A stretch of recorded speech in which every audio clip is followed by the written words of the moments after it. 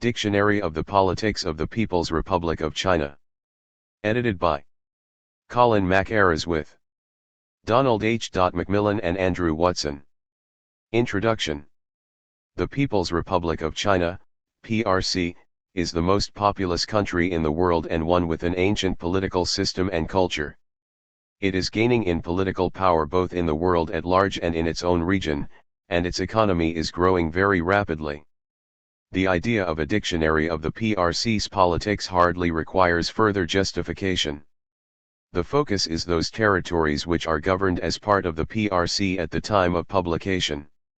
These include Hong Kong, a British Crown colony until June 1997, but now a special administrative region of the PRC. Others, such as Taiwan, Macau, and the overseas Chinese, are included only as relevant to the PRC. This is a dictionary, not an encyclopedia or a handbook. It aims to inform and to fill a gap in the current literature. Beyond being descriptive, the volume is concerned with assessing the dynamic nature of Chinese politics, especially in the reform period since 1978, the final cut-off point being the 15th Party Congress of September 1997. Its focus is politics, but with particular reference to how the concept and nature of politics have been shaped by the political dimensions of the economy, society, and international relations. The dictionary is aimed mainly at students, government, media, and business personnel, and non-specialist academics, people who need to know concrete and accessible information about the PRC, presented as objectively as possible. It takes account of recent trends in the study of a China experiencing dynamic change. Researchers of Asia and China, as well as students in the field, have a need to be able to put their hands on a compendium of reliable and useful information. In addition, such readers will need to know where else to find more relevant information on particular topics, hence the lists of further reading.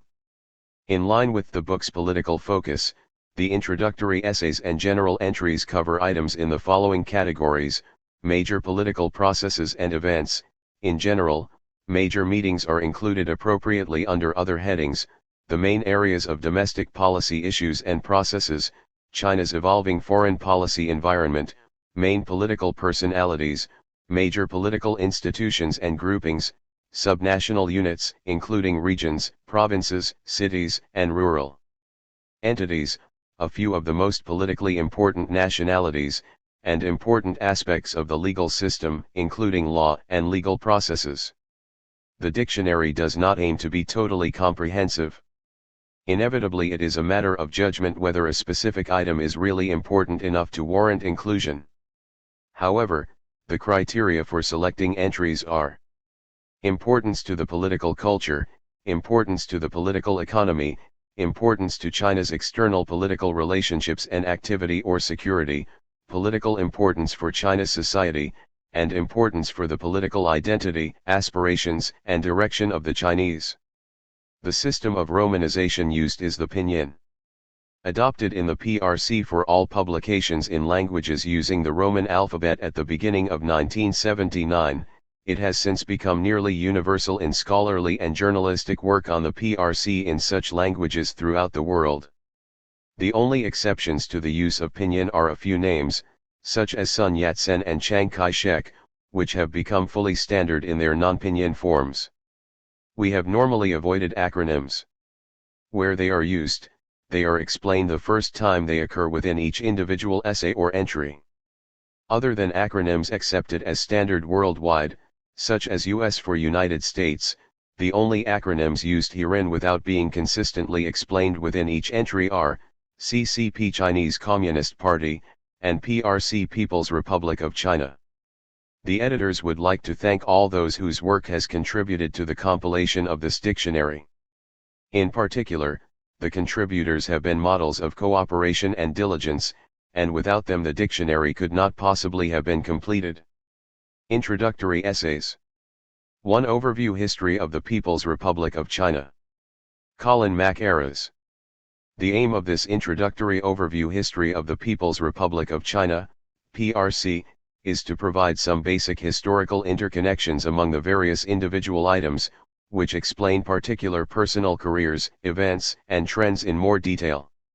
One way of achieving this aim is to periodize PRC history. In any attempt at historical periodization, there are inevitably many overlaps among periods. Not everything changes just because we enter a new period. But the explanations will focus on the changes, rather than the continuities, because change is what justifies a new period. In all cases, the overwhelming emphasis will be on the political economy, since that is the thrust of the present dictionary. PRC history can be divided into two broad periods, each with subdivisions. These are, the period of left-wing revolution, 1949 to 1976, and the period of reform and modernization, from 1976. The period of revolution, 1949 to 1976. The general characteristics of the period from the accession of the Chinese Communist Party, CCP, to power on October 1, 1949 to the fall of the Gang of Four in October 1976 are as follows: an emphasis on revolution, including revolutionary change in politics, the economy, society, and culture, the domination of Chinese politics, to a greater or lesser extent, by Mao Zedong, a consequent emphasis on mass-based campaigns as a mechanism of government, with resultant instability, frequent disagreement between the more radical and in theory mass-based revolution of Mao Zedong's line and the more economically pragmatic and orderly revolution advocated by Liu Shaoqai and his supporters, an emphasis on economic growth, but strongly tempered during much of the period by the revolutionary aims of Mao Zedong, which tended to balance economic growth against social revolution and was at times prepared to sacrifice the former in the interests of the latter. The consolidation of revolutionary power, 1949 to 1952. Immediately after Mao Zedong announced the establishment of the PRC at a major demonstration in Tiananmen Square in the center of Beijing, several campaigns were launched or intensified, all designed to implement revolutionary change and consolidate the revolutionary regime. The most important of these campaigns was the land reform, see agriculture, which by 1952 had effectively destroyed the landlord class and transferred land away from the richer classes and towards the poorer. Another was a comparable move in the cities aimed at destroying the comprador bourgeoisie, that is the big bourgeoisie with major attachments to foreign concerns. A third one was the issuing of the 1950 marriage law. Although supported by the Soviet Union, Mao's new regime encountered strong opposition from the United States. The fact that China and the US fought on opposite sides in the Korean War, 1950-3, increased tensions within China itself, where it became very easy to accuse an opponent of being not only a class enemy but also a spy working for the imperialists. Stabilization and economic growth, 1953 to mid-1957. The years 1953 to 1957 were notable for the first five-year plan, C5. Politics and the economy, policy patterns and issues. At the same time, the process towards the socialization of the economy gained momentum, both in the cities and in the countryside, with the growth of the collective sector and of collective agriculture. Mass campaigns continued at intervals over this period, but the period is one of greater stability than the ones which preceded or followed it. It saw the holding of the First National People's Congress in September 1954, and the formal adoption of the PRC's first state constitution. In September 1956 came the convening of the 8th National Party Congress, the first since 1949. Mao's influence was slightly undermined at the 8th Congress, which officially designated the ideology of the CCP as Marxism-Leninism, rather than Marxism-Leninism Mao Zedong thought. In April 1957, the CCP felt confident enough of its authority to call for criticism of its performance, the Hundred Flowers movement. The first major radical phase, mid-1957 to 1959. This movement was soon succeeded by a large-scale attack on opponents called the anti-rightist movement. In 1958 Mao Zedong decided to step up the socialization of the economy, especially through two mass-based movements. The first of these was the Great Leap Forward, the second the People's Communes, see collective agriculture. The initial implication of the communes that privately owned land would disappear did not last long, with private plots reasserting themselves quite quickly. Mao's radical policies aroused opposition among his own colleagues, resulting in a power struggle. In April 1959 Mao stepped down from the presidency. From the beginning of July until August 1, 1959 a series of meetings took place on Lushan, a mountain in Jiangxi province, culminating in the 8th plenum of the 8th Central 2. Committee, usually known simply as the Lushan Plenum. Minister for National Defense Peng Dehui, 1898–1974, wrote a letter of opinion to Mao criticizing his Great Leap Forward policies as ultra-leftist. Mao counterattacked furiously, charging Peng with being capitalist. Very few dared come out in Peng Dehui's support, although many sided with him secretly. Mao won the power struggle, and Peng Dehui's career was finished. He was replaced as Minister for National Defense by Mao's supporter Lin Biao. At the same time, however, Mao was forced to allow a withdrawal from his most radical policies. The period of recovery, 1960 to 1966. Just as Peng Dehui had predicted, the overall impact of Mao's radical policies, combined with the withdrawal of Soviet experts in the summer of 1960 and bad weather, was a disastrous downturn in the economy. The most spectacular result was a famine so serious that population figures for 1960 and 1961 actually show an overall decline on the previous year. As the withdrawal from Mao's radical policies began to take effect, and the weather improved, the economy began to show a strong recovery, evident especially from 1962 on. Politically, Mao began to reassert his authority with frequent references to class struggle at the 10th plenum of the 8th Central Committee in September 1962. He also began competing with Liu Shaoqai in attempts to influence patterns of development in the countryside, Mao favoring a mass-based approach and Liu a more orderly and rational method. The second major radical phase, the Cultural Revolution to the fall of Lin Biao, August 1966 to September 1971. The period from 1966 to 1976 saw a significant intensification of the revolution, substantial enough that many periodizations of PRC history place it in an entirely different category. In August 1966, at the 11th plenary session of the 8th Central Committee, Mao Zedong decided to launch his second major attempt at radicalization of the Chinese Revolution through a movement he called the Great Proletarian Cultural Revolution. It was in this period that his power reached its zenith, enabling him to force his policies through and destroying many careers and lives as he did so. An intensely ideological movement, this saw the height of Mao's obsession with class struggle, continuing revolution, and mass mobilization. C3. Ideology, radicalism and reform.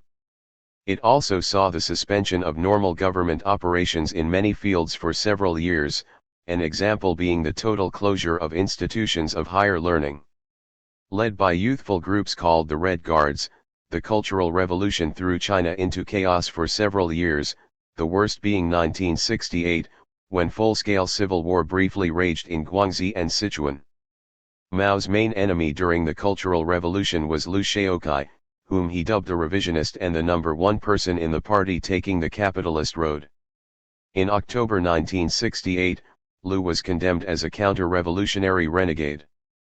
The man who had been presented to the masses as Mao's greatest supporter for the 3. Cultural Revolution was Lin Biao. The 9th National Party Congress of April 1969 even described him as Chairman Mao's close comrade in arms and successor. However, shortly after this accolade, Lin followed Liu Shaoqai into Mao's bad books and in September 1971 died in an air crash. The Cultural Revolution in decline, from the aftermath of the fall of Lin Biao to the death of Zhou Enlai, September 1971 to January 1976. The fall of Lin Biao produced a major effect on the psychology of the Chinese people and dealt a blow to their faith in the values of the Cultural Revolution. In official propaganda, the man who had been touted as a hero great enough to be Mao's successor suddenly became a traitor who had tried to assassinate the chairman. At the same time, the government had invited the world's arch-imperialist, U.S. President Richard Nixon, to visit China, which he did in February 1972, signaling a significant turn for the better in Sino-American relations. In the meantime, Premier Zhou Enlai, one of the very few senior leaders who had not quarreled with Mao, assumed greater influence in the government. It was Zhou who gave the report at the 10th National Party Congress in August 1973. He succeeded in keeping out of the incessant ideological campaigns which characterized this period and in keeping the government on a relatively even keel of operation. The problem was that Zhou Enlai was suffering from cancer. On January 8, 1976 he succumbed to the disease. The upheavals of 1976 to the fall of the Gang of Four in October. Zhou's death was followed by great and genuine public mourning. It introduced the most dramatic year in the history of the PRC so far. Who would succeed Zhou Enlai? The obvious answer was Deng Xiaoping. But Mao still did not trust Deng, launching yet another ideological campaign against him and allowing the relatively unknown Hua Qiaobang to take over as premier.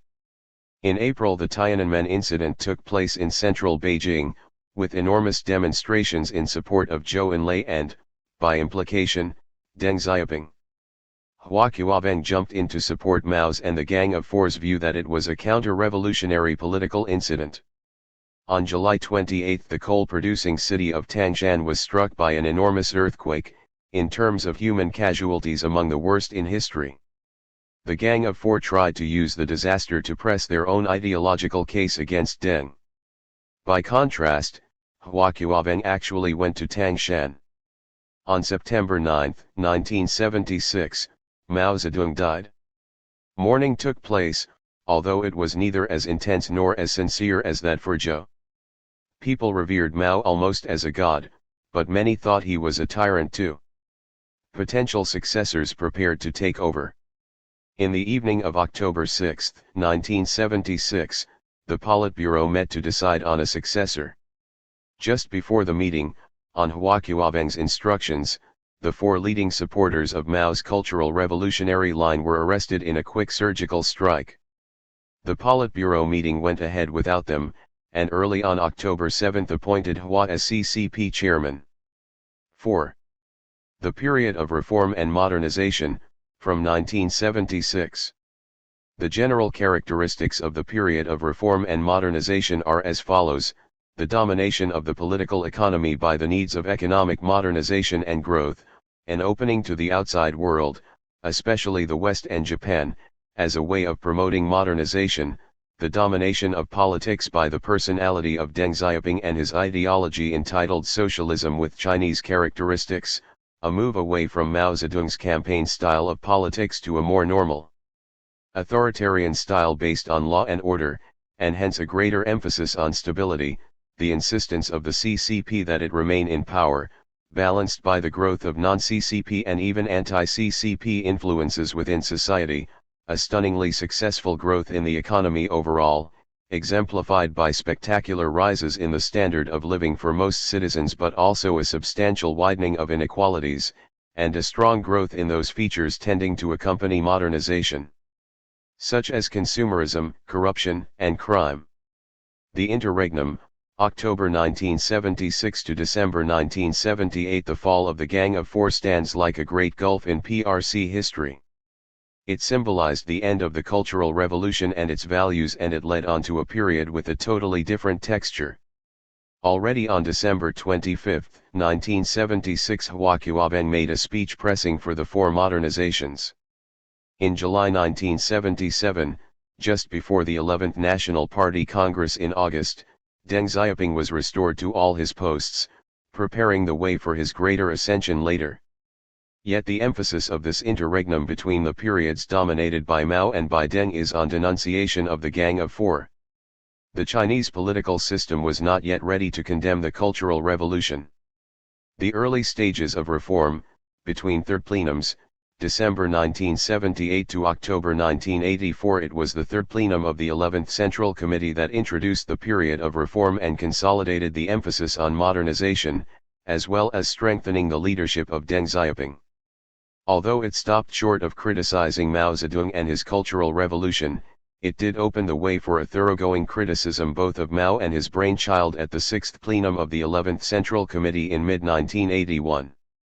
In the meantime, the authorities arranged for the Gang of Four to be put on trial, along with quite a few other leaders of the Cultural Revolution. Designed as a showcase trial to display China's progress towards a formal legal system, the verdicts were, as expected, very condemnatory of the four. In addition, the trial raised again the whole 5. Question of Lin Biao and his supposed attempt to assassinate Mao. Not surprisingly, the verdict against Lin was uncompromising and harsh. Over this period, the Cultural Revolution was negated in a range of ways. These included the abolition of the communes and the revolutionary committees. In addition, traditions began to re-emerge. A religious revival began, with the traditional arts once again receiving attention. The economy picked up greatly, especially in the countryside. The reform measures of the Third Plenum produced a dramatic effect on rural production. The Third Plenum of the 12th Central Committee, held on October 20, 1984, decided to include urban enterprises in the reform, to relax controls on prices and to give managers greater authority in their own enterprises, including in hiring and dismissing employees. Acceleration of reform and the emergence of student movements. October 1984 to May 1989. The Third Plenum of the 12th Central Committee gave the necessary spur to the urban economy, and the following years saw it re-establish priority over the countryside. The free enterprise economy began to take root, with the beginnings even of a stock exchange. The standard of living rose almost everywhere, although much faster in some places than in others. Inflation gathered momentum to become a very serious problem. The years following the Third Plenum of the 12th Central Committee saw an acceleration in modern lifestyle in the cities, such as more varied food and dress, and a taste for disco, karaoke, and the Western pop idiom in music, Western television programs, and the rise of such consumer items as beauty parlors. Western, and especially North American, influence accelerated, especially among the youth. Increasing numbers of students went to study and work in the West and Japan, substantial numbers failing to return. Corruption gathered momentum, in part since the changes in the economy and society gave much more incentive to officials to embezzle or accept bribes. Although the traditional relationship, Guangzai, networks had never died, they regained strength to a major extent. Student movements became an important political influence. At the end of 1986, large-scale student demonstrations led to the dismissal of CCP General Secretary Hu Yaobang in January 1987 as too sympathetic to student demands for greater reform and freedoms. See protest movements. It was Hu's death which sparked off much larger and more persistent demonstrations from April to early June 1989, costing his successor Zhao Ziyang his position. The June 4 incident and its aftermath. June 1989 to January 1992. The student demonstrations were suppressed by the military on the night of 3 to 4 June 1989. A period of great tension followed, during which some feared that civil war would break out. The government took steps to control inflation, with a consequent slowing down of the economy, especially until the middle of 1990. Politically, the man to benefit most from the June 4 incident was Jiang Zemin, who became CCP General Secretary later in June. An atmosphere of repression prevailed, with 6. Intellectuals afraid to speak out too strongly. Although sentences handed down in 1991 and 1992 on those leaders of the student demonstrations who had failed to escape to the West were generally rather lighter than expected, the credibility of the CCP and of Deng Xiaoping had clearly suffered a major blow. Deng Xiaoping's inspection tour of the South to the 15th Congress, early 1992 to late 1997. In January and February 1992, Deng Xiaoping made a much publicized inspection tour of the South, especially the oldest and most successful of the special economic zones, Shenzhen. Rapid economic reform was the line confirmed at the 14th National Party Congress late in 1992, pushing the market economy, economic growth, and consumerism very strongly indeed. The effect was to intensify the ethos of making money within a context of political stability. Socialism with Chinese characteristics became strikingly similar to capitalism with Confucian characteristics. Traditional values associated with Confucianism, such as hierarchy, discipline, filial piety, and obedience to authority, gathered momentum quite strongly, especially among the intelligentsia. The standard of living continued to grow at an astonishing rate overall, but it was very uneven, with concentrations along the eastern seaboard, especially the urban regions of the southeast, but much less spectacular growth in the inland and west. Although the mid-1990s saw a revival of nationalism, there were still many people, especially among young intellectuals, who were keen to leave China for life in the West. Despite sincere efforts by such leaders as Jiang Zemin to control it, corruption remained an extremely serious problem. Another to gain considerable publicity was narcotics, high-profile executions of drug peddlers failing to stop this evil worsening, especially in Yunnan province. Deng Xiaoping died in February 1997. In contrast to Mao, his body was not displayed or placed in a mausoleum, instead he was cremated and his ashes thrown into the sea. The 15th National Party Congress, held from 12 to September 18, 1997, confirmed the main part of the leadership he had put in place, as well as his ideology. In particular, it saw Jiang Zemin strengthen his leadership over the party to an extent which surprised most commentators. This included an acceptance of the blueprint contained in his report to the Congress. Among the major initiatives in the report were the restructuring of the state-owned enterprises, further reduction of the size of the army, strengthening of the legal system and increased attempts to curb corruption, as well as rejection of notions of Western democracy. The mid-1990s also saw a rise in nationalism in China. On July 1, 1997, China regained sovereignty over Hong Kong in a dignified ceremony at which Jiang Zemin represented China and Prince Charles Britain. Although change in Hong Kong was initially both gradual and shallow, the event was of major importance to China, because it was the last of the territories lost to other powers as a result of 19th-century imperialism. See also, 3. Ideology, Radicalism and Reform, 4. Political personae, Biographical profiles, 5. Politics and the economy, Policy patterns and issues, Agriculture, Chinese Communist Party, Collective agriculture, Collective sector, Constitutions, Cultural. 7. Revolution, Deng Xiaoping, 4 Modernizations, Gang of 4, Great Leap Forward, Hong Kong, Hu Yaobang, Huaqiabang, 100 Flowers Movement, Jiang Zemin, June 4 Incident, Korean War, Legal System, Lin Biao, Liu Shaokai, Mao Zedong Thought, Marriage Laws, National Party Congress, National People's Congress, Protest Movements, Revolutionary Committees, 6th Plenum of the 11th Central Committee, Special Economic Zones, 3rd Plenum of the 11th Central Committee, Tiananmen. Incident, Soviet Union, Relations with, United States Policy, Zhao Ziyang, Zhou Enlai. 8. 2 Government and Institutions. Colin Mackerras. The aim of this essay is to give some idea of how China is governed, and to analyze the changes and continuities in government over the decades since 1949. It attempts to establish interrelationships among the main organizations and institutions involved in government, but not to establish details on these bodies themselves, these being covered in separate items. In ascribing models to Chinese politics, terms frequently used include totalitarian, developing country and modernizing country. However, most specialists see the totality of Chinese politics as unique, which would point to the Chinese model as a better designation. Within certain continuities, change in the texture of Chinese politics has been so deep-seated and multifaceted that only a model specifically about China can adequately describe the whole period from 1949 to the late 1990s. There are 2 main organs involved in formal government in China. These are the CCP and the government structure.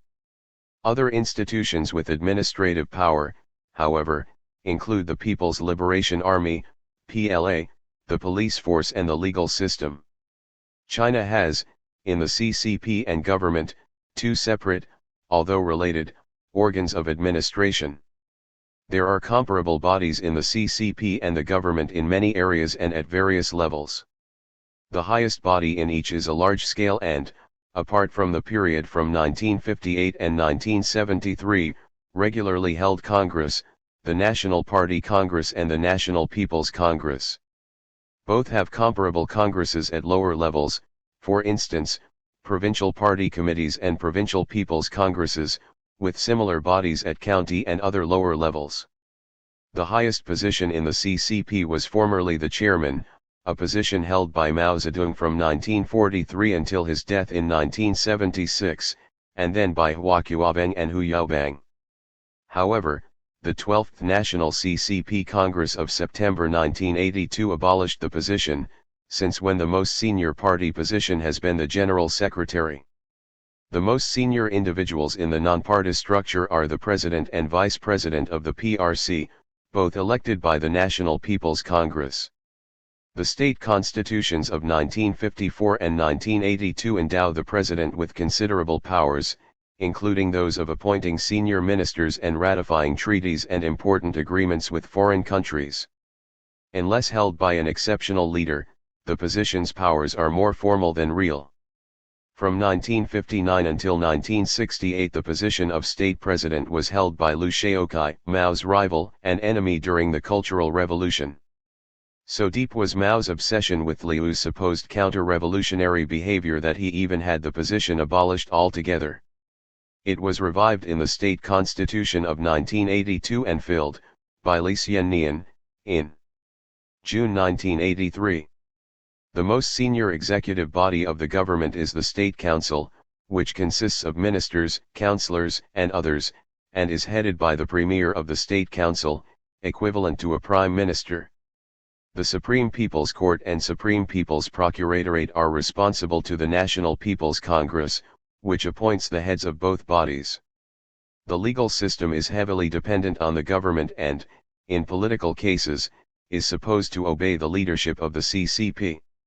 The Procuratorate was totally destroyed during the Cultural Revolution, and the rest of the legal system almost totally destroyed, but both have revived during the 1980s and 1990s. A feature of administration particularly characteristic of Mao's rule but largely reversed by Deng Xiaoping is mass mobilization. As early as June 1943 Mao had formulated the notion that correct leadership proceeded from the masses, to the masses, and throughout the 1950s and 1960s he orchestrated many mass campaigns. During the most intense of them, the Cultural Revolution, Mao gave his own creation, the Red Guards, enormous power as representatives of the masses, so great indeed that they could denounce and attack CCP members. One government structure which bore the signs of mass mobilization was the Revolutionary Committee, with its three-way alliance, born in January 1967 as a result of Mao's Cultural Revolution policies but discontinued in the early 1980s. During the 1980s the whole idea of mass mobilization waned and by the 1990s persisted only in anti-corruption drives, when the masses were asked to supervise the CCP. As an overall principle, the CCP leads and makes policy, whereas the government implements policy. Both Mao Zedong and Deng Xiaoping were very insistent on CCP leadership, this theory being a major point of continuity in the history of the CCP. At a talk he gave to the Third National Congress of the New Democratic Youth League of China on May 25, 1957, Mao Zedong declared that the CCP is the core of leadership of the whole Chinese people. Without this core, the cause of socialism cannot be victorious. This is one of the points on which Mao and Deng agreed.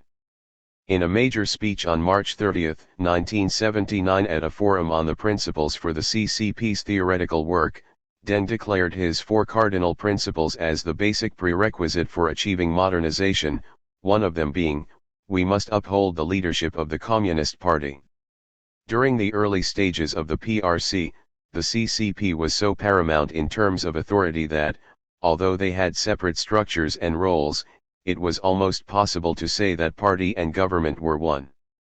During the Cultural Revolution, both the CCP and government suffered severely, enormous numbers of senior leaders being criticized as reactionary and bourgeois by Mao and exuberant Red Guards. Power shifted away from the CCP and the government to Mao as an individual and towards his supporters among the masses.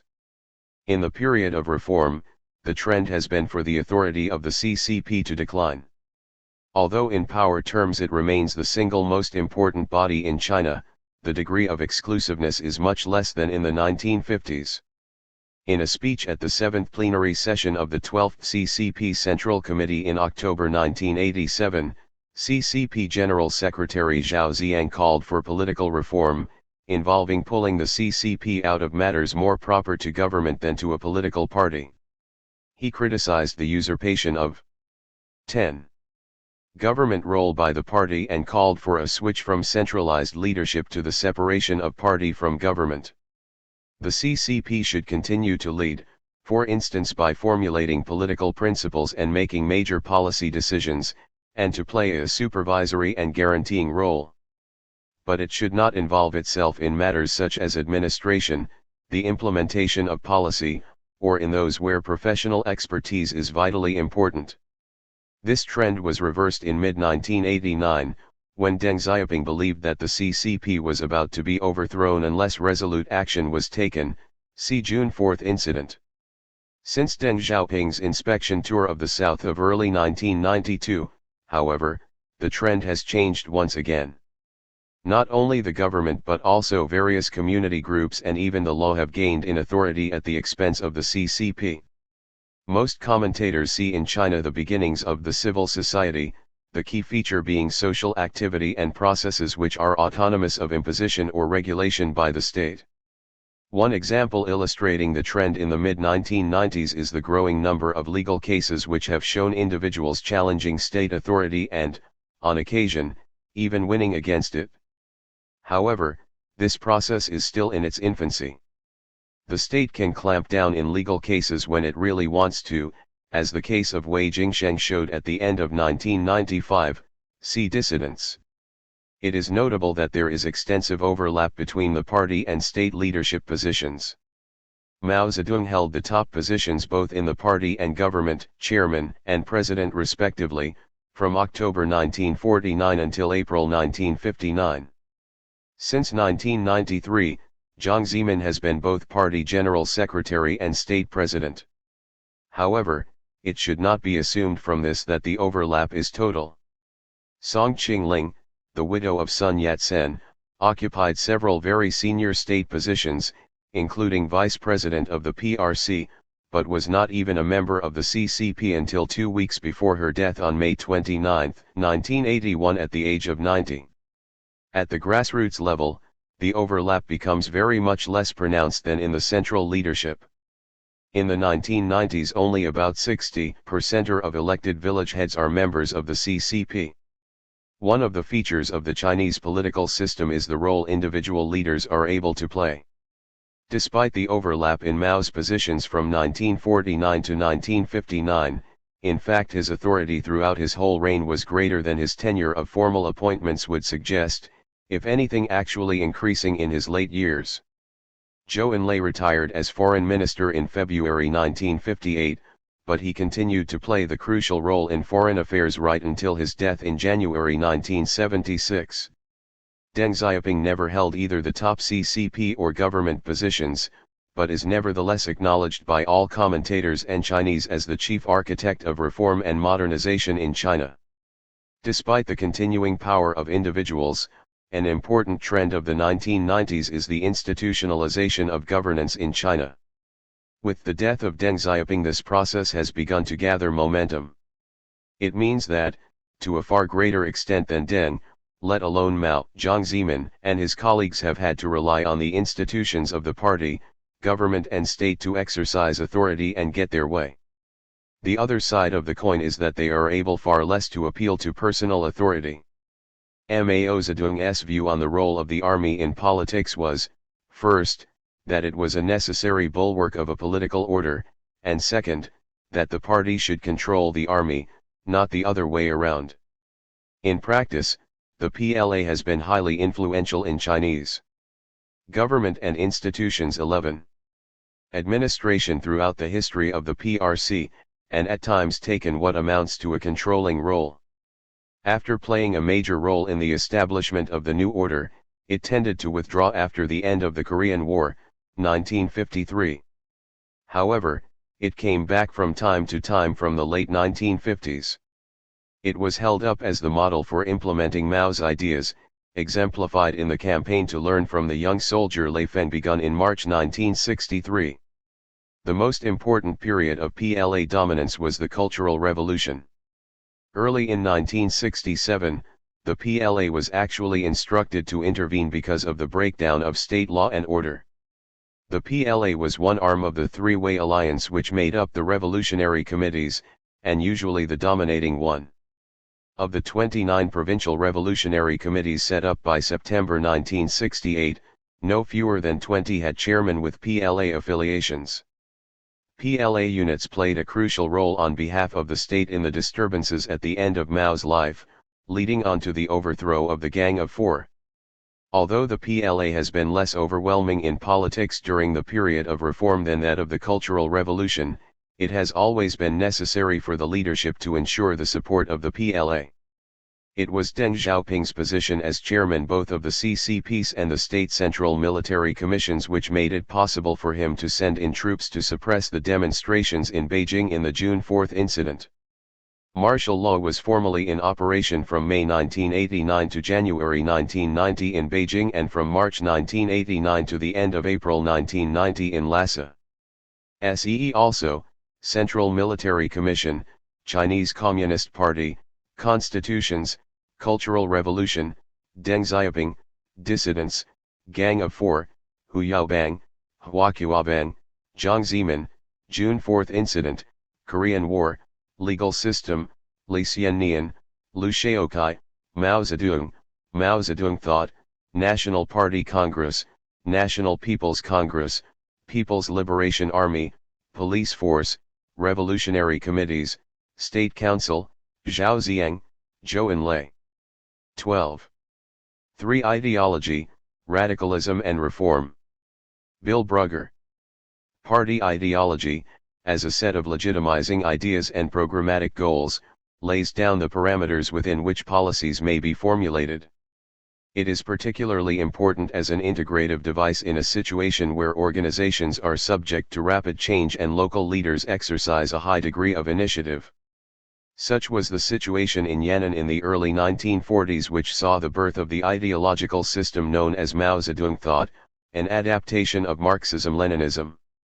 Indeed, Leninism is itself an adaptation of the ideas of Karl Marx to economically backward conditions in which it is necessary to formulate a revolutionary role for the peasants. Mao Zedong thought in the 1940s constituted a further accommodation to what was seen as a temporary situation in which certain elements of capitalism could still be promoted. In 1949, therefore, the Chinese Communist Party set policies in China within the framework of New Democracy, aiming to achieve socialism sometime in the future.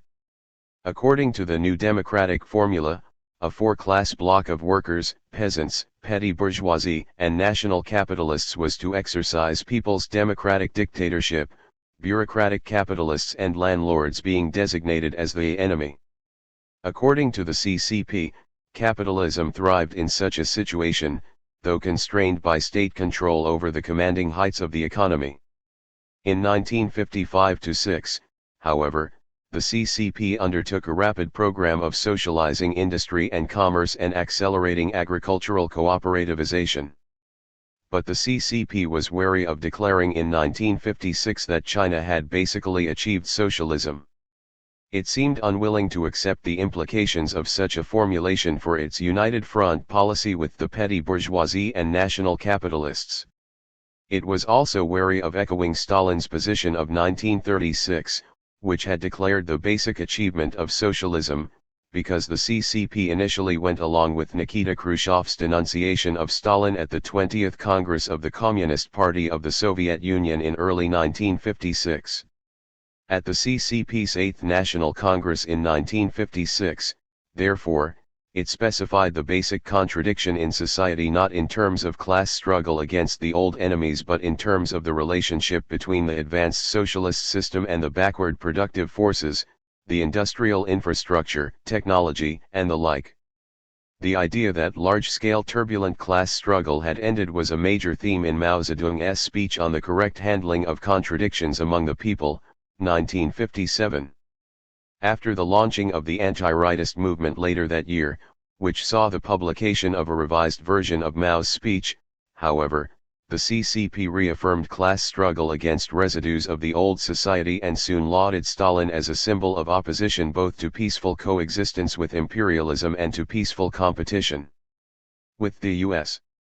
Despite the radicalism of the late 1950s, the Great Leap Forward's uninterrupted revolution notion, which saw all progress in terms of waves of imbalance punctuated by temporary balance, still rested within the framework of a model of socialism deriving from the Soviet Union. What had changed was the specifications of the model, in particular the relationship between the relations of production and the productive forces. Priority was now accorded to the transformation of both by political mobilization, a view which led to Mao's being accused of voluntarism, an excessive non-Marxist reliance on the human will. This was a far cry from the economic determinism of Leon Trotsky, whose permanent revolution many have compared with Mao's uninterrupted revolution. The basic change in official Chinese thinking on socialist transformation was not to occur until the 1960s. At that time it took the form of a reformulation of socialism not as a model basically achieved but as a process of continually negating capitalism.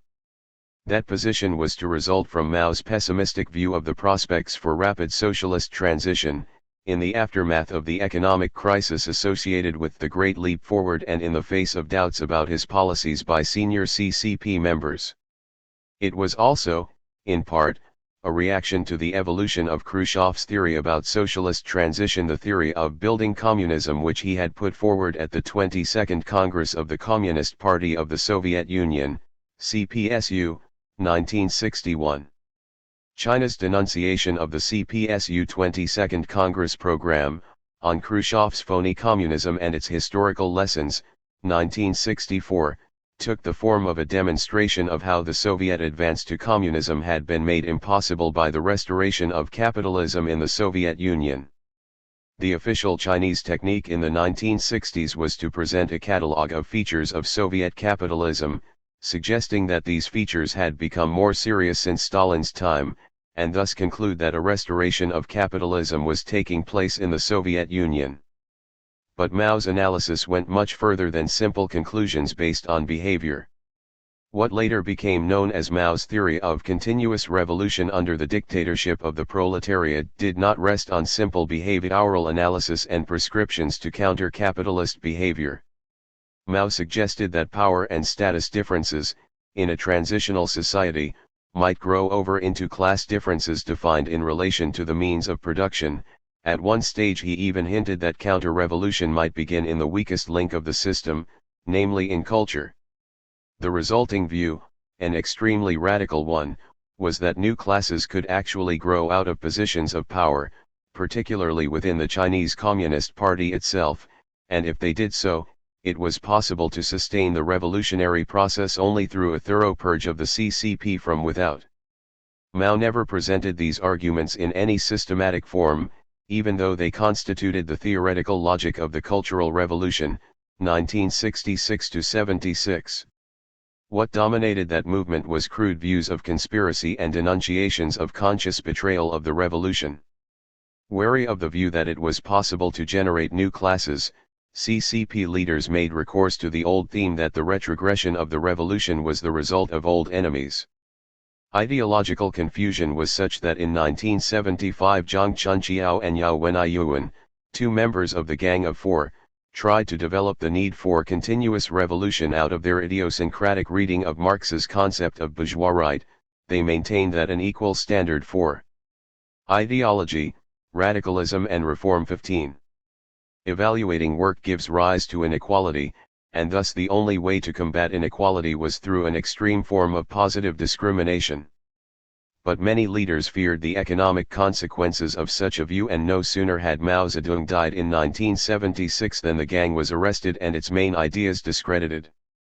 In the period between the death of Mao and the crucial Third Plenum of the 11th Central Committee in 1978, Hua Qiubang, who held the posts of CCP chairman and premier of the State Council, strove to revive Mao's ideas on uninterrupted revolution of the late 1950s, referring to them, inaccurately, as continuing the revolution.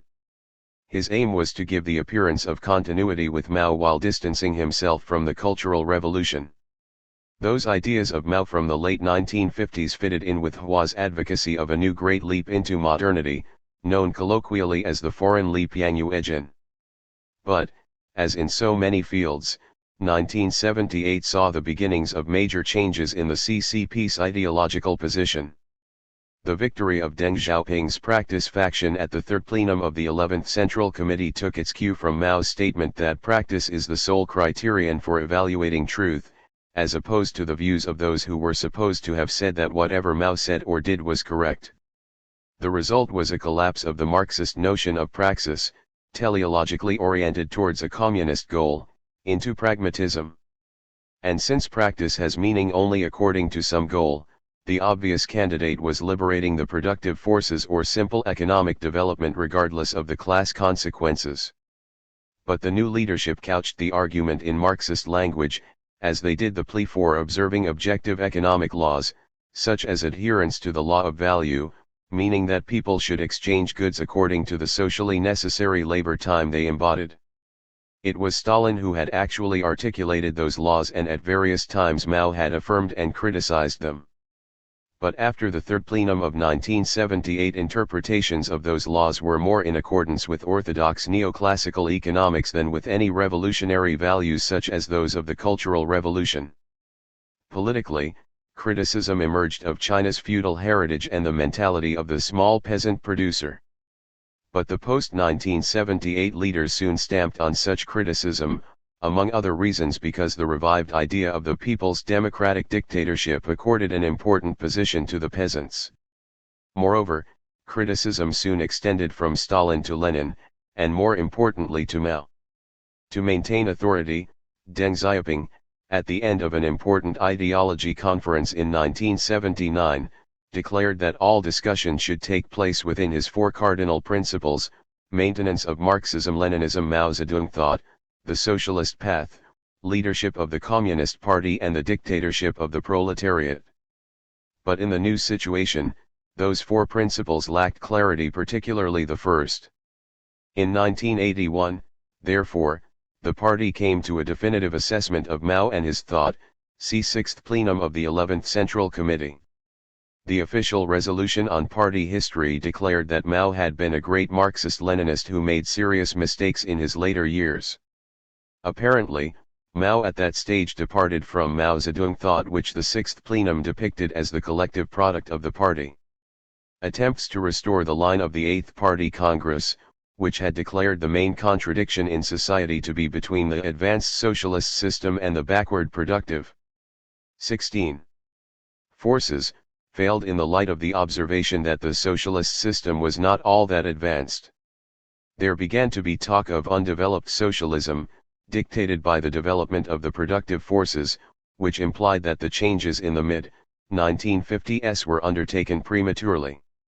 Undeveloped socialism provided a rationale for the decollectivization of agriculture, but the CCP did not adopt that notion officially until 1987, calling it the primary stage of socialism, and only after disciplining its most eloquent exponent, Socialism, for bourgeois liberalization. The above thinking reflected a mechanical Marxist theory of stages of development and the notion of socialism as a model, or series of sub-models, far from the thinking of Mao in his later years. The loosely connected set of ideas which constituted ideology in the early 1980s contributed among some people to an emancipation of the mind. Others, however, began to lose faith in official ideology. For some, chagrined by mechanical materialism, dressed up in Marxist guise, the call for a socialist spiritual civilization could have offered a new socialist vision, while for others it was merely a dogmatic profession of contentless faith. Some socialists sought to infuse ideology with the richness of wider Marxist analysis, to combine it with other strands of theory and to utilize the early Marx to inform contemporary critique. But the repeated campaigns of the 1980s to combat spiritual pollution or bourgeois liberalization produced among most people a cynicism and, among a few, a spirit of resistance. Although it is resistance on which many Western commentators have focused, the cynicism is probably more important. Such Western commentators might be confused by the sight of a CCP General Secretary, Zhao Ziyang, extolling a form of neo-authoritarian not unlike that of the modernizing Asian tigers, and at the same time opposing Marxist critics who affirm democracy, only to find himself dismissed as a supporter of bourgeois democratic turmoil. They might also be confused by the fact that the 14th National Party Congress in 1992 seemed to adopt Zhao's neo-authoritarian program without rehabilitating Zhao, and even more so, in his continual eclipse, by the 1997 15th Congress reaffirming the primary stage of socialism as a justification for corporatizing state-owned enterprises. A looser definition of public ownership is now heralded as a cardinal element of Deng Xiaoping theory of building socialism with Chinese characteristics, enshrined in the 1997 party constitution. The party is left in an ideological vacuum.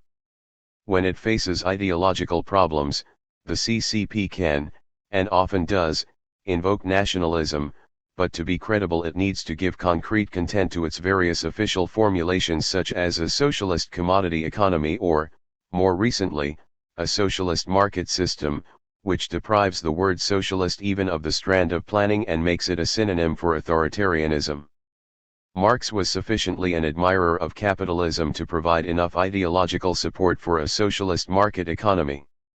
It is easy to forget that he was also a supreme critic of ideology, by which he meant a system of ideas and practices which legitimize the interests of a dominant class. See also, Chinese Communist Party, Constitutions, Cultural Revolution, Deng Xiaoping, Gang of Four, Great Leap Forward, Huaqiabang, Mao Zedong Thought, National Party Congress, Planning, Economic, 6th Plenum of the 11th Central Committee, Soviet Union, Relations with State Council, 3rd Plenum of the 11th Central Committee, Zhao Ziyang. 17. 4 Political Personae, Biographical Profiles. Frederick C. Taiwes. Mao Zedong once referred to the 800 people who rule China, a statement emphasizing the enormous importance of political leadership in shaping PRC history. In fact, the fate of the Chinese people has for a long time rested in the hands of a small handful of individuals and, at crucial junctures, solely with Mao himself. The unusual degree of leadership dominance of society for the Maoist period in particular had both broad cultural and historical specific roots, a culture of obedience to strong leadership, and a revolutionary process producing unimaginable success which led the elite and public to believe Chinese Communist Party leaders had the right to rule and transform China. A corollary to this is the tremendous importance of relationships among the political personae occupying the highest positions in the party, relationships which by the 1990s involved more than 60 years of interaction for various key figures. This interaction was by no means static. It underwent dramatic changes under Mao from a very stable leadership for most of the 1950s to a less secure but still relatively unchanged power structure in the pre-Cultural Revolution decade, to the internecine turmoil of the Cultural Revolution itself. Throughout this drama links to the revolutionary past were ever present. Political power usually derived more from revolutionary status than current performance. With the post-Mao period the importance of such status, which had been partially disrupted by the Cultural Revolution, was restored with the dominance of Deng Xiaoping, whose decisions were obeyed largely because of his exceptional revolutionary prestige. But with Deng and his veteran colleagues aging, policy formulation as well as administration, although initially not ultimate power, fell to a younger generation of leaders lacking comparable revolutionary credentials, with the result that in the 1990s the leadership group under Jiang Zemin engaged in a normal politics where leaders were much more vulnerable to social forces and the relations among them reflected political bargaining rather than the obedience that had marked the rule of Mao. And, to a lesser extent, Deng. After early party history where leaders were frequently changed at the behest of the Comintern, Mao Zedong began his rise to power during the Long March in 1935 as a result of the failures of factional rivals to forge a successful strategy against superior nationalist, Kuomintang, forces. It took nearly a decade for Mao to reshape the CCP around his own program and attain unchallenged authority. These years to the Seventh Party Congress, 1945, saw not only the systematization of Mao's strategy which maximized the CCP's position and the adoption of Mao Zedong thought as official orthodoxy, but also the formation of a new leadership loyal to himself. Mao shaped a broad-based leadership rather than a clique of personal followers. Liu Shaoqi, who of all leaders had been most clear-sighted about past mistakes and consistent in his support of Mao but not personally close to him, became the designated successor, while Zhou Enlai became number 3 despite past differences with the new leader. This approach of unifying the mountaintops, i.e. all the separate groupings formed over the course of party history, stood both the revolutionary cause and Mao's personal prestige well, but what was crucial was revolutionary success. When that was achieved in 1949, Mao's reputation and power soared to truly unprecedented heights. From the founding of the PRC to the Great Leap Forward in 1958, the features of the preceding period continued to mark leadership practice, Mao's decisive authority, his willingness to listen to the advice of his colleagues and delegate authority, a broad consensus on direction, the Soviet model, relative tolerance of mistakes by his colleagues, and a wide sharing out of power among party mountaintops. Most policies of this period were centrist and drew broad support, while the two occasions when Mao made individual decisions against the better judgment of his colleagues' entry into the Korean War and the speed-up of agricultural cooperativization in 1955, see collective agriculture, were retrospectively viewed as correct and further proof of his special insight. Yet even after the cooperativization drive, Mao continued to heed the advice of his colleagues, notably Zhou Enlai and Chen Yun, on the need to curb the rash advance resulting from the Little Leap Forward of 1956. The main leadership conflict in the period before the Great Leap Forward was the 1953-4 Gao Gang affair, a complex matter involving Mao's temporary dissatisfaction with Liu Shaoqi and Zhou Enlai and perceptions that military mountaintops were about to be shortchanged in a reshuffled party leadership. Politburo member Gao was removed from power by Mao for destabilizing party unity, although the chairman was hardly blameless in the matter. Another consequence was the promotion of Mao's two favorite leaders and longtime supporters, Lin Biao and Deng Xiaoping. The relationship among party leaders changed dramatically with the Great Leap. The roots of the leap and the changed intra-elite dynamics lay in an earlier episode launched by Mao, the Spring 1957 100 Flowers movement. Contrary to much scholarly argument, there was little high-level opposition to Mao's initiative nor any loss of power on his part as a result of its failure, but failure was not something Mao was used to or prepared to accept as his fault. While the Great Leap reflected a widespread desire for rapid growth and problems with existing policies, its political animus can be found in Mao's unwarranted conclusion that the rightists of the 100 Flowers period had gained encouragement from the mistaken policies of opposing rash advance in 1956-7. Mao alone determined the new policy direction, albeit with enthusiastic support from local leaders, but more significantly he turned it into a question of political line. At the January 1958 Nanning Conference, Mao launched an unprecedented scathing attack on Zhou Enlai, Chen Yun, and others, creating an atmosphere where it was impossible to say anything different. Nanning was thus a turning point in stifling intra-leadership debate even though no one was purged. The better-known turning point at the Lushan Conference in summer 1959 saw the process carried an additional step when Peng Dehuai's clumsy intervention to encourage Mao to go further in the effort to curb leftist excesses that the chairman had initiated the previous fall resulted in Mao's bitter reaction, the purge of Peng and others, and a new attempt to leap forward that resulted in tens of millions of deaths in the 1959-61 famine. When Mao and the leadership as a whole finally faced up to the seriousness of the problem in 1960, a series of measures effectively dismantling the Great Leap were put into effect. Clearly Liu Shaoqi, Deng Xiaoping, and others played critical parts in this process, but always with Mao's approval and his key role in the crucial agricultural area. Yet leaders remained wary of being too forthright, as seen in Chen Yun's begging off from Mao's invitation to speak at the January 1962 7,000 cadres conference on the calculation that the chairman was still unwilling to face up to the full seriousness of the crisis.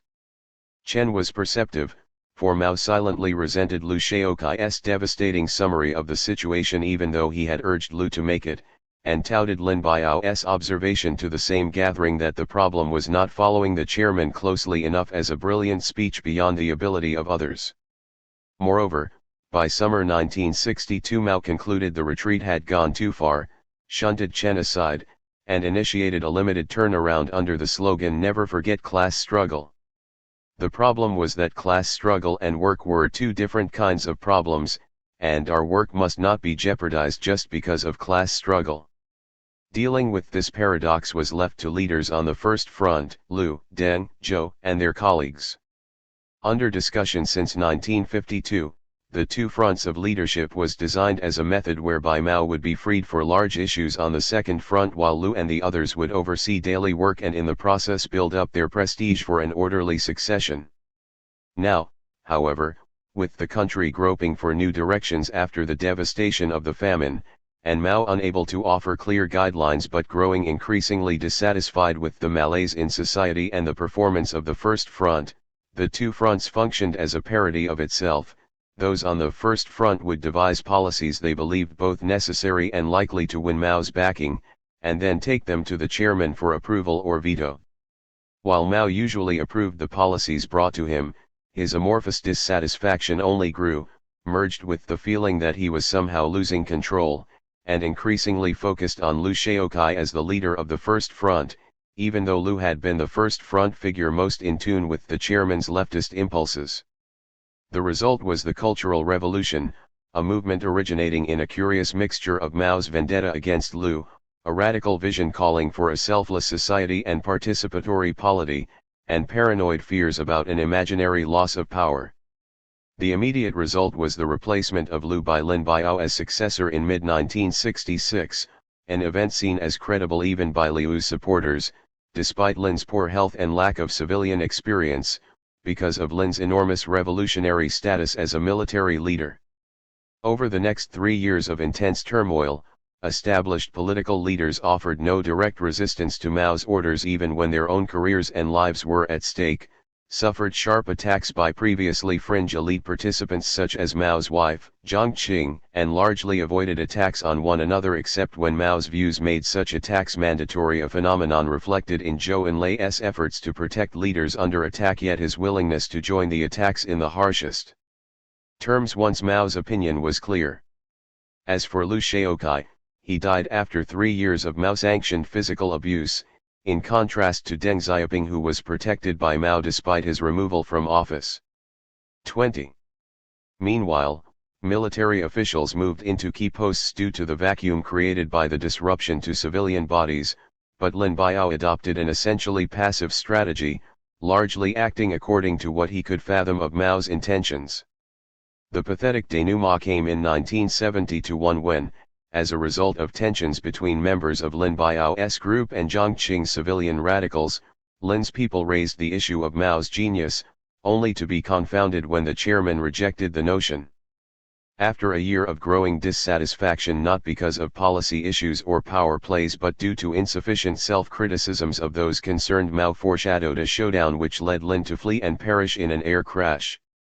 The period from Lin Biao's demise to Mao's own death was marked by a bitter conflict between Jiang Qing's radicals, immortalized by the chairman's description as a gang of four, and the survivors of the pre-Cultural Revolution establishment led by Zhou Enlai and, following his rehabilitation in 1973 on Mao's initiative, Deng Xiaoping.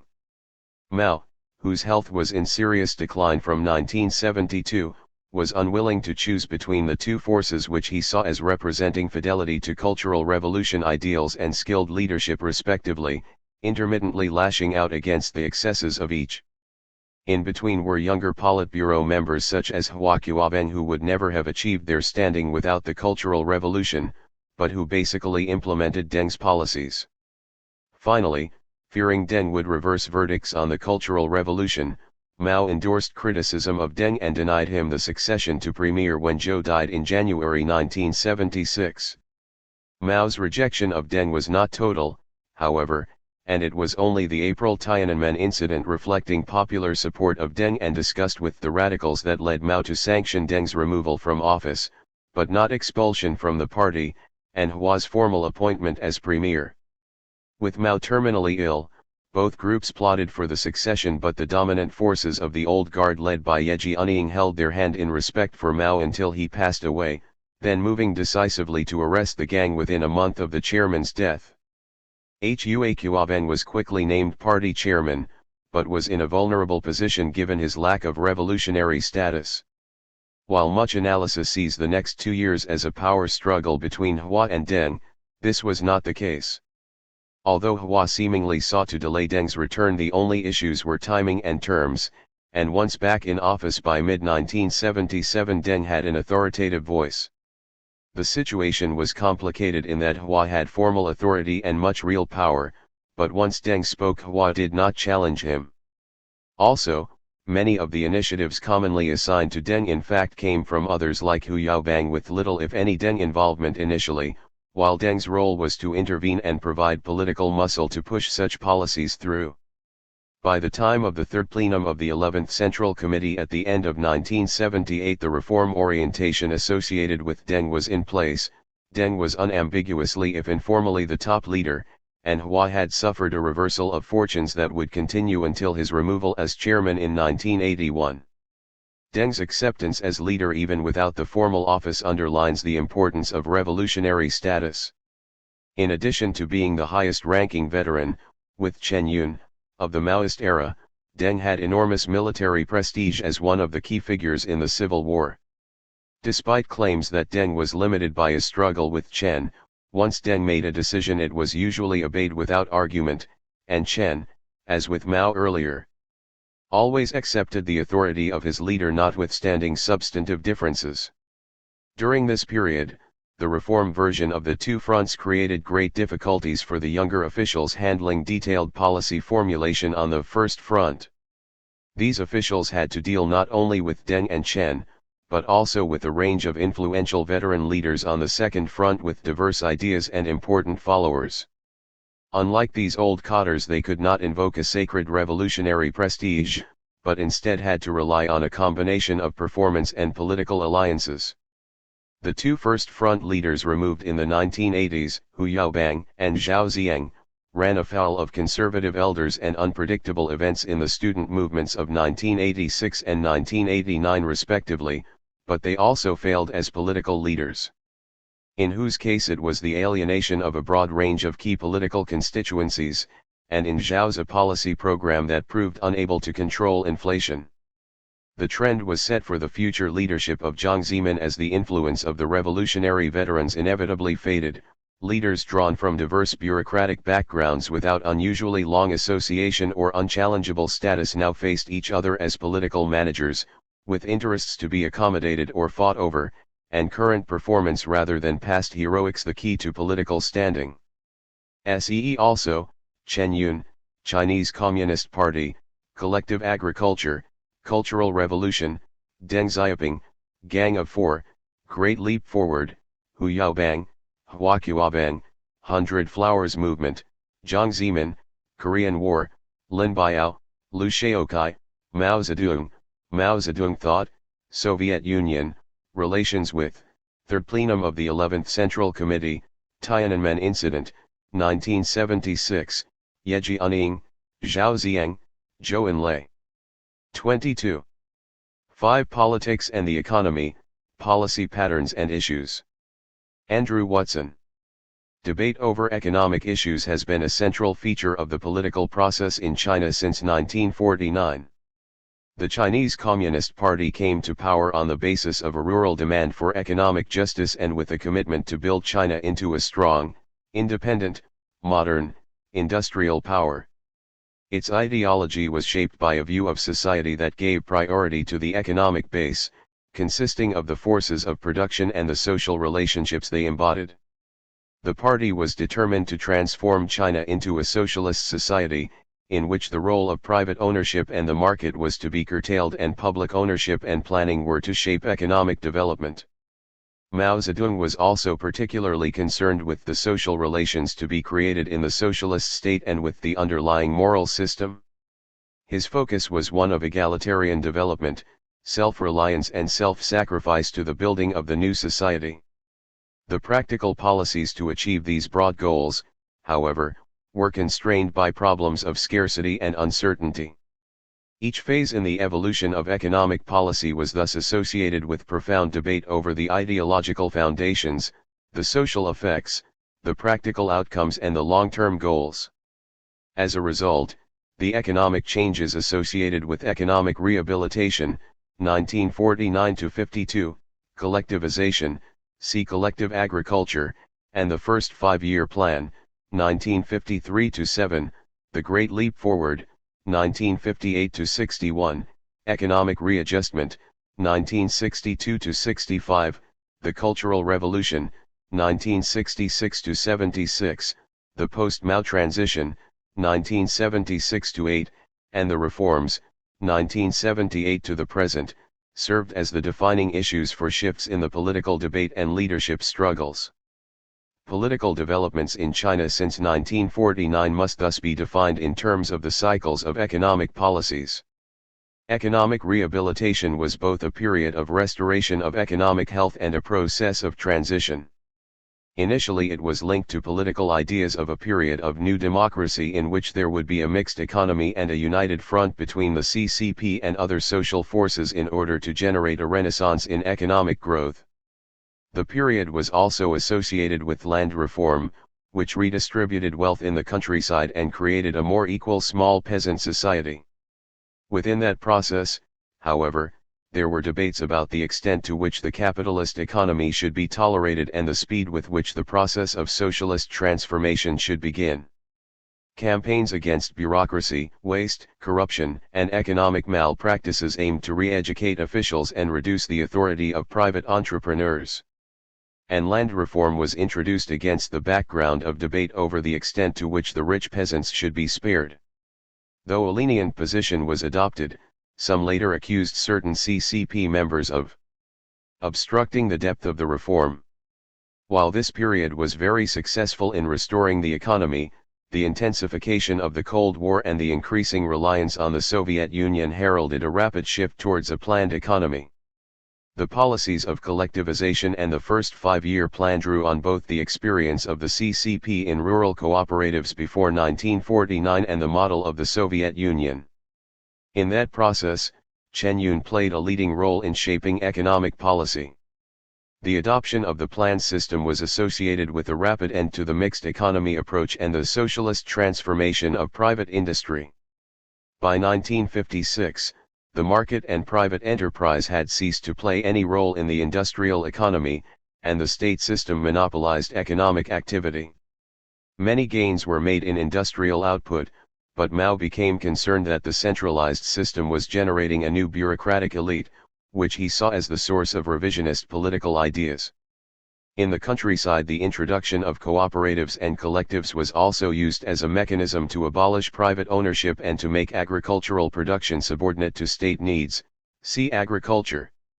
Initially, Mao had argued that cooperativization would take 15 or more years. As the dependence of industrial growth on the supply of raw materials and resources from the rural sector became clear, however, there was increasing pressure to accelerate the process. Apart from the speed of transformation, questions of the size and scale of collectives, the role of small family plots and sidelines, and the freedoms for peasants to produce for small local markets were also subjects for debate. Mao was optimistic about the gains to be made from large size and stressed the importance of collective incentives. Others argued that mechanization and technical development should precede rapid collectivization. Difficulties in implementation slowed the process late in 1956, and Mao called for open debate on party policies during the 100 Flowers movement. The wave of criticism he provoked led to a strong backlash. In the anti-rightist movement of 1957, many of Mao's critics were denounced and sent for re-education. This laid the foundation for the Great Leap Forward, in which Mao revived his push for greater levels of rural collectivization and also sought to correct the failings he saw in the Soviet model. The Great Leap Forward was the quintessential expression of Mao's approach to economic policy. Mao stepped outside the formal structures of economic management and encouraged a major social movement to transform the economy. It was a period of great optimism in which technical controls and reliable figures were brushed aside in favor of a race to overtake advanced economies. Opposition was seen as political resistance.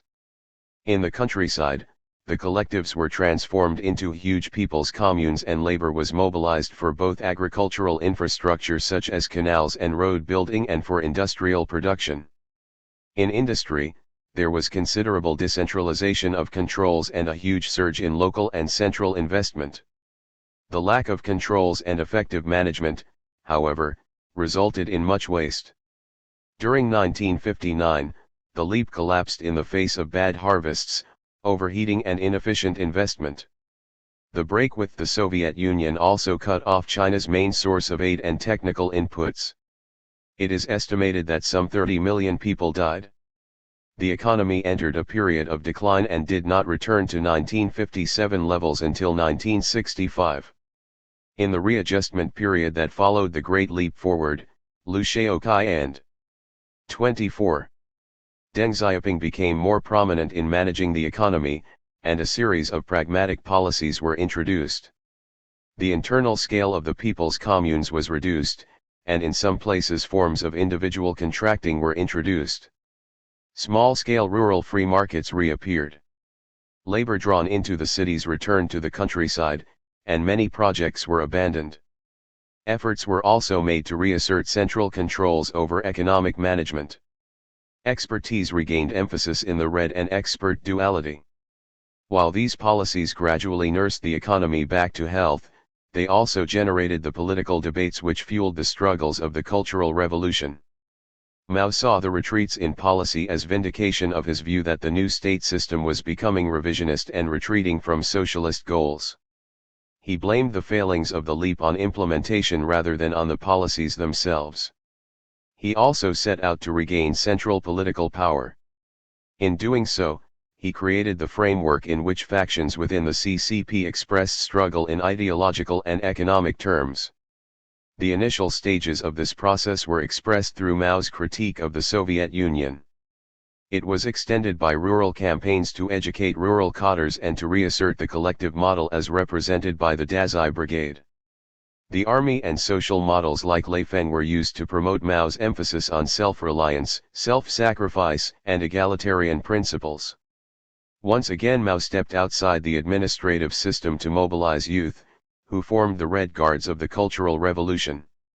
Though Mao and his supporters launched the Cultural Revolution in the ideological sphere, the essence of their attack focused on economic issues. Key elements included denunciation of revisionist policies alleged to be leading to the regrowth of private ownership and market forces, reaffirmation of the egalitarian collective model for rural development, criticism of the role of economic and material incentives, assertion of the importance of physical labor in generating economic development, emphasis on redness, political rectitude, over technical expertise, and attacks on the bureaucratic hierarchy for following the capitalist road. Much of the debate was expressed through discussion of policy initiatives in the 1940s and 1950s and through theories of the nature of socialist transformation and socialist society. The socialist policy of payment for work done was thus seen as a continued expression of bourgeois rights since it failed to account for the unequal basis on which individuals engaged in production. Various factions linked such theoretical economic debates to the advancement of their political legitimacy, seeking evidence to demonstrate the economic revisionism of opponents. The initial and most violent phase of the Cultural Revolution from 1966 to 1969 saw considerable disruption to the economy.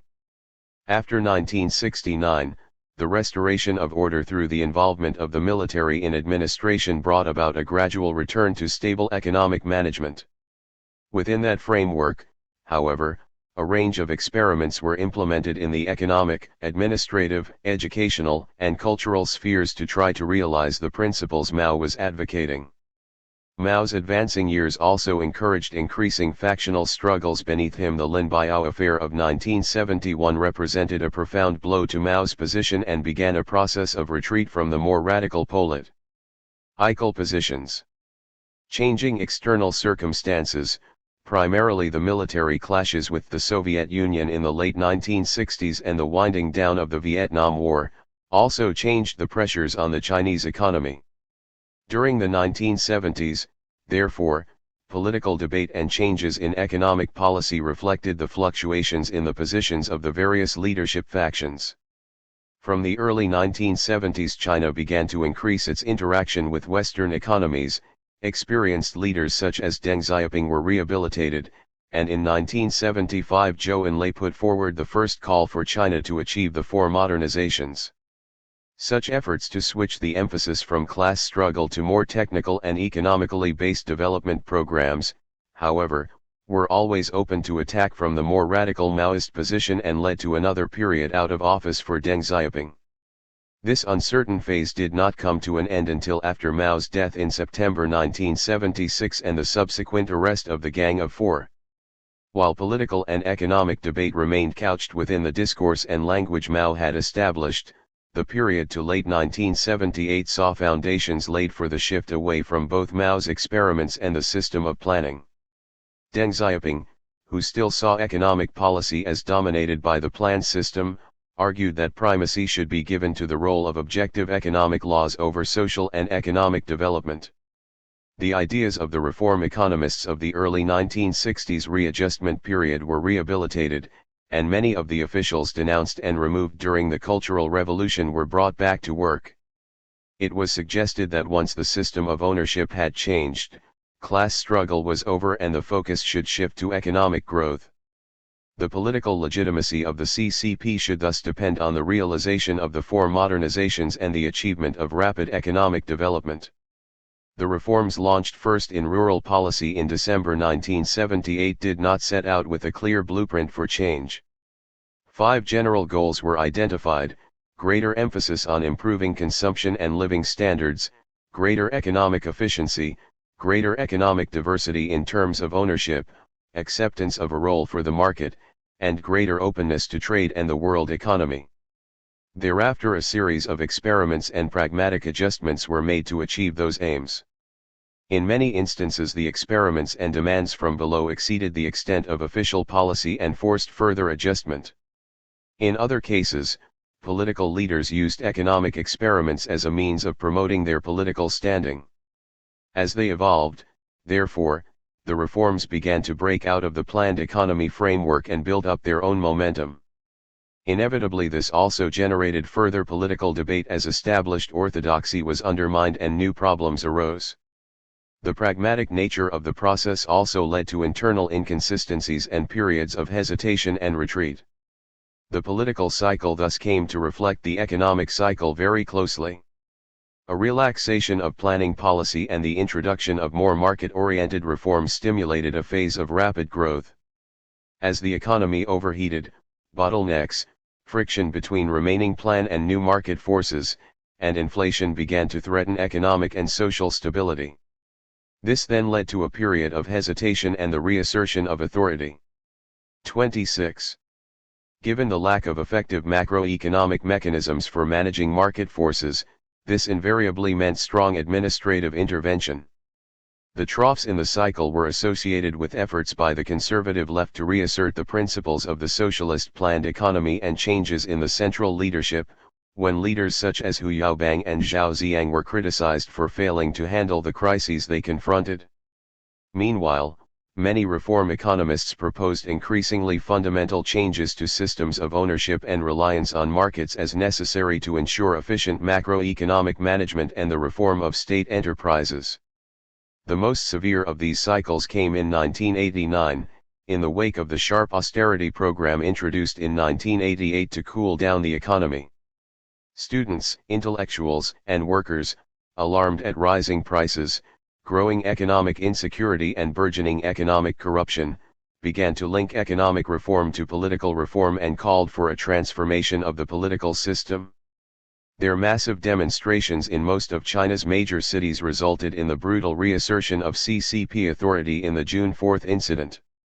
Although this led to an uncertain period in 1990 and 1991 when a retreat from the reforms appeared possible, the economic costs of the slowdown of 1990 threatened to undermine the entire process of growth and made such a retreat unworkable. Eventually, Deng Xiaoping made a much publicized tour of southern China early in 1992 and reasserted China's open economy policies and his reform program. Thereafter a new reform cycle began and economic growth accelerated to high levels. By the mid-1990s some 17 years of reform had transformed the Chinese economy. Annual growth rates of around 9 to 10% had quadrupled its size, China was deeply engaged in the world economy, and the entire energy of the political system was focused on economic and material growth. Nevertheless, the pragmatic nature of the reforms, the lack of a decisive shift to a full market system, and the remaining friction between plan and market forces had created a set of new economic issues which had come to dominate the political agenda. These included regional disparities between the developed eastern coast and the more backward interior, conflict between the central government and provincial governments over resources and economic policies, a growing sense of crisis in the inefficient state-owned enterprises, and the need to implement financial, fiscal, and pricing reforms which would create effective levers for economic management of a market economy. Given the relative success of China's gradualist approach over the previous years, further pragmatic experiment was underway. The position adopted by Jiang Zemin at the 15th Party Congress in September 1997 also heralded a further surge in state enterprise reform. The process of gradual reform was thus set to continue. This also implied, however, that the potential for further cycles of economic policy and growth remained strong, with inevitable implications for the politics of reform. See also, 1.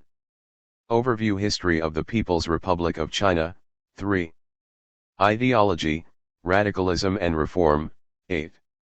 China, the Region and the World, Agriculture, Chen Yun, Chinese Communist Party, Collective Agriculture, Cultural Revolution, Dazai, Deng Xiaoping, Four Modernizations, Gang of Four, Great Leap Forward, Hu Yaobang.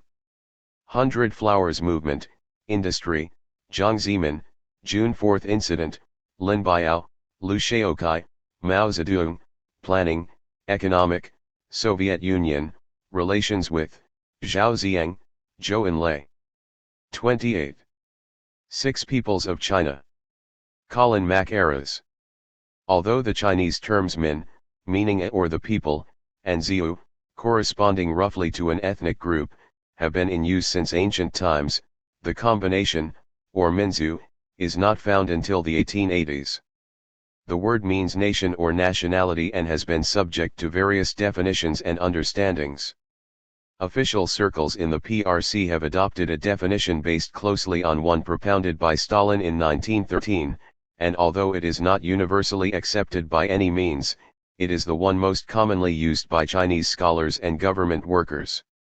It states that a Minzu is a historically constituted stable community of people, having a common language, a common territory, a common economic life and a common psychological makeup which expresses itself in a common culture. From this definition, the Chinese state recognizes 56 nationalities in those territories ruled as of the mid-1990s as the PRC, that is not including Hong Kong or Macau. Of these, the most populous is the Han, while the remainder are termed minority nationalities. The table shows the Han and total minority populations in the four PRC censuses, those of 1953, 1964, 1982, and 1990. The 1995 sample census showed that by October 1 that year the proportion of Han people had declined to 91.02%, while that of the minorities had risen to 8.98%. Other than the people whom the four censuses classified as belonging to not yet identified nationalities, of whom there were 752,347 in 1990, everybody in China is registered as belonging to one of the 56 officially state-recognized nationalities. In cases where a person's parents are of different nationalities, it is normally the father's which is the determining one. Yet the issue of identification is often far from simple. The state's view of a person's or group's nationality is not always shared by the people themselves or by their neighbors. The two main linguistic groups represented in the PRC are the Sino-Tibetan and Altaic. The overwhelming majority of the people of China speak a language belonging to the first of these groups, and within that group by far the most important and widespread language is Chinese. The Han. Although all classified as belonging to a single nationality, the Han people demonstrate a great many linguistic, cultural, and other variations. Mostly these are regionally based, but over history migration has resulted in substantial intermixing and intermarriage between peoples of different localities. Despite the variations, there are many consistencies among the Han people. They are agricultural, not pastoral, their diet dominated by rice in the south or wheat-based products in the north, with pork a favorite form of meat. Their culture is based on Confucianism because of their history, with Confucian values retaining strong influence to this day, despite the insertion of Marxism-Leninism. In particular, the concept of loyalty to the family, which derives from Confucianism, is very strong among the vast majority of Han Chinese. Although Buddhism, Daoism, and folk religions retain following among ordinary Chinese people, Han political culture has always been noted for its secularity, priests and clergy having never exercised great influence, let alone control, in government and political life. The Chinese language shows some very strong consistencies everywhere.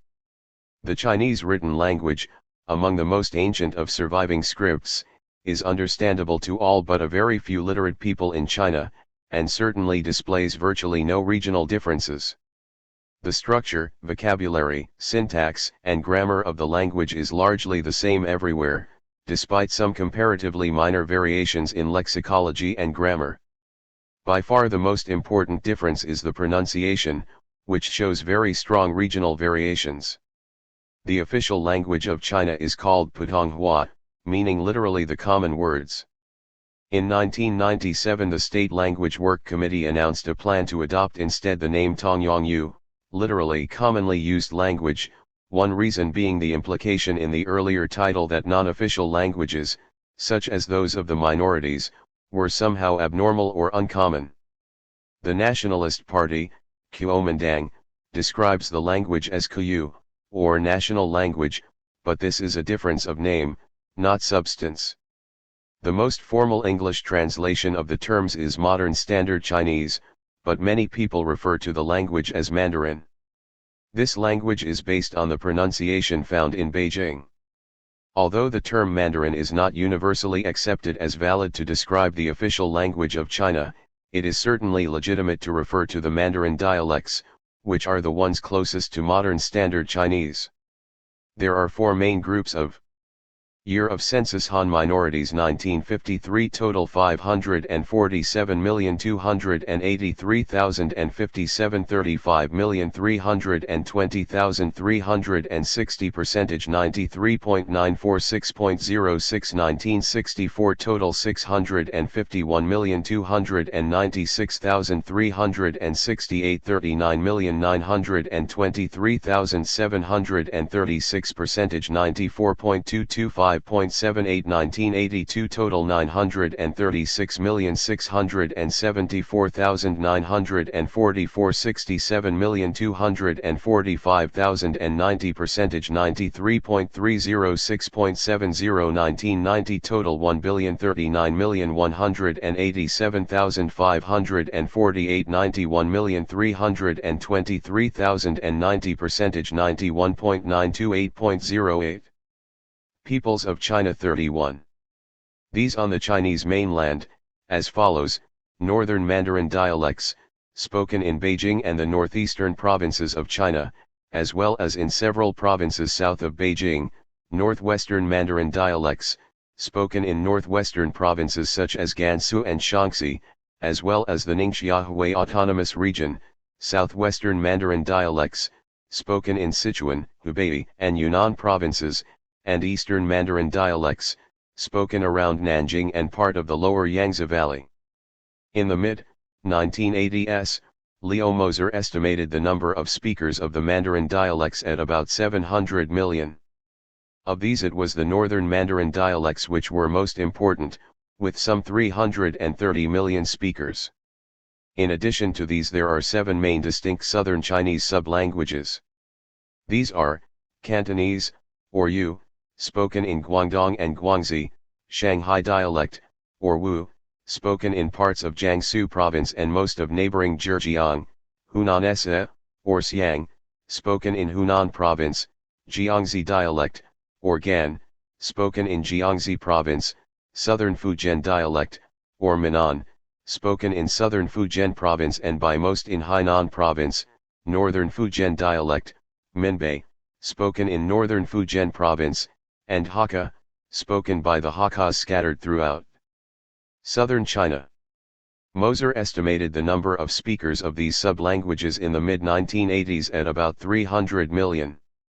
The one with the largest number of speakers was the Shanghai dialect, spoken by some 85 million people, followed by Cantonese, with about 55 million. Other than linguistic differences, regional variations are quite strong among the Han people. Some cultural phenomena which tend to follow linguistic variations are distinctive music and theater, cuisine, festivals, clothing, marriage customs, village architecture, and burial customs. The regional theater styles, for instance, use not only the local dialect but also distinct musical instruments and, sometimes, melodies. Although some regions have their own stories, on the whole these do not vary widely from place to place. Another area of consistency, accompanied by strong variations, is food. The northern Chinese place great emphasis on steamed wheat rolls and dumplings with or without filling, and there are some world-famous dishes like Peking duck. Western China, and especially provinces such as Sichuan and Hunan, is noted for its spicy dishes. In the east, including the lower Yangtze Valley, soups and stews are very popular, and there is an immense variety of fish and other seafood. Heavy use is made of lard and peanut oil, with the result that eastern food is more oily than that of other regions. Cantonese and other southern food is noted for its very quick cooking and stir-frying at high temperatures, and in addition for its rich and filling sweet dishes. Chinese people are convinced of the genuineness of regional variations in culture and 32. Even extend these to differences in behavior and character. They frequently speak of other Chinese in a way similar to that by which Europeans brand other Europeans with national characteristics. For instance, Cantonese have the reputation for being very good in business, while Hunan-Se are often described as hot-tempered. One subgroup of the Han Chinese which has aroused particular interest both inside and outside China is the Hakka people, of whom there were estimated to be some 30 million worldwide in the early 1990s. The term Hakka means guest families, possibly because the Hakka came originally from the north of China, but settled in the south, notably territory in the border areas of Guangdong, Fujian, Jiangxi, Hunan, and Guangxi. The Hakkas were at the forefront of the Taiping Rebellion of 1850 to 1866, their leader Hong Xiuquan belonging to this subgroup. One respect in which the Hakka distinguished themselves from other Han people was that their women never bound their feet. This has led to the suggestion that Hakka women are better treated and more independent than other Han women, as well as being very industrious farm laborers. In the 19th century Western observers noted that Hakka men, even rich ones, took concubines less frequently than other Han. The Hakka have, in general, developed the reputation for being shrewd and industrious, but not very good at business. They are known as the most song-loving Han Chinese group, the content emphasizing stories about Hakka ancestors and heroic tales of past Hakka struggles. In the 20th century, the Hakkas have been noted for their feelings of ethnic identity and consciousness. However, under the PRC all attempts to get them recognized as a nationality separate from the Han have met with total failure. The minority nationalities. The 55 minorities fall into several distinct groups. Most are physically similar to the Han. The main exceptions are the Turkic peoples of Xinjiang, speaking Altaic languages, the most populous of which are the Uyghurs. Other than Chinese, the Sino-Tibetan language family includes the Zhuangdong, Tibeto-Burman, and Miaoyao language groups, spoken by a wide range of minorities living throughout southwest China, in Tibet, Yunnan, Guizhou, Guangxi, and Hunan. The Koreans of northeast China, who numbered 1,923,361 according to the 1990 census, are ethnically identical to their co-nationals in Korea. Two of the main minorities are now Chinese-speaking. These are the Hui, whose distinguishing feature is their adherence to Islam, and the Manchus, who absorbed Han Chinese features and came close to assimilation during the centuries they ruled China's Qing dynasty, 1644 to 1911. Although the minorities are not numerous by comparison with the Han, they occupy about 5/8 of the total land area of China. The majority live fairly near China's borders, and in a few cases co-nationals run independent states on the other side, examples being the Koreans, Mongols, Kazakhs, Kyrgyz, and Tajiks. There are also quite a few of the minorities of southwestern China with co-nationals in one or more countries of Southeast Asia. There are, for instance, Miao communities in Vietnam, Thailand, and Laos. The population, according to the 4 PRC censuses, of the 10 most populous minorities in 1990 is shown in the table. Issues of registration are very important in interpreting these figures. The reason why the number of Manchus rose so fast between 1982 and 1990 was because many people formerly registered as Han changed their registration to Manchu in the intervening years. The same factor explains the lack of data for the Tujia in 1953 and the very rapid growth in the following censuses. However, the exemption from the one-child-per-couple policy also explains some of the growth between 1982 and 1990, see population policy. The minorities show various cultural traits, some of them very different from those of the Han. The religious mosaic of China is extremely broad. The Turkic minorities of Xinjiang are believers in Islam and, on the whole, still take their faith extremely seriously despite the inroads of Marxism-Leninism from the 1950s to the early 1980s. Although the Hui are very similar culturally to the Han, their Islamic faith marks them out as quite distinct, because of the rather easygoing attitude towards religion that most Han people hold. The Tibetans are strong believers in a form of Buddhism which pervades their entire lifestyle and culture. Many of the minorities believe in folk religions, most of them influenced to a greater or lesser degree by the Han.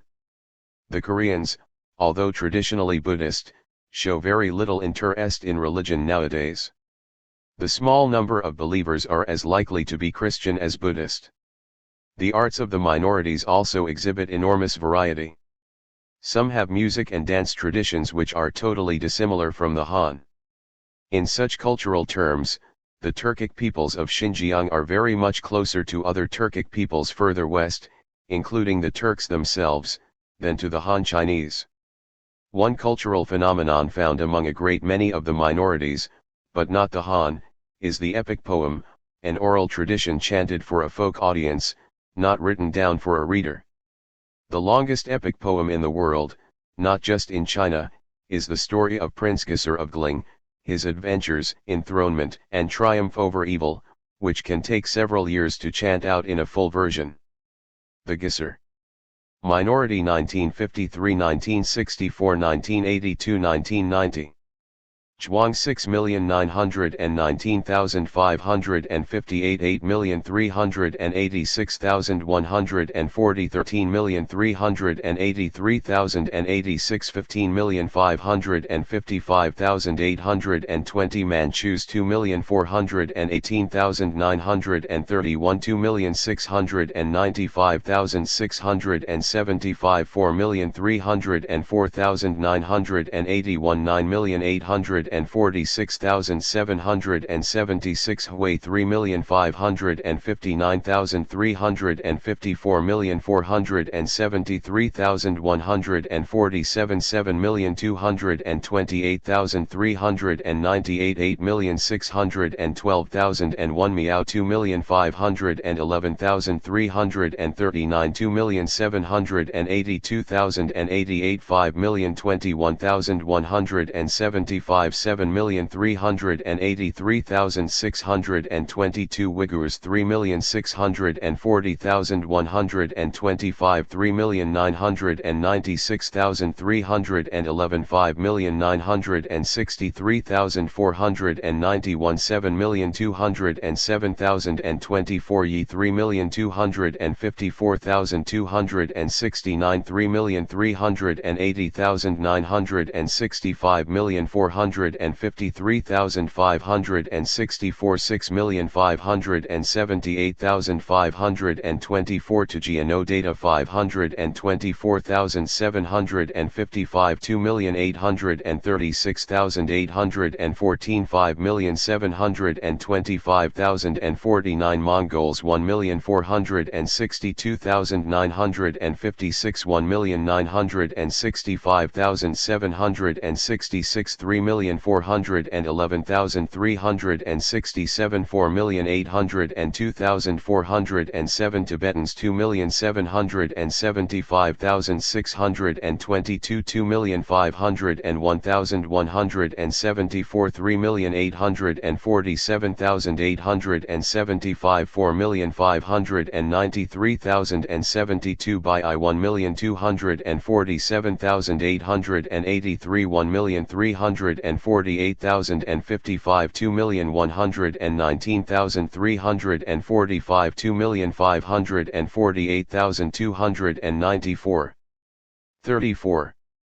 Epic is Tibetan, dating back probably to the 12th century or even earlier, but it has spread also to other minor Idas, especially the Mongols. While the number of artists who can perform ORM the Gisser story is declining, and performances are fewer than they once were, PRC scholars have carried out an immense amount of research on the epic in order to prevent its dying out, including writing it down and publishing it. Another area of immense variety among China's minorities is in family and gender relations. One commonality is that very few practice the Han custom of foot binding among women. On the whole, the Confucian and Islamic nationalities impose tight constraints in family matters and on women. Among the southwestern nationalities, courtship was, and remains, less controlled by parents and society at large, than among the Han, and women held a higher status, although Confucian influence crept in among the Miao and others to the detriment of women. Walking marriages, in which a man visits a lover at night but returns to his own family by day, survive among communities of the Majuo, a people with a population of about 40,000 in the mid-1990s living mainly in northwestern Yunnan province. However, although many Majuo regard themselves as a separate nationality, the PRC continues to classify them as a branch of the Naxi. In the 1980s, ethnic identity feelings developed or revived among virtually all the minorities, with the strength of this consciousness varying very strongly indeed among the various minorities. Among the Zhuang, for example, it is comparatively weak and nobody pushes for secession. The Koreans have a strong sense of national consciousness, but without any strong feelings of hostility towards the Han. On the other hand, among many Uyghurs and Tibetans, feelings of ethnic pride and identity result in passionate hostility to the Han and a wish for an independent state and, on occasion, even secessionist rebellion. See also, Minority Nationalities Policy, Population Policy, Tibet Autonomous Region, Tibetans. 7. Regional China. Dali L. Yang and Yongnian Zheng. Occupying around 7% of the Earth's land area, China is an immensely varied subcontinent. It is marked by significant spatial disparities and is well known for the multitude of dialects, cuisines, and ethnic groups in different locales. A major theme in Chinese history has been the gradual shift of the center of human activity from the interior to the coast over the past millennium or so. The wide range of spatial variations has led to the adoption of diverse schemes for regionalizing China. Scholars of regional change generally take two stances in defining their regions. Some like Lewis Mumford and G. William Skinner have emphasized the resilience of natural regions. Skinner, in particular, has undertaken meticulous and fundamental research to uncover the details of Chinese macroregions. Most social scientists, however, have tended to use the term region loosely. For them, the region is merely a taxonomic category for dividing up the national space. There would be different types of regions depending on the criteria used. A region can be an area with distinct natural boundaries or simply an administrative unit such as a province or a county, see provincial government. Or it may be a broad geographical area containing a population whose members possess sufficient historical, cultural, economic, and social homogeneity to distinguish them from others. In this essay, we use the term region in a somewhat narrowly defined sense to refer to relations that span provincial boundaries in China. Since the CCP came to power, state policy has played a major role in the regionalization of China. In the early 1950s, the CCP drew on its lineage of decentralized military base areas and set up 6 large regions: the Central South, East China, the Northeast, the Southeast, North China, and the Northeast. Inner Mongolia and Tibet were administered separately. These large regions, headed by an illustrious group that included generals such as Lin Biao, Liu Bachan, and Peng Dehui, not only were a layer of government administration but also overlapped with party regional bureaus and military regions. Regional leaders were allowed considerable scope for local experimentation and soon gained much leeway in governing their territories. The center laid down policies in fairly general form and left it to the regions to determine the pace and means of policy implementation. Each region was supposed to attain self-sufficiency in the production of key minerals and industrial products so that it could survive independently in the event of foreign invasion, a scenario that was not far-fetched in light of the Sino-American confrontation on the Korean Peninsula, see Korean War. Regions of China. The Maoist era. The regional administrations were abolished in 1954 when central leaders perceived that some regional leaders were using their regional bases to further their personal political interests. Gao Gang of the Northeast and Rao Shuxi of the East regions were purged partly for building independent kingdoms and using these to support their bids for more political power. Even though they were formally abolished, they were briefly reinstated in 1960 as regional bureaus. The great administrative regions continue to find much currency in Chinese analyses of regional development and in the spatial organization of military power.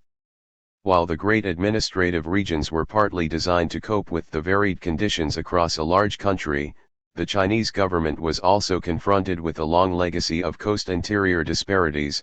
Over 70% of China's industrial assets and output were concentrated in the coastal areas, especially Shanghai, Jiangsu, and Liaoning, in the late 1940s. As it embarked on the road of Soviet-style industrialization, the Chinese leadership considered the coast-interior imbalance unacceptable for both economic and national security reasons.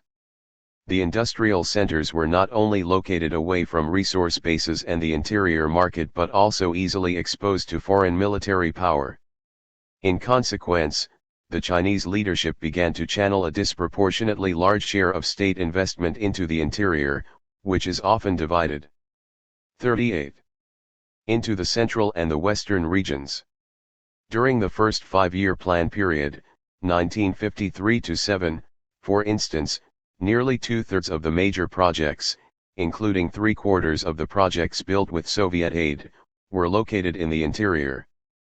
Pre-existing industrial centers in the coastal region were neglected and even schemed, see industry. In the aftermath of the Great Leap Forward famine and the Sino-Soviet split, China's pro-interior stance was further reinforced, albeit not for economic reasons but by the Chinese leadership's perception of rising international security threats, since by then China was the enemy both of the Soviet Union and the US.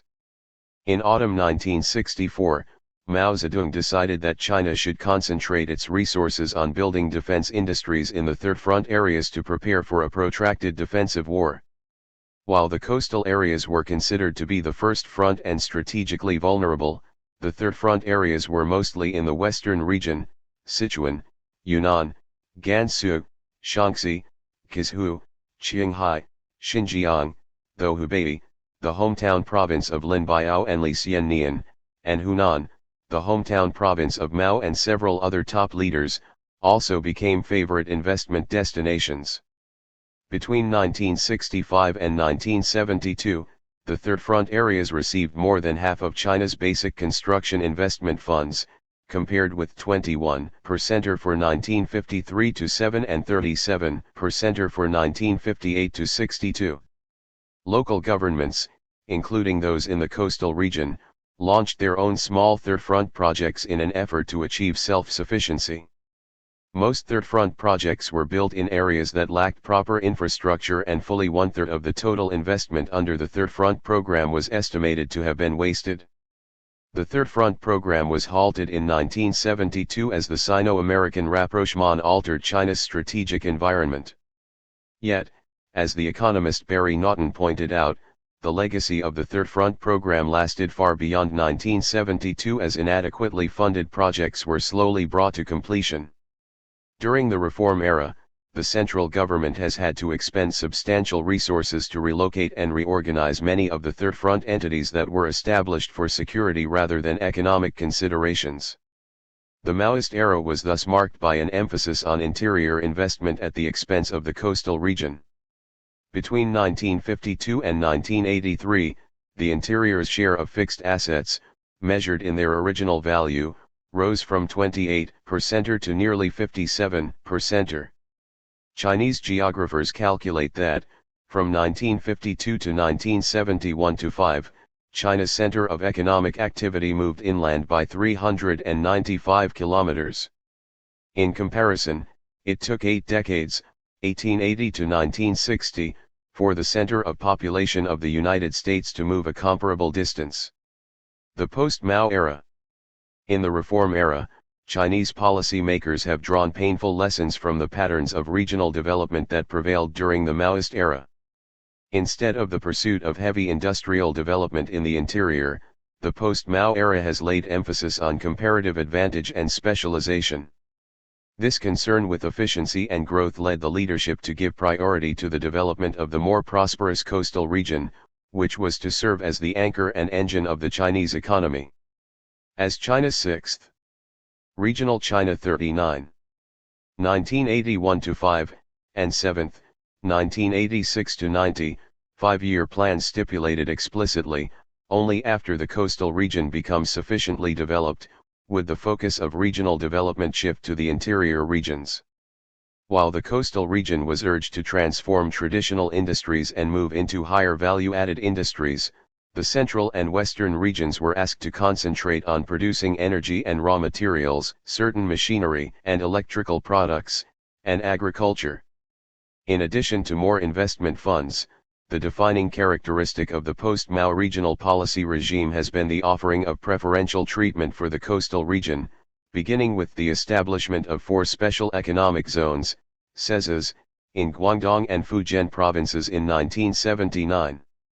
The SEZs were followed by the designation of 14 coastal open cities for foreign investment, 1984, and of coastal economic development zones, 1985. In 1988, Hainan, formerly part of Guangdong, became a separate province and China's largest SEZ. In 1990, Shanghai was given approval to launch the development of the Pudong, East Shanghai, new area.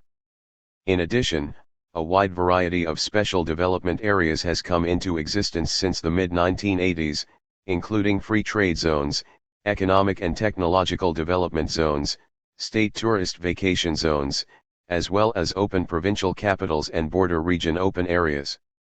Most of these development zones or areas enjoyed special authorities and tax privileges for attracting outside investment. While development zones and special areas have proliferated across China since the mid-1980s, the coastal region continues to host most of them, making that region the primary beneficiary of preferential territorial treatment. While simple geography would have favored the coast more than the interior in an era of opening and globalization, there is little doubt that the availability of preferential policies has served to enhance the coastal region's existing strengths, helping it attract 90% of the foreign investment that has come into China as well as compound its lead in domestic investment. The investment gap between coast and interior has in turn enlarged the economic inequalities between the two regions, even though the interior has also enjoyed rapid economic growth in the reform era. As of the mid-1990s, the vast majority of China's poor, officially estimated at the end of 1995 at 65 million, live in the interior and especially the western region. The issue of the East-West divide is further complicated by the fact that many of China's minority nationalities live in the western region. Rising regional economic disparities have served to accentuate ethnic identities and thus cleavages. There has been growing interior demand for a more balanced regional development policy. Since the late 1980s, the Chinese leadership has sought to moderate the pro-coast slant in regional policy. The Ninth Five-Year Plan, 1996 to 2000, explicitly called for slowing down the enlargement of coast-interior disparities. The central government has promised more state investment for the interior and has also promulgated policies to encourage foreign investment in the interior. In the meantime, the central government has decided to phase out preferential treatment for the special economic zones by the year 2000. Nevertheless, central leaders admit that these policies are not intended to reverse the trend in regional development. 40. Varieties of regional ties. The post-Mao period has also seen the flourishing of ties across provincial boundaries that were suppressed by the Maoist emphasis on self-sufficiency.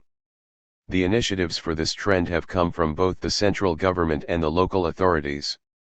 In 1980, the State Council issued the first of a series of regulations on promoting such linkages as a strategy for overcoming local and departmental protectionism. The Shaanxi Energy Base region, for example, was centered on Shaanxi but linked to parts of Inner Mongolia, Hebei, and Shaanxi. The Shanghai Economic Zone included Shanghai as well as the adjacent provinces of Jiangsu, Zhejiang, Fujian, Anhui, and Jiangxi. Many of the interprovincial cooperation initiatives were started on an ad hoc basis by the parties involved and then evolved into more formal regional cooperative arrangements. In 1981, for example, 5 provincial units in northern China, Beijing, Hebei, Inner Mongolia, Shaanxi, and Tianjin, convened an Economic and Technological Cooperation Conference. Held annually, this conference became the North China Joint Conference of Governors, Mayors, and Chairmen in 1988. By the early 1990s, over 100 regional economic cooperation organizations had come into being. These include more formal interprovincial economic cooperation organizations such as the North China Joint Conference, the South Central Region Joint Conference for Economic and Technological Cooperation, Guangdong, Hubei, Hunan, Henan, and Guangxi, and the Southwest Economic Coordination Conference. Geographically, these regional conference organizations tend to resemble the regional bureaus of the 1950s and 1960s. Another mechanism for regional integration is the cooperative arrangements by adjacent prefectures and cities on the borders of several provincial units, such as the Nanjing Regional Economic Coordination Forum formed in 1986. This forum included 18 prefectures and cities spanning Jiangsu, Anhui, and Jiangxi provinces. Another example is the Economic Cooperation Zone formed of 16 adjacent prefectures and municipalities in the provinces of Fujian, Zhejiang, Jiangxi, and Anhui, covering 250,000 square kilometers with 67 million people. Finally, economic cooperation mechanisms centered around major railway lines, rivers, and bay areas have gained much prominence. For example, the Pearl River Delta and the Yangtze River Delta have become major economic powerhouses. The central government has made clear that the Yangtze River Valley region, starting with Shanghai to the east and Chongqing to the west, will become the pivot of China's economic development and is part of China's strategy to integrate balanced regional development across east and west. Between 1992 and 1995, at least 5 economic cooperation zones came into being along the Yangtze River. The Bohai Bay region is becoming the focus of development in North China. Many of the regional cooperation arrangements were initially set up to cope with the bottlenecks in an economy caught between plan and market. Indeed, every province and major city in China has had an office for economic and technical cooperation to coordinate material supply and technical assistance across administrative boundaries. As the Chinese economy has become market-oriented, the various regional conferences have Regional China 41 turned increasingly to the nurturance of regional markets and especially the coordination of industrial development strategy. Moreover, the regional cooperative arrangements have made it possible for some local authorities to win more attention and resources from the central government than would have been the case had each locality struck out on its own. The most prominent example, formed in 1984, is that of the Southwest Economic Coordination Region comprising the province-level units of Sichuan, Yunnan, Guizhou, Guangxi, and Tibet, as well as Chengdu and Chongqing, the latter being promoted to provincial level in March 1997. By 1995, the region had set up 83 regional trade organizations. Parties to the region have made strenuous efforts to promote a common market by removing local protectionist restrictions and blockades and opening up region-wide markets. The region has also vigorously promoted international trade, especially border trade. Most important, regional cooperation appears to have sped up investment in infrastructure, with a major improvement in rail transport that leads not just to Beijing but to the Guangxi coast, making the region more oriented toward booming Southeast Asia. The region has also won central funding for an array of state key projects in communications, energy, metallurgy, building materials, and the chemical industry. SEE also, 6.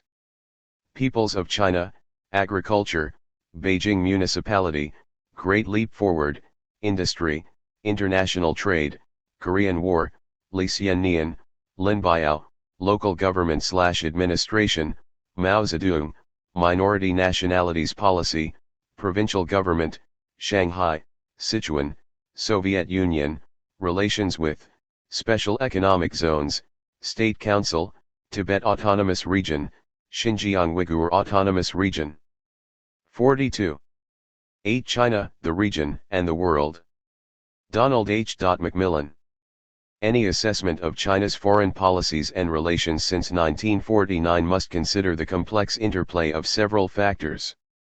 China's legacy is one in which authoritarian rule, weakened by corruption and conservative Confucianist ideology, have combined with humiliation imposed by rapacious foreign powers, contributing to the rise of a revolutionary Chinese Marxist order under the Chinese Communist Party.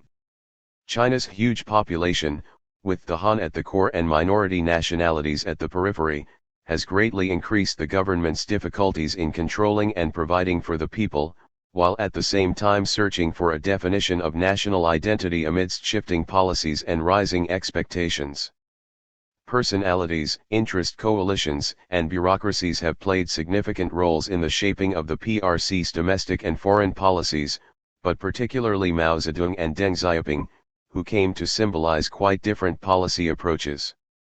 The PRC has functioned within a systemic geopolitical and geoeconomic context over which its control has been limited. At times China has attempted to reshape this context, regionally if not globally, at first as a largely denied, developing state actor but later as one courted by others and prompted by its own extended family for both strategic and economic reasons. Given the increasingly transnational and interdependent character of China's recent foreign relations environment, the definition of China itself demands consideration. What constitutes inner, NEI, and outer, way, has recently become confused in practice by the plethora of actors from the center and from the regions operating across China's borders, despite Beijing's continuing emphasis on state, and particularly CCP, sovereignty and a nationalism, and concept of nationality, ranging from affirmative to assertive to aggressive. China's foreign relations also operate in the party-to-party, state-to-state, and people-to-people spheres and have been conditioned periodically by radical ideological formulae, the principle of national interest and regime integrity, and the pragmatics of tokenomic linkaging, and they have ranged from cooperation to conflict. The first decade of PRC foreign relations was one of leaning to one side, as evidenced in the February 1950 signing of the Treaty of Friendship, Alliance, and Mutual Assistance with the Soviet Union. Beijing's reluctant reliance on Moscow as the Cold War developed was partly based on broad ideological ties and on the necessity to obtain assistance in consolidating its domestic rule at a time when US-led forces isolated and threatened it politically and economically from global affairs as a pariah state. This was underlined by China's involvement in the Korean War from late 1950 and by the establishment of a Western security system of bilateral and multilateral treaties in Asia directed against it. China's alliance with Moscow, however, came at the price of its virtual dependence on Soviet economic and technical assistance and subordination to the leadership of Joseph Stalin and, later, Nikita Khrushchev of the World Communist Movement. When Khrushchev denounced Stalin's personality cult and outlined a policy of peaceful coexistence with the West in 1956, Mao initiated his own path to socialism at home by launching the Great Leap Forward in 1958 and continued Chinese confrontation with the West. This was particularly notable in Beijing's continued attempts in 1958 to seek the reunification of Taiwan through military force, and in its cultivation of non-aligned Third World states based upon the 5 principles of peaceful coexistence. It was Zhou Enlai who enunciated these principles at the Bandung Conference, 1955, aiming initially at creating a united front against U.S. imperialism. By 1959-60, open Sino-Soviet polemics led to the withdrawal of Soviet aid and assistance and, effectively, the demise of the alliance. During the 1960s, China's adopted dual adversary foreign and defense policies aimed at countering the hegemonism of both the US and Soviet-led camps. The Sino-Soviet, and Mao-Khrushchev, estrangement was reflected in more intense polemics within the world communist movement, leading to a polycentrism which challenged the bipolar framework of East-West relations and contributed to challenges against Soviet predominance within its bloc along the lines of the Hungarian uprising in 1956.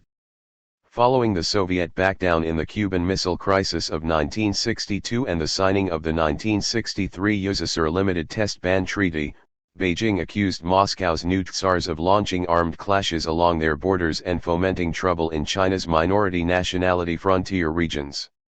Thereafter, the Sino-Soviet borders were militarized and China developed its own nuclear weapons capacity, testing its first device in Xinjiang in 1964. In 1962, China launched a limited border war with India, one intention, beyond securing its claims to Tibet, being to damage Nehru's reputation in the non-aligned world by compelling him to seek Soviet support. China also proposed the establishment of an anti-American united front excluding Moscow at an Afro-Asian conference in Algiers. This was to have taken place in 1965, but failed to do so. During the height of the Cultural Revolution, 1966-9, China basically turned in on itself, withdrawing all but one of its ambassadors from abroad. One of the central features of Mao's attempt to rebuild the CCP on renewed revolutionary vigor was the denunciation and removal of party leaders perceived to be revisionist and/or pro-Soviet. With the Soviet invasion of Czechoslovakia in 1968 and the earlier U.S. build-up in Vietnam, Beijing faced immediate security threats on 2 fronts. In March and August of 1969, serious Sino-Soviet border clashes occurred in the northeast and far western sectors. The establishment of the Association of Southeast Asian Nations, ASEAN, in 1967, regionally inspired but dependent on great powers, and the Nixon administration's July 1969 Guam Doctrine, by which Vietnamese troops would take on the main fighting in Vietnam, allowing the U.S. to withdraw, led to China's reappraisal of its China, the region, and the world 45 domestic policies and its strategic stance. In this, influence in foreign policy decision-making shifted from the CCP Politburo and towards defense and foreign policy professionals in the CCP Secretariat who favored an ordered and stable environment. For the next decade, Beijing's foreign policy came to be based on a principal enemy outlook focused on the USSR and its allies.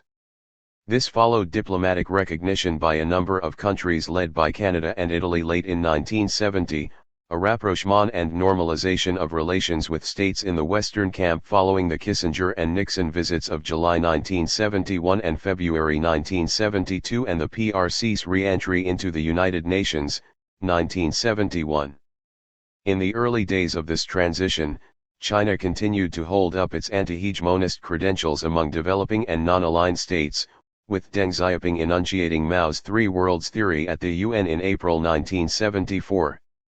However, Zhou Enlai's announcement of the Four Modernizations in 1975, Mao's death the next year, the overthrow of the Gang of Four, and the return of Deng to power all favored the development of relations with the West, and Japan, over those with the Third World.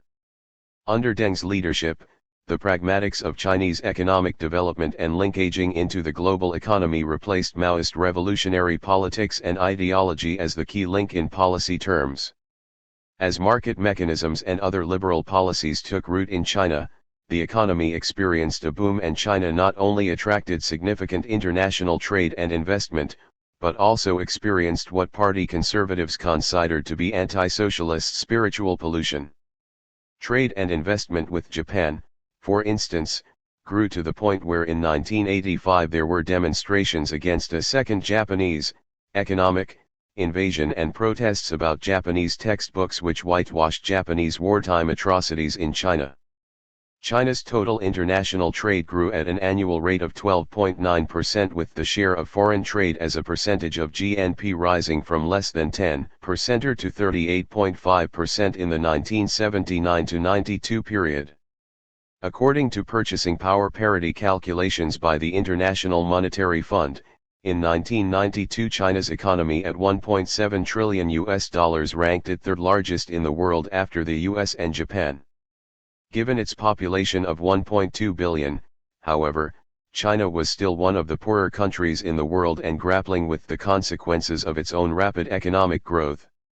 China made some progress from being an international pariah to an international participant during this transformative decade, but its path was encumbered by the perceived encirclement by an emerging USSR-Vietnam strategic partnership framed in November 1978 when Hanoi signed a 25-year treaty of friendship and cooperation with Moscow. 7 weeks later, and only 10 days after the announcement of official United States PRC diplomatic relations, Vietnam invaded and occupied Cambodia, then ruled by a Chinese-backed Khmer Rouge regime under the notorious Pol Pot. On February 17, 1979, China launched a 17-day-long punitive attack on northern Vietnam.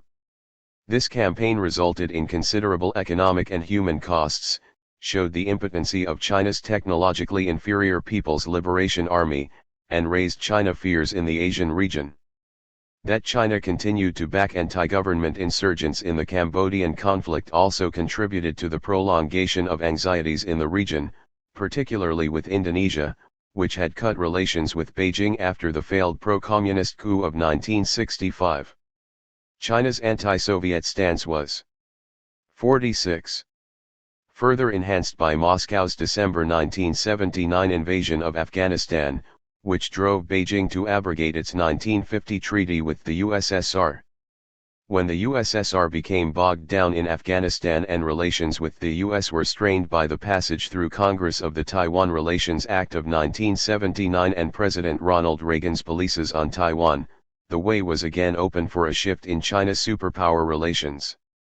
Leonid Brezhnev's Tashkent speech of March 1982 not only acknowledged Chinese sovereignty over Taiwan, but also proposed discussions to remove the three obstacles to Sino-Soviet rapprochement outlined by Deng Xiaoping in 1980, see Soviet Union, relations with. In late 1981, China had enunciated an independent, equidistant foreign policy, and in September 1982 again attacked both hegemonisms. With Mikhail Gorbachev's ascent to power in the USSR in 1985 and his subsequent introduction of liberal domestic economic and political reforms and his advocacy of glasnost, openness, in Soviet foreign relations in Vladivostok in July 1986, dialogue in the state-to-state sphere of relations became firmly re-established. The Soviet resolution to ensure that Vietnamese forces were removed from Cambodia by late 1989 and its support of the concurrent Paris talks to resolve the conflict, the removal of Soviet troops from its borders with China, and Moscow's withdrawal from Afghanistan, all of which had been a huge drain on the budgets and foreign policy flexibility of both states, removed the three obstacles to further improvement in relations. Gorbachev's visit to China in May 1989, during the student demonstrations, see June 4 incident, basically normalized party-to-party ties, although both sides denied that relations would ever duplicate those of the 1950s. Chinese foreign policy was complicated by the collapse of the USSR and the creation of the Commonwealth of Independent States, CIS, in December 1991. China found it increasingly difficult to play the CIS against US supremacy. Even after his removal from power, as the architect of communism's demise in Eastern Europe and the USSR, Gorbachev's shadow hung heavily over most CCP leaders in the post-Cold War era.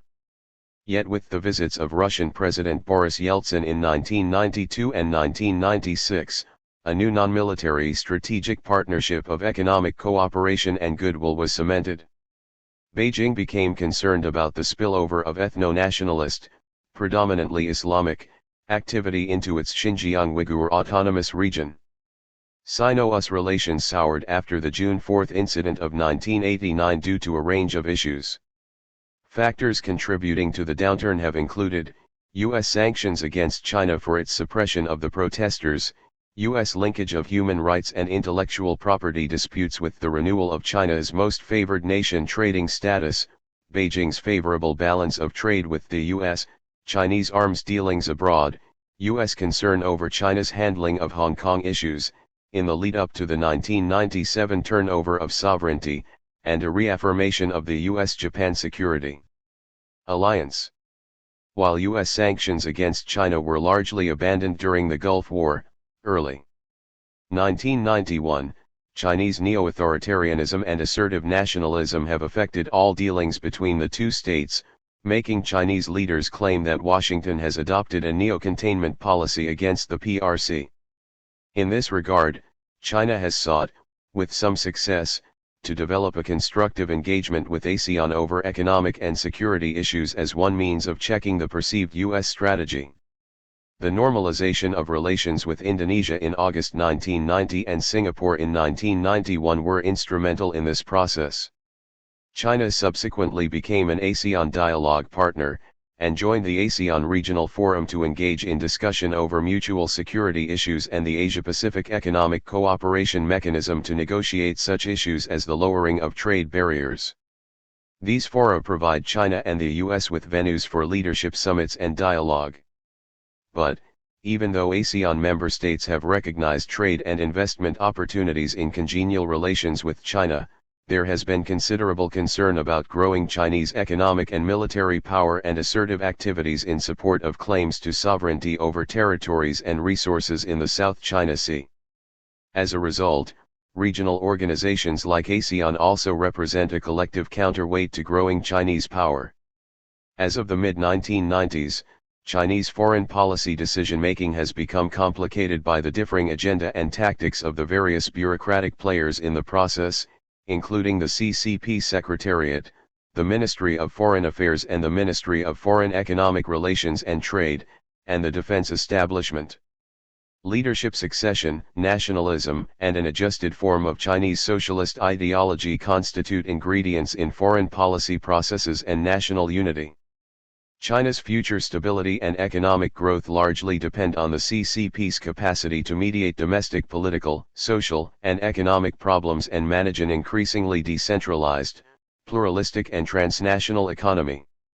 In this context, while the emphasis will be on its immediate foreign policy region, there will be no single PRC foreign policy as such, and the outside world will have to deal with individual regions as well as the Center SEE also.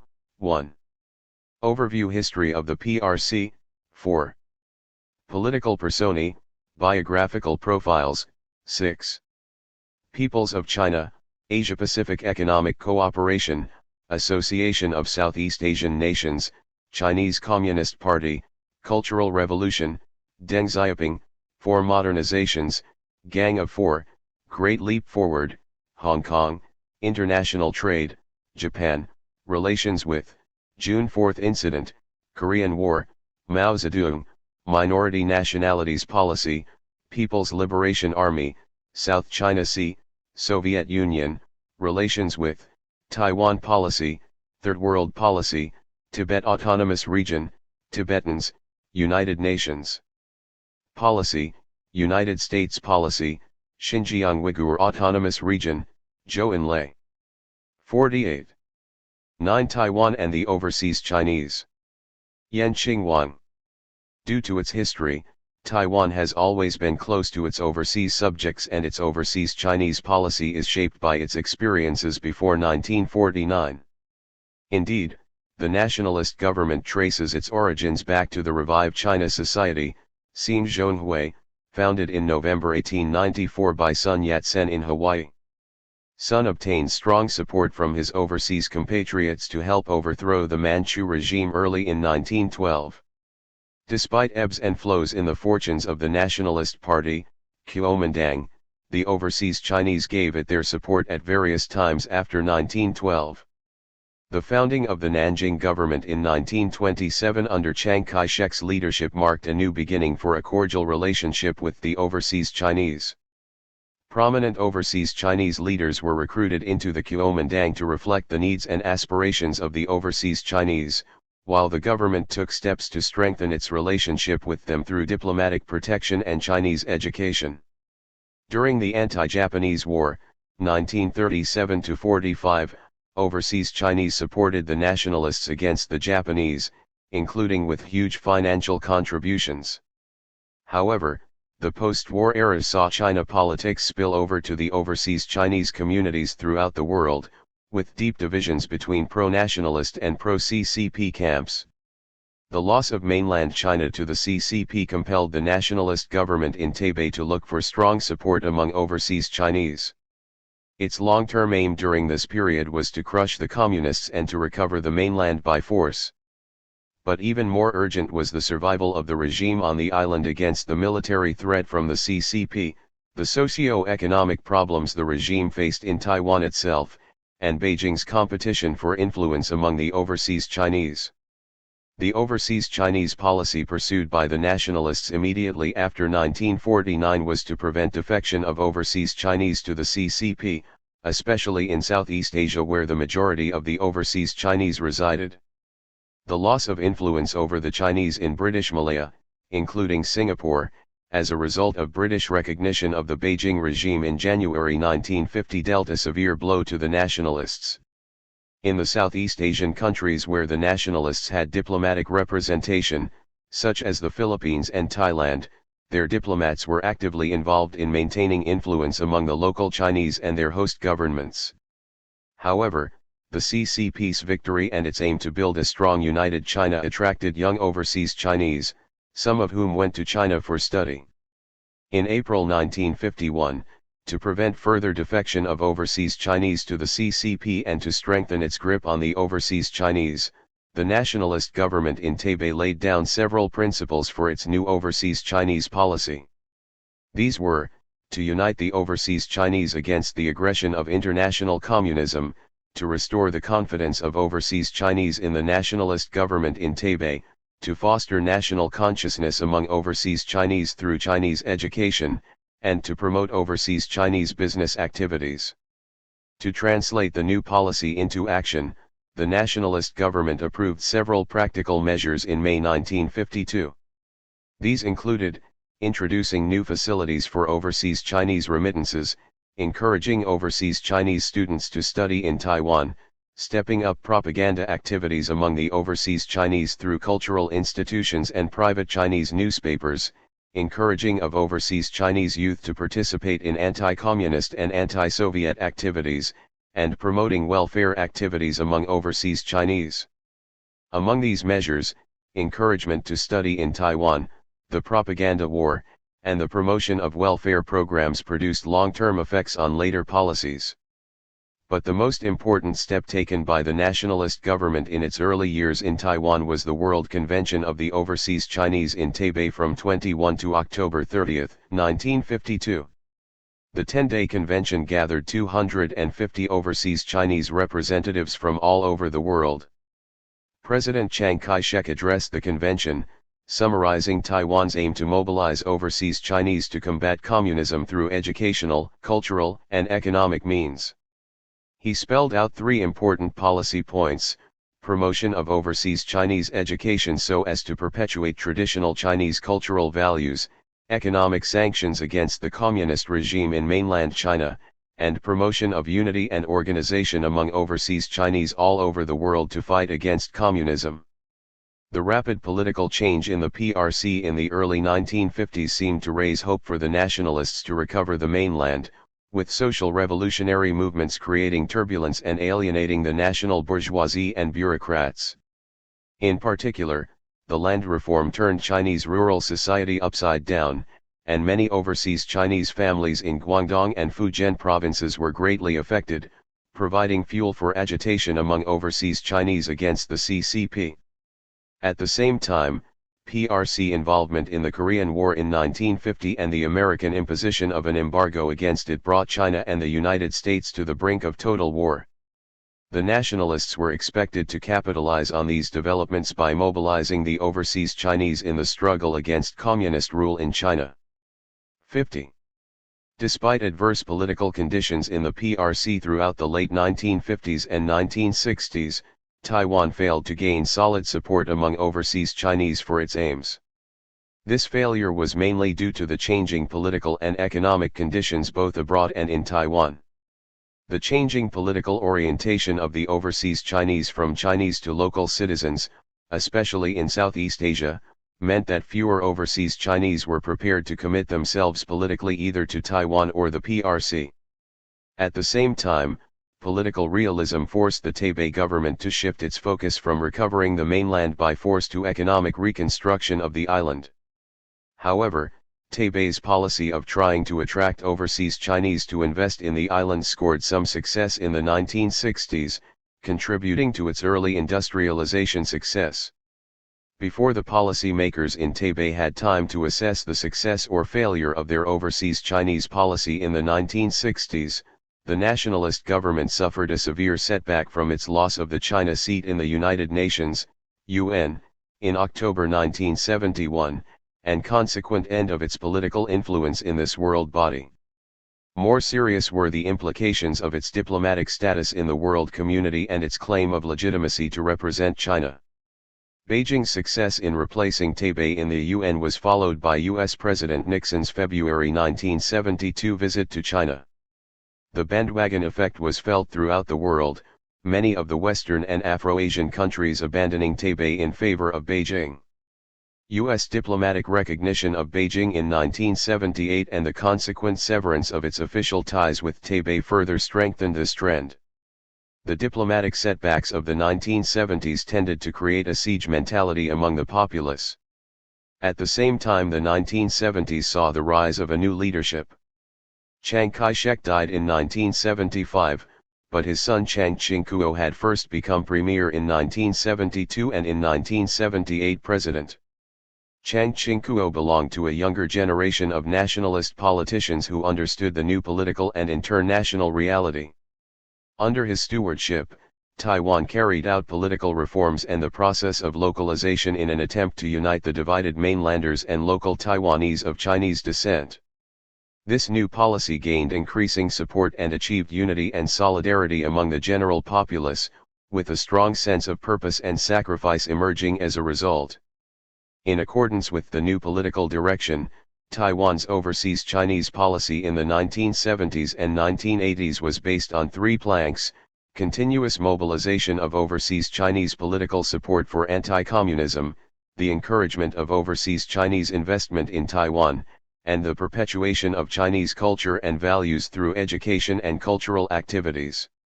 With shrinking scope for its diplomatic activities, it may have been unrealistic for Taipei to continue down the track of anti-communist alliance. but what the regime could not afford was to abandon political struggle against the CCP among the overseas Chinese, particularly at a time when Beijing had recently won diplomatic recognition. To check the downward trend, Taipei launched an attempt to win political support among overseas Chinese. Pro-nationalist social and cultural organizations in overseas Chinese communities received various forms of aid, especially services and advice. At the same time, Taipei also tried to gain pledges of loyalty at world conventions of overseas Chinese. For instance, the World Overseas Chinese Representatives Convention held in 1979 pledged its continuous stand against communism and its opposition to communist influence among overseas Chinese. But the main thrust of the new policy rested more on attracting overseas Chinese investment in Taiwan, and on perpetuating Taipei's influence in the overseas Chinese communities through education and cultural activities. Since its new focus on economic growth following its diplomatic failures of the early 1970s, Taipei viewed overseas Chinese communities as markets and potential sources of capital. The wealth of the overseas Chinese had long been known to the nationalists, so what they now attempted was to utilize overseas Chinese financial resources in the service of Taiwan's quest for economic great power status. In the 1970s, delegations from Taiwan were sent out to overseas Chinese communities to solicit capital and to encourage tourism. The policy had some notable success. One claim has it that by 1980 more than 1,000 overseas Chinese enterprises were investing in manufacturing and other industries in Taiwan, with an estimated capital of over $400 million. Another source claims that in the 4 decades from 1952 to 1992 overseas Chinese enterprises ranked third in providing valuable foreign capital to Taiwan. Of an estimated $16.5 billion of the foreign capital attracted to Taiwan during this period, overseas Chinese capital accounted for about 15% or behind only Japan, 29%, and the US, 27%.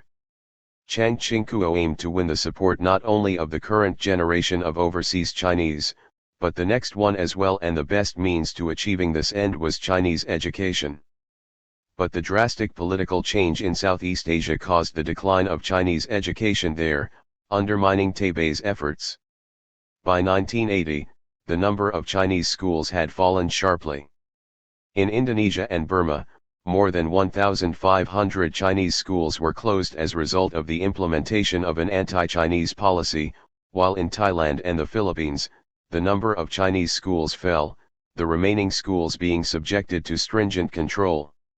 Despite these failures, Taiwan's strengthening of its earlier policy of attracting overseas Chinese students won notable success. Many Taiwanese universities offered concessions to overseas Chinese students, attracting many, especially from poor families. Education in Taiwan made most of these students sympathetic to Taipei's cause.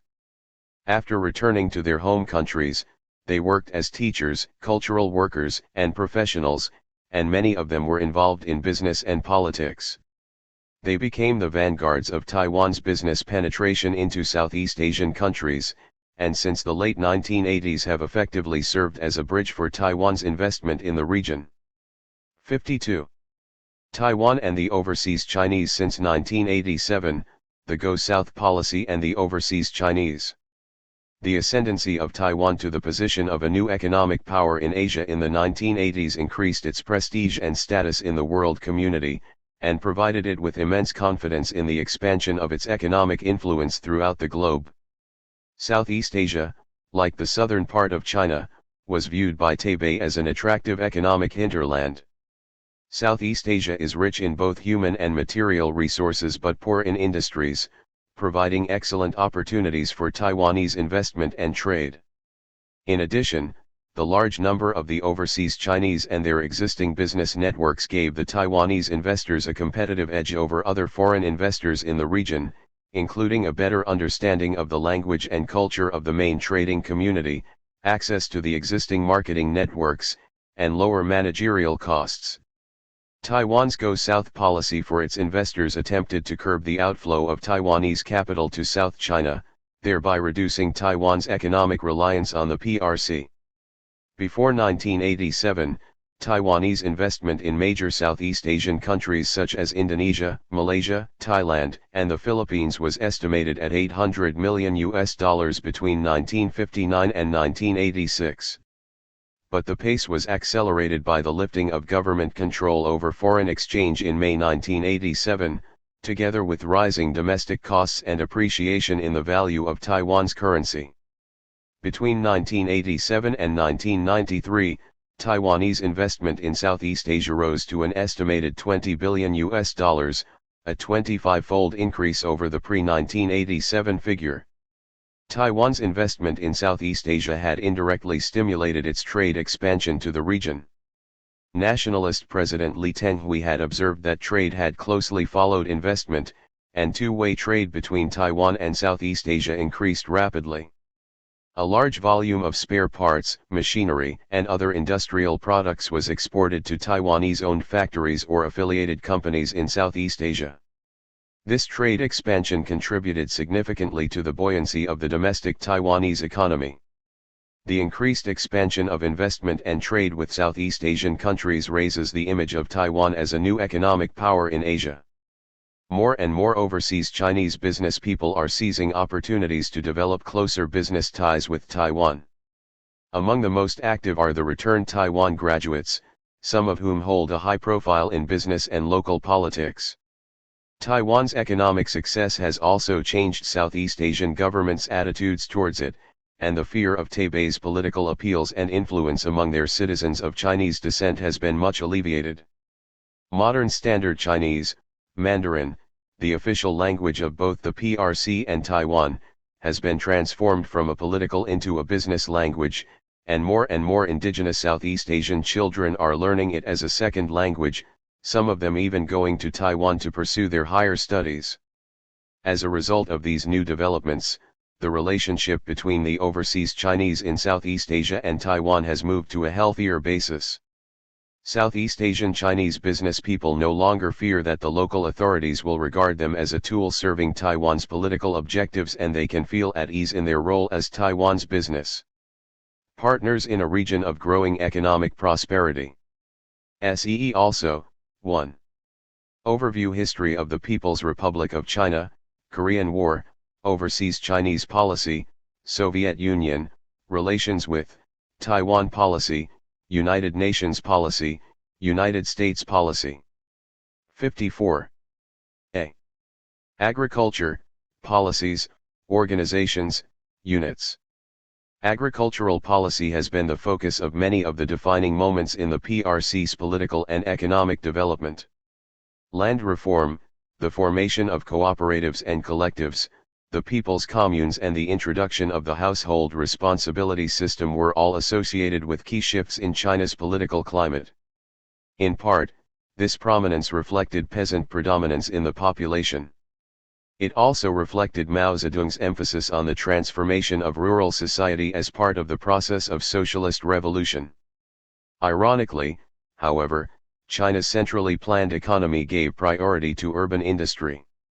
Agriculture became a source of capital for industrial development, and peasant living standards were slow to improve. The economic reforms after 1978 thus saw a rejection of Mao's models and the reintroduction of household farming. Land reform, 1949-52, was the fulfillment of a long-standing commitment to the peasant supporters who had brought the CCP to power. The Land Reform Law, adopted in 1950, was implemented from north to south over several years. The landlords were the main target, rich peasants being to some extent protected. This practice was associated with Mao before 1949, but Liu Shaoqai was later criticized for its use during land reform. Communist work teams entered every village and mobilized the poorer peasants to denounce the local landlords. The process was both economic and political. It transferred ownership of the landlord's land, animals, and implements to poor peasants on a roughly equal basis. This major redistribution of wealth generated powerful incentives for peasants to increase production. Agriculture developed rapidly, and peasant living standards improved. At the same time, the reform destroyed the power of the landlord class, many being executed, and classified peasant families into landless, poor, upper and lower middle, rich and landlord categories. This class status, for which distinct boundaries were often difficult to define in practice, lasted until 1979 and was significant in that it determined the peasants' political and social rights. Almost before land reform was finished, fears that the small peasant economy would recreate the economic basis for rural social inequality led to the introduction of cooperative farming. At first Mao envisaged that the process might take 15 to 20 years, but soon accelerated it to completion by 1956. The first stage was the formation of mutual aid teams, whereby groups of relatives and friends cooperated to share implements and animals and to work each member's land in turn. This enabled peasant families to combine their resources efficiently, while keeping their land and income separate. The party then moved to organize the peasants into larger elementary cooperatives of 20 to 30 households in which, although peasants maintained private land ownership, they pooled all land and resources to achieve economies of scale. Peasant income depended on a rent for their share of inputs and a return for the labor contributed.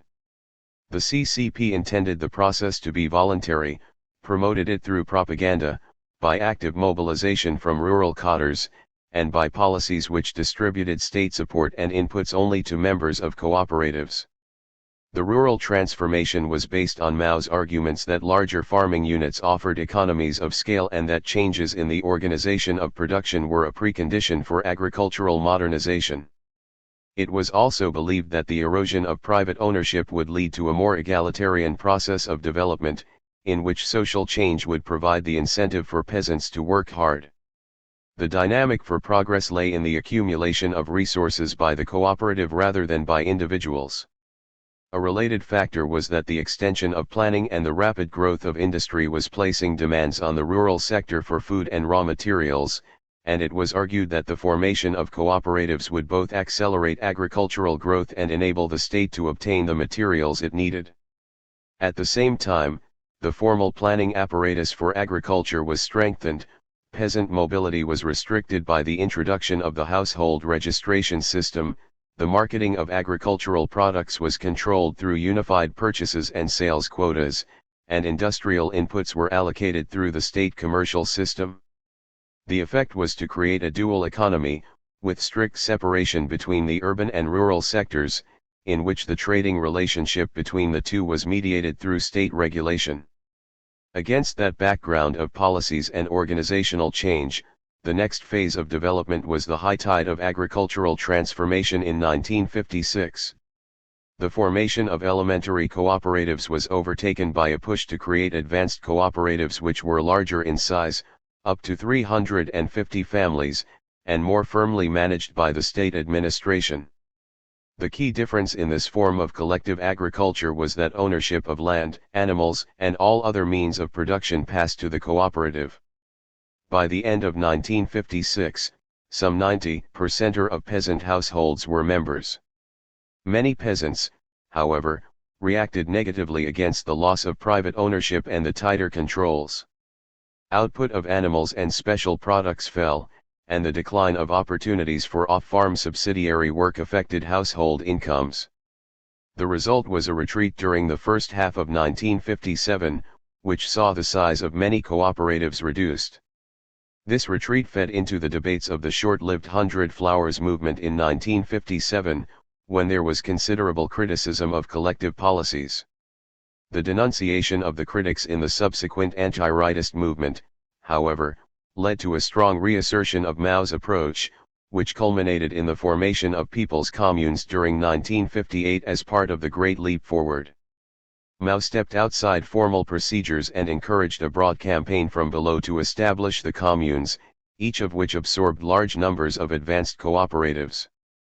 Communes were structured as comprehensive organizations uniting local government. 58. Economic management, social services, and public security. The commune exercised ownership as a single entity, and, in many places, egalitarian systems of income distribution were introduced. One of the most distinctive experiments was the diversion of much agricultural labor to industrial and construction projects, including the backyard furnaces which produced large amounts of poor quality steel. Although 1958 saw a very large harvest, waste and poor management exacerbated the natural disasters of the following 3 years, with estimates that famine and malnutrition resulted in 20 million to 30 million deaths. In the face of this catastrophe, Mao was forced to withdraw from policy implementation. Ownership and management were decentralized to the team level, creating basic units much the same size as the elementary cooperatives. The recovery phase also saw the revival of small-scale rural markets and various forms of contracted individual farming, without abandoning the commune shell. These pragmatic policies led to a restoration of production, although output did not return to 1957 levels until 1965. Mao, however, saw the retreat as evidence of revisionism in the CCP. Between 1962 and 1965, agricultural policy thus became a focus of political debate. Mao launched a socialist education movement and a For Clean UPS campaign to correct errors in basic management, and called on the countryside to learn from the model commune d'Asie, which he presented as the embodiment of the principle of egalitarian collective development based on self-reliance. These efforts culminated in the Cultural Revolution, when Mao and his followers blamed the retreat on Liu Shaoqi and Deng Xiaoping and reaffirmed the commune model. The communes became entrenched as the basic organization in the countryside, albeit using the slightly more decentralized structure, with team ownership and accounting. From 1958 until 1978, therefore, China's agriculture was organized under collective management and ownership. Assigned quotas and targets regulated production, with production support organized through the Ministry of Agriculture. Marketing took place through the state grain bureaus and supply and marketing cooperatives. Communes had to deliver assigned quotas of produce at state-determined prices. Inputs were distributed through the plan system, and major infrastructural investment was allocated through the state budget. Under the policy of self-reliance, communes were largely responsible for their own education and welfare systems.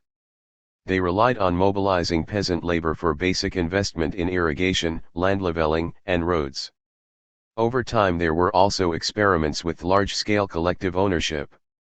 The commune system did lead to considerable improvements in basic infrastructure and generated an annual growth rate in grain output of over 2% or 1957 to 80, slightly greater than the rate of population growth.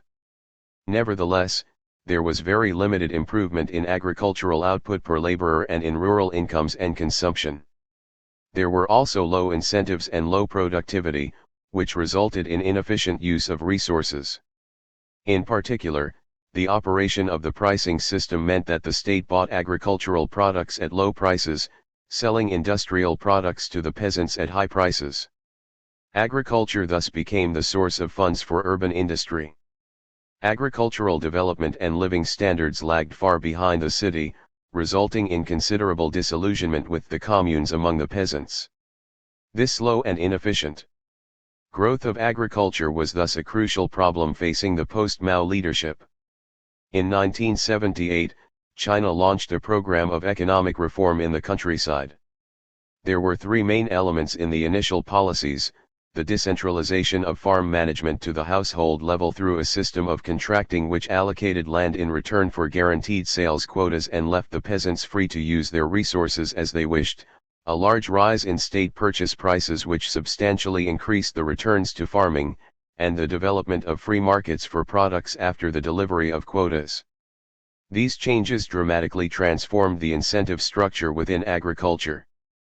Peasants became sharply aware of their opportunity costs and responded by increasing production and diverting resources to profitable off-farm activities. Within 4 years, the commune system had withered away and was replaced by a hierarchy of township government, village committees to manage the land and other collective assets, and independent household farming. Peasant farmers also became free to accumulate their own capital and to invest in private means of production.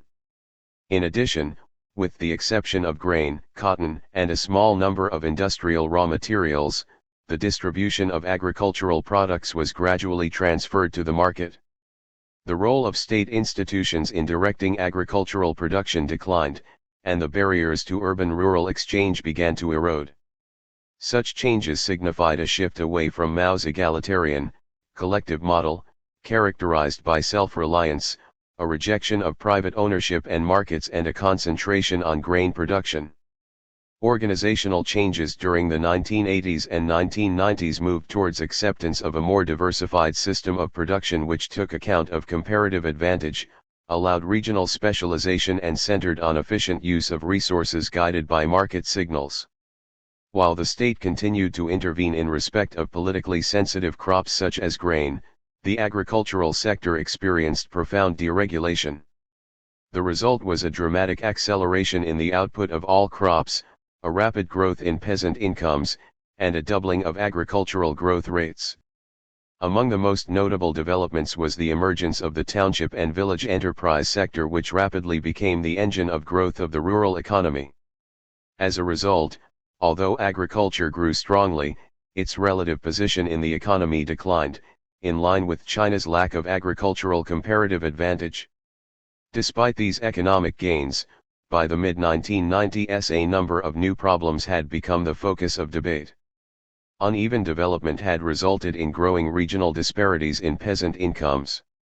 The interior lagged far behind the coastal regions, giving rise to political concerns.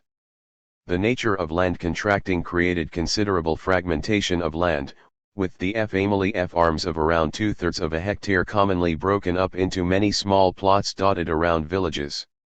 Many saw uncertainty of family land tenure as an obstacle to long-term investment and to economies of scale.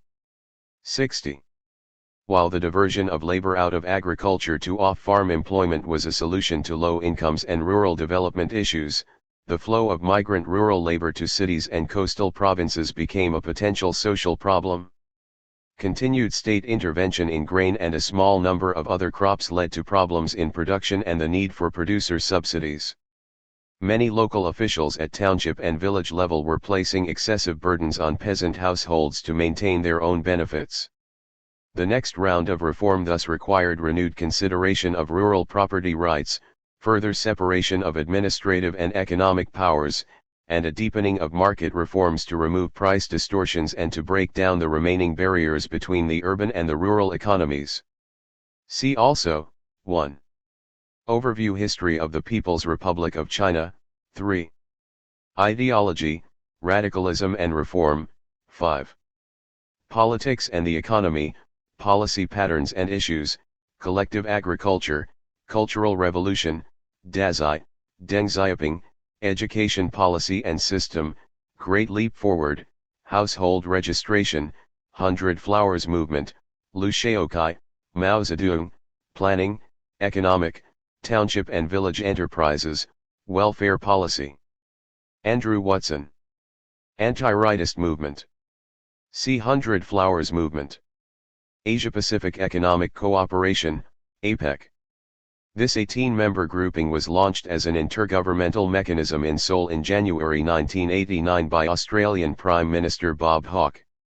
China, along with Hong Kong and Taiwan as regional economies, joined APEC at its third ministerial meeting in Seoul in November 1991. The primary business of APEC is to enhance fair and free trade in the Asia-Pacific. In this regard, APEC can be described more as a forum-driven process to facilitate constructive dialogue on issues related primarily to trade liberalization than a structured set of institutions. At its Bogor meeting in 1994, APEC set targets for free trade by the year 2010 for developed nations in the group, including the United States, Canada, Japan, and Australia, and by the year 2020 for developing nations. According to these arrangements, each nation was to draft a free trade individual action plan. While these plans were re-endorsed at the Manila meeting in November 1996, most countries had made only modest advances toward their fulfillment, particularly the opening of domestic and agricultural markets, such as Japan, and the broader lowering of protective tariffs. China was quietly sympathetic with Malaysian Prime Minister Dr. Mahathir's reservations that opening up the markets of the rich to the poor is meaningless if the poor have nothing to sell and that, therefore, direct foreign investments that can help enrich developing countries should precede market opening. More recently, Beijing has been assertive over sovereignty and reunification issues relating to the South China Sea, where disputed territorial and maritime resource claims have heated up, and Taiwan, where democratic elections and continued sentiments for independence led China to demonstrate its willingness to use force, if necessary, to bring the island entity back into its embrace. Coupled with this, the widely publicized reports of China's rapid ascent towards economic superpower status in the late 1990s have brought with them renewed regional fears about the growth of Chinese power. Beijing itself has claimed that some powers, particularly the US, are denying China its rightful place in both the region and in the global system through a neo-containment policy. Over time, APEC's role expanded into a summit forum among regional leaders. At the Manila APEC meeting of late 1996, no issue dominated the regional economic and security agenda more than the growth, for some the threat, of Chinese power. In this 62 light, one of APEC's true values, both for China and its regional counterparts, is that it provides an ongoing venue for quiet economic and strategic diplomacy of considerable weight and volume. Much of the behind-the-scenes diplomacy has aimed at finding concrete ways to reassure and engage China in constructive terms, such as bringing about its early entry into the World Trade Organization. Indeed, at that meeting, which was attended by Foreign Minister Chiang Kai-shek and Economic Cooperation Minister Wu Yi, an agreement was reached for a summit between U.S. President Bill Clinton and Chinese President Jiang Zemin, with the aim of easing the tension in Sino-US relations. China's involvement in APEC not only underscores its policy of bilateral good neighborly relations with individual countries, but also enmeshes it in a significant broader multilateral and multifunctional framework. See also, 8. China, the region and the world, Australia, Hong Kong, Japan, relations with, Jiang Zemin, Chiang Kai-shek, South China Sea, Taiwan policy, United States policy, World Trade Organization. Donald H. McMill. Association of Southeast Asian Nations, ASEAN. ASEAN was founded in 1967, largely as an initiative from within the region, to promote economic cooperation and development, national viability and regional peace and security, and combat domination by outside powers. Its member states included Indonesia, Singapore, Malaysia, Thailand, and the Philippines, with Brunei and Vietnam joining in 1984 and 1995 respectively. As of 1997 it has 14 dialogue partners, including Japan, the United States, China, Russia, India, Australia, and the European Union. Geopolitical concerns, particularly the conflicts in Indochina, dominated the first 2 decades of the organization's life, but after the Cold War geoeconomic issues became equally important. Sino-ASEAN relations have been shaped by historical factors and proximity, including former Chinese suzerainty over parts of the region, and attendant territorial claims, the presence in the region of numerous and economically influential people of Chinese ancestry, and China's post-1949 support for revolutionary movements in the region. In fact, Beijing's relations with ASEAN's leading member state, Indonesia, were broken after the 1965 coup when Suharto's New Order regime condemned China for supporting communist elements attempting to capture power there. Events like the Cultural Revolution, Beijing's backing of the Pol Pot regime in Cambodia, its military confrontations with Vietnam, and its assertiveness in the South China Sea lent credence to this position. China's reform and opening policies from the late 1970s, its normalization of relations with Western powers, and the resolution of the Cambodian conflict paved the way for improved Sino-ASEAN relations. ASEAN recognized the potential for trade with and investment in the dynamic Chinese economy, and the PRC became a new economic frontier. By 1992, Sino-ASEAN trade had increased to $8.4 billion, with a slight balance in China's favor. Singapore became the largest ASEAN investor in China, with about $1 billion in 1992-3. Premier Zhao Ziyang's August 1981 visit to Malaysia and the Philippines and his downplaying of China's links with regional communist groups opened the way for a rapprochement in relations. The key step was the normalization of Sino-Indonesian relations in August 1990, with Singapore and Brunei following suit in October 1990 and October 1991. From 1991, China participated in ASEAN foreign ministerial meetings and later became involved in the Asia-Pacific Economic Cooperation Mechanism. Prime Minister Mahathir visited China with 300 Malaysian business people in June 1993 and declared that China's past was forgotten and irrelevant.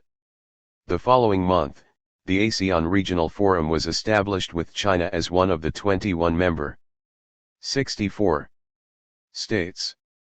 The first ASEAN PRC Forum was held in Hangzhou in April 1995 to discuss trade issues, China's defense modernization and the South China Sea territorial dispute. ASEAN-sponsored workshops on which had started in July 1991.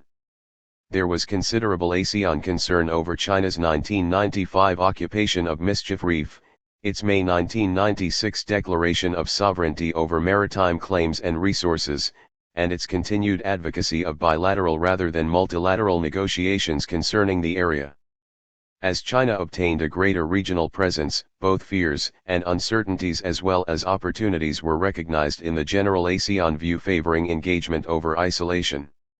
For example, Beijing shares a common view with ASEAN on the definition and handling of human rights, and it supports ASEAN's objectives of regional peace and stability and the organization's function as a check against U.S. predominance.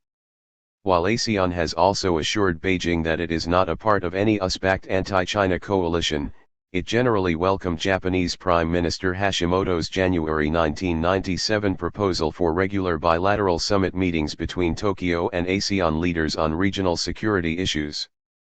Undoubtedly, China's rapid economic growth and opening, its military posturing, and its territorial ambitions, which some in ASEAN call creeping irredentism, will remain major factors in relations between the PRC and the ASEAN member states. Also, Asia-Pacific Economic Cooperation, Australia, Cultural Revolution, Japan, relations with South China Sea, United States policy, Zhao Ziyang. Donald H. McMillan. Australia.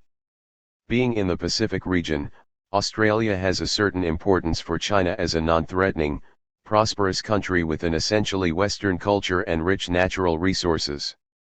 From 1949 until 1972, Australia refused to recognize the PRC, regarding it as a threat to regional and world peace. Australia sent troops to the Korean War, and in 1951 joined in the ANZUS, Australia, New Zealand, and United States, alliance with the United States, the effect being to cut Australia off from any possibility of diplomatic relations for the indefinite future. This did not prevent the growth of a substantial wheat trade from the early 1960s.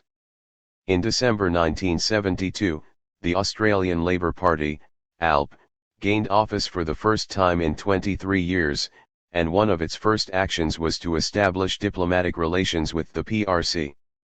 Prime Minister Gough Whitlam had already, when still leader of the opposition, led a delegation to China in mid-1971, meeting Premier Zhou Enlai. Late in 1973 he revisited China, this time meeting CCP Chairman Mao Zedong as well. Whitlam and Zhou got on very well with each other, this being one factor in taking the broader Australia-China relationship from a state of fear, at least on Australia's side, to friendship. When Malcolm Fraser's Liberal National Party coalition government replaced Whitlam's at the end of 1975, it changed many policies, but not that towards China. Indeed, because both countries were placing high priority on hostility to the Soviet Union, it became possible for them to form an entente even stronger than that which Whitlam had forged.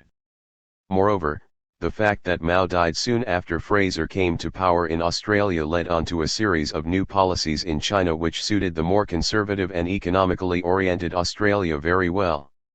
In March 1983, the ALP was re-elected, with Robert Hawke as Prime Minister. At first the Australia-China relationship did very well indeed under Hawke. Visits by senior leaders both ways expanded greatly, CCP General Secretary Hu Yaobang making an Australian tour in April 1985, Hawke returning to China in May 1986 and Li Peng going to Australia in November 1988. Australia reacted harshly to the suppression of demonstrations at the June 4 incident of 1989, downgrading its relationship with China. Hawke attended and spoke at a memorial rally denouncing the Chinese government action and cancelled a planned visit to China. Although the relationship began to improve in 1990 and continued to do so later in the 1990s, the incident made the issue of human rights a far more important one for Australia than it had been before. Paul Keating, who became Prime Minister at the end of 1991, visited China in the middle of 1993 and his renewed thrust towards engagement with Asia exercised a beneficial effect on relations with China. Both Hawke and Keating did their best to prevent Australia from becoming embroiled. 66. In the debate over Taiwan which has affected Sino-American relations so badly. At the same time, in the 1990s the tendency was for Australia to upgrade its unofficial relationship with Taiwan. In 1995, China began to show itself restive with Australia's expanding links with Taiwan. The election of March 1996 saw Paul Keating defeated by John Howard's Conservative Liberal Party. Initially, the relationship was disrupted over political differences on such matters as Taiwan and relations with the United States. In addition, the Dalai Lama visited Australia in September 1996 and met Howard, to China's intense annoyance. However, Howard soon visited China, March 28 to April 1, 1997, to a large extent repairing relations with China. The economic side of the relationship is crucially important. Two-way trade and later investment have increased with time, trade surpassing $8 billion, about $6.3 billion in value for the first time in 1996.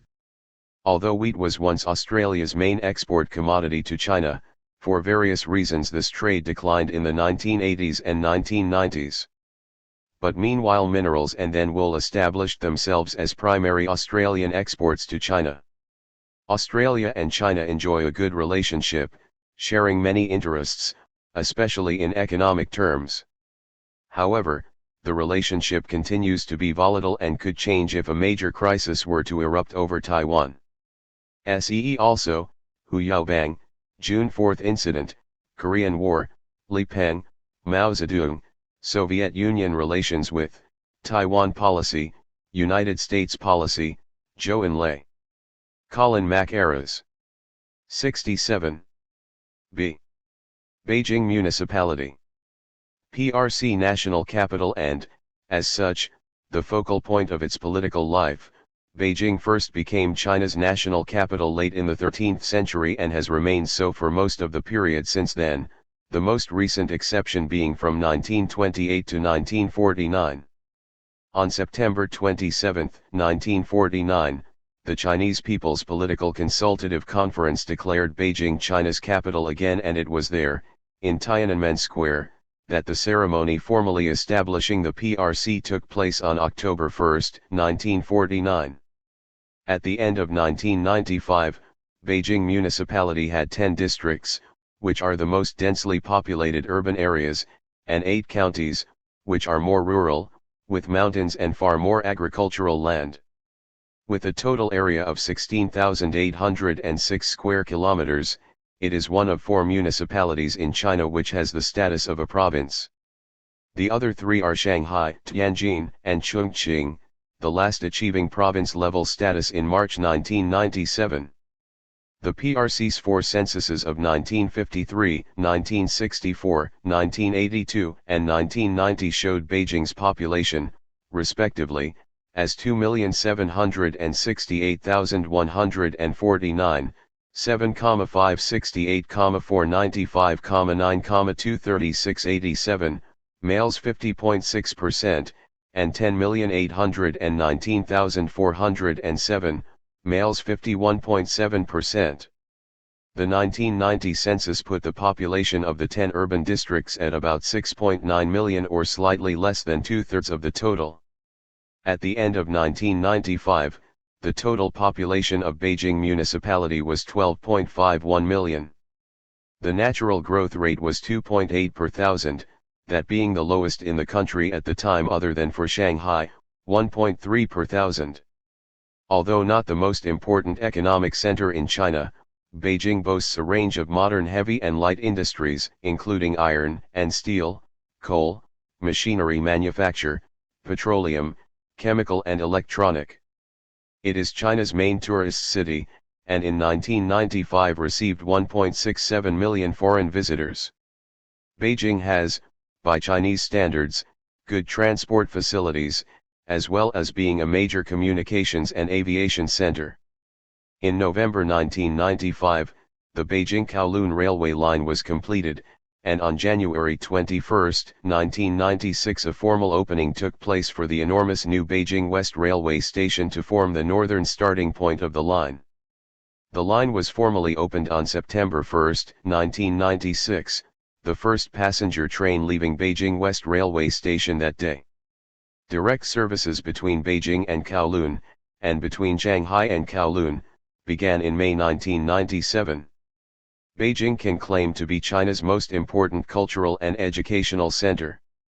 68.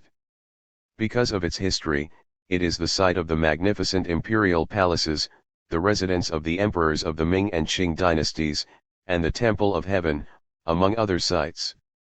It is noted for carpets and traditional handicrafts such as cloisonné enamels, ivory and jade carvings. In addition, it is the place of origin of the Peking Opera and remains one of its major centers, being the site of the China Peking Opera Company, formally set up in January 1955. Many of China's most prestigious universities are located in Beijing, especially Beijing, Peking University and Tsinghua University, as well as the Academies of Sciences and Social Sciences of China.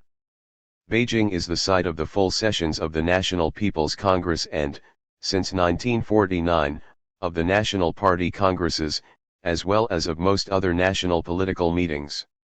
The main building for China's central-level large-scale political meetings is the Great Hall of the People. Flanking Tiananmen Square in the center of Beijing, it was completed at the end of August 1959. In addition to central-level political activity, there is a Beijing Municipal Chinese Communist Party Committee and a Beijing government structure, headed by a People's Congress and mayor. Beijing and Chinese national politics frequently become interwoven. In the early days of the PRC, the most important political figure in Beijing politics was Peng Zhen.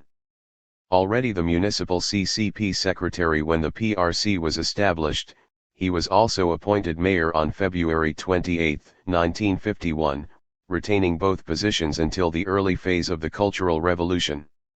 In November 1965, the supporters of the Cultural Revolution launched strong attacks on a Peking opera called Hai Rui Bagwan, Hai Rui dismissed from office, by Deputy Beijing Mayor and historian Wu Han, denouncing the play as an anti-party poisonous weed and an attack on Mao Zedong.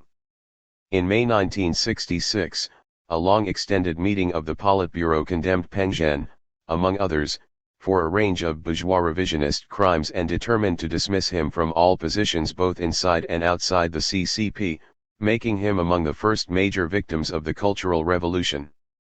He later reappeared as among the most important members of the Old Guard in the period of reform.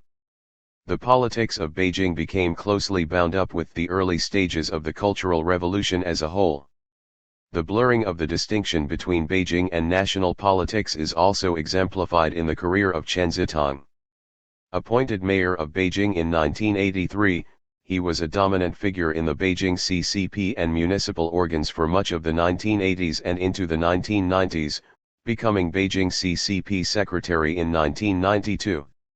When the military crushed the student movement of 1989 in the June 4 incident in Beijing, Chen Zitong was among the main advocates of the action. On June 30, 1989 he gave a report on checking the turmoil and quelling the counter-revolutionary rebellion, which included a detailed defense of the official account of events and trends over the preceding 3 months. In 1982 Chen joined the CCP Central Committee and in 1992 the Politburo.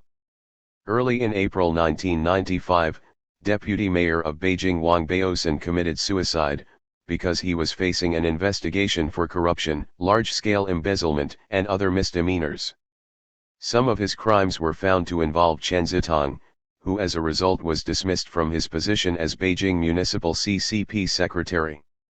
On September 28, the CCP Central Committee also dismissed him both from the Politburo and Central Committee for seriously neglecting his duty, for involvement in Wang Baosan's crimes, for leading a dissolute life, abusing his power on behalf of relatives and accepting gifts. Just before the 15th National Party Congress, 1997, Chen was dismissed from the CCP itself and prosecuted. The implication of Chen's case is that Beijing politics has become a primary site for the struggle against corruption in the 1990s. SEE also, Chinese Communist Party, Chinese Communist Party Central Committee and Politburo, Chinese People's Political Consultative Conference, Cultural Revolution, June 4 Incident, Mao Zedong, National Party Congress, National People's Congress, Shanghai. Colin Mackerras. 70. Bo Yubo. A senior leader in economic matters, Bo Yubo exercised an influence in CCP affairs over a long period that was not fully reflected in his formal status. He was a key economic official from 1949 until the Cultural Revolution, although he never ranked higher than alternate member of the Politburo. Even more dramatically, in the post-Mao period his highest position was vice premier and he was among the earliest of the old guard to retire, but he continued to exert great influence well into the 1990s. Born in Shaanxi in 1908, Bo joined the CCP in 1925 as a university student in Beijing. After a period in a nationalist prison, he played an important role in developing a united front with the Shaanxi warlord Yan Zishan in 1936-7 and later as a political and military leader in the Taihang-Taiyu area, and was elected to the CCP Central Committee in 1945. Bo was the leading party figure in the North China region by the late 1940s, but with the founding of the PRC he became Minister of Finance. He was dismissed from that post in 1953 due to Mao Zedong's anger over his tax policies which treated the public and private sectors equally, but was soon performing other key economic roles, notably as head of the State Economic Commission from 1956. In 1956 he also attained his alternate Politburo status, his mistake in 1953 apparently costing him higher honors. Bo provided moderate or radical policy advice according to political circumstances, although his basic instincts were moderate. Bo was an early purge victim during the Cultural Revolution, probably due to historical ties to Liu Shaokai, and he did not reappear until the end of 1978. In 1979 he became a vice premier and Central Committee member, again having considerable influence in economic affairs. In 1982 he took the first steps toward retirement by giving up his vice premiership and leaving the Central Committee for the new Central Advisory Committee. But his importance as one of the party's leading elders was seen in his guiding role concerning the 1983-7 rectification campaign and by presiding over the party life meeting in early 1987 which marked the downfall of General Secretary Hu Yaobang. Moreover, Bo has played a key role well into his 80s on the body overseeing the writing of party history, as well as writing the most valuable memoirs yet produced by a CCP leader.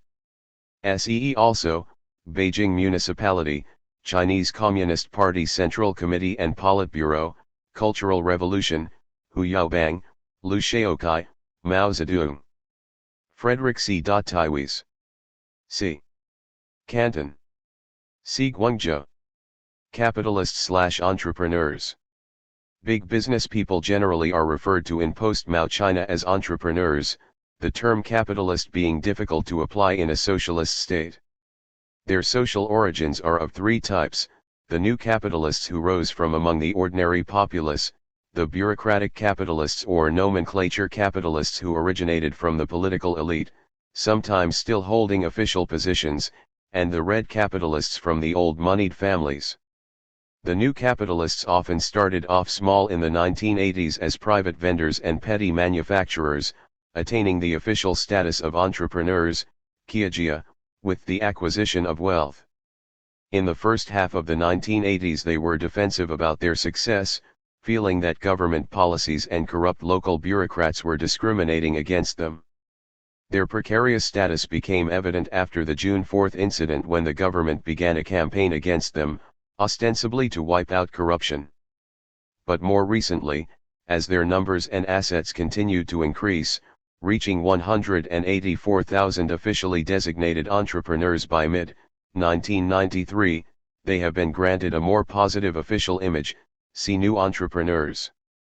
The nomenclature capitalists are officials and their close kin, who have recently amassed wealth illicitly, through corruption, nepotism and inside deals, by transforming power and state resources into private wealth. Understandably their assets cannot be estimated. The original red capitalists came from prominent pre-1949 families of great wealth. They were used by the government under Mao Zedong in its contacts with overseas Chinese and sometimes were given official positions. Under Deng Xiaoping they have 72. Been able to resume their business networks and in the 1990s are hailed for contributing to China's economic growth. The most prominent red capitalist is Rong Yiren who, from an extremely wealthy Shanghai family, was deputy minister of the textile industry from 1959 to 1966. Reportedly, Deng Xiaoping personally invited him to re-enter business to make big money for the country. In 1979 to 93, Rong headed the China International Trust and Investment Corporation, CITIC, the biggest of China's state investment companies, with an outpost in Hong Kong. He was appointed Vice President of China in 1993. To incorporate the interests of these three kinds of capitalists into the political structure, the All-China Federation of Industry and Commerce, ACFIC, Gongshanglian, was revived at the beginning of the economic reforms with Rong as chairman. Reportedly, Rong and other former capitalists were reimbursed the interest owed to them by the government for the nationalization of their properties in the 1950s, and they contributed part of this sum to create a financial base for the revived ACFIC. It was granted a status equivalent to a sort of Ninth Democratic Party, DP. Like these, the ACFIC has been placed under the supervision of the CCP's United Front Department, and state bureaucrats were sent to establish the ACFIC headquarters and provincial branches. The ACFIC was to be another bridge between the state and society, in this instance the country's new capitalists. Its ostensible function is to implement political education among its members. However, within a few years the ACFIC was instead largely pursuing its own members' interests. Although enjoying the political status of a DP, it is actually quite different, in that it has a class-based constituency and an ideology, both of which are lacking among the DPS. The ACFIC had 620,000 members as of the end of 1992, half of whom had been private entrepreneurs before 1949. This number is twice that of all 8 DPS combined. The ACFIC can also afford to be financially independent, drawing from its investments and on the wealth of its membership. See also, Democratic Parties, Deng Xiaoping, Hong Kong, June 4 incident, Mao Zedong, new entrepreneurs, overseas Chinese policy, private sector, Shanghai. Anita Chan.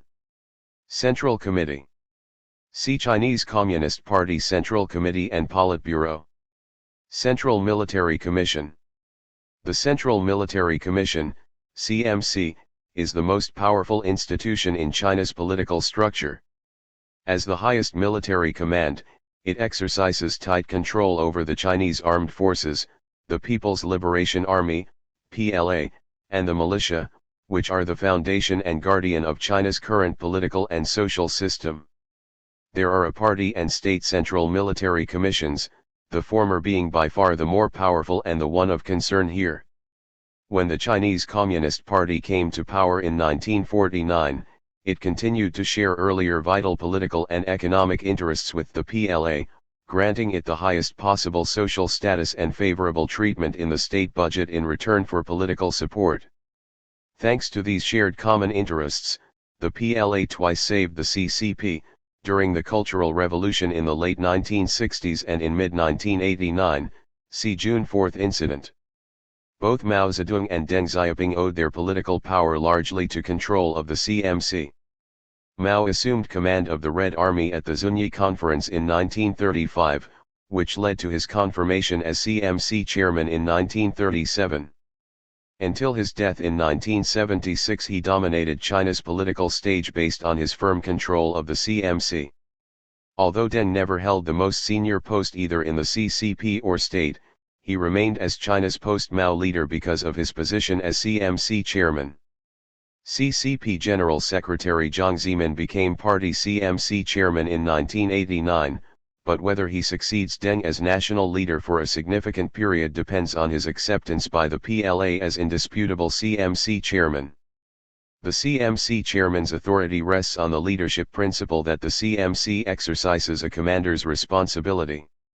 In contrast to the party's organizational principle of collective leadership for the civilian sector, the chairman of the CMC, as commander-in-chief, has ultimate personal power to appoint the top brass, to deploy troops, to control nuclear weapons and allocate the budget. Promotion of officers above the divisional level and the transfer of units at certain levels becomes valid only with the CMC chairman's signature. Such institutional mechanisms make it easy for him to consolidate his personal authority and build up his own following. The CMC wields power fairly independently.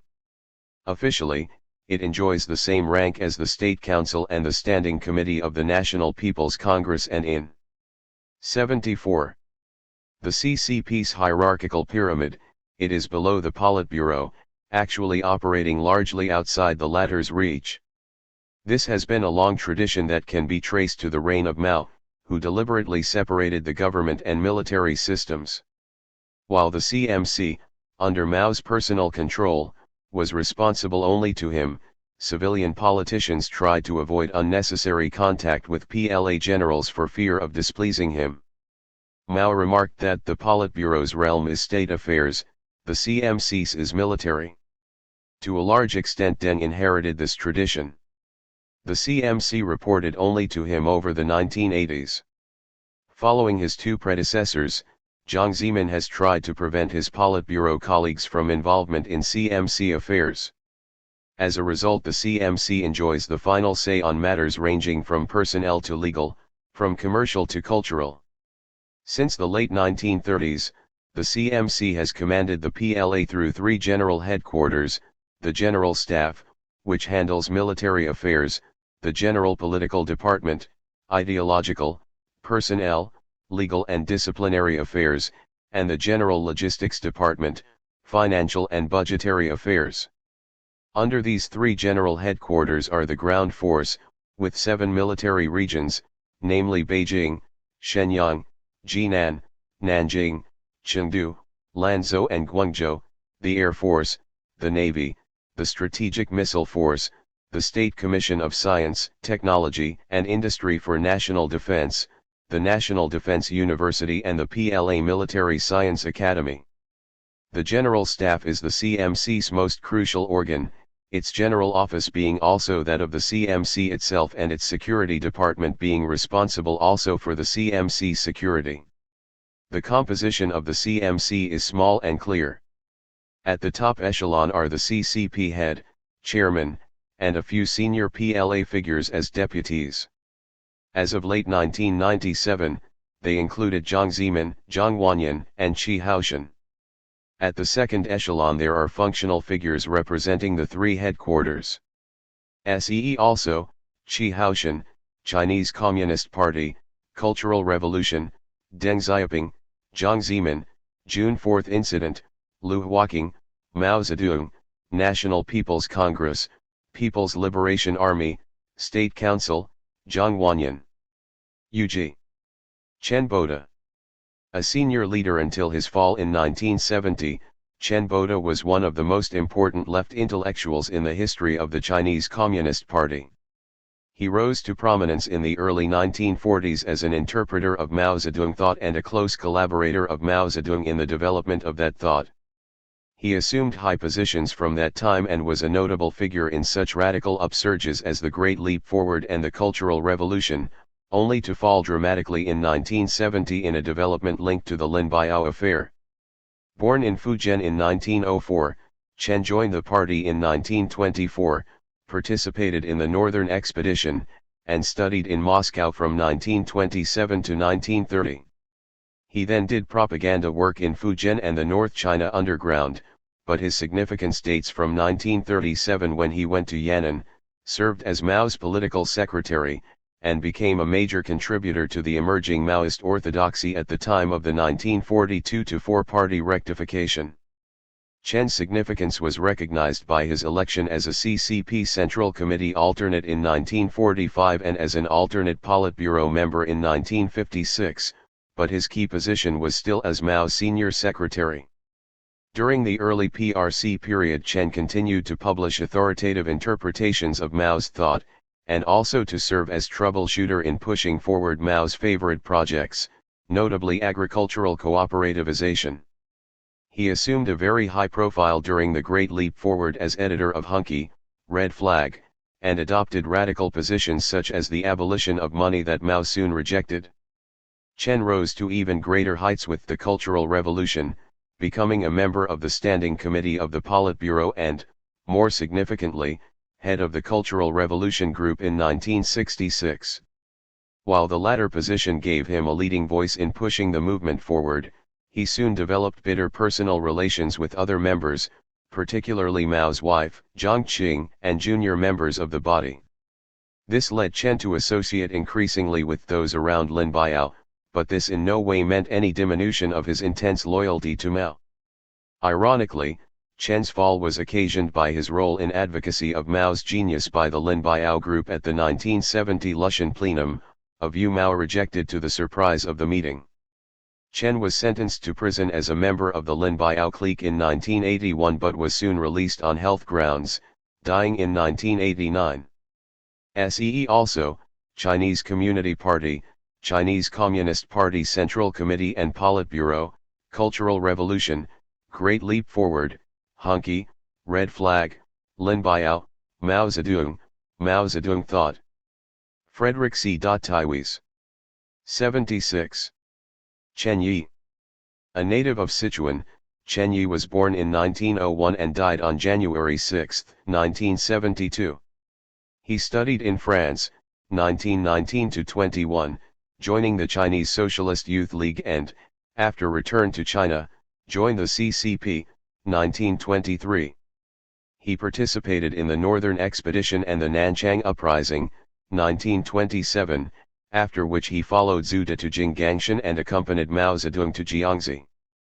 Covering the retreat of the Red Army as it began the Long March, Chen was out of contact with the CCP Central Committee until 1937. He went to Yan'an in 1944, becoming a CCP Central Committee member the next year. He commanded the new Fourth Army and then the East China Field Army in 1947–8, taking part in the Huihai Campaign and the capture of Nanjing and Shanghai in 1949.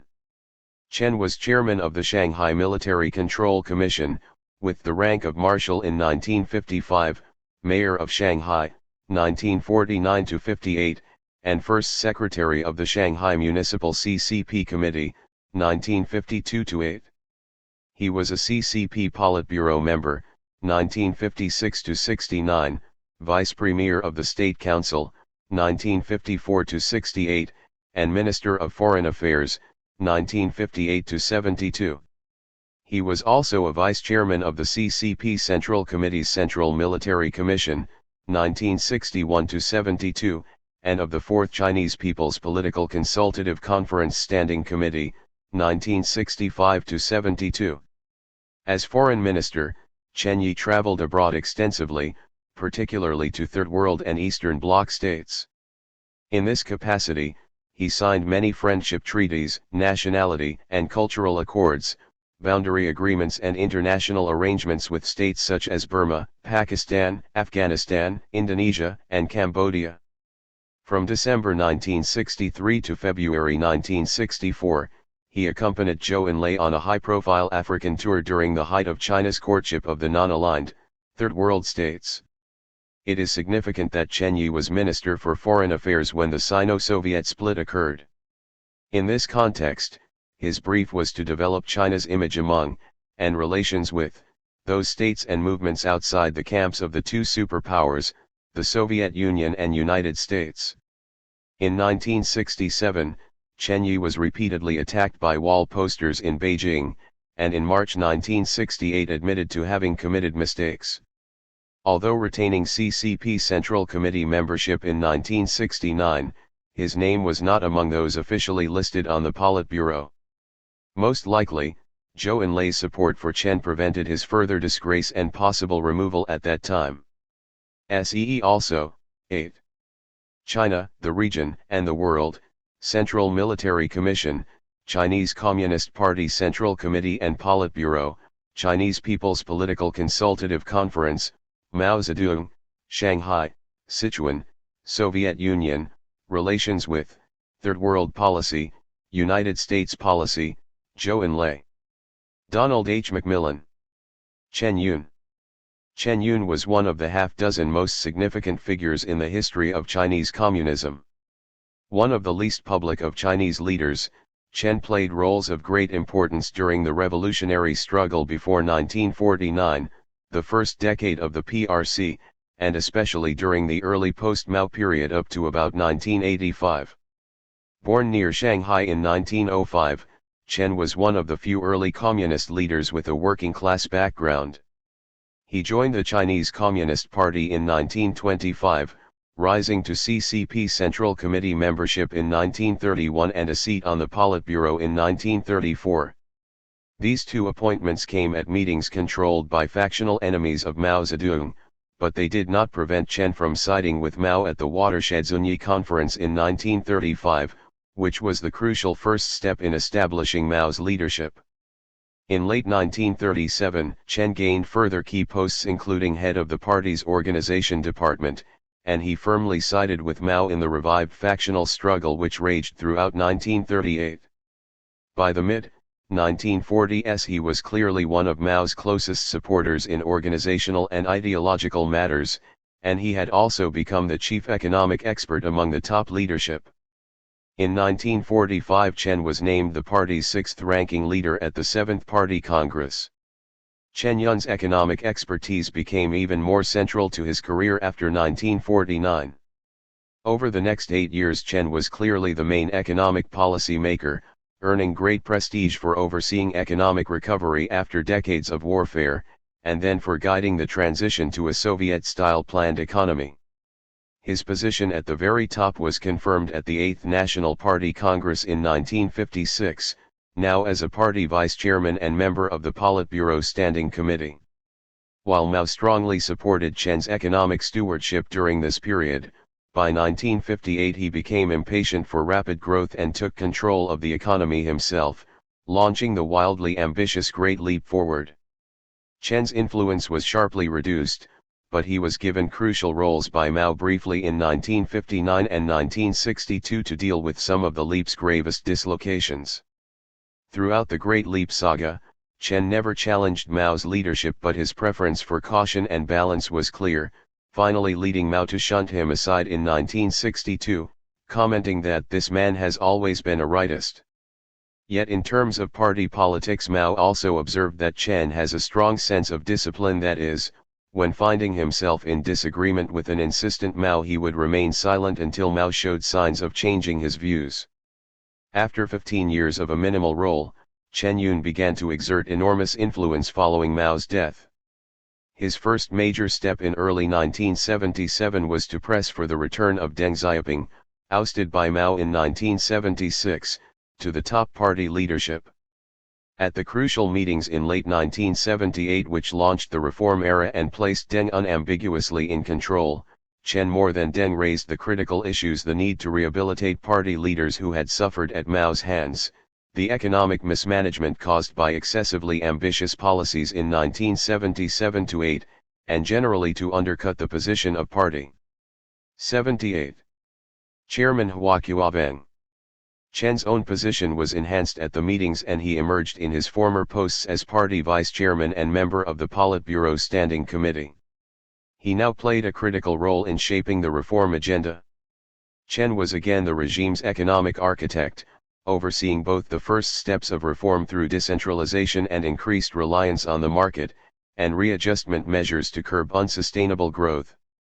Chen also played key roles in other areas, notably the design of personnel reforms to promote younger, better educated and more professionally competent officials.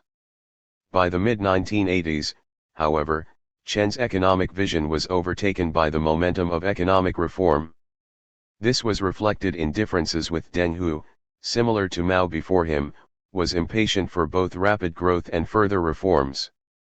But also similar to the Mao period, Chen's influence reappeared with difficult economic circumstances, this time caused by sharp inflationary pressures in 1988 which produced a new round of readjustment lasting to early 1992.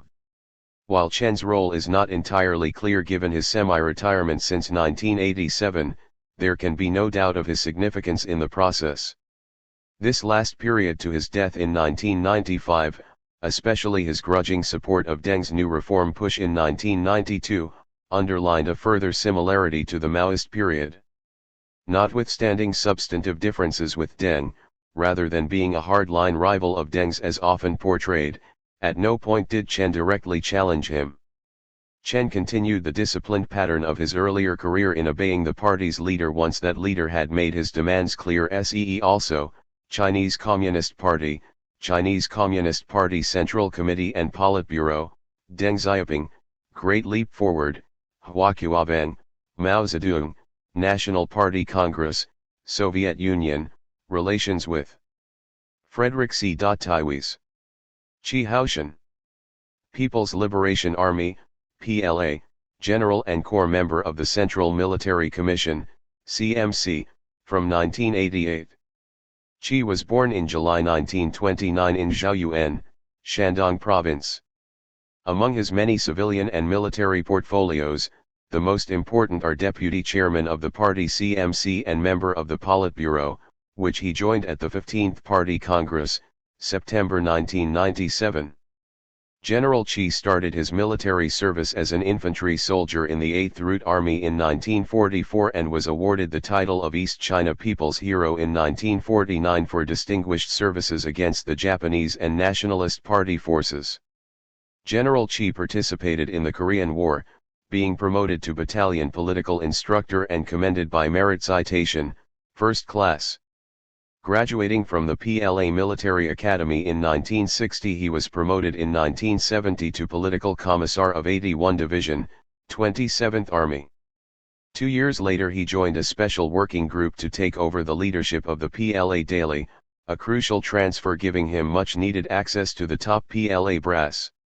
Indeed, when Mao Zedong instructed the PLA to place younger officers in key command posts after the Lin Biao affair, 1971, he was selected to become Deputy Commissar of Beijing Military Region in 1973, a three-step accelerated promotion.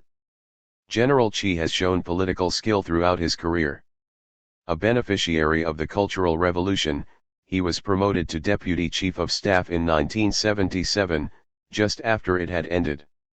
In 1987 he defeated a number of candidates to become Chief of Staff, a crucial step enabling him to climb the pyramid of PLA command.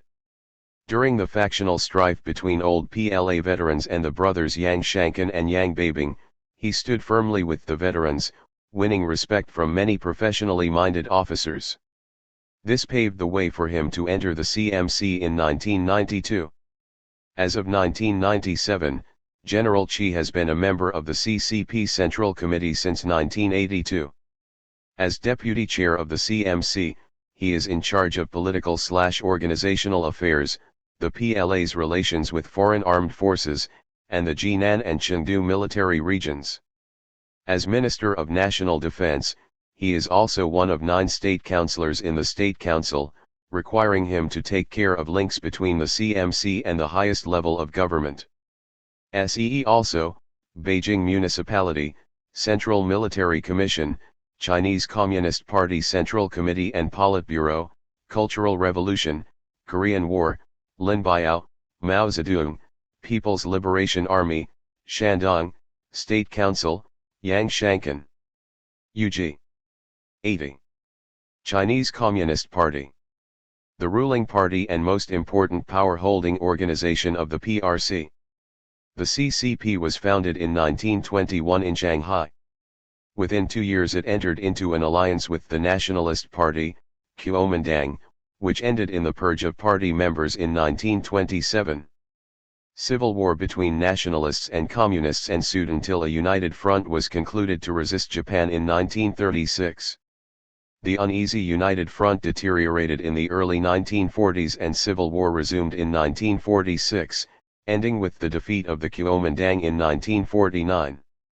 7 National Party Congresses were held before the proclamation of the PRC and, as of late 1997, 8 since. The National Party Congress is charged with the task of formulating the basic orientation of the party for the next few years, though in 1953 the first general line, Zhongluxian, of the party after the foundation of the PRC was not the product of a party congress. From 1958 to 1969, no congress was convened due to internal strife, but a more regular procedure was adopted in the late 1970s. Since 1977 the party congress has met every 5th year. Formal party history tends to be written not only in terms of decisions taken formally by party congresses but also in terms of those ratified by plenary sessions of the CCP Central Committee, plenums, required to meet once a year. From the foundation of the PRC until late 1997, there had been 53 such plenums, those plenums being recorded by reference to the relevant party congress, e.g. the 3rd plenum of the 11th Central Committee, 1978. Many of those plenums have been much more important in policy formulation than party congresses, primary examples being the 3rd plenum and 6th plenum of the 11th Central Committee.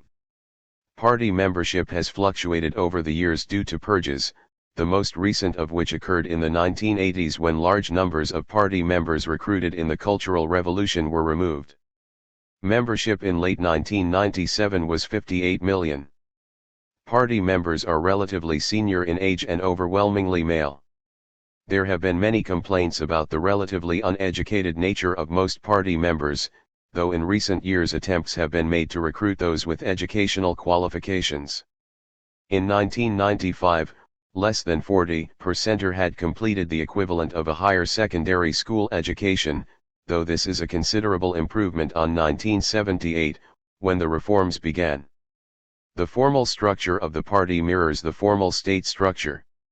At the center, the National Party Congress appoints the CCP Central Committee, under which there is a very powerful Politburo, with an even more powerful Standing Committee, and a number of other bodies.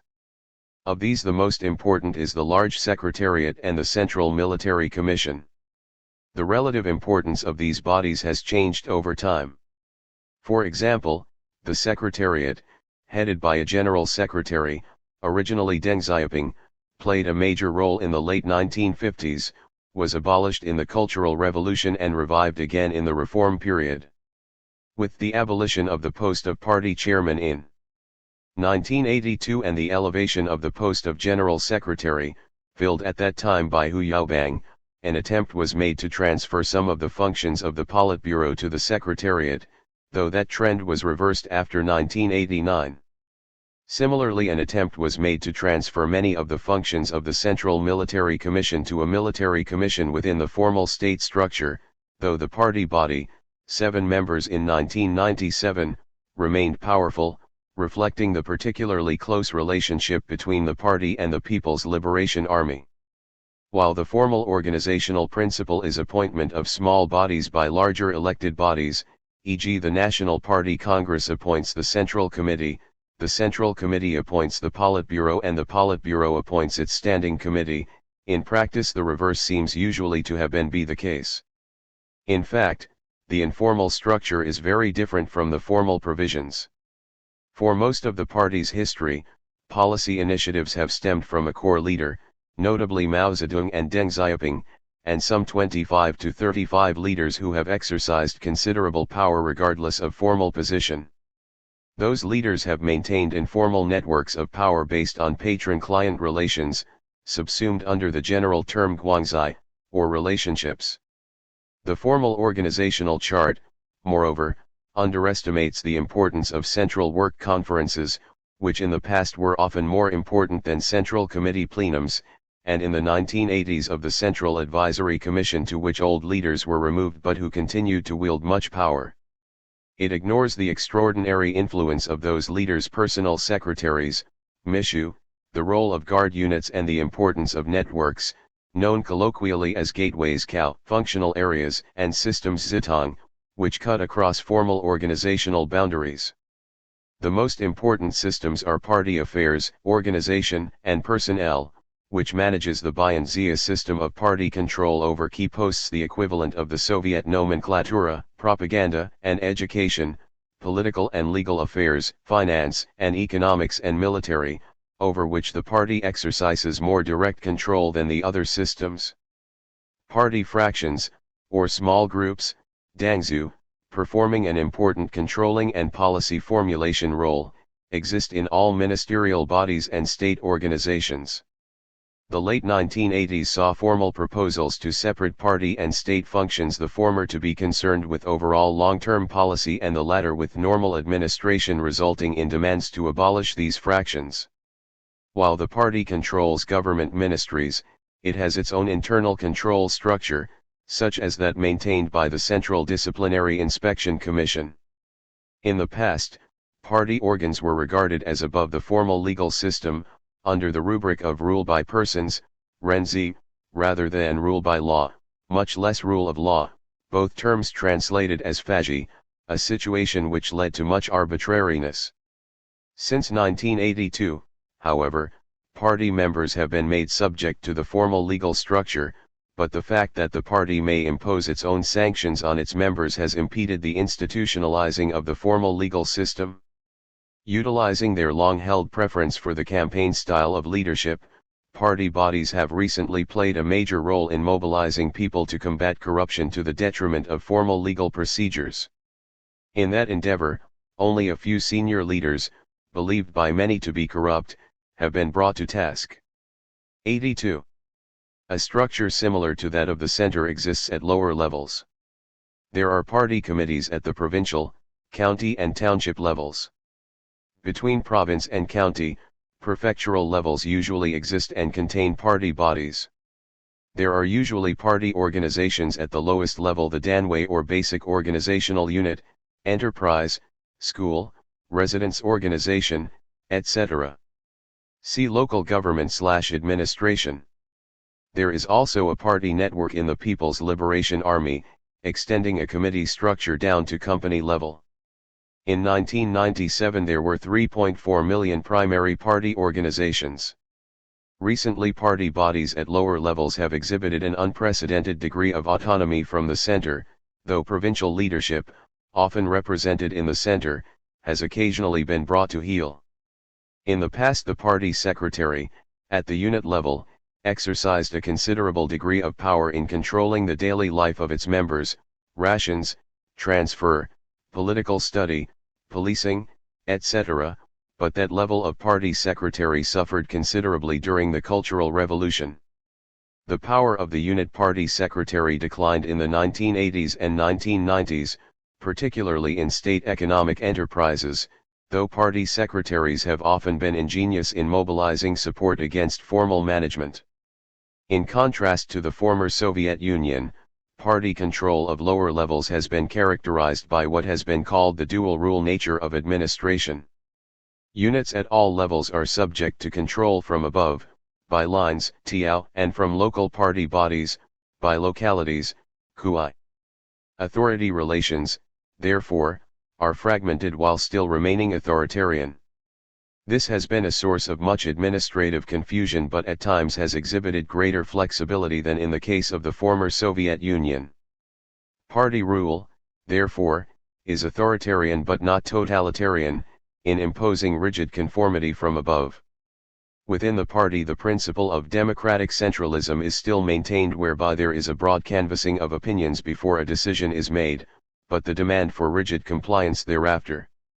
Mao Zedong, after 1959, violated that principle, but efforts have been made to restore it.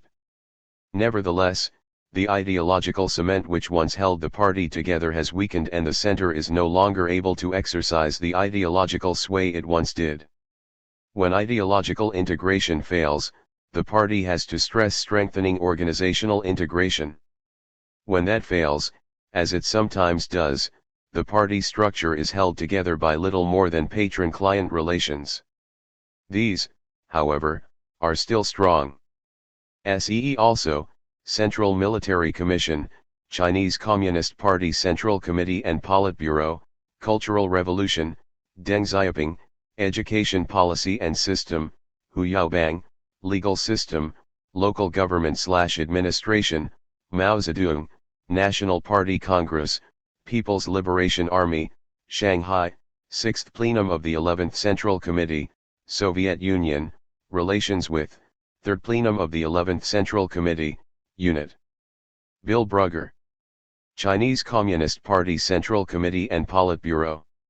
Other than the National Party Congress, the top bodies of authority within the Chinese Communist Party.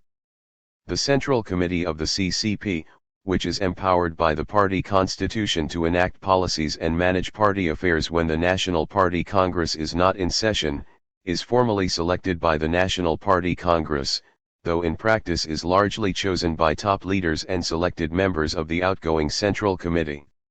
In the early days of the PRC, the Central Committee consisted of 44 full members. The first Party Congress after 1949, the 8th in 1956, increased the number to 97. From the 9th to the 12th Congresses, the number of members escalated and, as a result, measures were taken in the late 1980s to reduce the size of the committee. The Central Committee produced by the 15th Congress in 1997, while smaller than some previous ones, had 190 full members and 151 alternates.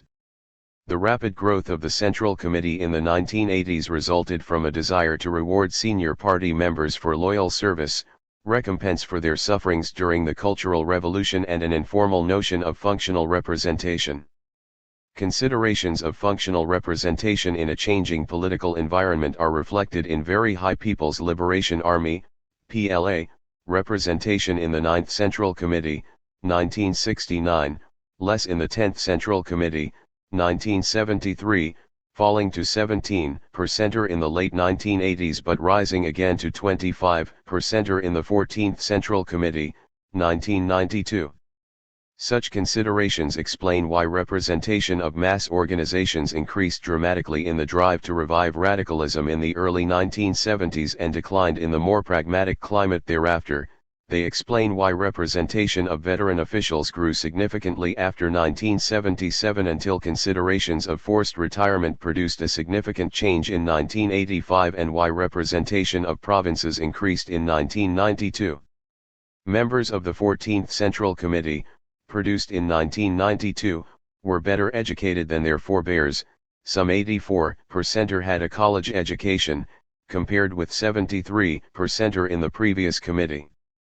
Their average age was 56, which is much the same as the previous Central Committee on Election but younger than the one before that. Of particular note, when one considers the leadership, is the fact that many of the Prince-Sealing faction, thought by many to be corrupt, did not secure membership. Since the late 1970s, the Central Committee has met in plenary session once or twice annually in accordance with the CCP constitution, though that was not always the case in the past. Due to war or internal party tension, no plenary sessions were held in 1951-3, 1960, 1963-5, 1967, 1971, 1974, or 1976. Some plenums have been celebrated as initiating radical policy shifts, though usually such plenums only ratify decisions taken at 84. Prior work conferences. Those work conferences are sometimes the site of vigorous policy debates and on occasions have blocked the initiatives of central leaders, for example concerning financial re-centralization in 1989, such blockages have resulted in delay of a formal meeting by the Politburo, which is responsible for convening a plenum. The greater power of the Central Committee since the late 1970s, albeit in forums other than the formal plenum, is also seen in the fact that only rarely has the core leader overridden its decisions taken at work conferences. Politburo deliberations, unlike in the days of Mao Zedong, are usually very sensitive to the reactions of the Central Committee. But there have been exceptions, for example in 1987 when a formal decision was taken to remove General Secretary Hu Yaobang, without Central Committee endorsement. Sometimes meetings of the Central Committee have been stacked by the inclusion of non-members. A notable example occurred when Central Committee members were summoned to Beijing during the crisis of 1989, but disagreement resulted in a plenum being delayed until the removal of General Secretary Zhao Ziyang had been finalized. Eventually, to ensure agreement, the plenum which finally ratified the action was stacked by other leading personnel, resulting in a meeting of 557 participants. The autonomy of the Central Committee has also been limited by the use of national conferences of party delegates.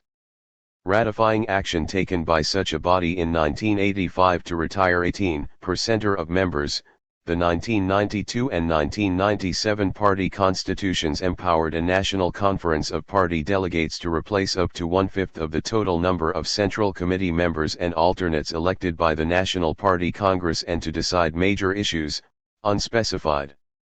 The Politburo exercises immense power over all important policies and the appointment of key personnel, a fact not captured in the bland statement in the party constitution, 1997, Article 22, that it exercises the functions and powers of the Central Committee when a plenum is not in session. The Politburo is formally elected by the Central Committee in plenary session, though, during his lifetime, it was in practice elected by Mao Zedong. In the 1980s, Deng Xiaoping played a major role in selecting and dismissing members. Most notably, in 1985 he managed to secure the removal of 10 Politburo members, 40%, and the appointment of some new ones, an action legitimized by the Conference of Party Delegates, rather than a formal plenum. Deng's power, however, was not as great as Mao's, and selection of the Politburo has involved intense lobbying among top leaders. The Politburo grew from 11 members in 1949 to 30 in 1978, declining to 22, plus 2 alternates, in 1997. Over a quarter of the 1997 Politburo are leaders who achieved power in various provinces and are identified with them. Since 1956, the Politburo has maintained a standing committee which constitutes the formal apex of political power. Until 1982, when party titles were changed, the standing committee of the Politburo consisted of the party chairman, vice chairman and the general secretary. Both in 1992 and 1997, the standing committee comprised 7 members, headed by General Secretary Jiang Zemin. In the 1980s attempts were made to limit the enormous power exercised by the Politburo. Throughout the reform period measures have been taken to transfer some of its 85 power to formal state bodies. As a result, the bulk of legislation passing through the Standing Committee of the National People's Congress now does not require prior Politburo ratification, as was shown in a 1991 Central Committee document. But the transfer of power has been limited, not least because the Politburo brings together the very top leaders of the government, the military and the security apparatus. The power of the 7-person Politburo Standing Committee is even greater. A standing committee member usually presides over the small leading group which controls each of the functional areas and systems, zitong, which cut across formal organizational boundaries and integrate party and state functions. The Politburo Standing Committee seems to meet weekly and the full Politburo, which contains several provincial leaders, less regularly. On important matters, such as the dismissal of Hu Yaobang, the Politburo or its standing committee might convene an enlarged meeting. Formally non-Politburo members who attend do not have voting rights. The exercise of power at the center does not depend on formal institutional position. Deng Xiaoping was notable for retaining the power to decide on all important issues after he had resigned from his formal posts.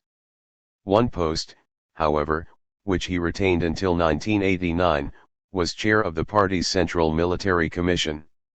Maintenance of that position might have reflected the PLA's desire for direct access to the core leader who could exercise potential power greater than that of people who formally held the top posts. More significantly, it reflects the Central Party leadership's desire to maintain direct control over the PLA. Informal power has also been exercised by veteran leaders other than Deng Xiaoping, who in 1990-1 were reported to have issued instructions to formal bodies. For a decade, 1982-92, many of those veterans held official positions in a body known as the Central Advisory Commission, of some 175 members. Vice-chairmen of that commission maintained the right to attend Politburo meetings, again formally as non-voting members. Many more members of that commission attended the stacked meeting of the Central Committee in 1989 referred to above, and many attended National Party congresses without being formally elected as delegates. The routine work of the Central Party apparatus is the responsibility of the Secretariat, presided over by the General Secretary and 7 secretaries. The power of that body has fluctuated over time. It played a major role in the mid to late 1950s, disappeared in the Cultural Revolution but revived in the late 1970s. The Secretariat coordinates the work of several functional departments. These have varied over time in size and number but have usually been assigned separate responsibilities for organization, propaganda, the United Front, international liaison, subordinate party organs and state organs. There has also been a general office and at various times a policy research office. Another important party body at the center is the Central Disciplinary Inspection Commission, which has 115 members. This body, created in 1977 under Chen Yun, was the successor of the Party Control Commission abolished in the Cultural Revolution. Its original function was to restore party morale and discipline disrupted during the Cultural Revolution. Later, it became greatly concerned with the behavior of party organizations and investigating breaches of conduct among CCP members in a climate of 86. Increasing corruption. Some of its members attended the enlarged Politburo meeting which dismissed Hu Yaobang, the stacked plenum of 1989 which ratified the dismissal of Zhao Ziyang and served as voting members of party congresses.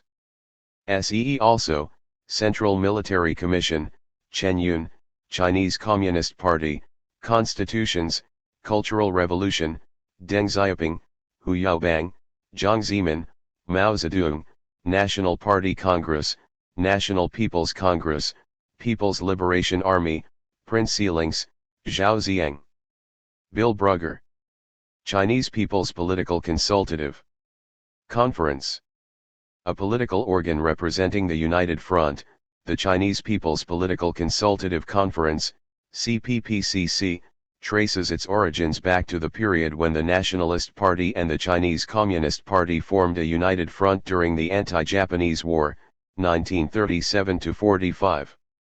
It was the CPPCC, meeting in September 1949 and dominated by Mao Zedong, which formally designated Beijing as the PRC's capital, adopted its interim constitution, called the Common Program, and decided to declare the foundation of the PRC on October 1, 1949. After their victory, the CCP manipulated the CPPCC as a component part of the new state structure and as a forum to appeal to those non-communist democratic elements who favored peace and the reconstruction of the country under a non-corrupt regime. At first, the CPPCC proved effective in helping to woo back distinguished Chinese intellectuals living overseas, but the reality of communism for this stratum soon became apparent, and many lived to regret their optimism and patriotism. Since 1949, the CPPCC has proved to be essentially a united front weapon for building legitimacy and influence among leading non-communist democratic parties and non-aligned intellectuals. It is also a transmission belt for conveying CCP principles and policies to these same groups. All along it has been led and controlled by the CCP, with its successive chairmen being party state leaders such as Zhou Enlai, Deng Xiaoping, Li Xiannian, and Li Ruwen. This state of affairs is duplicated in the provinces. Many of its supposed non-communist activists have in fact proved to be long-term, secret members of the CCP. The CPPCC consists of a national conference with authority delegated to a standing committee consisting of a chairman, numerous vice-chairmen and ordinary members. This structure is replicated at the provincial, municipal and county levels. The CPPCC holds congresses every 5 years, to coincide with congresses of the National People's Congress, together with yearly sessions, usually commencing and concluding a day earlier than People's Congress meetings. A party group decides upon the composition and leadership of conferences at different administrative levels. Delegates are selected on the basis of their membership of various social and political groups, and CCP members can comprise a substantial minority. For most of the period since 1949 the CPPCC has been, superficially at least, a tame organization, with those daring to voice opinions contrary to the leadership suffering retribution when policy has shifted. For example, in the mid-1950s, during the 100 Flowers movement, Mao Zedong encouraged, almost cajoled, members to speak out about the shortcomings of the CCP. Those who did so found themselves under heavy criticism or even incarceration in labor camps when their comments were denounced. 88. During the anti-rightist movement of 1957, the CPPCC was among those organizations destroyed during the Cultural Revolution, and was not revived until the first session of its Fifth National Committee met from February 24 to March 8, 1978, electing Deng Xiaoping as its chairman. While the political atmosphere is less threatening than it was under Mao, the CCP still exerts tight control over the organization and closely supervises its activities. At the national sessions of 1988 and 1989, strong complaints were made concerning the lack of state funds for education. The brutal repression of the student movement in June 1989, see June 4 incident, quickly put an end to such outspoken criticism. However, concern has been raised in recent years concerning the feasibility and environmental consequences of building the enormous Three Gorges Dam on the Yangtze River, but this did not prevent it from starting construction. The CPPCC runs newspapers and compiles and publishes a series of cultural and historical materials recording the deeds of patriotic intellectuals and local identities. As of 1997, these materials have concentrated on the pre-1949 period. It also carries out other public relations duties to put a gloss on the often rough image of the PRC. The CPPCC derives its funding from local government, and therefore its activities are constrained by the generosity, goodwill, and solvency of these local authorities. Under the socialist market economy, the CPPCC has access to rather few funds but is asked to carry out a wide range of activities. The CPPCC has never really thrown off the appearance and behavior of a club of faithful, obedient retainers who go through the motions of debate knowing well that their role is limited to providing a facade of discussion and consultation for decisions made elsewhere. If major changes occur to China's political system, it is unlikely that the CPPCC will be a key instigator of such reform. See also, Beijing Municipality, Chinese Communist Party, Constitutions, Cultural Revolution, Deng Xiaoping, 100 Flowers Movement, June 4 Incident, Li Ruwen, Li Xiannian, Local Government/Administration, Mao Zedong, National People's Congress, Three Gorges Dam, Zhou Enlai. Keith Forster. Collective Agriculture. Agricultural production in China was organized collectively from the establishment of the advanced cooperatives during 1956 until the demise of the People's Communes in 1983. It persists in those villages in the richer coastal areas where local communities have found it more economic to continue farming collectively, see agriculture. In addition, township and village enterprises, TVEs, remain under collective ownership. Collective agriculture was a system in which peasants pooled all their land, animals, and large pieces of equipment into common ownership, and a cooperative committee managed production in accordance with production and sales quotas issued by the government. Supplies of inputs were allocated through state marketing cooperatives. Peasants could maintain small private plots, managing them as they wished, but priority was given to collective farming and the production of grain, oil crops, and raw materials required for urban industry. At year's end, after deductions for production, management, and welfare costs, tax and investment, the balance was distributed among the community according to each member's labor contribution. The work done by each peasant for the collective was recorded as work points. The value of each work point was determined by dividing total distributed income by total work points, and individual peasants received a share according to the number of points they had accumulated. The system assumed that collectives provided economies of scale compared with individual farms, that they enabled efficient management of resources, that they were more easily controlled through state planning, and that they created a more equal social basis for rural development. The advanced cooperatives, which consisted of around 300 families, were introduced rapidly during 1956. Many peasants reacted against them at first, and output of animal and special products declined. Studies by Chinese economists found that while production of major crops improved and the income of the poorer peasants rose, the abolition of private sidelines had an adverse effect on many incomes. As a result, the pace of collectivization slowed in early 1957 and some advanced cooperatives disbanded. The issue then became the subject of intense political debate. Mao Zedong argued that collectivization was a necessary precondition for agricultural modernization. Collectivization would allow the mobilization of labor which could prime the pump for development. In contrast, opponents argued that prior improvements in technology and output were necessary for collectivization. Mao's opponents were condemned as rightists in 1957, and in 1958, during the Great Leap Forward, collectives were reasserted through the establishment of the People's Communes. The communes then formed the basic institution for agricultural organization until 1983. 90. At first, communes were very large, consisting of up to 60,000 households and incorporating many natural villages. 3 levels of management were established: the commune, the brigade, and the team. The commune was the level of ownership and accounting. All the assets of the community, apart from their homes and individual implements, were owned collectively, and income was shared among all commune members. The view was that the larger the size and the more collective the structure, the more efficient and socialist the commune would be. The brigades had around 300 to 400 families and managed large equipment. The teams consisted of 30 to 40 households, and actually farmed the land.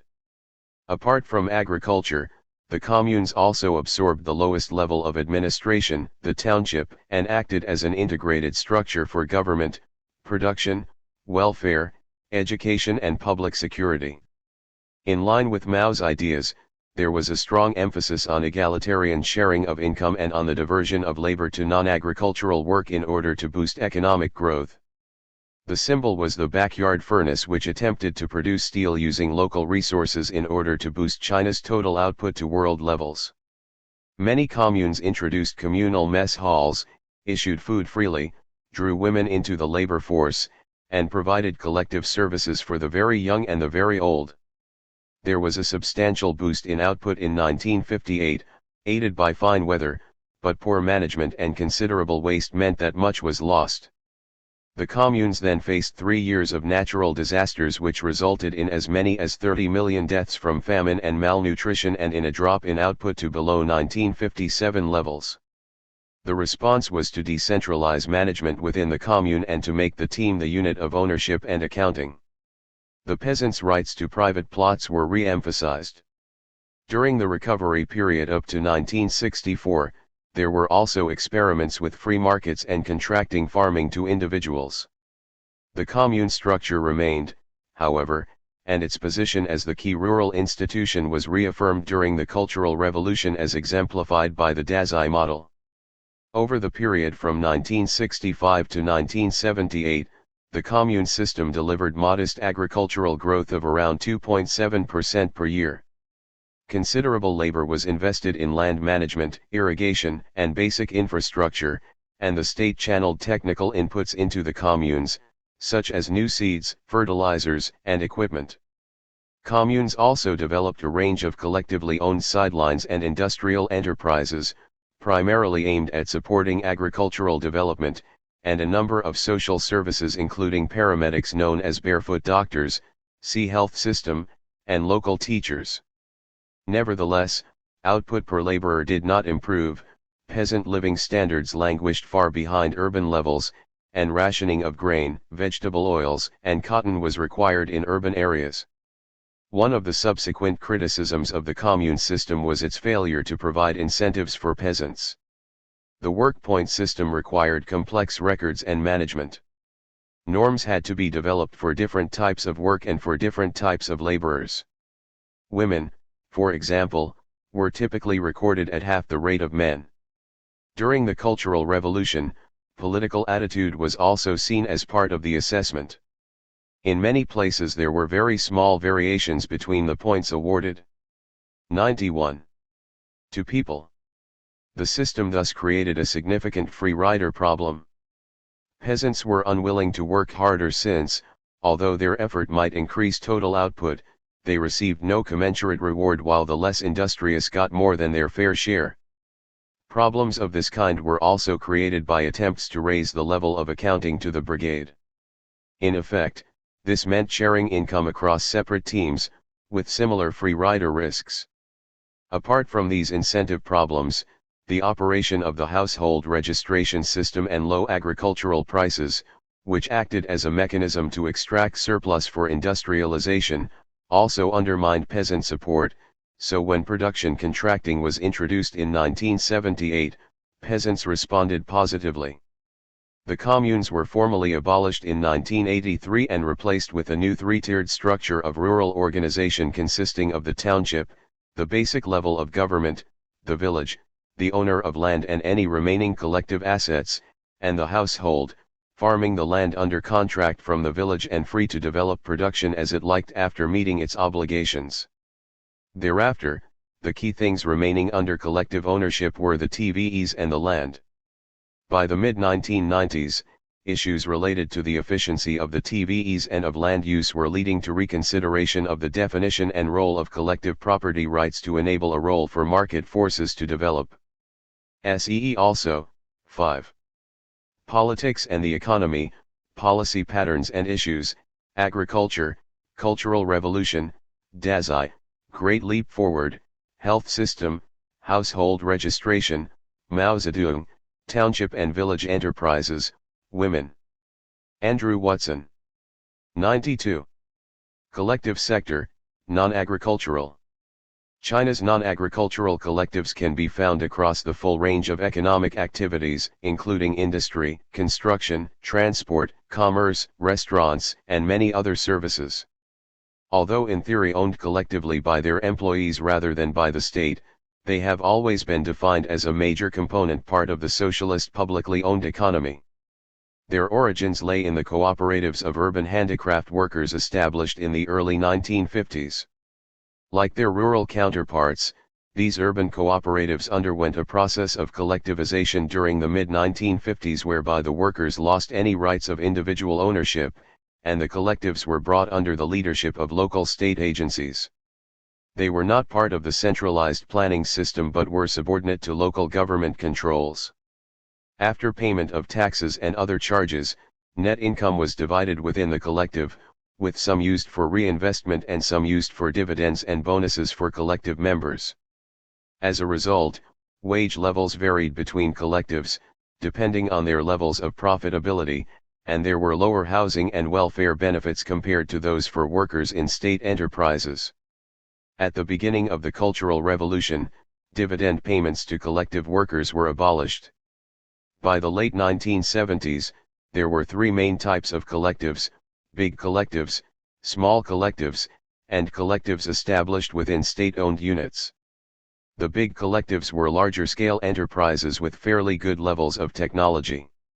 They were administered by the appropriate industrial department in the local government. Ownership and management rights were exercised by the controlling department, which also allocated profits after payment of taxes and other levies. Although subject to separate accounting, these collectives functioned in roughly the same way as state enterprises under the department concerned. By 1978 they employed about half the collective workforce and produced over half the output of urban collective industry. The small collectives were small-scale street industries run by residential committees in urban areas. They provided employment for housewives, retired people, and unemployed youths. They lacked capital and equipment and could not rely on state support. Many were formed during the Cultural Revolution period as examples of self-reliant development mobilizing local resources. They came under the administrative wing of the local district office. Given their lack of resources, their products were usually crude and low quality. In 1978 they employed about 25% of the workforce but produced only about 14% of total collective output. The third category of collectives was those established within state-owned units. These collectives might be engaged in work entirely different from that of their parent organization, such as a garment collective in a steel factory or a shop run by a hospital. In many cases, they were developed to provide employment for the dependents of the state enterprise workers. While quite distinct from the parent enterprise itself, they clearly depended on their host for support and inputs. The economic reforms after 1978 have given broad support for the growth of the urban collective sector. In 1981 regulations were issued to allow available urban land and buildings to be leased for collective use. A major state council policy document of April 14, 1983 called for a revival of an independent collective sector and laid out the parameters for employment, taxation, and management.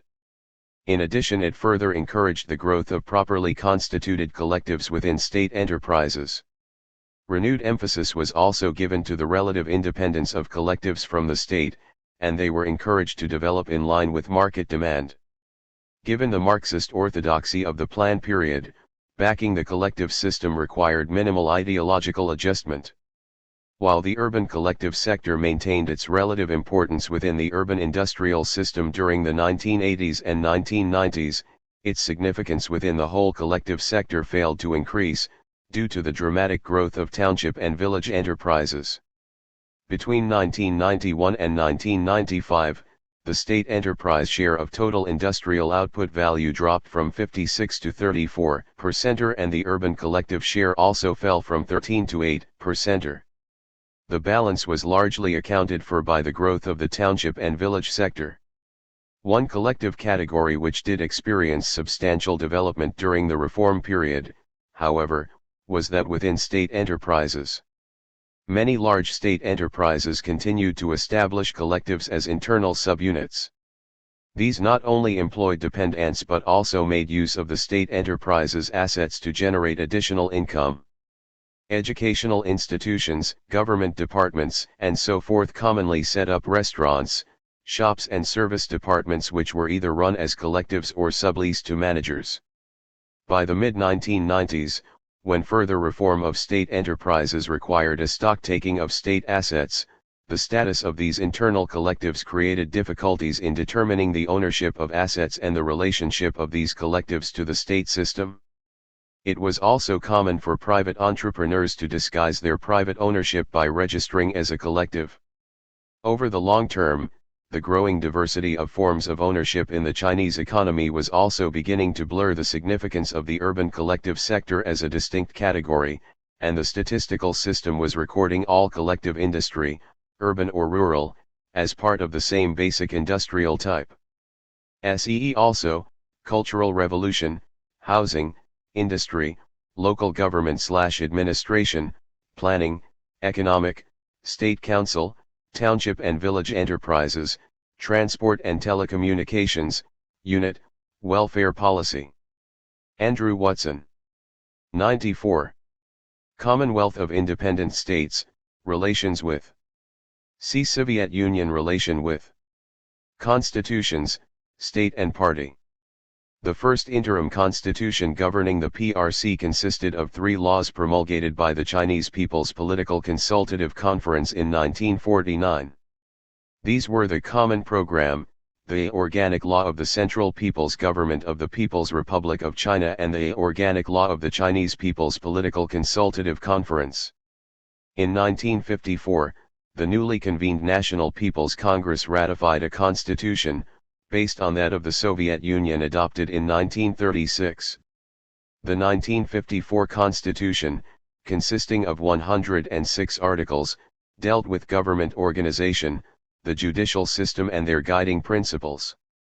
In line with the formal policy of separating party and state functions, it mentioned the Chinese Communist Party only in its preamble and then only with reference to its leadership before 1949. That constitution, which was seen to privilege bourgeois law, though still in force for 2 decades, did not find favor in the radical period after 1957. During the Cultural Revolution, a draft constitution, nominating Mao Zedong explicitly as head of state and Lin Biao as his successor, was circulated but rejected by Mao and never promulgated. Following the Cultural Revolution, a new state constitution was adopted in 1975. That constitution consisted only of 30 articles. The 12 articles covering the judicial system in the 1954 Constitution were reduced to only 1 and many of the rights enshrined in the earlier document were removed. In Cultural Revolution vein, however, it added the right to strike, see also labor policy and system, to engage in mass debates and to put up big character posters. The new Constitution, which deleted even programmatic reference to judicial independence, affirmed the primacy of class struggle and implied direct party control over the judiciary. What was left of the judiciary was reduced to a bare minimum and the People's Procuratorate was abolished, see legal system. After Mao's death, 1976, attempts were made to restore many of the provisions of the 1954 Constitution. The result was a document, ratified in March 1978, which restored the People's Procuratorate, but that document still fell short of the wishes of those who wanted to entrench the rule of law. Following the reintroduction of legislation, held in cold storage since the anti-rightist movement of 1957, and the party's official verdict on Mao in 1981, the National People's Congress approved a new 138-article document in December 1982. The 1982 Constitution defined the state as a socialist state under the people's democratic dictatorship, a much softer term than the previous socialist state of the dictatorship of the proletariat, and one which could legitimize national capitalist business.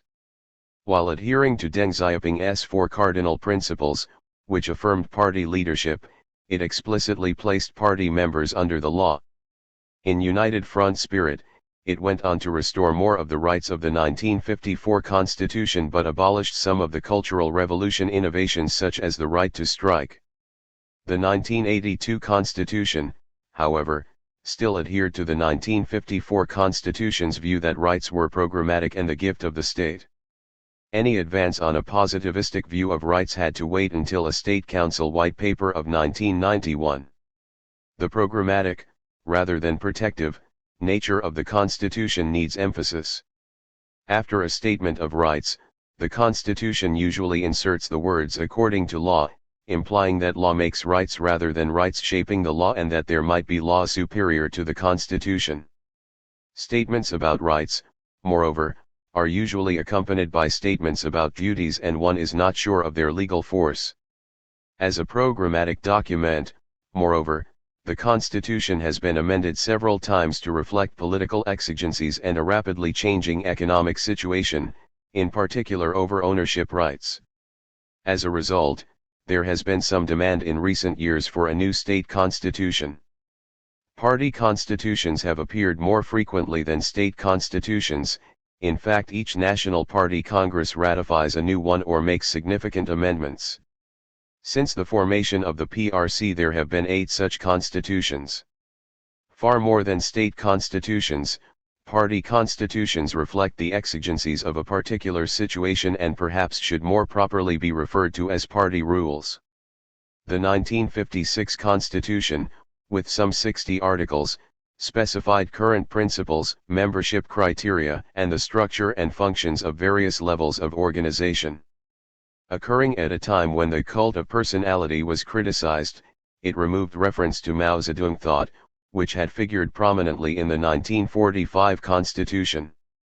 It also stressed that the basic contradiction in society was between the advanced socialist system and the backward productive forces, a classical Marxist productivist view not in keeping with the radical mood of the late 1950s.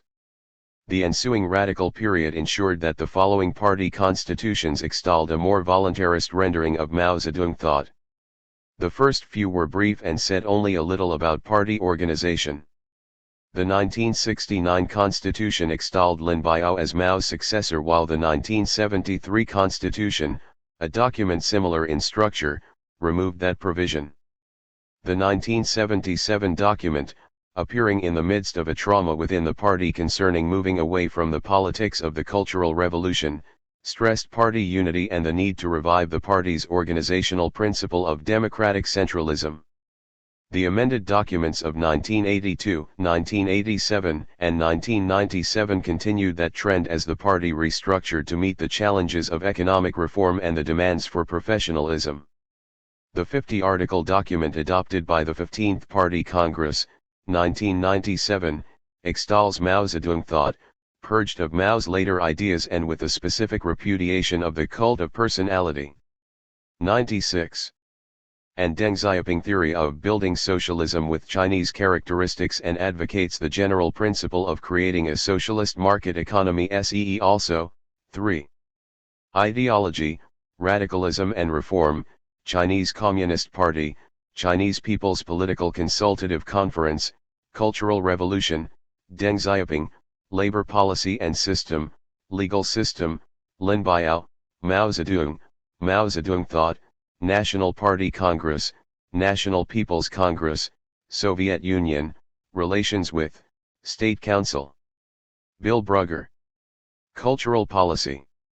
Since the Chinese Communist Party sees a strong link between politics and literature and the arts, its most consistent policy has been to control cultural workers to serve its own interests.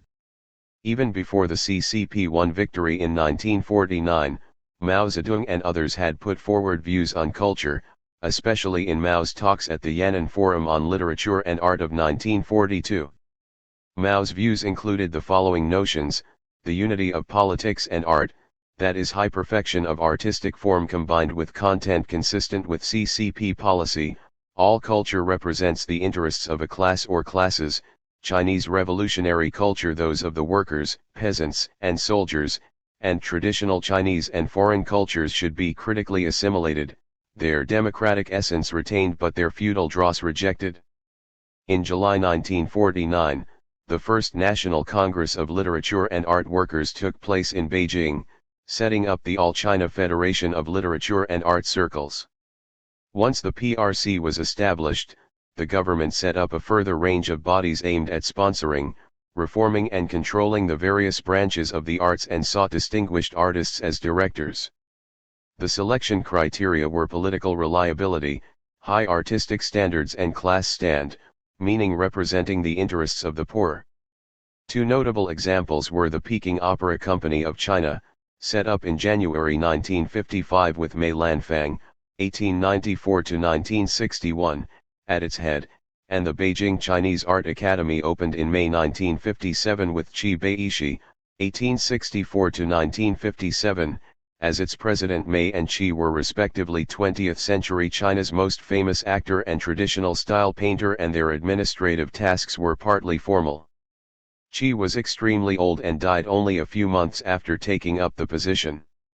Other than pushing pride in China's national cultural heritage, obvious in the above examples, the CCP developed several other cultural policies, including the following: to submit the traditional arts to reform to make them conform to the CCP social and political standards, with many items considered incorrect or inappropriate being banned, to encourage works reflecting contemporary times, provided they advocated the CCP's political viewpoint, to support a limited number of foreign artists and works, as long as they were politically appropriate, and to sponsor training programs to foster a new generation of artists and writers who would be loyal to the CCP and its policies on the arts, such recruits to include women and members of the minority nationalities. 98. During the Cultural Revolution, Mao's talks at the Yan'an Forum were reinterpreted to place total emphasis on class struggle and the need to use art as propaganda. Mao's wife Jiang Qing, see Gang of Four, was given almost total control of the arts. A former film starlet, she developed an obsession with revolutionizing the Peking opera and other arts, and banned a wide range of artistic forms, including virtually all traditional and foreign works. In February 1966 she convened the Forum on the Work in Literature and Art in the Armed Forces, which adopted a range of radical ideas, among them handing over authority in all artistic works to the CCP and the proletariat. With the fall of the Gang of Four in October 1976, cultural policy soon changed to discredit the stereotyped ideas of the Cultural Revolution. Traditional works, including paintings, novels, poems, dramas, music, and dances, quickly revived. On October 30, 1979, Deng Xiaoping gave a speech greeting the Fourth Congress of Chinese Writers and Artists, which set out the basics of policy for the period of reform. His main points were, the CCP's line on literature and art before 1966 was in the main correct and the works produced at that time good. The basic standard for judging all cultural work is whether it helps or hinders modernization. Culture should belong to the people and portray and help foster the new socialist man. Traditional and foreign culture are basically good, and China's cultural workers should draw on and learn from all that is progressive and advanced in them. Writers and artists should study Marxism-Leninism and Mao Zedong thought and constantly improve their professional skills, and writers and artists should be able to follow their own creative spirit, including being allowed to choose their own topics without arbitrary meddling. The overall trend since then has been in the direction of greater variety and freedom in culture. There has been cultural flowering in some areas, especially film. However, censorship and restrictions remain. Despite Deng's insistence that cultural workers study Marxist ideology, there has been a constant tug between them and the CCP, with the former estimating how far they can use their own initiative and the latter remaining suspicious of departures from its ideological line. The result has been occasional crackdowns on artistic and literary deviance. By far the most serious of these was in 1989 after the June 4 incident. In 1988, a television series entitled Heshang, River Elegy, portrayed Chinese traditional culture in a negative light, pleasing many student leaders and young intellectuals, but alarming the CCP and cultural officials. The CCP saw the series as an example of a general drift away from patriotism and belief in Marxism-Leninism. Although Deng Xiaoping's policies have remained in place, the thrust of policy in the 1990s has shifted towards cultural nationalism. Two principal advocates of this trend have been CCP General Secretary Jiang Zemin and Politburo Standing Committee member Li Ruwen. One expression of cultural nationalism has been an attempt to revive traditional drama forms, especially the Peking opera. In a major speech at a national conference on cultural and art work in January 1990, Li Ruwen emphasized the greatness of China's cultural heritage. He condemned cultural figures who had belittled Chinese culture as backward, especially those who had fled abroad after the June 4 incident to take the road from national nihilism to national betrayal. Although Li favored foreign culture, he was keen for China to absorb it critically. One must guard, he said, against those who would take advantage of China's opening to the outside world to bring in a flood of bourgeois liberal materials. Also, Chinese Communist Party, Cultural Revolution, Deng Xiaoping, Gang of Four, Jiang Zemin, June 4 incident, Li Ruwen, Mao Zedong thought, minority nationalities policy, women. Colin Mackerras. 100. The largest and most important of Mao Zedong's ideological campaigns, with the full name Great Proletarian Cultural Revolution. Commentators have given different boundary dates: the 6th plenum of the 11th Central Committee of the Communist Party, 1981, declaring them to be from May 1966 to October 1976. Mao Zedong opposed the moderate economic policies initiated in the wake of the economic failure of the Great Leap Forward, and the growing elitism and bureaucratization of the party.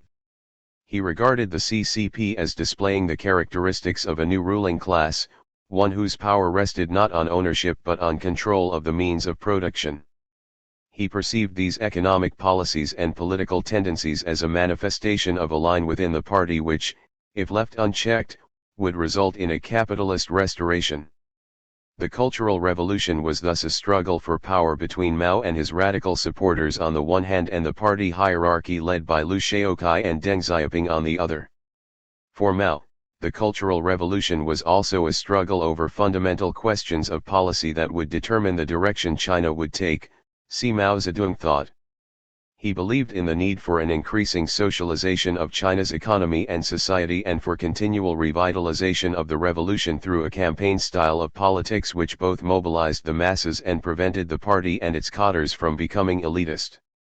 Liu Shaoqi, on the other hand, perceived the need for careful economic planning premised on CCP control. He also believed a retreat from the radical economic policies of the Great Leap Forward was necessary, and reintroduced measures, such as private plots for the peasants and rural markets, which encouraged production through material incentives. Mao believed Liu's policies facilitated the emergence of a new bourgeoisie, and it was consequently those persons in authority taking the capitalist road such as Liu and his supporters who were to become the main target of attack during the Cultural Revolution.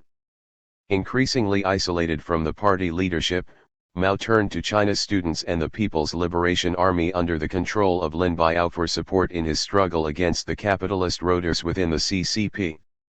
Frustrated by attempts by the mayor of Beijing, Peng Zhen, initially placed in charge of implementing the Cultural Revolution, to limit its scope to strictly cultural affairs, Mao had Peng purged and a Cultural Revolution group established under the control of Jiang Qing, later a member of the Gang of Four, and Chen Boda, which encouraged and directed much of the radical activity over the next few years.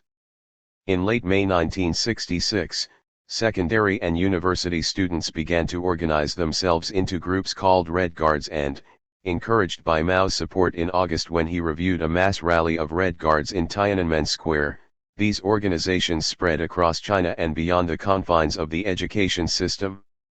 The Red Guards subjected university and school teachers to often violent criticism and effectively closed down the education system. They frequently spearheaded the attack against the capitalist roaders within the CCP, ransacking party offices, parading cadres through the streets wearing dunce hats and subjecting them to humiliating criticism sessions which often ended in violence.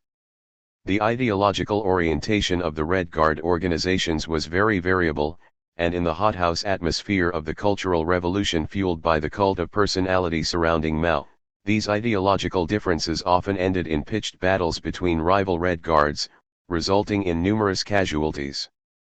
The first official party document on the Cultural Revolution was the 16-point decision adopted by the 11th plenum of the 8th Central Committee held in August 1966, presided over by Mao himself.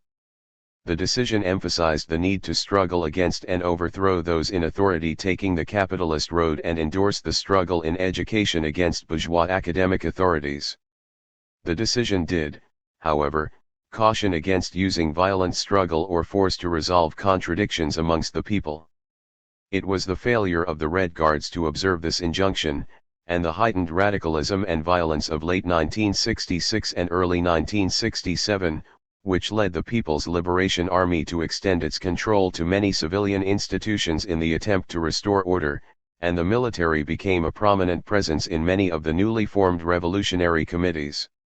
However, a resurgence in mid-1967 of radical Red Guard activity, particularly from the ultra-left wing of that movement, culminated in violent conflict between Red Guards and the military in several areas.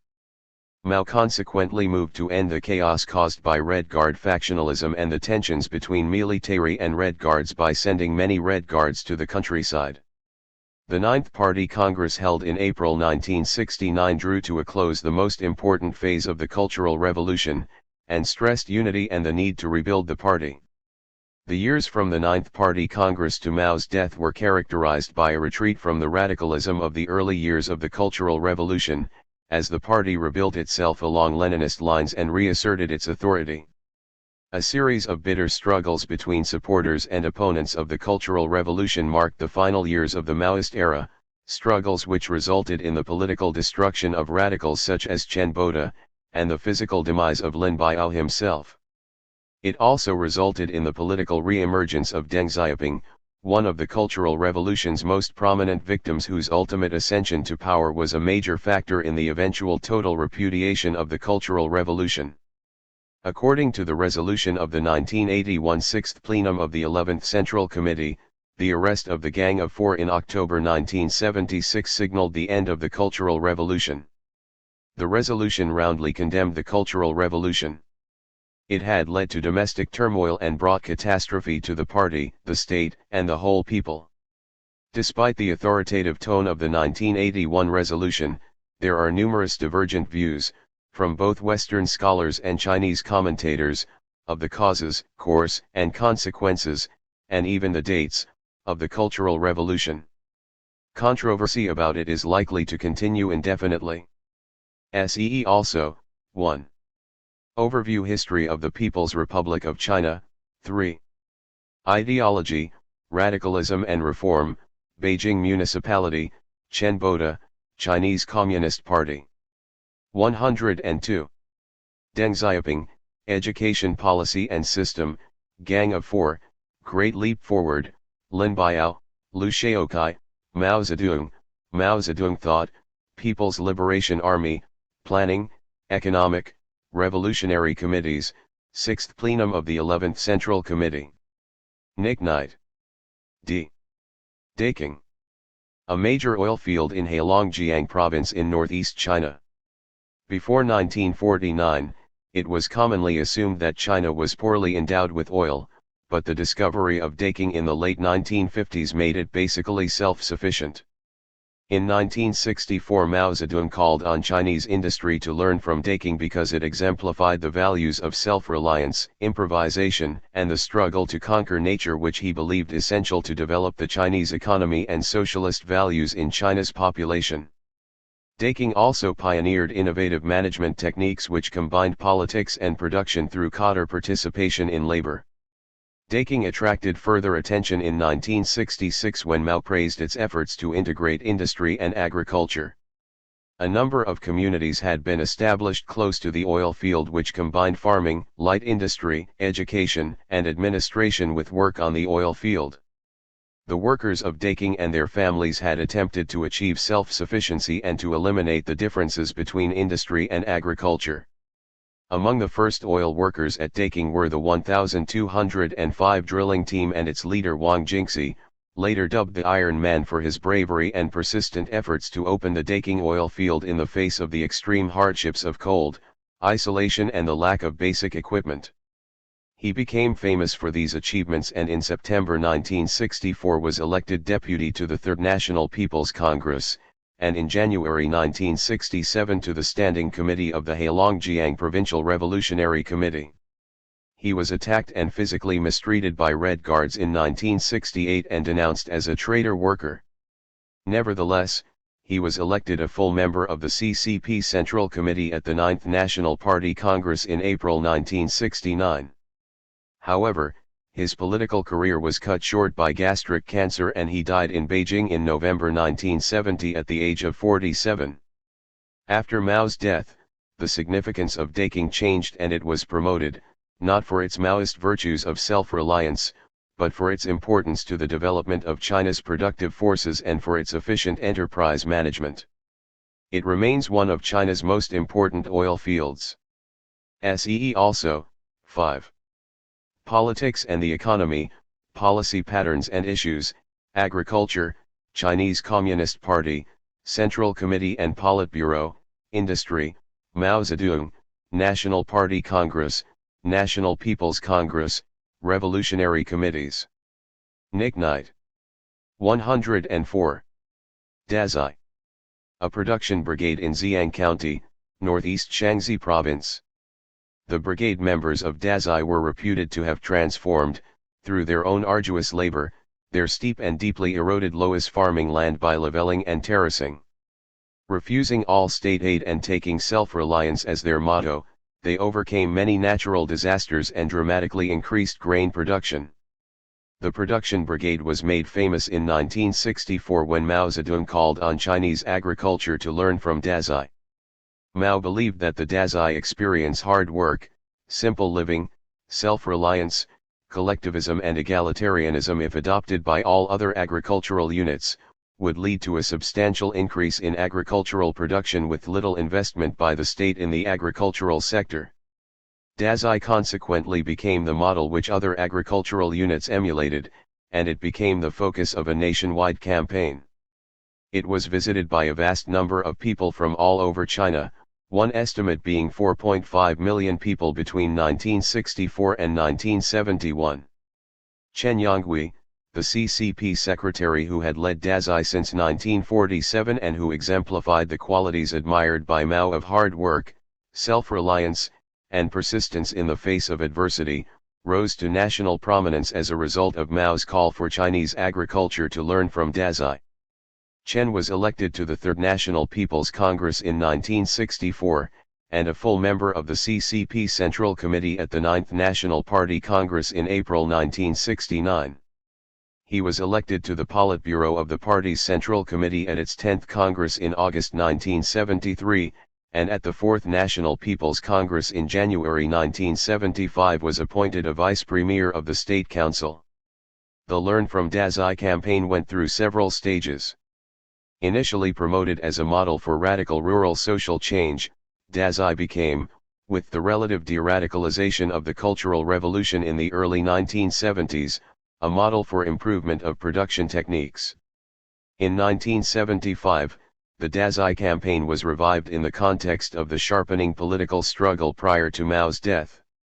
In September 1975, the first National Congress on Dazai was held at Dazai, and at this Congress Hua Qiaveng restated the significance of the Dazai experience for Chinese agriculture. He was to reiterate this message following Mao's death, although in terms of agricultural policy, the practical significance of Dazai declined, and following the third plenum of the 11th Central Committee in December 1978, Dazai was denounced for its part in the leftist line which had prevailed in Chinese agriculture during the Cultural Revolution. Dazai's experiences were repudiated as spurious and concocted, and Chen Yonghui purged from the Central Committee in February 1980. See also, 5. Politics and the Economy, Policy Patterns and Issues, Agriculture, Chinese Communist Party Central Committee and Politburo, Cultural Revolution, Hua Qiaveng, Mao Zedong, National Party Congress, National People's Congress, State Council, Third Plenum of the 11th Central Committee, Unit. Nick Knight. 106. Democracy Wall. The name given to one or more walls, mainly in Beijing, on which various contending opinions were written, especially late in 1978 and early in 1979. The term democracy wall was used during the 100 Flowers movement. In May 1957, students stuck up posters at Beijing, Peking, University putting forward their views. The posters took many forms, including essays, poems and cartoons. They covered topics ranging from attacks on CCP policy towards intellectuals, to excessive emphasis on politics in university courses, and fawning on Soviet educational models. The liberal phase, when it was possible to put forward such views, proved very short-lived. Another period of free expression of views occurred at the Democracy Wall over a few months from November 1978. It was associated with the political struggle between Deng Xiaoping and Hua Qiaveng, and with the former's attempt to discredit the Cultural Revolution which had ended in 1976. The great blow inflicted on the prestige of the CCP by such events as the Cultural Revolution resulted in the public airing of views questioning the party's monopoly over truth and challenging the authoritarian nature of the political system. Despite the context, it was perhaps inevitable that the manner in which views were presented and the environment in which the ideas were discussed found their roots partly in the political style of the Cultural Revolution itself. It is ironic then that democracy wall occurred in the lead-up to and aftermath of the most important political meeting convened in post-Mao China, the third plenum of the 11th Central Committee of the CCP. Fuel was added to the charged political environment when, on the eve of the plenum, the CCP announced a reversal of the verdict on the mass movement of April 1976, the Tiananmen incident, when mourners for the late Premier Zhou Enlai had been driven from Tiananmen Square by baton-wielding worker militia and later condemned as incited by Deng Xiaoping himself. Thus, Democracy Wall and the Third Plenum represented in sum the confluence and interaction of elite inter-party political struggle and the popular movement for a more responsive, humane, rational, and even representative polity. Both strands fed off and, to a certain degree, played themselves out against each other. Democracy Wall itself witnessed an outburst of poetry, prose, and political commentary reflecting this volatile political and social climate. The first batch of posters came in mid-November 1978, when citizens pasted numerous posters on Democracy Wall at Xidan in central Beijing, expressing many different points of view. One such poster, of 14 pages, accused Mao Zedong of supporting the Gang of Four and of responsibility for Deng Xiaoping's fall in 1976. The best-known examples of Democracy Wall literature appeared in China's capital, and most politically aware city, Beijing, although similar activities occurred in other Chinese cities, and the writings were pasted up on city walls in the form of big character posters, dazabao, which had proliferated during the Cultural Revolution and which had often been used to make anonymous and vicious attacks on individuals and groups for all kinds of reasons. The right to post dazabao had been guaranteed in the Radical State Constitution of 1975. A variety of groups and individuals participated in Democracy Wall, each with their different agendas which were pushed in various directions by the dynamic political environment. The anti-leftist party group led by Deng undoubtedly leaked sensitive information to discredit supporters of Hua Qiabang such as Beijing's party secretary Wu De. But the movement was not confined to the parameters defined by the ruling party, and, when writings on Democracy Wall offended Deng's lifelong Leninist organizational principles, he suppressed them in the name of stability and unity. Moreover, on October 16, 1979, one of the most prominent dissidents and contributors to the debate on Democracy Wall, Wei Jingsheng, was sentenced to 15 years imprisonment, allegedly for passing on military intelligence to a foreign journalist and carrying out counter-revolutionary agitation, but in reality for proposing democracy as the fifth modernization, see also four modernizations. After it had outlived its usefulness for the victorious Deng reform group and had turned into an embarrassment, Democracy Wall was shifted from Xidan to a more remote location outside the city center, and in 1980 the National People's Congress removed the article in the Chinese constitution guaranteeing the right of Chinese citizens to post dazabao. See also, Beijing Municipality, Constitutions, Cultural Revolution, Deng Xiaoping, Dissidents, Four Modernizations, Gang of Four, Hua Qiabang, 100 Flowers Movement, Mao Zedong, National People's Congress, Soviet Union, Relations with, Third Plenum of the 11th Central Committee, Tiananmen Incident, Zhou Enlai. Keith Forster. 108. Democratic Parties. Before 1949, while the CCP on the left and the Nationalist Party on the right contested for power, groups of well-known intellectuals did not join forces with either. Historians characterize them as a third force, though they did not truly contend for power. After 1949, their associations were co-opted into the new polity, and the CCP's United Front Department reorganized them into 8 democratic parties, DPS, each of which was assigned to recruit its members from one particular grouping. 2 were reserved for high-level academics in the social and natural sciences, the China Democratic League Minmen and the September 3rd Study Society Joseon Sushi. 2 were reserved for professionals such as doctors, educators, and journalists, the Chinese Peasants and Workers Democratic Party Zhongguo Nonggong Minzudang and the China Association for Promoting Democracy Zhongguo Minzukujinhui. 1 was to incorporate business people, the China National Construction Association Zhongguo Minzujiangguohui, and 3 were specifically for people with Nationalist Party, Taiwan, and overseas Chinese connections, respectively the Revolutionary Kuomintang Jeminghui Yiwenhui. The Taiwan Democratic Self-Government League Taiwan Minzuzi Tongmeng, and the Party for Public Interest Zhigongdang.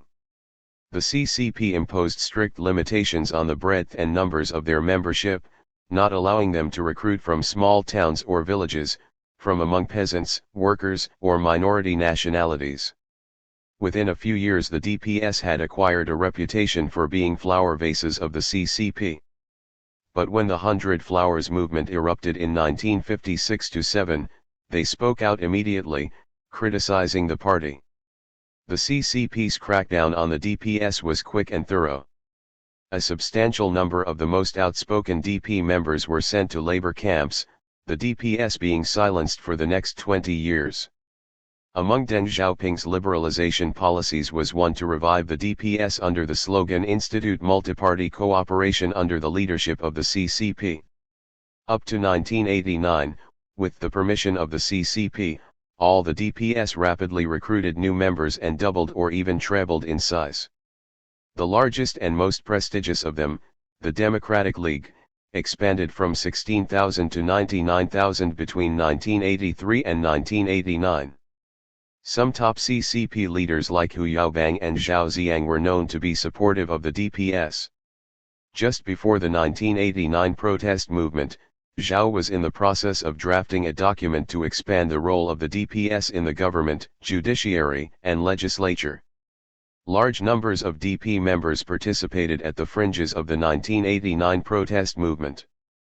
But after it was crushed, the CCP decided that opening up wider channels for the frustrated intellectual elite would help ward off further major disturbances in China.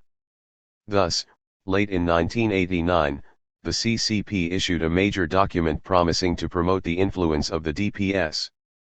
Henceforth they were to be referred to as parties participating in government affairs, Kanzendang. According to this document, although the DPS should not regard themselves as opposition parties with a possible chance to take government, there should be more consultation between the CCP and DPS, more important government posts would be open to DP members, and more DP members would sit in such bodies as the National People's Congress. In 1993 the roles of the DPS were enshrined in the Constitution. The 3 DPS that are reserved for educational, medical/scientific and journalistic personnel function more like professional associations. Much of their energy is directed to advancing their own professional interests and providing better social services for their assigned constituencies. On occasion they tender their expert professional advice to the government on policy matters within their professional spheres. The 2 most politically assertive DPS are the China Democratic League, high-level intellectuals, and the China National Construction Association, people involved in economic matters. The Democratic League had a membership of about 150,000 in 1994, by far the largest of the 8. The China National Construction Association is composed today of economists, business people, and government specialists involved in overseeing the economy. Since reforming the economy has become the priority of the government, the prestige and influence of some of its leading members have increased. SEE also, Chinese Communist Party, Constitutions, Deng Xiaoping, Hu Yaobang, 100 Flowers Movement, National People's Congress, Overseas Chinese Policy, Protest Movements, Taiwan Policy, Zhao Ziyang. Anita Chan. 110. Deng Xiaoping. The paramount leader of the Chinese Communist Party during the 1980s and the person most responsible for overturning the politics of the Cultural Revolution and leading China into rapid economic modernization and growth. Born in 1904 in Sichuan province, Deng went as a worker student to France at the age of 16 where he was socialized into what rapidly became the leadership circles of the CCP. From then on, a long and varied career in its service saw him develop the political connections and relationships that ensured both survival and continued influence. He trained as a political activist in Moscow in 1926 and later worked closely with Zhou Enlai in Shanghai. After difficulties working as a peasant organizer in southwest China, in 1931 he moved with the CCP's central offices to the Central China Soviet, where he was severely disciplined for his support of Mao Zedong. Thereafter, until the Cultural Revolution, Mao relied heavily on Deng as the ablest and most reliable of his lieutenants. Deng Xiaoping served in the military from 1938 until 1952 and was so successful that he ever after became almost universally regarded as the communist military's favorite political cadre and the CCP's favorite soldier. Together with another Sichuan's, Liu Bachan, he led the CCP's forces in the southern part of the Taihang Mountains, into what later became the People's Liberation Army's 2nd Field Army, first against Japan and then in the Civil War against the Nationalist Party forces. With Deng in a leading role, these forces participated in the decisive Weihai campaign, then crossed the Yangtze River at Nanjing and went on to establish CCP rule in southwest China from late 1949 on. After 1949, Deng's commitment led to high office. In 1952 he moved to Beijing and became vice premier, occupying a number of roles including Minister of Finance, and the leader of the committee responsible for drafting the nascent PRC's electoral laws and regulations. In the mid-1950s he was appointed to the CCP's Politburo and to be its General Secretary. Deng occupied this central position in China's politics until the mid-1960s and his persecution and vilification in the Cultural Revolution. In 1966, he was dismissed and castigated as China's number 2 person in authority, taking the capitalist road, the second most important capitalist roader after Liu Shaokai, in opposition to Mao. Deng was recalled to office in 1973. Although his earlier relationship with Mao no doubt provided part of the explanation, it cannot have been irrelevant that the then Politburo contained a substantial number of members who had been Deng's subordinates during the anti-Japanese war. Deng's relationship with Mao this time was not what it had been, and Deng rapidly moved, with the support of other senior leaders including Zhou Enlai, to campaign for the ideas later associated with the reform era. Confrontation was always on the cards, and in 1976, during Mao's last days and when severely attacked by the Gang of Four, Deng Xiaoping was again criticized and removed from the leadership. On this occasion he was cushioned from the worst effects of dismissal through support and assistance provided by supporters. As when he had been disciplined in 1933, Deng accepted the need for party discipline to be maintained through the process of criticism and self-criticism, though not necessarily the conclusions of that criticism. He accepted party discipline as stoically as possible and waited for the opportunity to represent his case. With Mao's death and the arrest of the Gang of Four in 1976, the opportunity on this occasion was not slow in coming, and was assisted by the degree of support for Deng and his position within the leadership. Deng Xiaoping's policy position of the mid-1970s was nothing new. He had always been a committed modernizer and nationalist, determined to make China both economically strong and politically powerful in international terms. In that endeavor he was intensely pragmatic, though not a pragmatist. On the contrary, he was a committed revolutionary throughout his political career, attempting to ensure that the CCP achieved power and China's modernization. For Deng Xiaoping, communism was an organizational as much if not more than an intellectual response to the problems China faced in the 20th century. What was required was a united China, strong leadership, and the energy of the Chinese people, all of which could only be provided, in Deng's opinion, by the CCP. It was these beliefs that led him in his mid-70s, together with the main architect of economic reform Chen Yun, to overhaul the social, political, and economic institutions of the PRC. Despite the importance of collective leadership, Deng's own role was not negligible.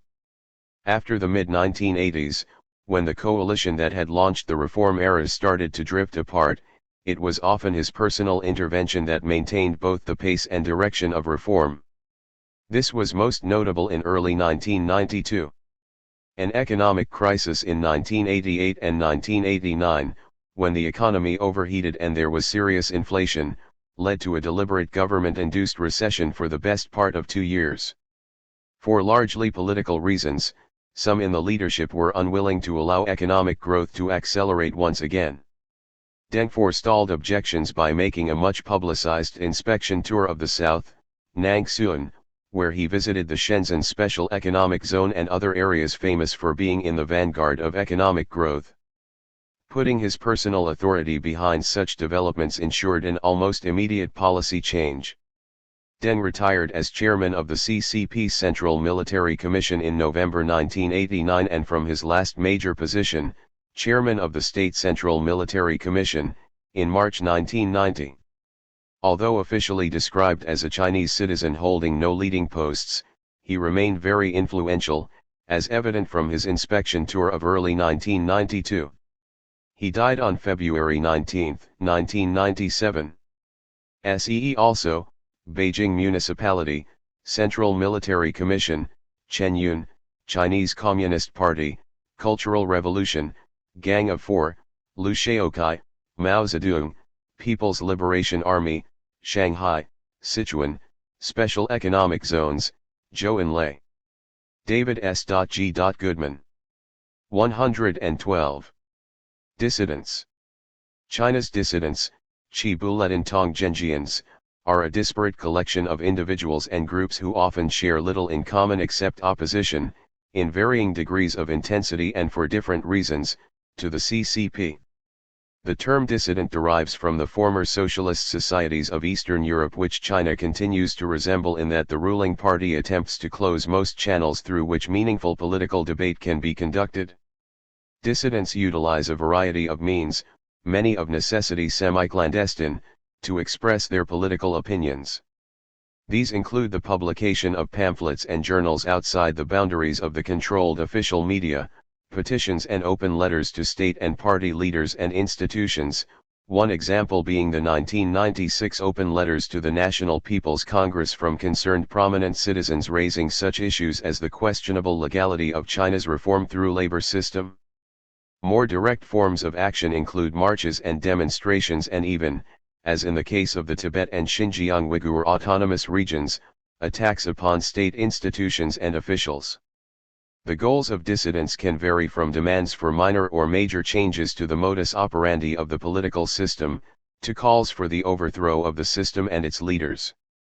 The concerns of dissidents range across religious, ethnic, moral, historical, and political issues.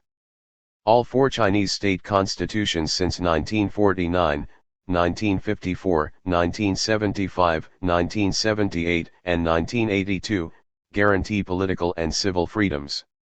However, the party has always seen these freedoms as conditional on not disturbing political stability and unity and, more importantly, on involving no challenge to the leadership of the CCP.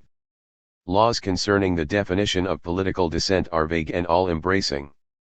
In particular, the state can, and often does, invoke the crime of counter-revolution in circumstances when it feels itself under threat or wishes to cower its opponents into silence and despair.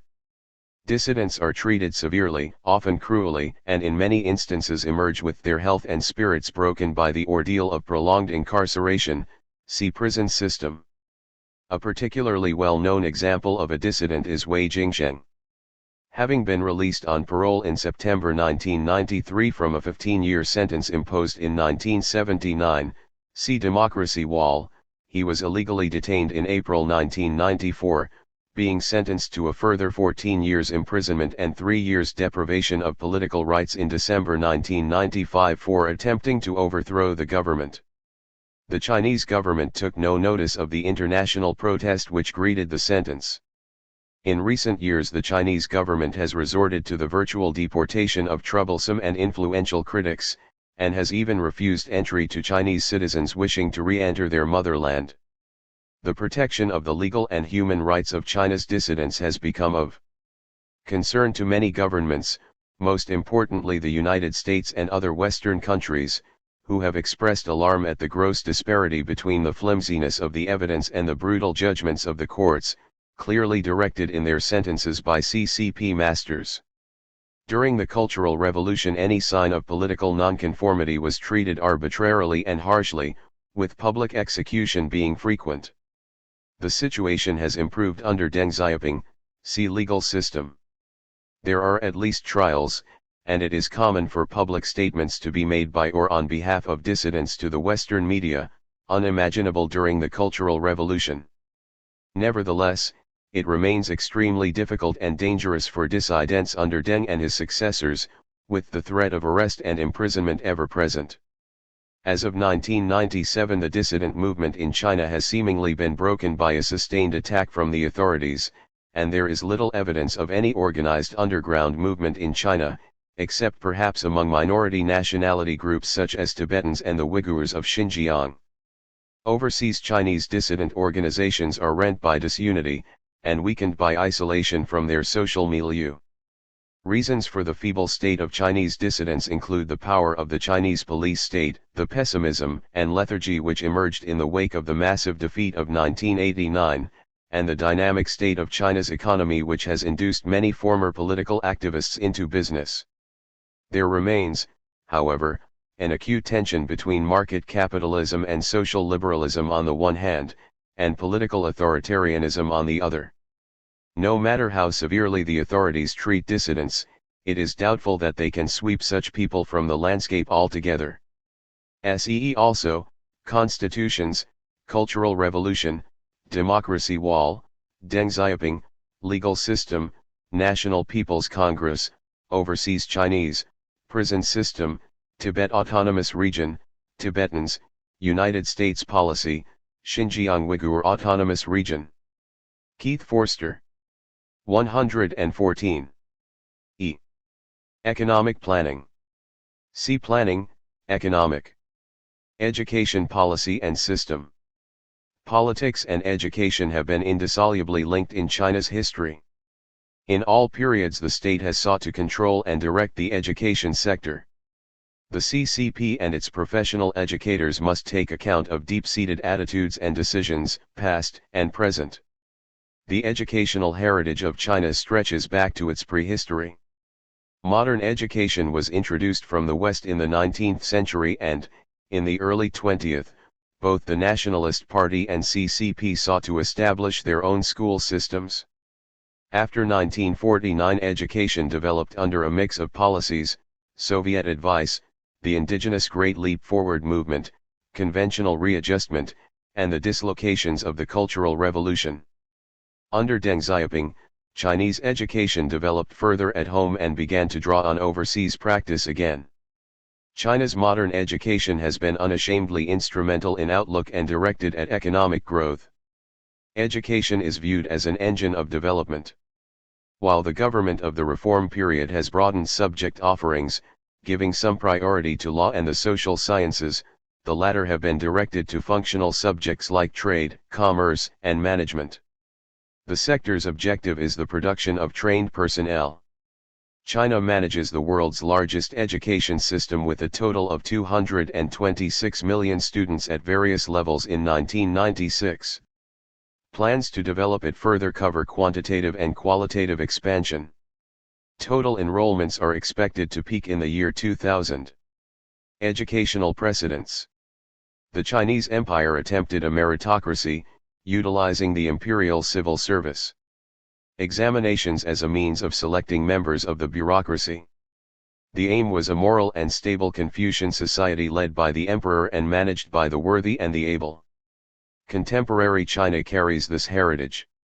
Modern education came to China with the Western impact, with British, Japanese and later North American influence shaping China's early efforts.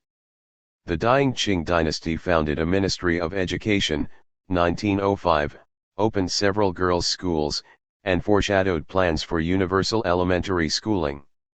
Later the Nationalist Party attacked American mission influence, which had already laid down a basic structure: primary, grades 1 to 6, junior middle, 7 to 9, and senior middle, 10 to 12. In 1928-37, Chiang Kai-shek's government adopted laws and regulations to run national schools and curb foreign influence. On gaining power in 1949, the Chinese Communist Party already had 20 years' experience in managing an education system. As a Marxist party, it supported low-fee, non-sectarian, compulsory schooling, and productive labor for all students. In its Yan'an years, the CCP had abandoned conventional education in favor of a decentralized and self-sufficient model, based on essential literacy and numeracy, and cadre preparation. First, the CCP leadership reformed the Nationalist Party's school system. Its decision on schooling and system reform, 1951, modified the length of schooling, recognized a wider range of school types, and introduced accelerated schooling for older people. Private schools were turned into public ones, the number of comprehensive universities was cut and specialized ones increased, and foreign and religious control of educational institutions was disallowed.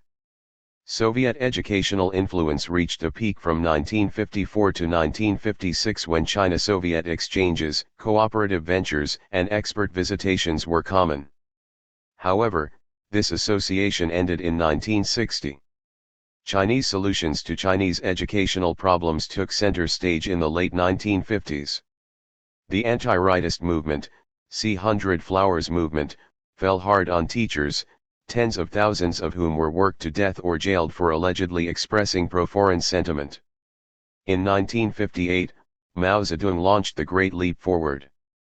In 1 year, it was claimed, enrollments in primary education had increased by 25%, or secondary numbers had doubled, and higher education enrollments risen by half. Educational standards were reimposed in the early 1960s. The Ministry of Education drafted provisional working regulations of higher education schools directly under the State Council, 1961. Similar articles were issued for primary and middle schools. Prominent CCP leaders made speeches reassuring intellectuals of their worth. The disruption of the Cultural Revolution caused most educational institutions to suspend operations for 5 years as students left the classroom to join the Red Guards. The Ministries of Education and Higher Education were replaced by a Science and Education Group. The decision of the CCP Central Committee concerning the Great Proletarian Cultural Revolution, 1966, which outlined the direction of the educational reforms to come, required that education serve politics and be combined with productive labor. Educational institutions set up revolutionary committees comprising representatives from workers, peasants, army units, and teaching staff. Courses were highly politicized and study times shortened. Entry to university was subject to political criteria. Workers. 116. From factories known as Mao Zedong thought propaganda teams entered the larger schools and college campuses to provide mass leadership, and graduates were expected to return to their home commune or unit. Counterattacks from conventional educators in the period 1975-6 were put down by the radical leadership. Education in the period of reform.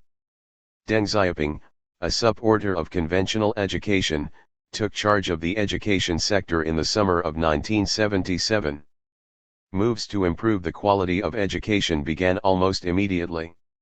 National unified examinations were reintroduced in December 1977, the key schools concept reappeared, and, on February 18, 1978, a list of 97 key universities was published.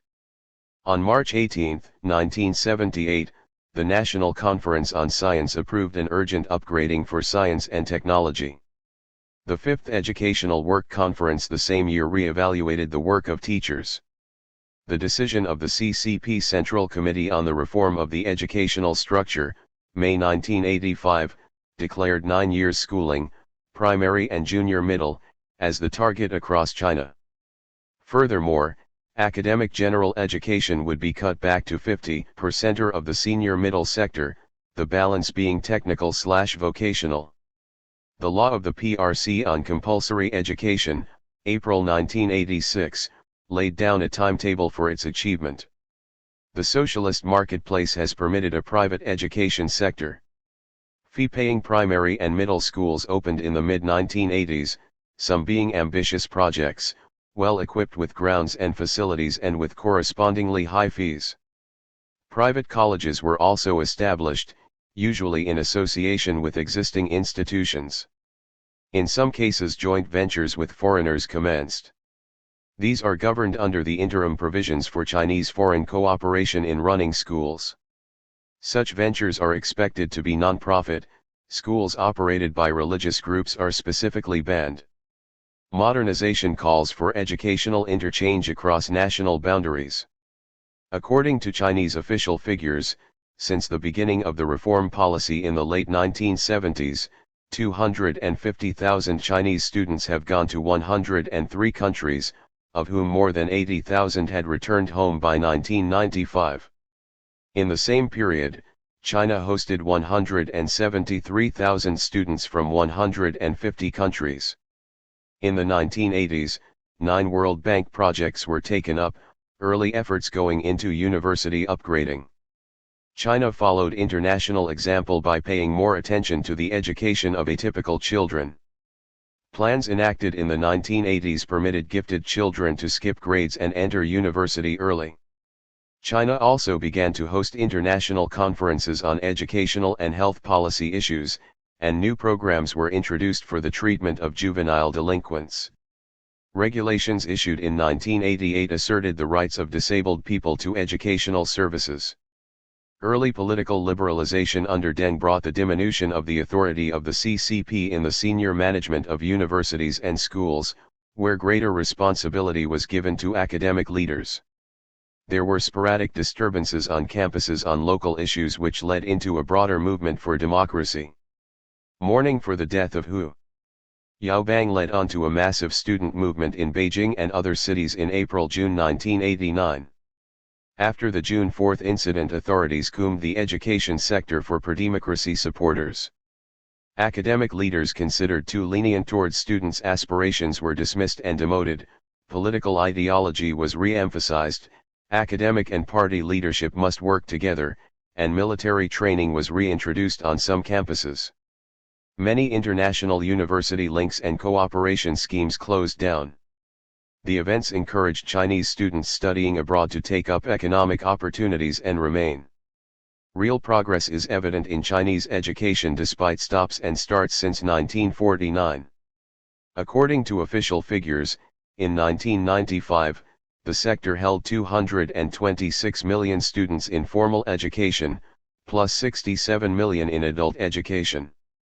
Gross enrollment rates counted 98.5% in primary education, 78.4% in junior middle, and 33.6% in senior middle. Kindergarten enrollments stood at 27.1 million. Enrollments in special education classes reached 295,600. More than 15.8 million students were enrolled in minority regions, including 13,000 Tibetan students. In 1995, higher education institutions numbered 1,054, with 2.9 million students. There were 1,200 private colleges, and 1,156 adult higher education institutions. All universities are required to find additional monies from their business ventures and commercial enterprises. About 100 higher education institutions are recognized as of world standard deserving of national funding. Deng Xiaoping established the State Education Commission, SEDC, in 1985 as the senior bureaucratic organ. Its provincial, municipal, prefecture and county-level educational bureaus provide feedback and execute secondary policy. The government heads of these bureaus work parallel to the heads of the appropriate level CCP committee. Educational rights and responsibilities are defined under the Education Law of the PRC, 1995, which pledges commitment to communist ideology and socialist economics. Supporting laws and regulations have followed. Future planning directions were released in 1996 in the 9th Five-Year Plan for Educational Development and the Long-Range Development Program toward the year 2010. This development program encourages the self-placement of graduates. It has the following aims: to coordinate national and local schooling better, to obtain more private and local funds for education, to improve teachers' qualifications, to expand vocational and technical education, to engage with the information era, to have basic 9-year education cover 95% of the school-age population by 2010, to have 50% of the age cohort graduate from senior middle school by 2010, and to have higher education institutions reach 700 per 100,000 of the population by the same year. 118. Plans are easier to promulgate than execute.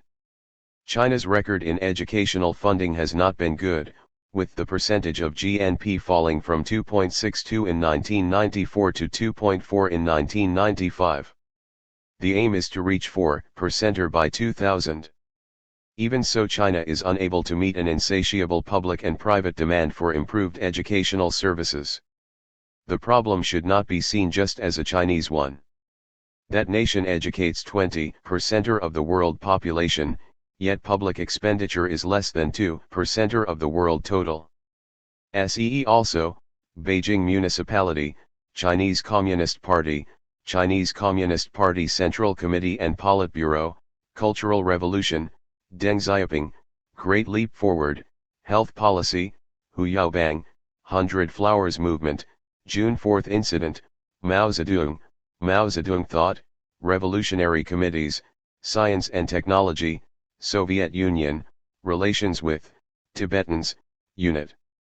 John F. Cleverly. Electoral Laws.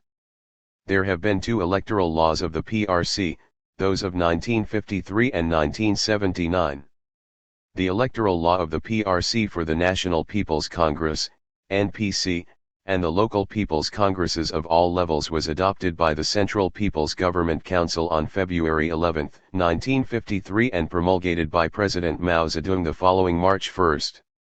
It provided that all citizens of the PRC who have reached the age of 18 shall have the right to elect and be elected, irrespective of race, sex, occupation, social origin, religion, education, property status, or residence, but excluded from voting or being elected a few groups, notably unreformed landlords, counter-revolutionaries, and lunatics.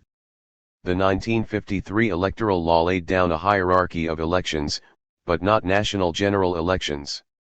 The population voted directly for candidates at the lowest levels, notably urban and rural townships, Zhen and Xiang.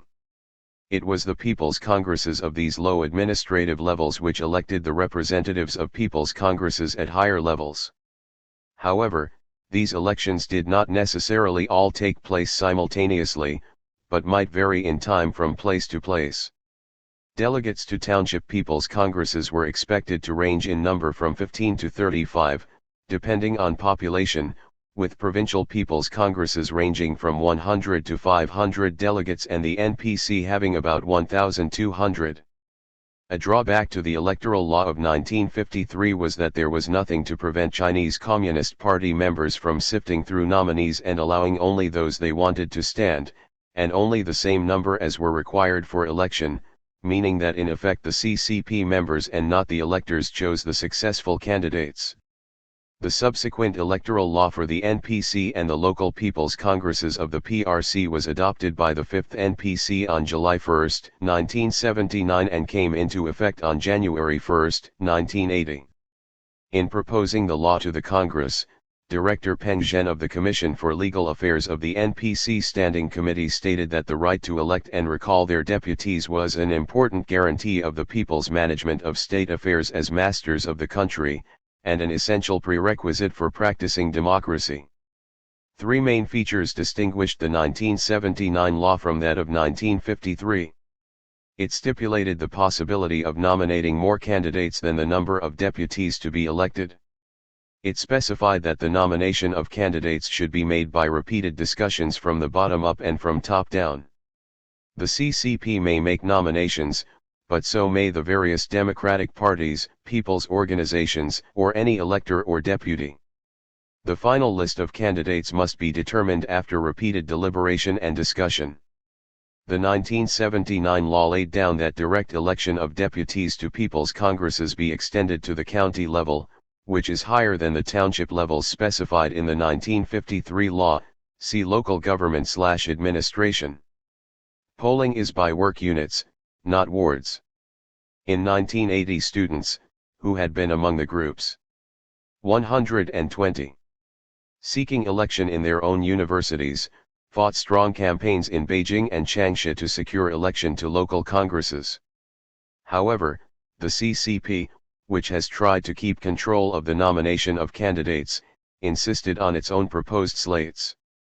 The manipulation of elections by CCP members was one of the main issues which provoked the student demonstrations of December 1986, see protest movements.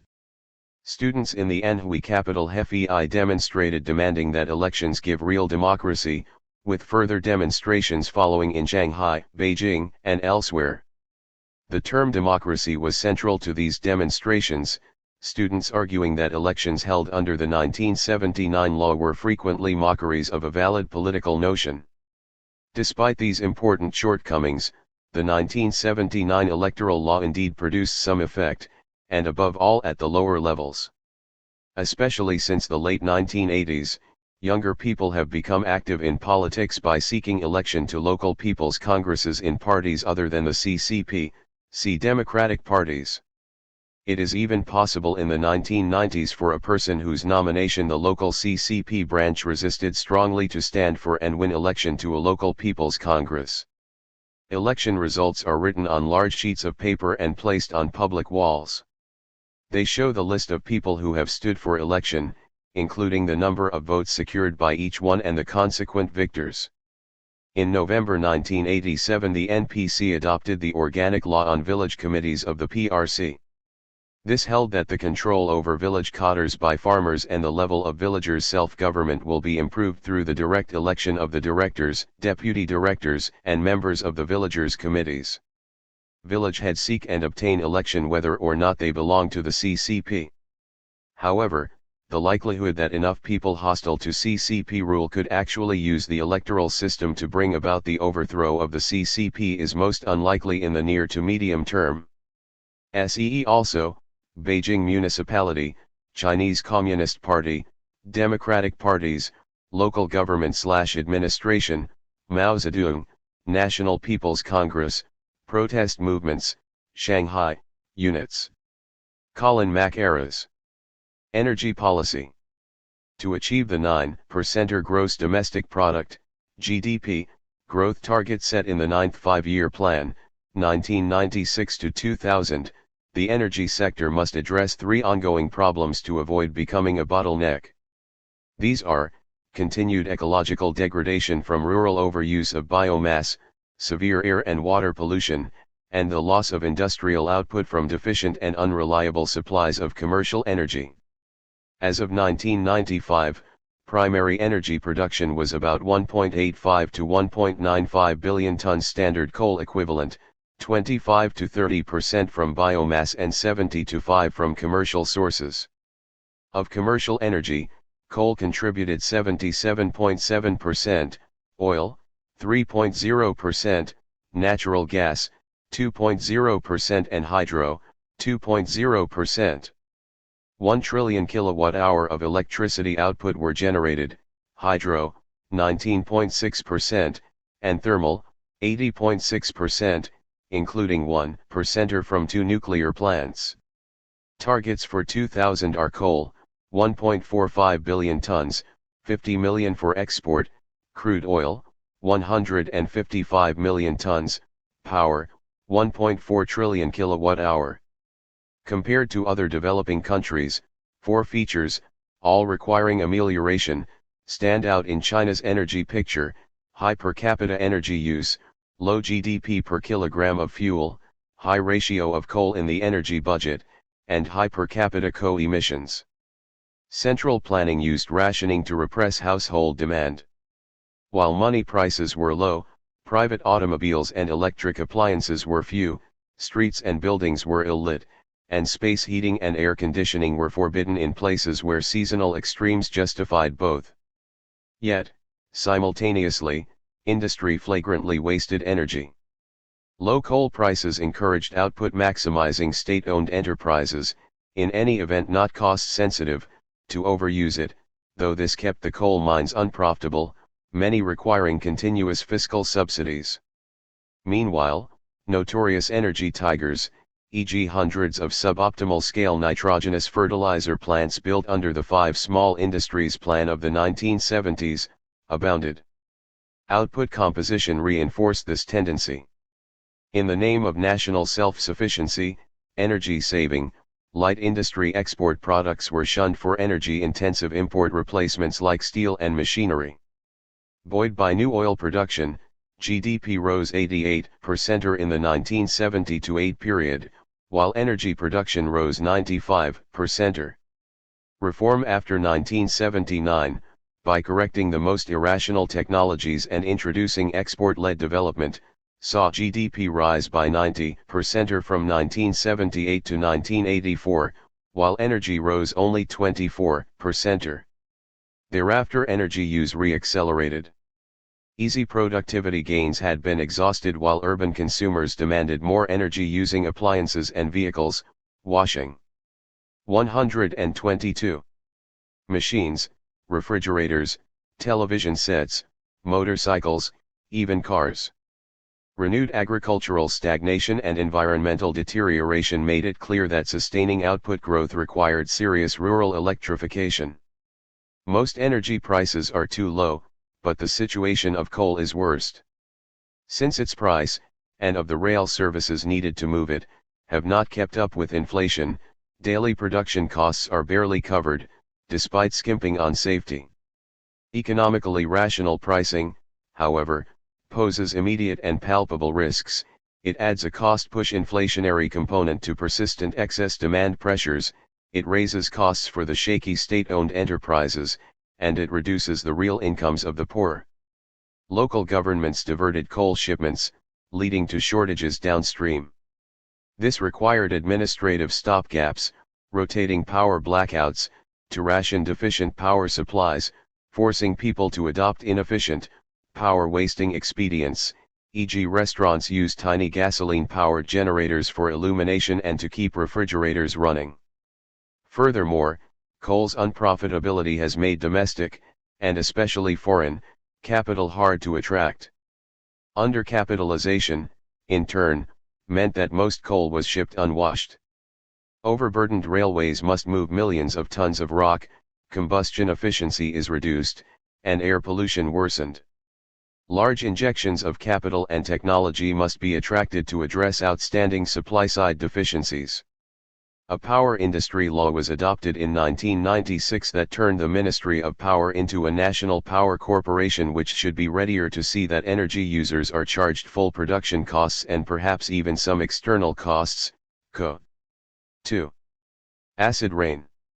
Rationalizing electricity production and distribution will require replacing small, outdated generators with large, new ones equipped with pollution controls, linking fragmented grids, and installing infrastructures to monitor consumption, meters, billing systems. In coal production, the present patchwork of central, provincial, and local mines must be integrated, well-planned operations able to reduce both costs and tragically high accident rates. New financial arrangements are on offer, but whether they can overcome foreign lenders' dissatisfaction over low rates of return and deficient sovereign guarantees is unclear. Reducing air pollution, acid rain, and greenhouse gases implies less reliance on coal and increased use of natural gas and other alternatives, solar, geothermal, wind, and nuclear. See environment policy. Reducing biomass use implies moving commercial power to the countryside. Nuclear power may generate 3% of electricity by 2010, but capital costs and long gestation will prevent production from rising by 2000. Wind power's development is impeded by high tariffs. Hydroelectricity, typified by the massive Three Gorges Dam project, is expanding rapidly, despite criticisms on economic, ecological, and safety grounds. SEE also, environment policy, industry, local government/administration, Three Gorges Dam. Paul Ivory. Entrepreneurs. See capitalists/entrepreneurs, new entrepreneurs. Environment policy. With the rapid growth in the country's economy since the launch of the economic reform program in 1978, Chinese authorities have had to contend with a multiplicity of environmental problems. These range from acid rain to deforestation and soil degradation. Water pollution is another area of grave concern, with nearly a quarter of all fresh water being polluted. Since the early 1970s, the Chinese government has begun to pay attention to the environment, but it is often the demands of economic growth, rather than environmental concerns, which influence government decisions. While the government has become more conscious of these problems, the high rate of growth throughout the 1980s and 1990s has left little time or resources to address the ever-worsening environmental conditions. See energy policy. After 1949, the CCP placed heavy emphasis on economic development, which meant that the environmental problems flowing from agricultural and industrial growth were ignored. Soviet machinery, which provided the technology for New China's economic progress during the early years, was not designed to be friendly to the natural environment. Moreover, at the time few people globally were aware of the environmental consequences of industrial development. Although industrial waste was, where possible, recycled for economic reasons, the measures adopted and the regulations enacted to deal with the numerous health problems caused by industrial pollution were wholly inadequate. The provision of clean running water to the cities was given a high priority and a concept of environmental hygiene was promoted. On the whole, however, environmental safety was not a major concern for the country's economic planners. The irrational policies of the Great Leap Forward, GLF, led to further erosion of environmental safety standards. Small-scale industrial units paid hardly any attention to environmental factors in their headlong rush to outdo each other by producing substandard and often useless industrial products. There were other ill-conceived ideas of the Chinese leadership which also created serious environmental problems during the GLF. Mao Zedong, who had sworn to do away with all pests in one of his poems, likened sparrows to pests during a visit to the countryside in 1958, thus effectively including the bird in a nationwide campaign to exterminate all pests including rats, flies, 124, and mosquitoes. When he was finally persuaded by Chinese scientists that the damage caused to agriculture by sparrows was small compared to the good they did by feeding on caterpillars, Mao grudgingly called for the campaign to be halted in April 1960. Such fallacious undertakings caused immeasurable damage not only to the ecological balance but also to the national economy. The serious drop in grain production and food shortages that led to the devastating famine during and after the GLF, can be partly attributed to such human-made environmental catastrophes. Following the end of the GLF campaign and the restoration of administrative economic planning, new environmental regulations were issued, setting maximum legal limits for some types of industrial emissions, see industry. But progress in this area was short-lived. When the Cultural Revolution was launched in 1966, environmental concerns took a backseat behind the radical socio-economic policies of the period. It was in the early 1970s, still under Mao, that the Chinese authorities began to look at environmental problems fairly seriously, possibly influenced by the growing awareness of the subject internationally. An official Chinese delegation attended the United Nations-sponsored Stockholm Conference on Human Environment in 1972, which led to the creation of the United Nations Environment Programme. The term environmental protection, suggesting a linkage between ecology and development, began to appear in the Chinese media and official documents. The first National Environment Protection Conference was also held in Beijing in 1973 to decide on strategies for environmental protection. After 1978, the new leadership, under the effective control of Deng Xiaoping, encouraged foreign investment and decentralized control over state-owned industrial enterprises. As well as increasing industrial output and creating diverse forms of ownership in the economy, these measures contributed to greater environmental pollution owing to a rapid increase in the number of industrial units and the state's reduced ability to exercise control over them. The shift from collective agriculture to private farming also resulted in the decline of environmental standards in the countryside. The institutional basis for many of the previously successful land improvement programs has thus been eroded by the privatization of farming, with family as the basic unit of production. The challenge of environmental pollution is such that it threatens to restrict economic growth if appropriate solutions are not found quickly. The CCP leadership is undoubtedly aware of this challenge, but its capacity to solve the problems is limited by several factors. The technology to reduce environmental pollution is not readily available in China, and the cost of importing foreign technology is high. The decentralization of decision-making powers to the provincial authorities and enterprise managers has meant that they attach more importance to increasing agricultural and industrial production than to controlling pollution. The majority of factories and mines are still state-owned and under intense pressure to generate profits, so the managers see no reason to increase their costs by installing expensive anti-pollution equipment. Nevertheless, the government has established an institutional and legal framework for environmental protection.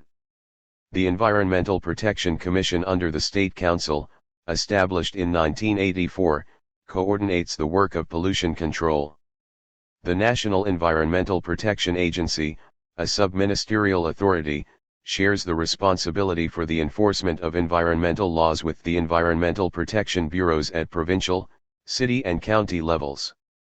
In 1979 the National People's Congress adopted the Environmental Protection Law, and Article 26 of the 1982 state constitution commits the state to protect and improve the ecological environment. Since the late 1970s, central, provincial, and local governments have enacted a raft of new laws and regulations. In addition, the government has also repeatedly emphasized the need for raising public awareness of environmental issues. However, fearful of any group or organization which could threaten its authority or undermine its image in the eyes of the public, the CCP leadership has shown no tolerance for independent environmental movements in the country. SEE also, 5. Politics and the economy, policy patterns and issues, agriculture, Beijing municipality, collective agriculture, constitutions, cultural revolution, Deng Xiaoping, energy policy, Great Leap Forward, industry, Mao Zedong, National People's Congress, planning, economic, Soviet Union, relations with, State Council. Pradeep Taneja. 126. F. Financial policy. Under the system of economic planning, the primary role of financial policy in China was to ensure the supply of capital for planned investment and to cover government expenditure. The main sources of capital were the state budget and bank deposits. Financial and fiscal policy were thus closely integrated. Financial policy was developed through the State Council and the CCP Central Committee and implemented through the Ministry of Finance and the People's Bank of China, PBC. The ministry was responsible for the budget, the collection of revenue and supervision of government accounts, while the monobank PBC provided the channel through which budget allocations were dispersed, issued the currency, managed government accounts, and looked after China's gold reserves. The state determined the allocation of capital between the different economic sectors in accordance with the plan, and the bank implemented the policy. The bank was thus a passive instrument, and it did not have an active role in shaping the allocation of resources. Moreover, capital grants to state enterprises were interest-free, with the result that the bank did not impose financial discipline on enterprises. Within that framework, specialized banks were established under the PBC for specific purposes. The Bank of China managed foreign exchange deposits and international settlements. A joint state-private bank was set up in the 1950s to oversee the demise of private banking. The Agricultural Bank of China operated for short periods in the 1950s and 1960s and again after 1979 to manage agricultural funds and the Rural Credit Cooperative. In addition, the Construction Bank, which dispersed industrial investment and managed extra budgetary funds, and the People's Insurance Company operated under the Ministry of Finance. Two foreign banks were also allowed to maintain offices in China to handle international business. The frequent changes in the structure and interrelationship of these banks reflected the changing demands made on the financial system over time. In addition, the impact of the Cultural Revolution led to decentralization in the operation of the banks and the growth of extra-budgetary funds controlled by local governments and enterprises. These developments did not, however, change the monobank nature of the financial system. Central planning decisions on the allocation of capital continued to dominate. The evolution of the reforms after 1978 demanded changes to financial policy. The new emphasis on the efficiency of resource utilization, on enterprise autonomy, on market exchange and on the role of international trade required greater financial discipline in capital management and greater diversification in the banking system. During the 1980s and 1990s, therefore, financial policy moved towards separating the planning and commercial role of banks, using interest rates as an active mechanism for guiding the allocation of capital, and diversifying the range of financial instruments through the use of government bonds, experiments with stock markets, and the emergence of non-bank financial institutions. While these developments created much more vitality, underlying issues related to continued plan intervention in capital allocation, problems with price distortions left over from the plan system, and lack of fiscal discipline caused by decentralization in the tax system all combined to hinder the formation of a strong banking system. The first changes came in the international area. The China International Trust and Investment Corporation was established in 1979 to mobilize foreign capital, and China joined the International Monetary Fund, the World Bank and the Asian Development Bank in 1980. Major changes to the domestic financial system did not begin until 1984, when a tax and profit system was introduced for state enterprises and it was decided to change state grants of capital into loans through the bank. By that time, fiscal contracting between different levels of government had also created a strong sense of local economic identity and increasing capacity for local governments at provincial level and below to develop their own investment plans. In addition, savings rose along with incomes. In 1983, therefore, it was decided that the PBC should act solely as a central bank to manage the currency, credit policy, exchange rates, and reserves, and in 1984, the Industrial and Commercial Bank was established to take over its commercial role. After 1984 there was a proliferation of other financial institutions such as local trust companies, rural and urban credit cooperatives, and informal loans. New types of financial instruments also developed, such as government and industry bonds, indexed deposit accounts and equity shares.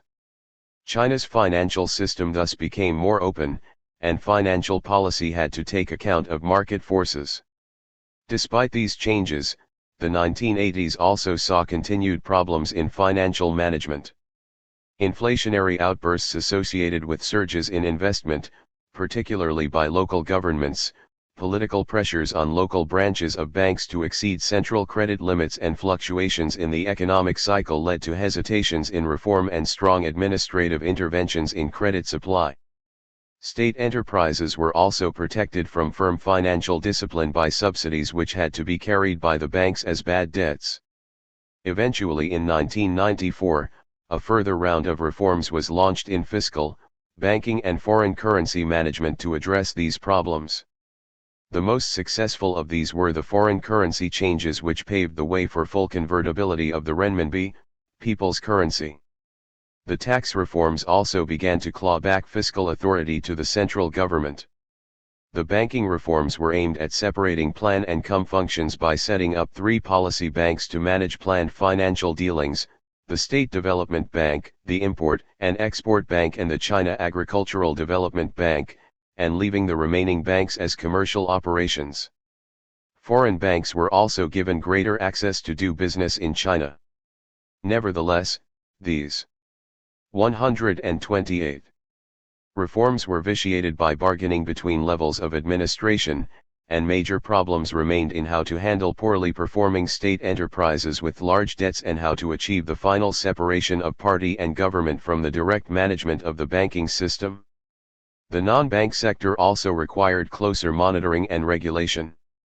SEE also, Chinese Communist Party Central Committee and Politburo, Cultural Revolution, International Trade, People's Bank of China, Planning, Economic, State Council. Andrew Watson. 4 Modernizations. The modernization of agriculture, industry, national defense, and science and technology. At the Third National People's Congress in December 1964, Zhou Enlai first proposed the socialist construction of a modernized agriculture, industry, national defense, and science and technology within the fairly near future. The onset of the Cultural Revolution prevented any further development of this theme until the Fourth National People's Congress in January 1975. In his last speech to a national congress, Zhou Enlai renewed his call for a policy to bring about an independent and relatively comprehensive industrial and economic system by 1980 and accomplish the comprehensive modernization of agriculture, industry, national defense, and science and technology before the end of the century. The Congress endorsed his call, and Deng Xiaoping, who traveled widely throughout China in 1975 speaking on modernization, gave his strong support. In the autumn, Deng drafted 3 important documents on this theme, but the Gang of Four labeled them 3 poisonous weeds, condemning modernization as the road to capitalist restoration. With Zhou Enlai's death in January 1976 and the removal of Deng from all posts in April after the Tiananmen incident, nothing more happened until after Mao Zedong died and the Gang of Four fell in 1976. The first indication of the new policy line came in a joint People's Daily, Hunky, Red Flag, and Liberation Army daily editorial on October 25, 1976. Zhou Enlai's strategic plan to bring about the comprehensive modernization of agriculture, industry, national defense, and science and technology was revived by CCP chairman Hua Qiabeng. At a national conference in May 1977, party economist Yu Kaiyulai announced that by 1985 a comparatively complete independent industrial system covering the entire country would be in place. In his closing address to the 11th Party Congress in August 1977, Deng Xiaoping stressed the importance of modernization, the 4 modernizations being written into the party constitution. At the 5th National People's Congress in February 1978, Hua Qiabeng announced a 10-year plan to achieve the 4 modernizations, which were also written into the state constitution. The goals for industry included setting the annual industrial growth rate at 10% or with an estimated $400 billion in investment for capital construction. There were to be 120 major projects, including 7 major trunk railways and 5 harbors. The goal for steel production was set at 60 million tons by 1985 and 180 million tons by 1999. 10 new oil and gas fields were to be constructed. Coal production was to reach 900 million tons a year with 8 new mines opened. Electricity was to increase by 6 to 8 million kilowatts per year with 30 new power plants to be constructed, insufficient even to support the target of 10% or annual industrial growth, let alone any domestic consumption increase. Goals in agriculture included an annual production increase of 4 to 5%, mechanization of 130% of major farming tasks, expansion of irrigation and the establishment of 12 commodity and food base areas. The cost of agricultural modernization was estimated at $33 billion with a further $50 billion needed to relocate and find jobs for the labor released by mechanization. Modernization of defense was recognized as a very expensive goal unlikely to be realized in the short term. The urgent need to update obsolete equipment was recognized, but the goal in long-term planning was to keep Chinese control of production capabilities, so only selective purchases of high-technology systems and weapons was planned. Among the 4 modernizations, the late 1970s leadership saw science and technology as the key element, emphasizing that scientific research must lead economic construction.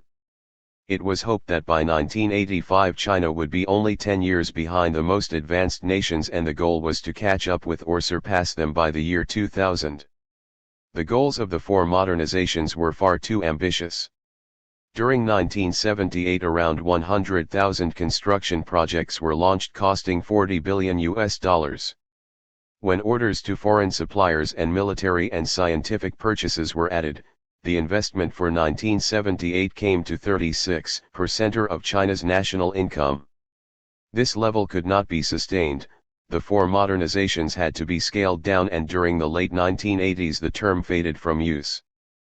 See also, agriculture, constitutions, cultural revolution, Deng Xiaoping, Gang of Four, Hunky, Red Flag, Huaqiaobang, Industry, Mao Zedong, National People's Congress, People's Daily, Science and Technology, Tiananmen Incident, Zhou Enlai. Beverly M. Kitching. G. Gang of Four. The designation given to four influential supporters of the Cultural Revolution, Jiang Qing, Zhang Chunqiao, Yao Wenyuan, and Wang Hongwen, overthrown in October 1976.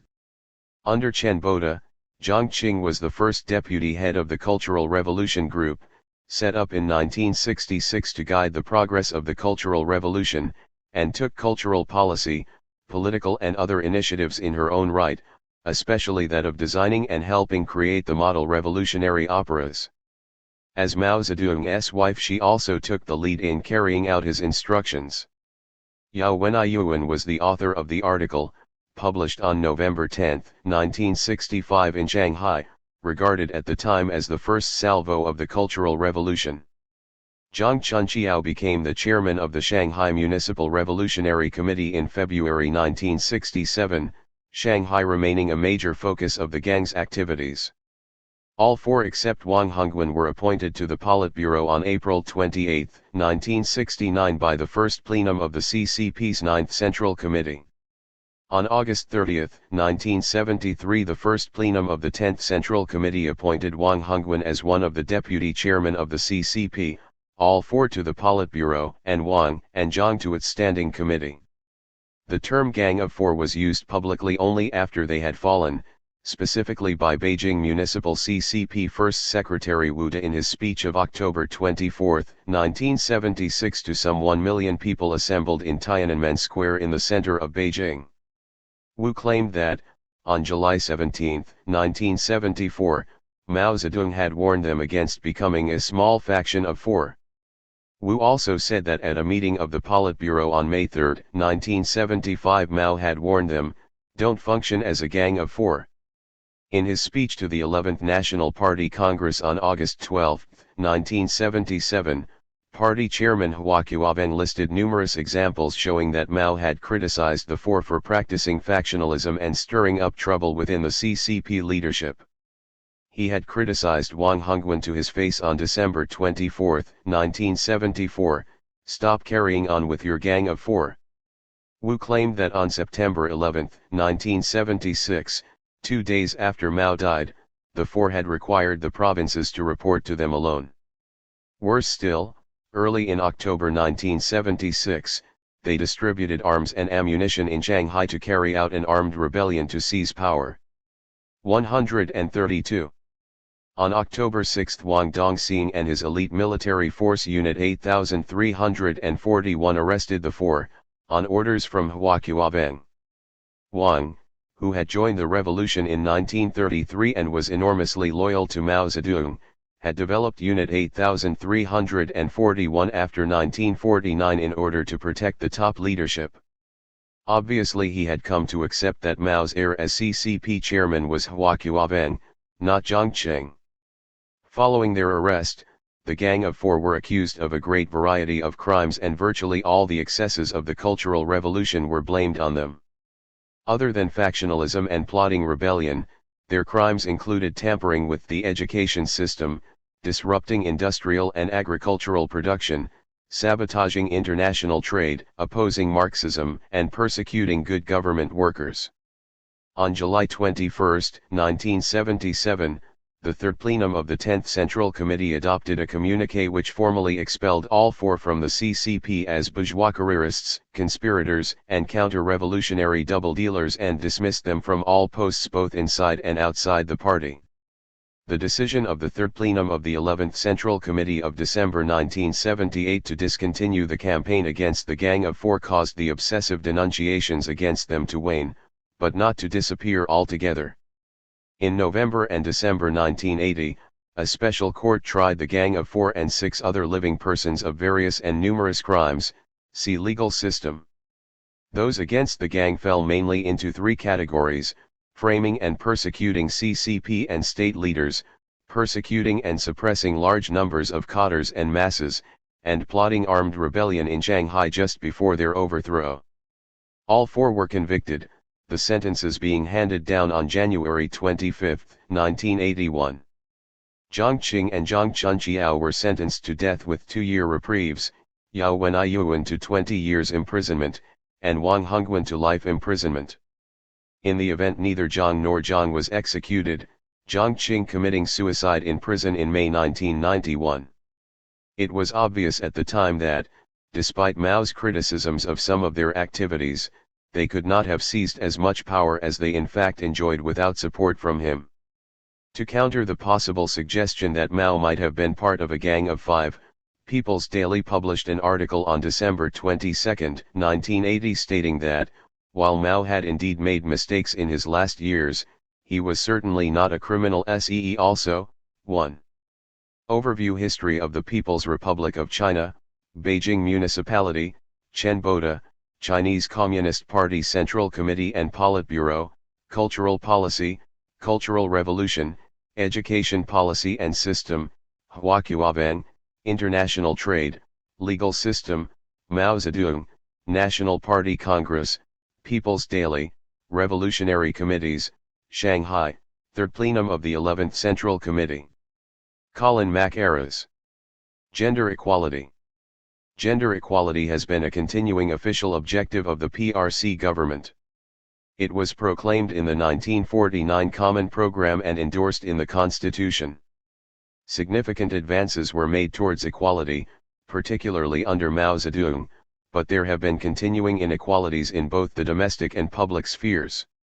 The economic reforms of the post-Mao era have led to a revival of some pre-revolutionary inequalities, including the sale of women and female infanticide. In 1949 the new Chinese government proclaimed gender equality as an integral part of its official policy. The 1950 marriage law formally abolished the feudal marriage system, and the 1954 constitution stated that women were to enjoy equal rights with men in all spheres of life. These rights were endorsed in subsequent regulations and laws. In 1992 the government reaffirmed its commitment to gender equality in its law on the protection of the rights and interests of women, which spelled out women's rights in politics, culture, education, work, property, person, and family life. Reality does not fully reflect legal requirements. In politics, the workforce, and education, female participation declines as one goes up the ladder. In the mid-1990s, women comprised some 21% of members of the National People's Congress, but only 12% of its standing committee. Less than 8% of the CCP Central Committee was female. In the workforce, according to 1995 figures, women comprised 46.6% of primary school teachers but only 32.9% of university teachers and about 10% of professors. Although women participate in most occupations, they continue to be clustered in low status, lower paid and gender-specific jobs. For example, over 60% of textile workers and clerical workers are female. In education, females comprised 47.3% of primary school students in 1995 but just over 35.4% of university students. In the mid-1990s some 70% of the nation's illiterates were female, over 20% of all urban women and 50% of rural women were still illiterate. Domestically, women have continued to bear the major responsibility for household labor, despite their general participation in the workforce. A Beijing survey of the mid-1980s revealed that, on average, women devoted 1.5 hours a day more than men to housework, while a rural survey in Sichuan and Fujian provinces revealed that, while women spent 1.5 hours a day less than their husbands in the paid workforce, they spent 4 hours a day more on housework. The economic reforms of the post-Mao Zedong era have increased gender inequality in some areas. Discrimination against women in the workforce has intensified, with higher unemployment rates for women, approximately 70% of all unemployment, and frequent suggestions that married women should return home. In rural areas there has been a growing gender division of labor, including a trend towards the feminization of agriculture as men have taken up jobs in industrial enterprises. The privatization of 134. The economy has led to rising school dropout rates, with girls accounting for up to 90% of all dropouts. There has also been a revival of some pre-evolutionary practices. Since the early 1980s, a rising level of domestic violence has led to a number of official campaigns for the protection of women. The kidnapping or buying of women, and their subsequent sale as wives in poorer provinces, became a national scandal in the early 1990s. The one-child family policy led to instances of female infanticide because of the continuing preference for sons. See population policy.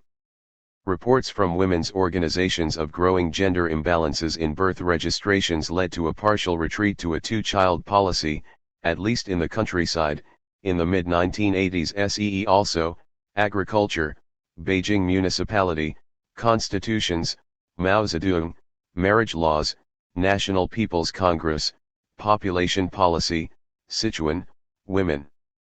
Beverly Hooper. Government. See local government, provincial government, state council. Great Leap Forward. The Great Leap Forward, GLF, was an attempt by Mao Zedong and other leftists to remedy perceived defects in centralized planning, but produced one of history's great catastrophes. Despite rapid growth, the Soviet-style First Five-Year Plan, 1953-7, revealed agriculture's inability to guarantee exportable surpluses to finance Soviet aid projects and feed a growing urban workforce. The right concluded that China's labor-intensive farming system was unsuited to collectivization and that industrially based inputs were indispensable. The left concluded that the social energies of the village poor released by land reform could be channeled into labor-intensive capital construction and farming practices, able to guarantee surpluses without diverting capital from industry, provided that their enthusiasm were not blocked by centralizing technocrats in Beijing ignorant of class struggle. The technical basis of the GLF was Mao's optimistic draft plan for agricultural development, 1956-67. A melange of wildly optimistic schemes, it was supported by some top scientists like the aeronautical designer Jian Suisun. Made national policy in October 1957, it initiated a massive mobilization of peasants for irrigation projects during the 1957-8 winter season, which in turn motivated the amalgamation of collectives into communes in 1958, see collective agriculture. Meanwhile, the central ministries lost their ability even to monitor events, as authority over statistical collection and planning authority was shifted to provincial and lower units swollen by mass promotions of untrained rural cadres. The latter, unconstrained by control from above, were encouraged to engage in competitive production drives, outbidding each other to report overfulfilled targets.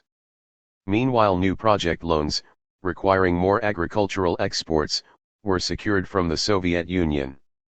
Non-existent surpluses procured by state organs were either exported or used to feed millions of new urban dwellers, and vast amounts of labor were squandered on feudal projects like backyard furnaces. The result was unprecedented subsistence crisis in the countryside. Mao was severely criticized for this in a string of party conferences from 1959, from which an elaborate but, as the Cultural Revolution showed, unstable political compromise emerged.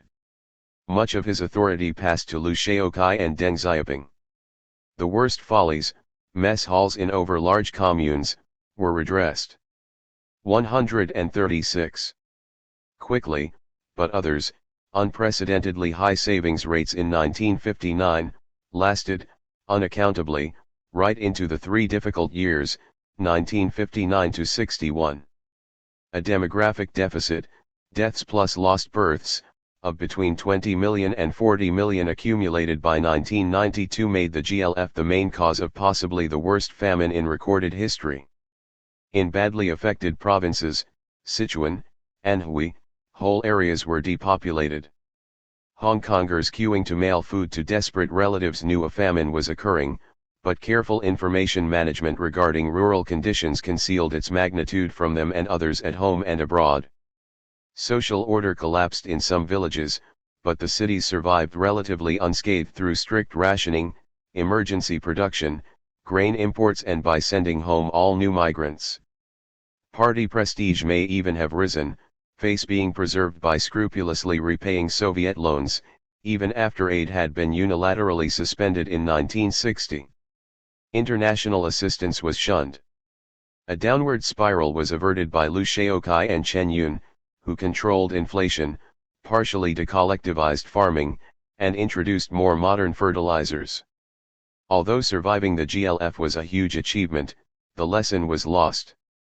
Mao blamed the disaster on half-hearted implementation rather than flawed social and technical assumptions, and his Cultural Revolution was to some extent designed as a successor movement to the failed GLF. See also, 1. Overview History of the People's Republic of China, 5. Politics and the Economy, Policy Patterns and Issues, Agriculture, Chen Yun, Collective Agriculture, Cultural Revolution, Deng Xiaoping, Industry, Liu Shaoqi, Mao Zedong, Planning, Economic, Sichuan, Soviet Union, Relations with Paul Ivory. Guangzhou. Situated in the Pearl River Delta on the southeast coast of China, Guangzhou is the seat of the Guangdong provincial government and, with Hong Kong, the hub of economic activity in southern China. Since the beginning of the economic reform program in the late 1970s, Guangzhou has earned a reputation for being a business-friendly and forward-looking city. Also known in the Western world as Canton, another Chinese name for the city is Yangcheng. The 1990 census put the population of Guangzhou municipality at 6,299,989. Among these people 3,935,195 were in the main urban districts and the remainder in surrounding counties, while males numbered 3,248,747 and females 3,051,242. The total population at the end of 1995 was estimated at 6.47 million. Guangzhou was the first Chinese city encountered by foreign maritime traders and became known around the world as the main port on the Silk Road of the Sea. Between 1757 and 1842, before the unequal treaties opened many cities, it was the only Chinese city where European merchants were allowed to work and live, albeit under strict rules and outside the city walls. After 1949, the fact that a large percentage of Guangzhou's population maintained family ties with the overseas Chinese communities in many parts of the world made them suspect in the eyes of the CCP leaders. However, once those with bad backgrounds, i.e. capitalists, landlords, Kuomintang supporters, etc., had been identified and re-educated or punished, the families of overseas Chinese were allowed to live and work like most other citizens. They were also told to encourage their relatives living abroad to return to China to live or witness the changes taking place in the country. During the Cultural Revolution, however, Red Guards attacked thousands of Guangzhou residents with overseas Chinese connections for their alleged decadent lifestyles. Such people were forced to advise their overseas Chinese relatives to refrain from contacting them or sending them money lest it should attract the wrath of the Red Guards. Yet, throughout the Cultural Revolution period, the city continued to host the Chinese Export Commodities Fair, the Canton Trade Fair, held twice a year since 1957. Attendance at the fair was by invitation only. The period of reform has given Guangzhou a key role in the modernization of China. The city has attracted billions of dollars in overseas Chinese and foreign investments. Along with Shenzhen and the other special economic zones, Guangzhou is now home to thousands of big and small foreign-invested factories, shops, and hotels. Its reputation as a trading center has been further enhanced by the liberal economic policies implemented by the central and provincial governments, although the Canton Trade Fair is no longer as important as it once was when only the state monopolies were allowed to import or export. Hong Kong Chinese investors account for the bulk of the foreign capital invested in Guangzhou, and in Guangdong province as a whole. Their ability to speak Cantonese and a wide relationship, Guangxi, network in the province and the country give them a 138 strong competitive advantage over others vying for a share of the local market. There is no doubt that the central government has accorded particularly favorable treatment to Guangzhou, and the other cities and towns in the Pearl River Delta. Whereas some powers were officially granted to Guangzhou in order to make it more attractive to overseas Chinese and foreign investors, the city's leaders have also managed to enlarge these powers by passing additional local laws and regulations. Far from the watchful eyes of some of its critics in Beijing and so close to Hong Kong, Guangzhou has quietly but steadily created enough political space to surge ahead without much hindrance. Its greatest supporter was Deng Xiaoping, who was most impressed by the activist attitude of Guangdong leaders, and who, in 1992, entrusted them the task of joining the ranks of the Asian tiger economies within 20 years. Guangzhou's economic power does not necessarily give it commensurate political influence in Beijing. Yang Shankan, a strong advocate for the province, was sidelined in 1992. Deng Xiaoping's death in 1997 left it with the need to find alternative political patronage in Beijing. SEE also, 9. Taiwan and the Overseas Chinese, Beijing Municipality, Cultural Revolution, Deng Xiaoping, Hong Kong, Overseas Chinese Policy, Special Economic Zones, Yang Shankan. Pradeep Taneja. H. Health Policy. In 1949 the CCP inherited an inadequate number of medical personnel to cope with a war-torn population suffering from pervasive infection, malnutrition, poor hygiene, and inadequate education. The first Vice Minister of Health was Dr. He Cheng, who had been instrumental in developing the CCP's medical system between 1929 and 1949. Dr. He exerted a strong influence on health policy until his dismissal in 1955. The new regime announced its policies at the first National Health Conference in August 1950. They were access to health care for all, prevention before cure, and integration of traditional and modern medicine. Medical education was to be expanded greatly to produce large numbers of health workers quickly, but high quality should be maintained. The Beijing Union Medical College, BUMC, retained its rigorous entry standards. Expertise was stressed both by the Western-trained doctors in the Medical Education Bureau of the Ministry of Health and the newly appointed Soviet-trained personnel. In the area of medical research, the three policy decision-making bodies were the Scientific Committee on Medical Science in the Ministry of Health, the Chinese Academy of Science and the Chinese Academy of Medical Science. In all three, professionals and doctors had substantial influence. Graduates and faculty from the BUMC were dominant members of the new elite, and the pre-1949 research trends continued well into the 1950s. In the late 1950s the party began to assert more control by appointing non-medical personnel like Su Yunbei as vice ministers. Doctors were invited to join the CCP. Certain areas were removed from Ministry of Health control, and in these areas policy-making systems were developed in which professional medics had little control. Mao Zedong's main concern was to redistribute health services to rural areas, while Liu Dingyi and Zhou Enlai tried to protect the interests of the Ministry of Health.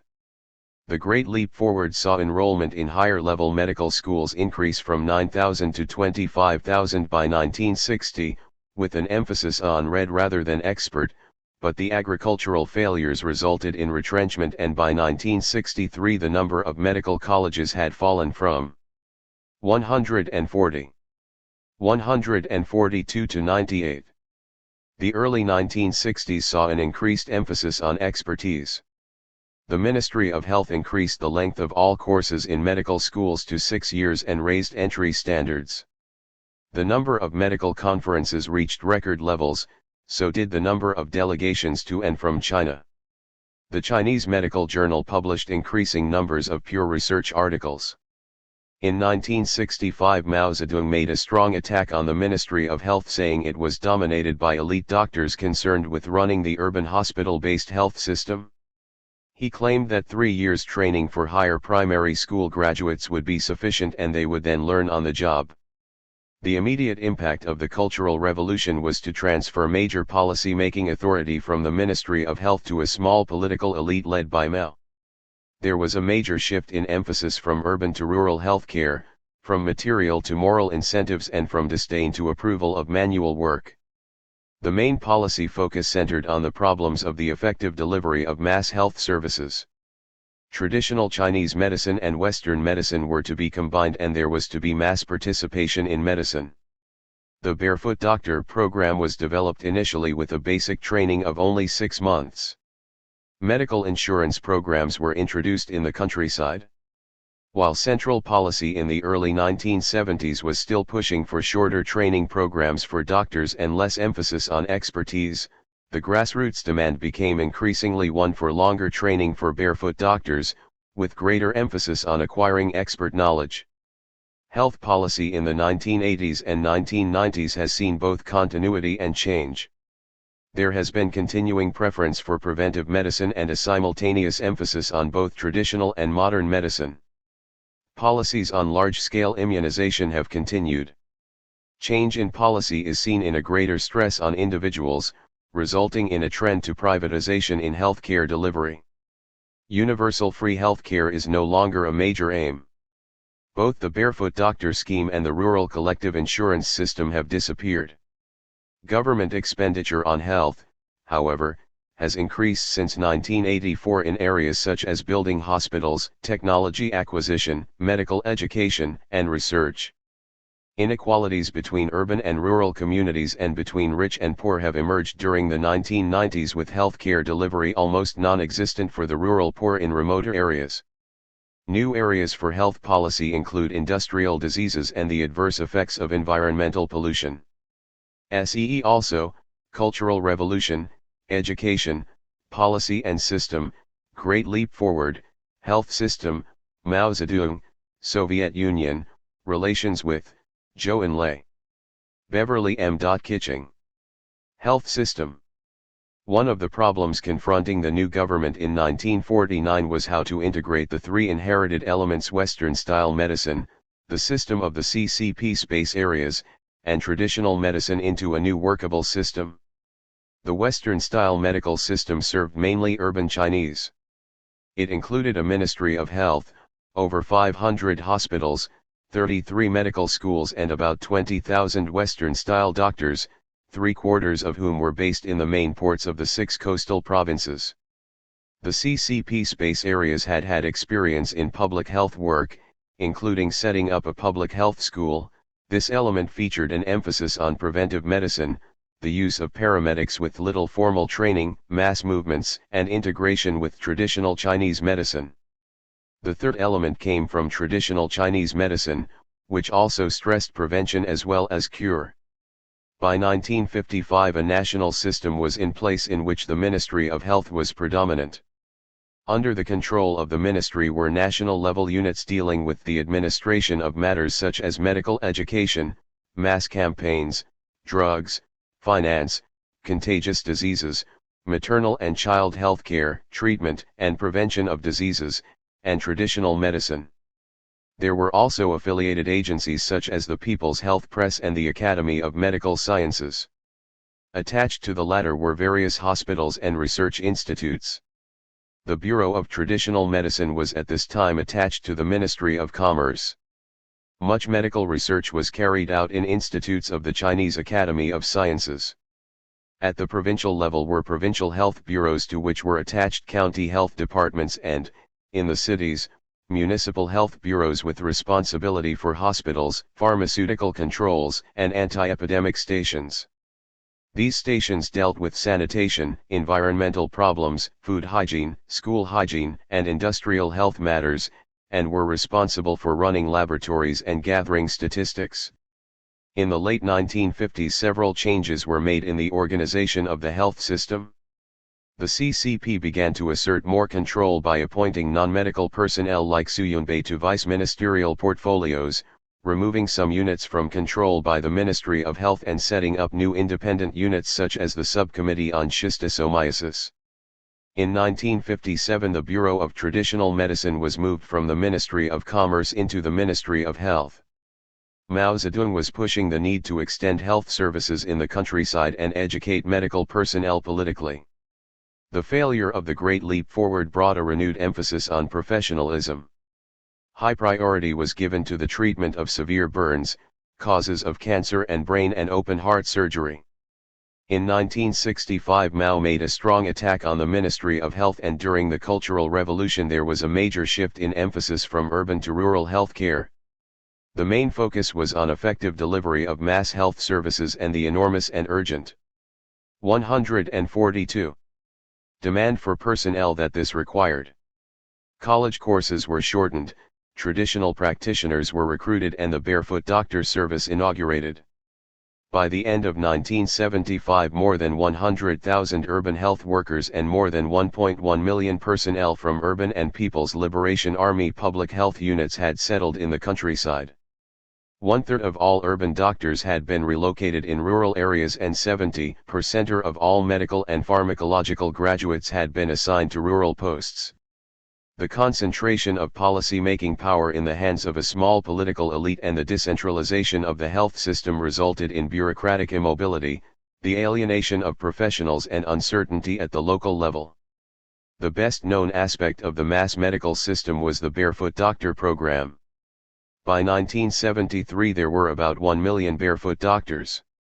Their duties varied from region to region and included health education, prevention and cure of illness, immunization, supervision of sanitary facilities, family planning, and first aid.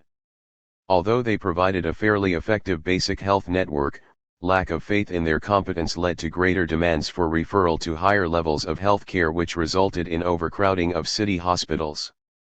Starting around 1973 there were increasing trends towards a greater emphasis on expertise and longer training for doctors, see health policy. These trends accelerated after 1976. Hospitals and research institutes returned to full-scale Western medical practices. The Ministry of Health resumed its primary role. The healthcare system during the 1980s and 1990s has tended towards privatization and has swung back to favoring urban areas, while the barefoot doctors have disappeared. See also, Cultural Revolution, Great Leap Forward, Health Policy, Mao Zedong, People's Liberation Army. Beverly M. Kitching. Hong Kong. Hong Kong's 1,078 square kilometers of land is divided into three main areas: Hong Kong Island, Kowloon, and the New Territories and outlying islands.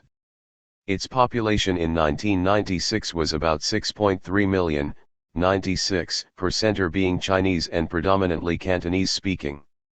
Hong Kong was ceded to Great Britain in the Treaty of Nanjing, ratified in 1843, after the First Opium War. The Kowloon Peninsula and Stonecutters Island passed to British control in the 1860 Convention of Beijing, and under the Beijing Convention of 1898 London obtained a 99-year lease of the new territories. The PRC did not recognize these treaties, but claimed what amounted to residual sovereignty under British administration. For its first century under British rule, the colony, territory, thrived as a business entrepot and a redoubt for refugees from mainland political and economic troubles. From December 1941 to August 1945, Hong Kong was occupied by the Japanese. Although the population fell under Japanese occupation, over 1 million refugees fled to Hong Kong just after the Civil War, 1946-9. This placed enormous pressures on the British authorities to house and sustain the population, interrupted Hong Kong's entrepot role with China, and short-circuit democratization proposals by Governor Sir Mark Young. This period also saw the emergence of a powerful local Chinese elite increasingly able to compete with and challenge British merchants and officials in all spheres of public life. During the 1950s and early 1960s, the territory responded to these changed circumstances by becoming a manufacturing center in its own right. This boom faltered when communist-inspired riots broke out in Hong Kong in 1967 from the Cultural Revolution, which, again, inspired an influx of refugees from the mainland. Around 1972, a turning point in Hong Kong's evolution came with the waning of the Vietnam War, the normalization of Sino-Western relations, the slow shift to a policy of reform and opening in China, and the appointment of Sir Murray MacLehose as governor. Hong Kong once again became an entrepot fueling China's modernization drive. The Independent Commission Against Corruption was established in 1974, and new towns were built in the new territories to accommodate the ever-increasing population, which by 1990 stood at 5.8 million. Massive infrastructural development was undertaken with the construction of 2 underwater transportation tunnels, the Mass Transit Railway, the Kowloon-Canton Railway and the Light Rail Transit, and tunnels connecting Kowloon and the new territories. In 1989 the British authorities announced plans for the massive $21 billion port and airport development scheme. Hong Kong became famous for its prosperity, stability, rule of law and human rights. By 1995, it ranked 8th among the world's trading economies, with a GDP of $336.9 billion and an annual economic growth rate of over 5%. Moreover, China now imported goods directly from Hong Kong as well as buying re-exports from 144. The rest of the world. The $1.6 million worth of direct imports from Hong Kong in 1980 had grown to $15 billion by 1985. China became Hong Kong's biggest trading partner, accounting for about 1/4 of the territory's total trade. Hong Kong also became China's leading investor, and much of its manufacturing capacity was transferred into the Chinese hinterlands, with over 3 million workers employed in territory-owned or joint venture enterprises. About 2/3 of Hong Kong trade with China was related to the outward processing or the re-export of goods, increasing in value from $7.15 billion in 1983 to $121.5 billion in 1994, an average annual growth rate of 29%. Imports to Hong Kong grew from $25.6 billion in 1984 to $160.3 billion in 1994, while domestic exports fell annually in the decade to 1994, when they were valued at $28.5 billion. Besides indicating a high level of economic integration between the territory and China, these figures reflected a shift in Hong Kong's economy to services, including tourism, which, in the mid-1990s, accounted for 4/5 of the territory's GDP, or double that of a decade before. Concurrently, the territory established itself as a major world financial center and a source of advanced technology, with high living standards, its 1994 per capita GDP of $21,560 being second in Asia only to Japan. In September 1982, British Prime Minister Margaret Thatcher visited Beijing for talks with Deng Xiaoping, who made it clear that the resumption of Chinese sovereignty over the territory on July 1, 1997 was non-negotiable. Deng enunciated his one country, two systems formula to allay fears in Hong Kong about the reversion to Chinese rule. The Sino-British Joint Declaration of December 1984 promised the territory autonomy and a continuation of its laws for 50 years as a special administrative region, SAR, of China, with Beijing taking control only over its foreign and defense policies. In April 1990, the Basic Law of the HKSAR was promulgated, with final interpretation resting in the hands of the Standing Committee of China's National People's Congress, NPC. At the time, the territory operated a THREADR, executive-led system of government composed of a meritocratic civil service and an elected legislative council, LegCo, at the central level having the powers to enact laws and to approve taxation and public expenditure, although the chief executive could veto bills and dissolve the body in some circumstances, 2 municipal councils at the regional level, and 19 district boards at the grassroots level. An appointed executive council also served the governor in an advisory capacity. Direct elections to a proportion of seats on the district boards and the LegCo became a feature of the system in 1985 and 1991, respectively, and the formation of political parties and campaign activity introduced some scrutiny over the administration, heightening the importance of public opinion in decision-making. Political groupings advocating greater democracy in the territory's administration dominated direct elections, especially after the June 4 incident in China. However, China's condemnation of the June 1991 Hong Kong Bill of Rights Ordinance, on the grounds that it substantially changed the legal system, and the government's support for a diluted court of final appeal left many Territorians extremely uneasy about their future legal protection and about the rise of corruption and crime, fueling an exodus of migrants overseas, some 62,000 in 1994. With Governor Chris Patten's appointment in July 1992, however, Sino-British cooperation under the 1997 through train arrangements rapidly eroded. Despite Beijing's objections, the LegCo passed his political reform package aimed at broadening political choice in June 1994.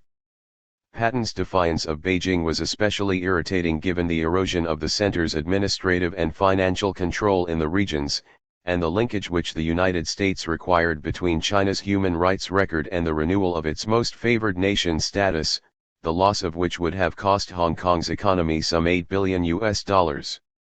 On September 1, 1994, the NPC Standing Committee legislated that all political structures thereafter established by Britain in Hong Kong would be abolished on July 1, 1997.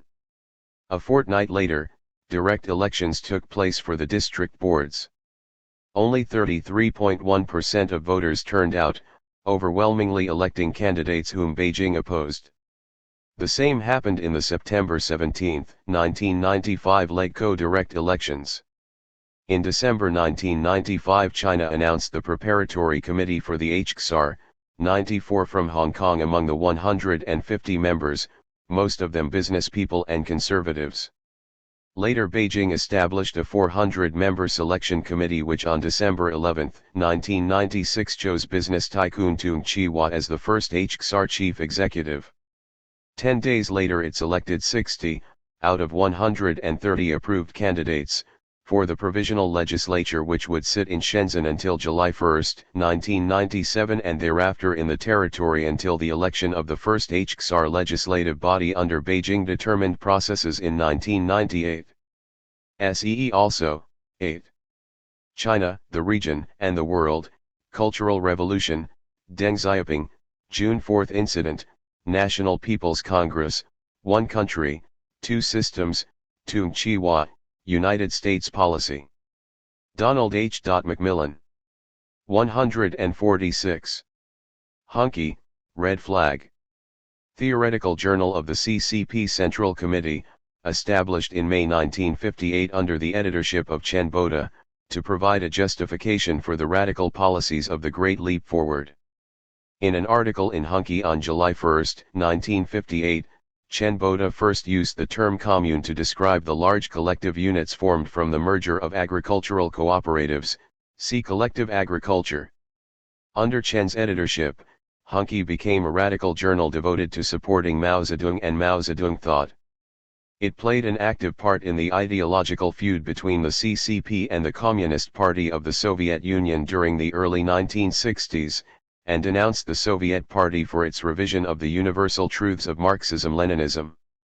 Hunky expressed the radical line of the Cultural Revolution until November 1967, when its publication was suspended due to the move away from the violent tactics of the Red Guards and towards the re-establishment of order. Chen Boda was himself purged in 1970 for his ultra-left activities during the Cultural Revolution, removed as editor of Hunky, replaced by Hu Sheng, and denounced at the 10th National Party Congress in 1973 as an anti-communist Kuomintang element, enemy agent, and revisionist. In the early 1970s, Hunky articulated the need for the rebuilding of the CCP following the first phase of the Cultural Revolution. It played an active part in the anti-Lin Biao campaign, and voiced some muted criticisms of certain features of the Cultural Revolution with which Lin Biao was implicated, such as the compilation of quotations from Chairman Mao, the Little Red Book which had been the talisman of the Red Guards. Hunky nevertheless continued to support a leftist position, and defended the Cultural Revolution against moves to downgrade its importance. It continued this line following Mao Zedong's death in 1976, and resisted attempts to reopen the verdicts on those purged during the Cultural Revolution. Hunke also declined, during the autumn of 1978, to participate in the campaign, endorsed by Deng Xiaoping, to promote the view that practice is the sole criterion of truth. C3. Ideology, Radicalism and Reform. However, in September 1979 it was compelled to issue an apology for not participating in the Criterion of Truth campaign, and it subsequently became a strong supporter of the significance of practice for evaluating the success of economic policies. Throughout the early 1980s, Hunke continued as the CCP's most important theoretical journal, publishing numerous articles justifying, in Marxist terms, the economic reforms instituted under Deng Xiaoping since 1978. It argued, in line with the official view, that development of the productive forces, rather than class struggle, was the key to the successful achievement of socialist transition in China. It participated in campaigns against spiritual pollution and abstract humanism in 1983 and 1984, and resisted the more radical pro-market reforms of Zhao Ziyang, insisting on the continued relevance of Marxist theory and ideology to China's problems. Hunke's views often contrasted with those expressed by People's Daily, the more reform-oriented newspaper of the CCP. See Media Issues and Policy. In September 1987, the editor of Hunke, Xiangfu, was removed from office, and rumors circulated on the impending closure of the journal. In May 1988 the New China News Agency confirmed that Hunke would close, and in June 1988, it was replaced by a new journal, Qiashi, Seek Truth, which was intended to be more lively and to reflect more faithfully the move away from the leftist policies of the Maoist era with which Hunke was associated. See also, 3. Ideology, Radicalism and Reform, Chen Boda, Chinese Communist Party Central Committee and Politburo, Collective Agriculture, Cultural Revolution, Deng Xiaoping, Great Leap Forward, Lin Biao, Mao Zedong Thought, Media Issues and Policy, National Party Congress, New China News Agency, People's Daily, Soviet Union, Relations with Zhao Ziyang. Nick Knight. 148. Household registration, Huakao. An identity system, by which ordinary Chinese become the object of governmental determination. Also like an internal passport, it functions as the device through which citizens are given welfare rights. Identity is based on the household, rather than the individual, because the household has traditionally been the basis of all state calculation. In dynastic times, household registers were used to levy corvée labor and exact taxes from the people. In socialist China, the function of the register has broadened greatly. Through the register, the state obtains a snapshot of the population which is helpful both to state economic planning officials and national defense strategists. For the public security forces, the police, the register long constituted the pillar upon which their system of a static community policing was built. Under the CCP, China became not only the land of the register but, through it, the place where inequalities in wealth and resources were set in concrete. A hierarchy, with the peasants at the bottom, was kept in place throughout the pre-reform years by the system of household registration that not only registered one's abode, but also made it virtually impossible to move anywhere else.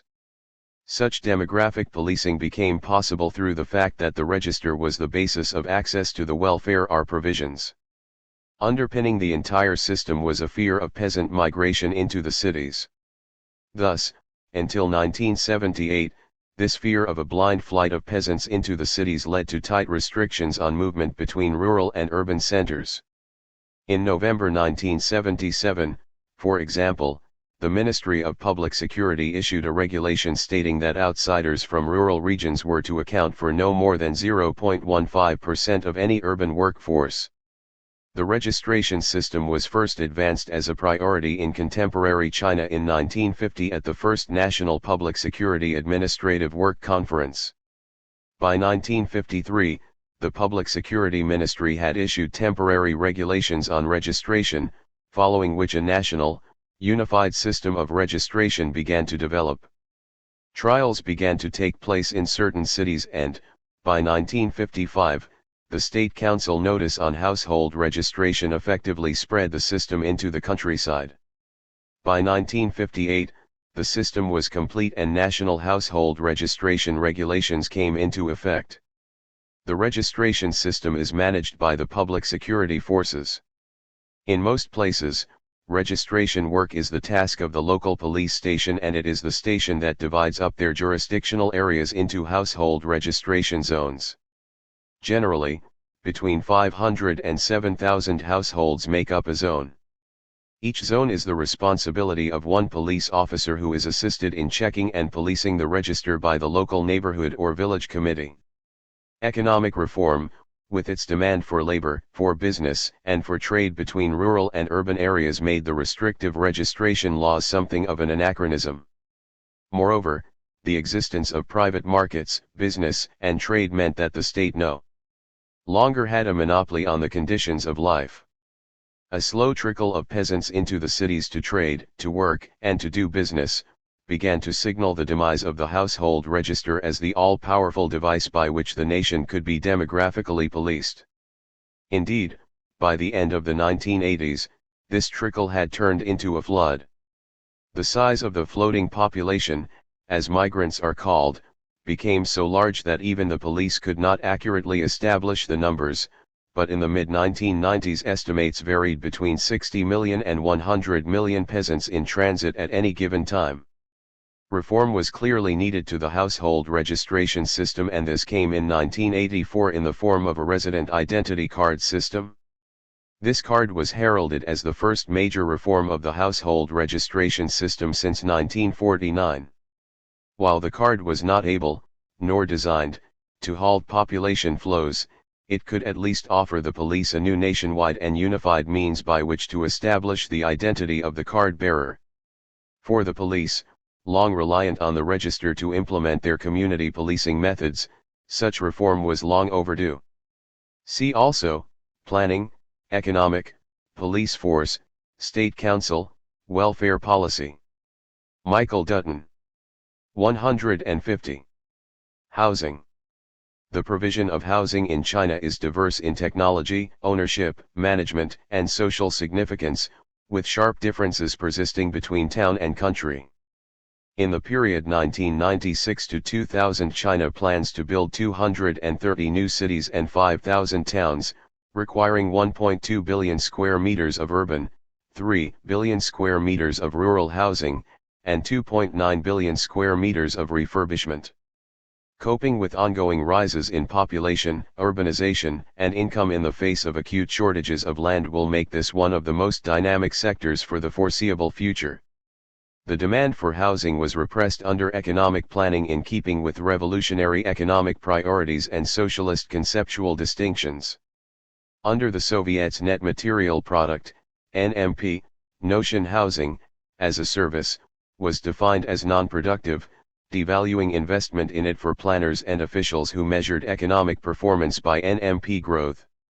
Any deficits in housing and urban infrastructure were to be filled by revolutionary asceticism, with the heroic oil workers who endured the Manchurian winters in tents serving as models for the nation. Living space for urban and rural residents in 1978 was, respectively, 3.8 and 8.1 square meters per capita, resulting in severe overcrowding.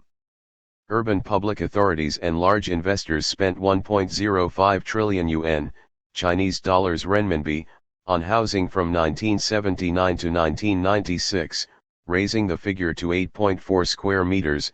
In the countryside, where housing is financed and built privately, the figure reached 21.7 square meters in 1996. Rural construction technologies were always dictated by the immediate availability of building materials: rammed earth in the North China Plain, bamboo and rattan in the southwestern subtropics. Because structural timber was costly, single stories predominated. Among minority nationalities, Han influences competed with local traditions, with large variations in style and techniques due to the people's diverse geographic, economic and cultural circumstances. Major stylistic and technical changes in domestic styles began in the treaty ports. The new bourgeoisies, native and foreign, copied contemporary European housing styles with abandon. The 1950s land reform divided the landlord's excess housing among the poor. Though still a social and economic unit, the family's property rights were repeatedly challenged under collectivization.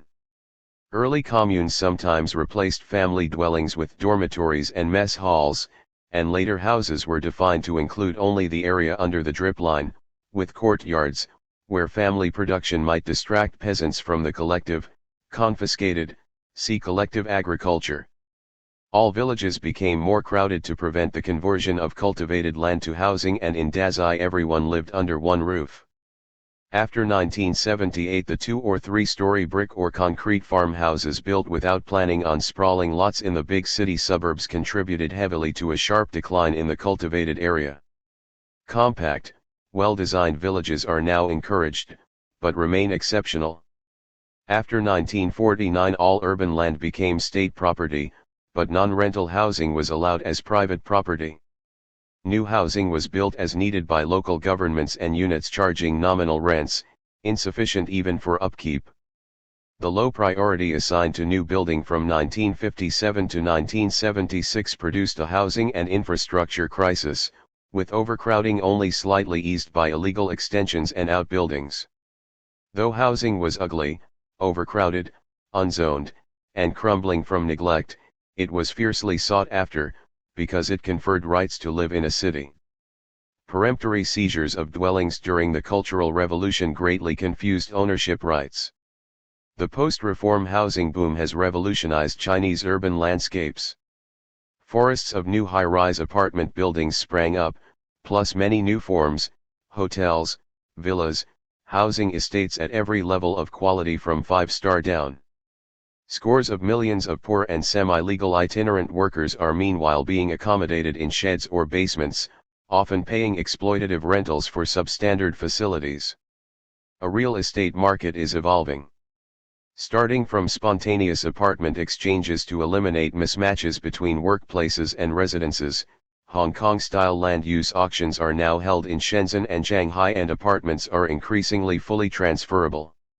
Ancillary real estate institutions, valuation, mortgage lenders, sales agencies, and transparency are still lacking, leading to much shady dealing by officials, but land use efficiency and labor mobility are improving.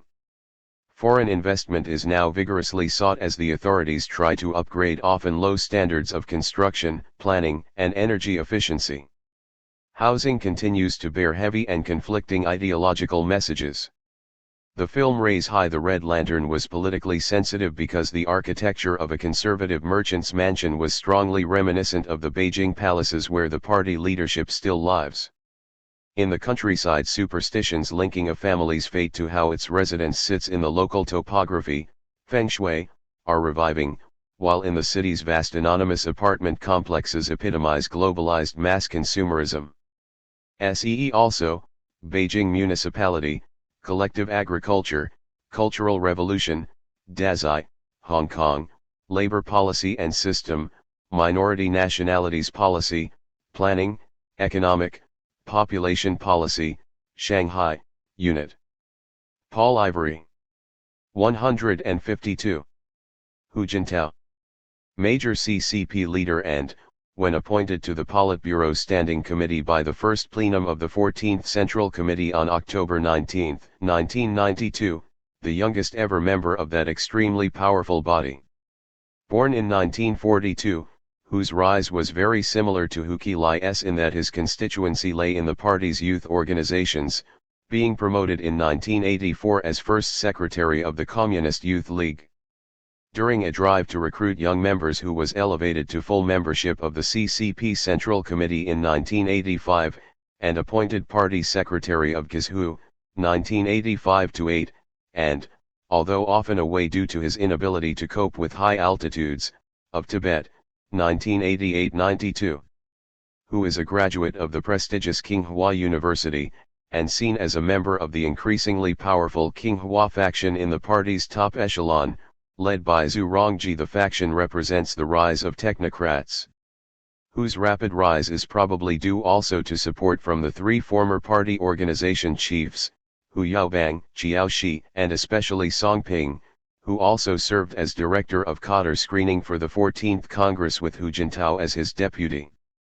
Immediately after the 14th Congress, Hu was appointed to head the party reconstruction group, with Li Lanqing and Wei Jianxing as deputies, and in 1993 succeeded Jiao Shi as president of the Central Party School, the CCP's main training ground for potential leaders.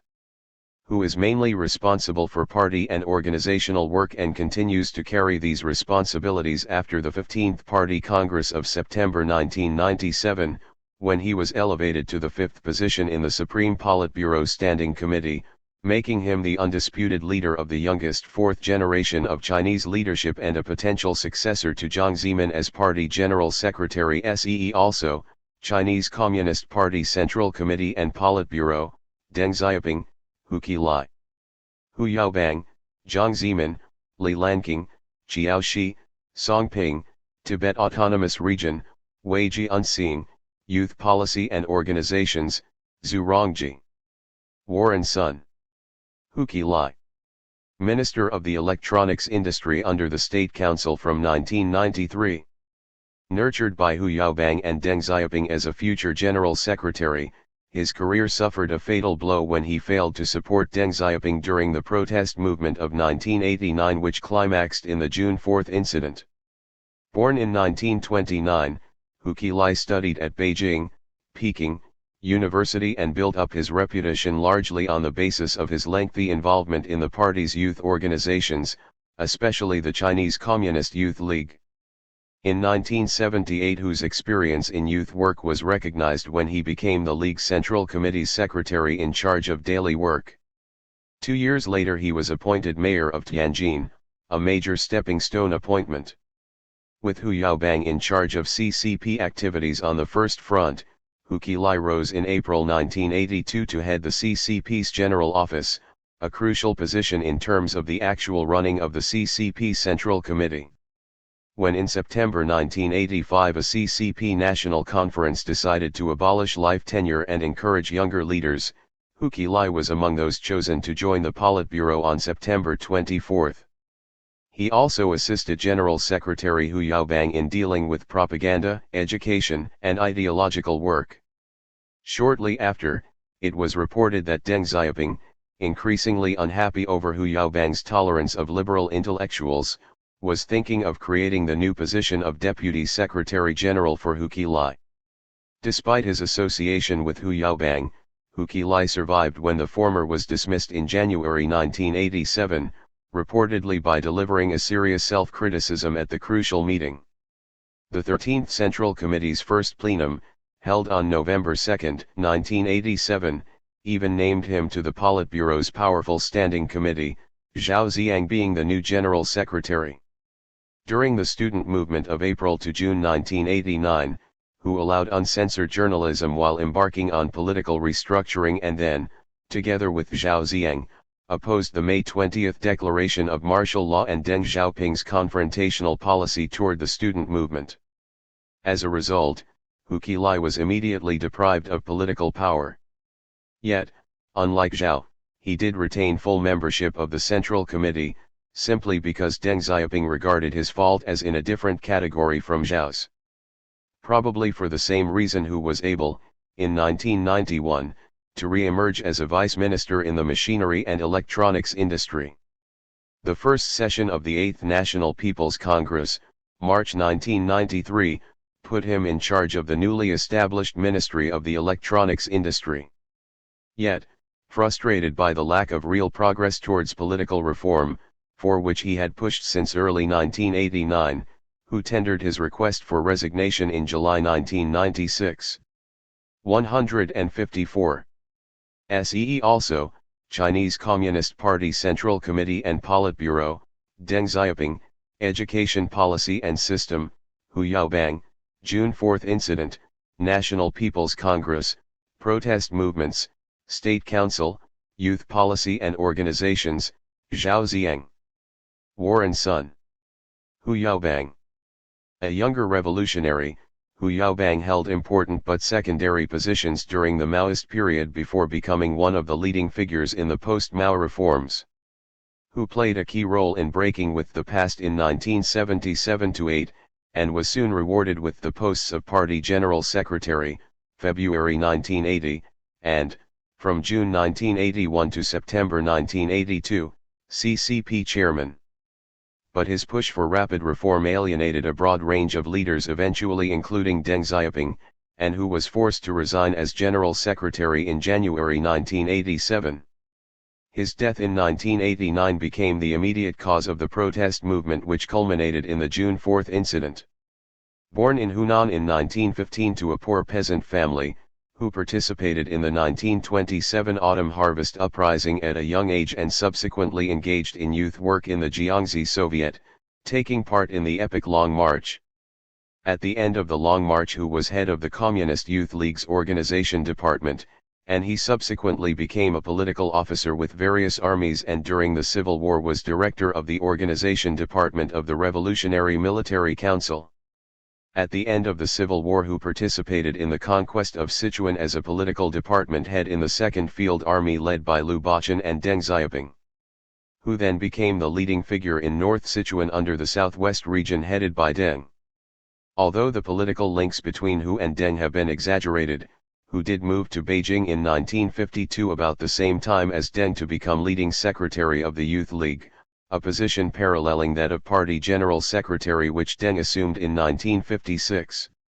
Hu continued in this role until the Cultural Revolution, although he had several brief postings in the provinces, including one in Hunan, where he established cordial relations with Hua Qiubang. Although ousted early in the Cultural Revolution, Hu reappeared by 1972 and played an especially significant role in Deng's efforts to promote the four modernizations in 1975, but he was eclipsed along with Deng in 1976. The most significant part of Hu's career began following the death of Mao Zedong. Hu returned to office even before Deng, appointed to head the Central Party School apparently by Hua Qiubang. In this role Hu became a major force for overturning the ideological orientation of the Cultural Revolution in 1977-8, notably through the Criterion of Truth debate, C3. Ideology, Radicalism and Reform. In this he paralleled the views of Deng, but often with greater initiative and not as part of an anti-Hua maneuver as often claimed. Hu also obtained key positions as head of first the Central Organization and then Propaganda Departments, while at the third plenum of the 11th Central Committee at the end of 1978 he was named to the Politburo.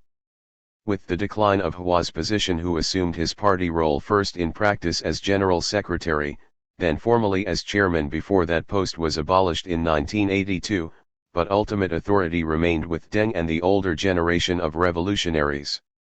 Hu's leading position on the first front of leaders directly responsible for day-to-day affairs not only 156 was due to his backing of Deng's reform program, but also reflected his acceptability to military leaders because of his pre-1949 career.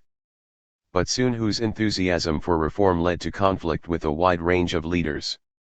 His efforts to push economic reform were regarded as unwelcome interference not only by relatively conservative planners such as Yao Yilin, but also by reformers, most notably Premier Zhao Ziyang. Meanwhile, many of the older generation resented Hu's pursuit of corruption among their offspring, while the powerful Chen Yun was critical of his lack of careful study of actual conditions. Most importantly, Deng finally withdrew his support, particularly because Hu's more liberal political attitude exceeded that which Deng thought desirable.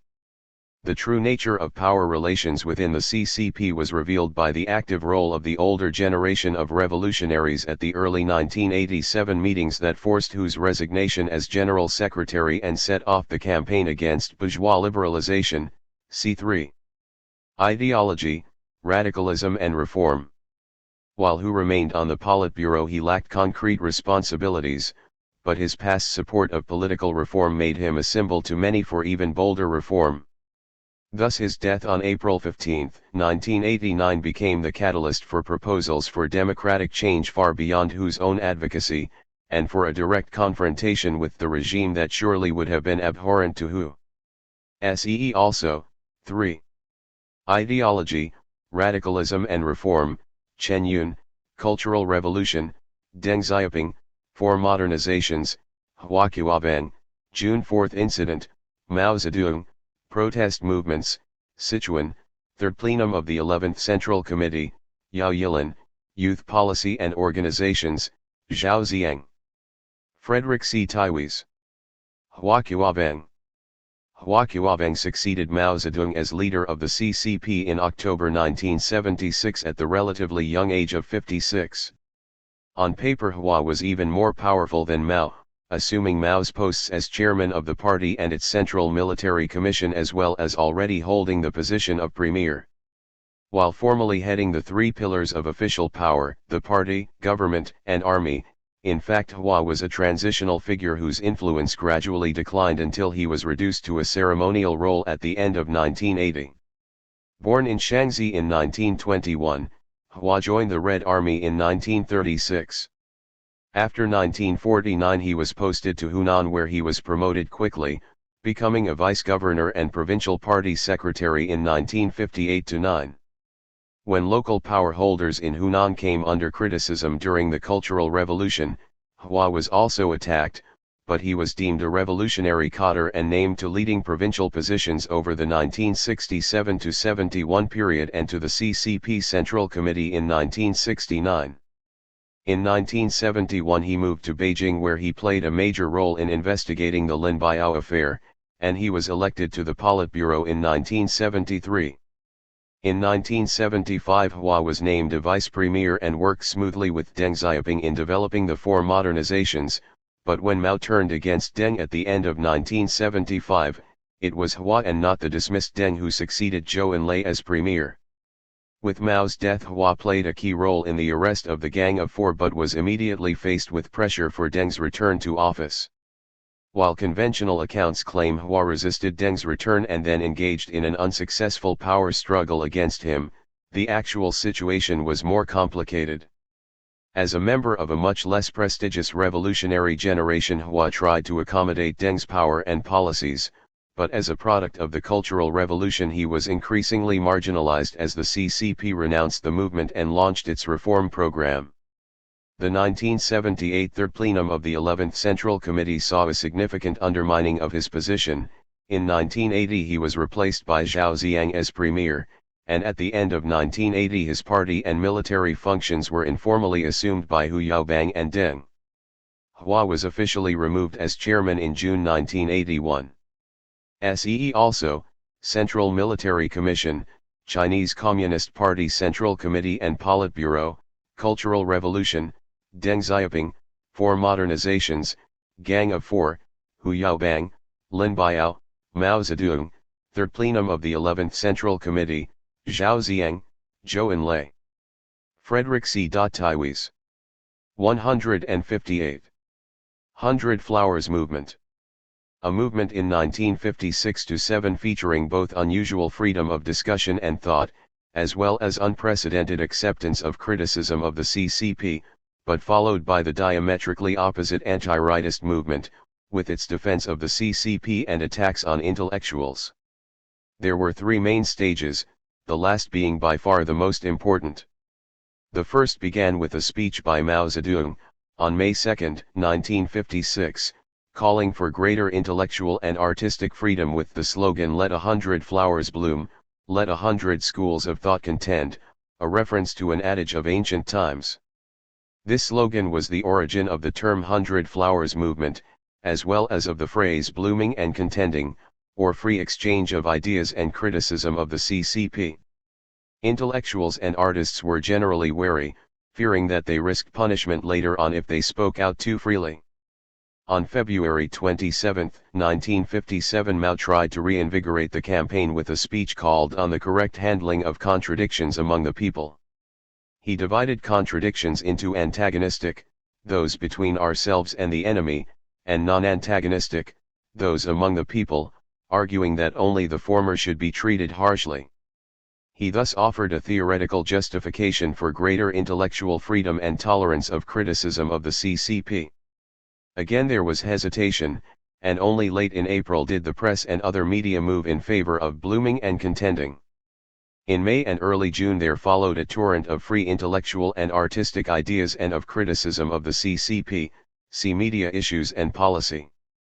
Many people expressed resentment of the CCP's monopoly on political power and its management of the economy.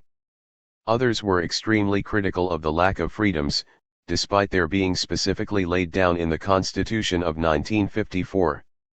A former friend of the great literary figure Lu Xun expostulated that more freedom had existed for writers in the wartime capital Chongqing under the nationalist regime than in contemporary Beijing.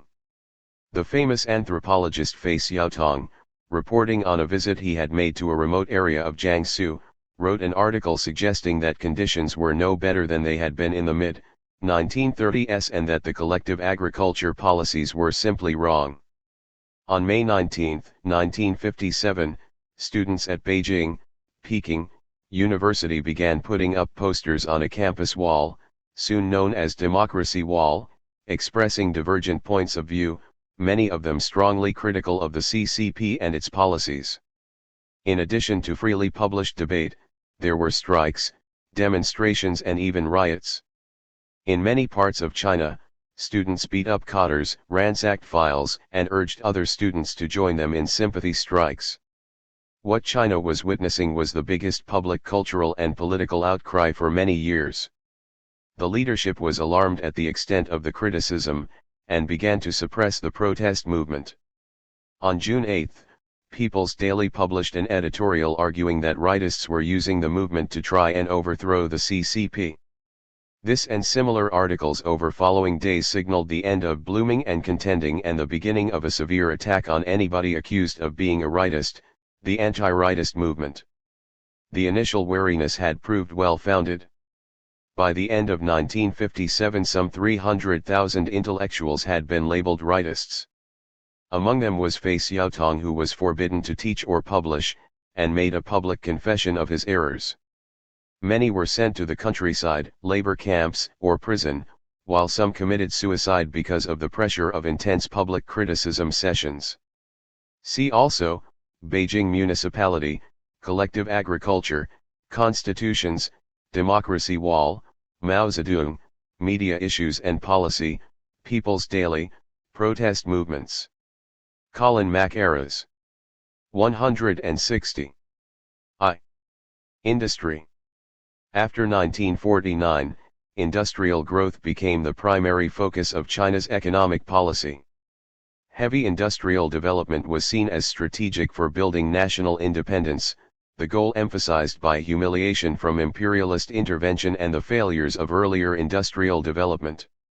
Priority went to the production of capital goods, far above light industry and consumer goods. The plan system was structured to deliver resources for investment in industry, see planning, economic, and the prices of raw materials and energy were kept low in order to reduce industrial costs. In addition, a focus on import substitution and relatively autarkic development reflected China's isolation, especially during the Cultural Revolution and the Vietnam War. Overall, industrial growth was characterized by investment hunger, whereby growth was maintained by inputs of new resources and capital, rather than by improvements in efficiency and productivity. Industrial enterprises met physical output targets using planned allocations of inputs, and markets played no role in shaping production structure. It was not until the reform period that China's industrial structure began to change, policy placing greater emphasis on improving efficiency, meeting consumer demands and allocating resources according to market signals. There was also a shift towards labor-intensive manufacturing and greater diversity in ownership, with the introduction of private enterprises and foreign investment. Industrial development policy after 1949 passed through four main phases: rehabilitation and transformation, 1949-56, the introduction of central planning, 1953-7, experiments with Mao's innovations, 1958-76, and reform, 1977 to present. Each change was associated with political debate over China's development trajectory. The adoption of centralized planning signaled the shift towards the Soviet model. Mao Zedong's innovations were a response to the problems generated by that model, and the debates of the Cultural Revolution reflected the internal conflict over Mao's ideas. The reform process involved the rejection of both the plan model and Mao's experiments in favor of a market economy. In the first phase, the aim was to rehabilitate an economy disrupted by the anti-Japanese war and hyperinflation, to nationalize industry owned by foreign capital and nationalist party leaders, and to promote a mixed economy by endorsing the persistence of industry owned by patriotic capitalists. Around 60% of industrial output came under state ownership, and at the same time new laws for labor and union activity were introduced. Under this policy, industry recovered rapidly, and by 1952 output levels had returned to their pre-Second World War peak. In the second phase, a process leading through joint state-private ownership to full state ownership brought remaining private industry under state control. Simultaneously, centralized material balance planning was adopted as a direct copy of the Soviet model. Soviet experts stayed in China to design and install industrial enterprises using Soviet equipment.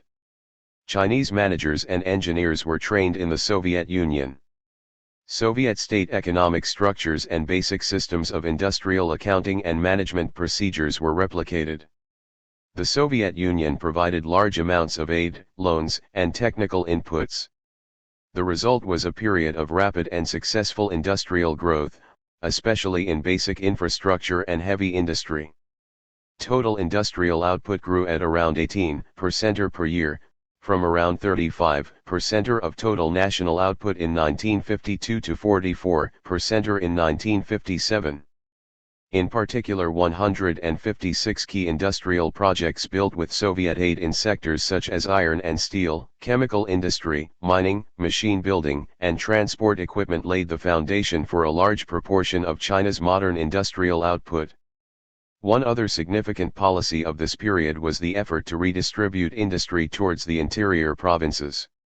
Despite this success, Mao and other leaders became increasingly concerned at some of the social and political consequences of the Soviet model.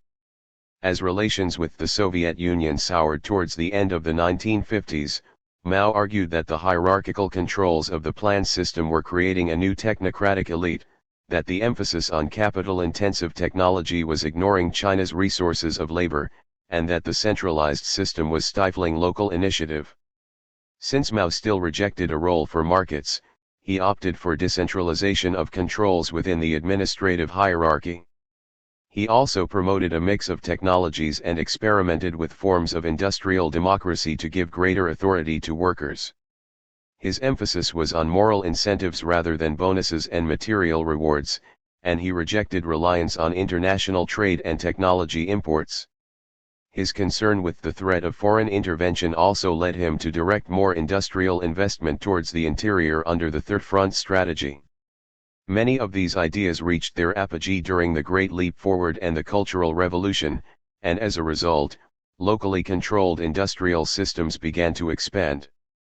Nevertheless, Mao maintained a focus on heavy industry and import substitution, and the planning system basically persisted, though relatively decentralized. By the late 1970s, industrial growth had continued around 10%, but with many problems. Enterprises used resources inefficiently and returns to capital declined. They carried large stockpiles of unwanted goods, yet consumer products were in short supply. There was a large proportion of incomplete investment projects. Decentralization had created a confused situation, compounded by the political factionalism of the Cultural Revolution, in which enterprises were subject to a mixture of controls from local and 162 central levels. The dispersion of industry to the interior had also added to transport costs and sacrificed economies of agglomeration. Meanwhile, despite the growth in gross output, there were continual shortages of key products such as energy and iron and steel. Employment growth was also increasingly unable to keep up with the growth of labor supply, with the result that large numbers of people were assigned to enterprises that did not need them. In the face of these problems, the post-Mao leadership under Deng Xiaoping initiated a reform program to stimulate greater efficiency and technological modernization. At first, this was conceived within the plan framework, and there was no clear blueprint for change. As the reforms evolved, however, they developed a momentum of their own which resulted in substantial changes in China's industrial structure and operation. The reforms had 5 main components: an emphasis on economic efficiency and technical change, a shift towards satisfying consumer needs, greater openness to the world economy, acceptance of mixed forms of ownership, and a growing recognition of the role of markets in allocating resources. As a result of these factors, China's industrial system experienced a significant structural transformation. By the mid-1990s, market prices dominated both industrial prices and retail sales. State industry had shrunk from around 80% of production to under 40%. The collective sector, including the township and village enterprises, had risen to around 40%, and private enterprise and foreign industry were approaching 20%. The consumer market had a plentiful supply of new and up-to-date products. International trade had become an engine of industrial growth, and the change in industrial structure was reflected by the increase in exports of labor-intensive manufactures from just under 30% of all exports in 1980 to nearly 54% in 1994. Industrial output had also grown substantially at rates of around 15% per year, and industrial efficiency improved. The emergence of competitive non-state sectors was important in this change, but the state sector also made some gains.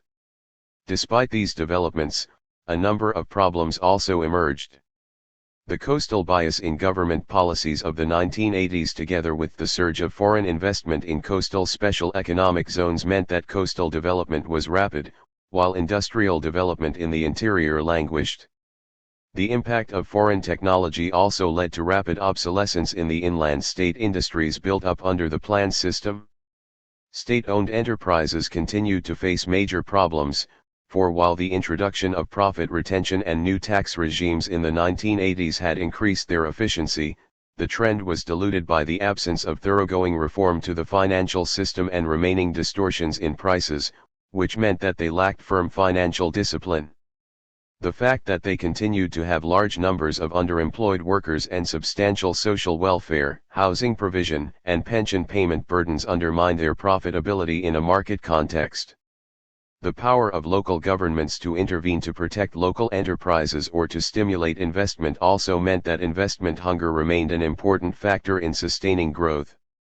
By the mid-1990s, around half all state enterprises were reported operating at a loss. Given that these still accounted for a substantial proportion of industrial output and employment, their condition represented a critical issue for further reform and development. The government had to provide large subsidies but hesitated to impose strict bankruptcy laws, since large-scale closures would produce major welfare and political problems.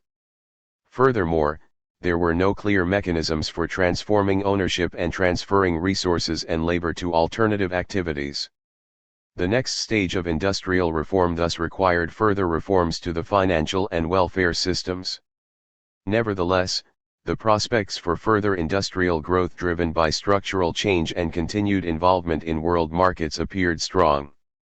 These trends were confirmed at the 15th Party Conference of September 1997, which endorsed a program either of converting medium and small state enterprises into shareholding companies and shareholding cooperatives, or of leasing them out, or of auctioning them to new owners. See also, 5. Politics and the economy, policy patterns and issues, collective sector, cultural revolution, Deng Xiaoping, Great Leap Forward, housing, international trade, Mao Zedong, planning, economic, township and village enterprises, Soviet Union, relations with, welfare policy. Andrew Watson. 164. International trade. International transactions were a last resort in the period of the planning system. Imports filled gaps, with other items exported to pay for imports. Producers were isolated from world markets, lacking signals from those markets to which they could respond. The foreign exchange earned as a consequence of exporting was bottled up in the planning system. Goods exported were mainly primary products. Imports were mainly capital equipment, including whole plants. Trade over this period accounted for a very small proportion of national output. International transactions imposed a fiscal burden on the government where domestic prices of importables were lower than world prices. Economic growth from the 1950s to the 1970s was based on the accumulation of inputs into the production process, but the productivity for which they were used declined over the same period. Raising productivity and therefore income growth were factors pushing for reform. Trade and foreign investment were key components of that reform package. The process of reform can be divided into two steps. The first, which was partial, involved reform from within the bureaucratic system.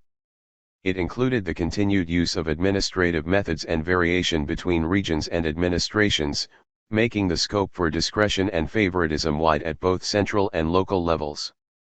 These key actors in the previous planning system features created opportunities for gain for who might otherwise have opposed the reforms. The second step, much more thorough, involved a far greater degree of marketization in both foreign exchange and goods and services. The forces for continued opening up included pressure from outside China, from foreign firms setting up in China and from foreign governments. In addition, there were internal forces, some of them related to fiscal burdens associated with the reforms, others associated with export-oriented interests who saw even greater gains from a more open economy. These forces met domestic resistance in the debate over the strategy for entry into the World Trade Organization, the context being the leadership's wish for China to take its place in world institutions.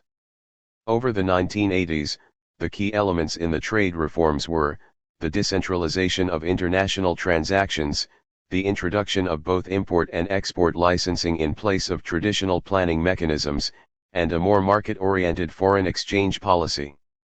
Decentralization at first meant that authority to trade was transferred to ministry and provincial government level. By the end of the 1980s, the number of companies allowed to trade had increased from a dozen, in the planning period, to many thousands. In the new system, companies acted as agents for local firms, rather than trading on their own account, so local firms became more aware of world prices. Foreign exchange reform proceeded in a number of steps.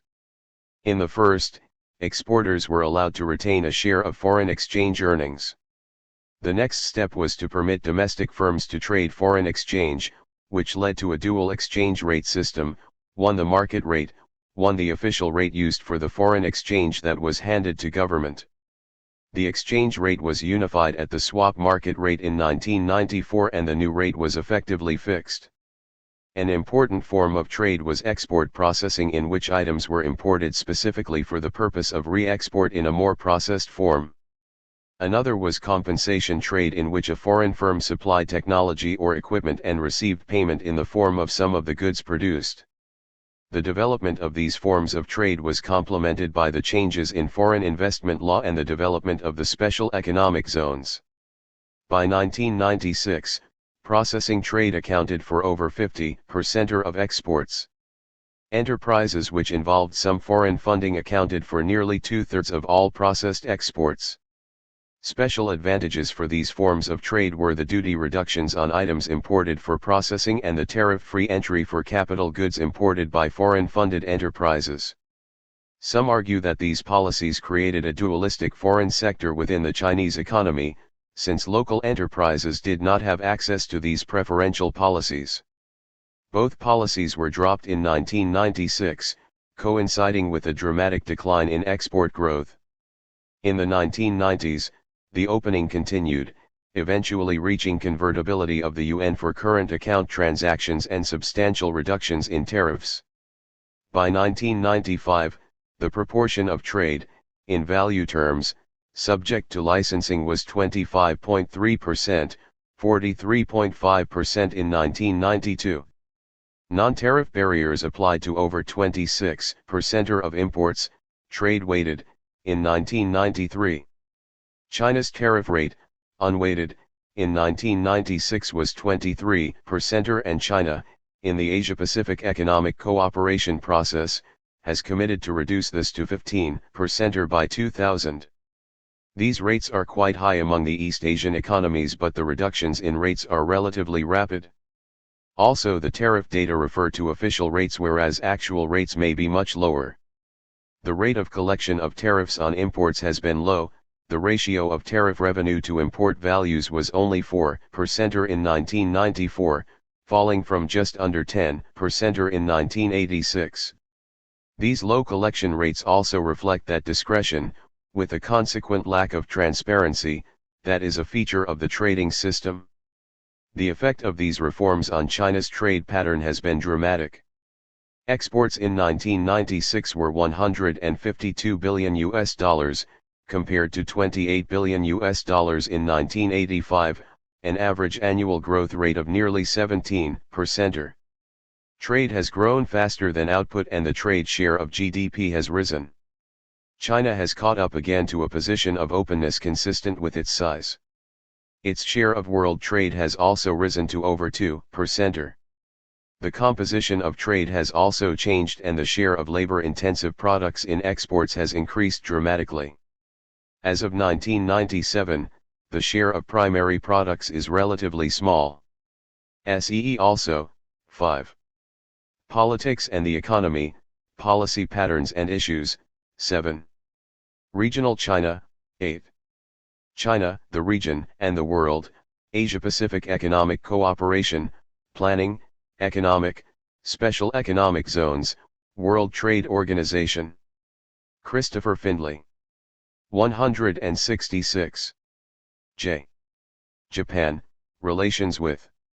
China's post-1949 relations with Japan have been rife with contradictions, ranging from hatred, bitterness, and fear due to wartime aggression and subsequent security alliance with the United States to admiration as an economic model and attraction as a source of aid, investment, technology and trade. Early relations were virtually frozen in a Cold War environment, epitomized by the Korean War, precluding independent Chinese or Japanese initiatives to rebuild them.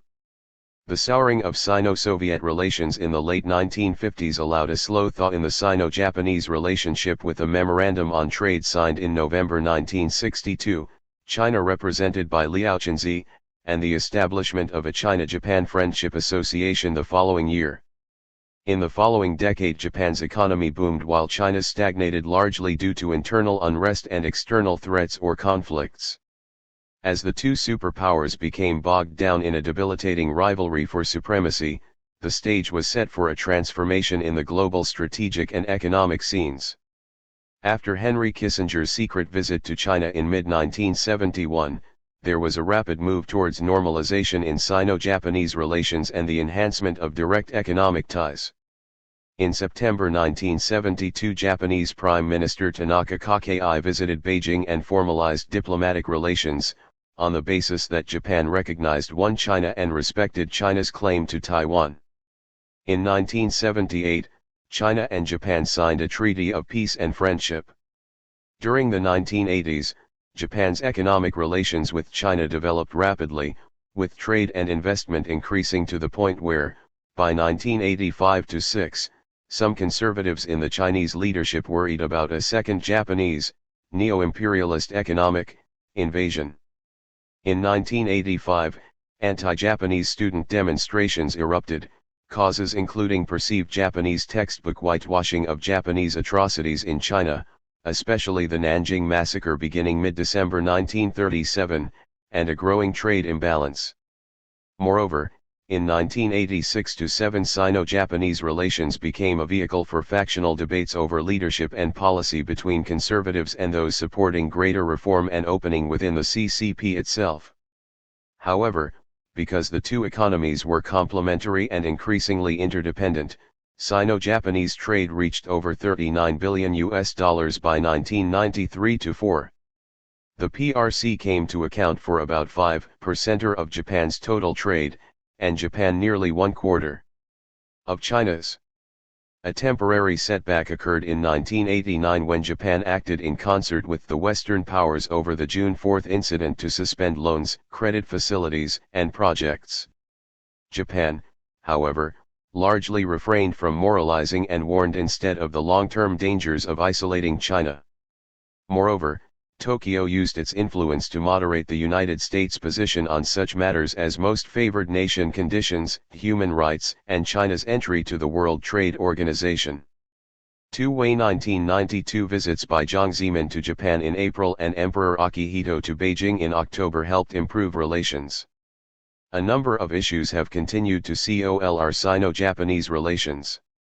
These include, China's assertiveness against Taiwan and in the South China Sea, which causes unease in Tokyo, as well as in regional capitals, where it is seen as a factor which could enhance Japan's military presence, Japan's reaffirmed alliance with the United States, Chinese anxieties about neo-containment and Japanese remilitarization, the territorial dispute over the Diaoyutai, Senkaku, Islands, which Beijing has been keen to mute because of its fears over negative repercussions on Sino-Japanese economic ties and a reluctance to encourage anti-Japanese demonstrations which could turn against the CCP itself. Japan's support, although lukewarm, for the principle of universal human rights, China's nuclear testing, Chinese coal pollution, which affects Japan's environment, and a continuing trade imbalance favoring Japan. Certainly Japan will remain a major preoccupation of Chinese policy. While the complexities of the relationship inhibit any solid predictions, both Tokyo and Beijing are likely to retain a desire for a peaceful and stable environment to enhance their respective development strategies. See also, 8.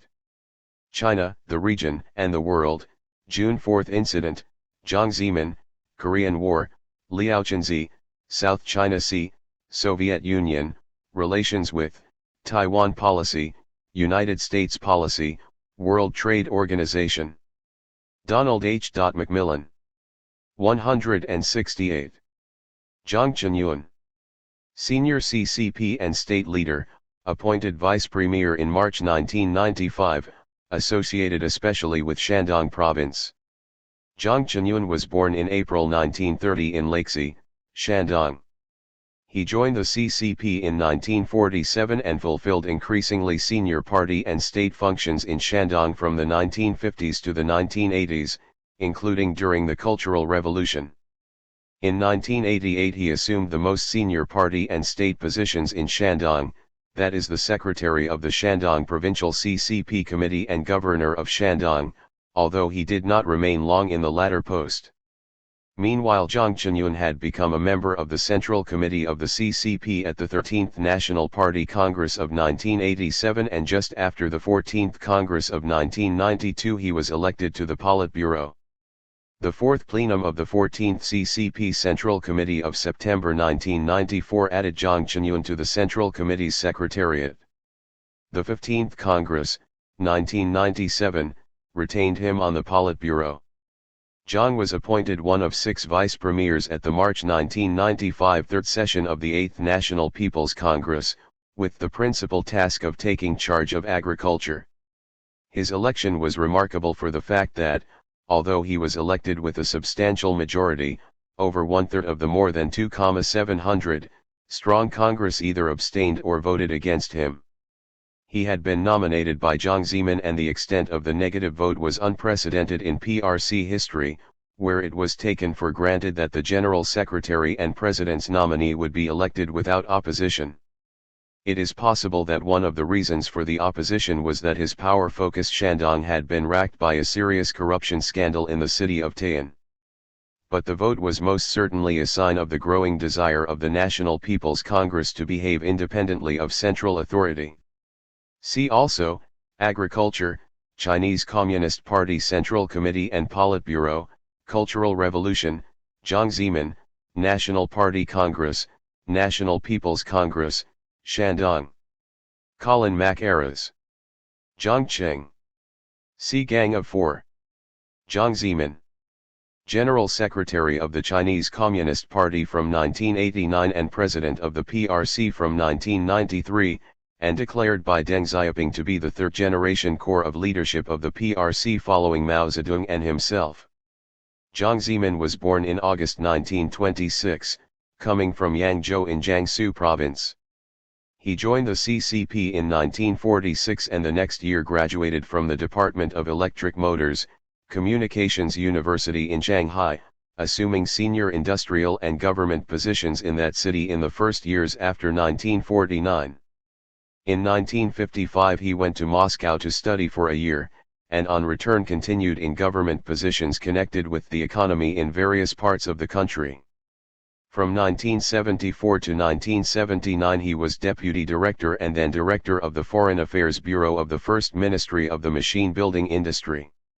In the new period following the Third Plenum of the 11th Central Committee, 1978, Jiang took over ever more senior positions in the CCP and government. From 1982 to 1985 he was Minister of the Electronics Industry and the CCP Secretary of the Ministry. In 1985 he was appointed Mayor of China's largest city, Shanghai. In the 1980s, Jiang assumed more and more senior CCP positions. At the 12th National Congress in September 1982, Jiang was appointed to the CCP Central Committee, and then, at the first plenum of the 13th Central Committee on November 2, 1987, to the Politburo. Meanwhile, in 1987 he also became General Secretary of the CCP in Shanghai. During the student demonstrations in 1989, Jiang showed himself more canny than the leaders in Beijing. Just after the June 4 incident, and when a similar massacre threatened in Shanghai, Jiang was able to defuse the situation by persuading the students to withdraw. It is likely that it was on account of his ability to settle the issue peacefully in China's largest city that he was appointed General Secretary of the CCP when the 4th Plenum of the 13th Central Committee met in Beijing on 23–4 June 1989 and chose a replacement for Zhao Ziyang who, having sided with the students during the crisis, was now in disgrace and in no position to occupy the CCP's most senior position. When Deng Xiaoping formally retired as chairman both of the CCP's Central Military Commission in November 1989 and the state counterpart the following March 170, Jiang was appointed to replace him in both positions. In March 1993 the first session of the 8th National People's Congress appointed Jiang Zemin to replace Yang Shankan as state president. Already in a very favorable position to exert his leadership in the party and military organs of China, his appointment as state president added the state dimension to his powers. When Jiang first became General Secretary of the CCP there was a great deal of skepticism both inside China and abroad over whether he had the necessary charisma and ability to form the core of leadership of a country in the throes of radical modernization and change, where strong centrifugal forces appeared to have the potential to weaken the central government. As of 1997, although it remains impossible to predict how long he will retain the country's top positions, he appears to a large extent to have consolidated, and still to be strengthening his leadership. The 15th Party Congress, September 1997, saw him very much in control and able to edge out rivals, notably Jiao Shi. Several factors are running in his favor. In the first place he has good family connections, having been adopted by the CCP martyr Zhang Shangqing, an associate of Li Xiannian, President of China from 1983 to 1988. Second, unlike Li Peng and several other possible contenders for leadership in the post-Deng era, Jiang Zemin is not tainted with involvement in the tragedy of the June 4 incident. Third, he has succeeded in establishing and strengthening his own power faction. One of many examples was his ability to have allies Wu Bangguo and Zhang Qinyun promoted to the Politburo in October 1992. Fourth, in the mid-1990s, Jiang has pushed anti-corruption measures and shown a decisive attitude in dismissing and punishing corrupt officials, however senior. Perhaps the best example of these was Beijing Mayor Chen Zitong, who had taken the lead in defending the crackdown in Beijing in June 1989 and even written the official account. Jiang Zemin had him dismissed from the Central Committee and Politburo late in September 1995 at the 5th plenum of the 14th Central Committee for leading a dissolute, extravagant life and for abuse of power. At the same time, Jiang has earned himself the reputation of knowing where to stop, not pushing things so far as to make himself an undue number of powerful enemies. Finally, in the mid-1990s, Jiang Zemin has gone out of his way to make his mark on policy by making major speeches on as many occasions as he can and by making his presence felt in foreign policy matters.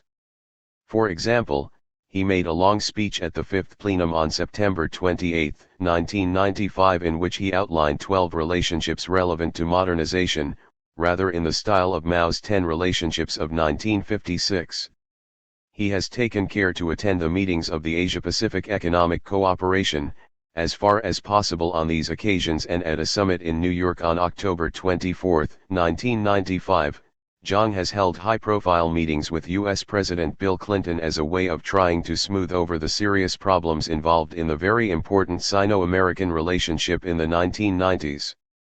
At the memorial meeting for Deng Xiaoping, held on February 25, 1997, it was Jiang who delivered the long and emotional eulogy. Ideologically speaking, Jiang is very much in the Deng Xiaoping mold in two major respects. He is very committed to economic reform, but less so to political, and he is totally dedicated to the preservation of CCP rule in China. Jiang's continuation in the top CCP position due to the 15th Party Congress placed him in a good position to persist in exerting influence over post-Deng China. Although most unlikely to rival either Mao Zedong or Deng Xiaoping in impact, Jiang's tenure had already lasted over 8 years, a reasonable period for a top national job by world standards. SEE also, Asia-Pacific Economic Cooperation, Beijing Municipality, Central Military Commission, Chinese Communist Party, Chinese Communist Party Central Committee and Politburo, Deng Xiaoping, Jiang Qinyuan, June 4 Incident, Li Peng, Li Xiannian, Mao Zedong, National People's Congress, Jiaoxi, Shanghai, 3rd Plenum of the 11th Central Committee, Wu Bangguo, Yang Shankan, Zhao Ziang. Colin Mackerras. 172. Joint Ventures. The June 1979 Equity Joint Venture Law permit foreign investment in the PRC for the first time. The text of the law was very brief, leaving open many operational issues, but it was significant as a major component of the open door policy. Both the environment for foreign investment and the response by foreign investors have evolved since 1979, but the general trend has been in the direction of decentralization and liberalization of regulations and increased foreign investment. By 1993, China had become the major developing country destination for direct foreign investment.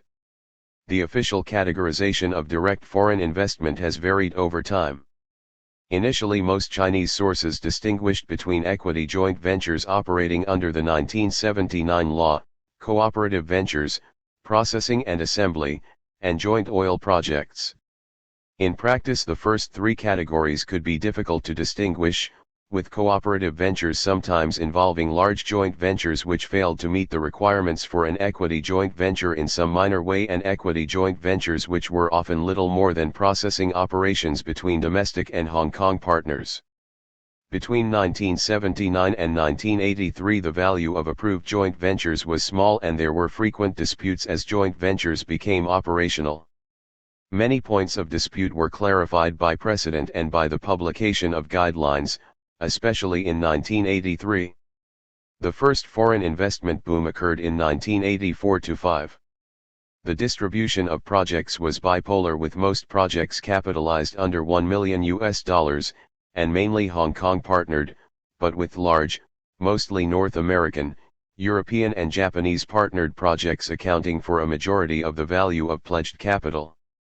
The boom was in part driven by rising wages and an appreciating Hong Kong currency, which encouraged entrepreneurs to seek new locations in the Pearl River Delta for their manufacturing operations. Contractionary policies were associated with the boom's end in the second half of 1985. Many foreign investors also became frustrated by the continuing obstacles to their operations in China. The main issue concerned access to foreign exchange for imported inputs and for repatriating profits.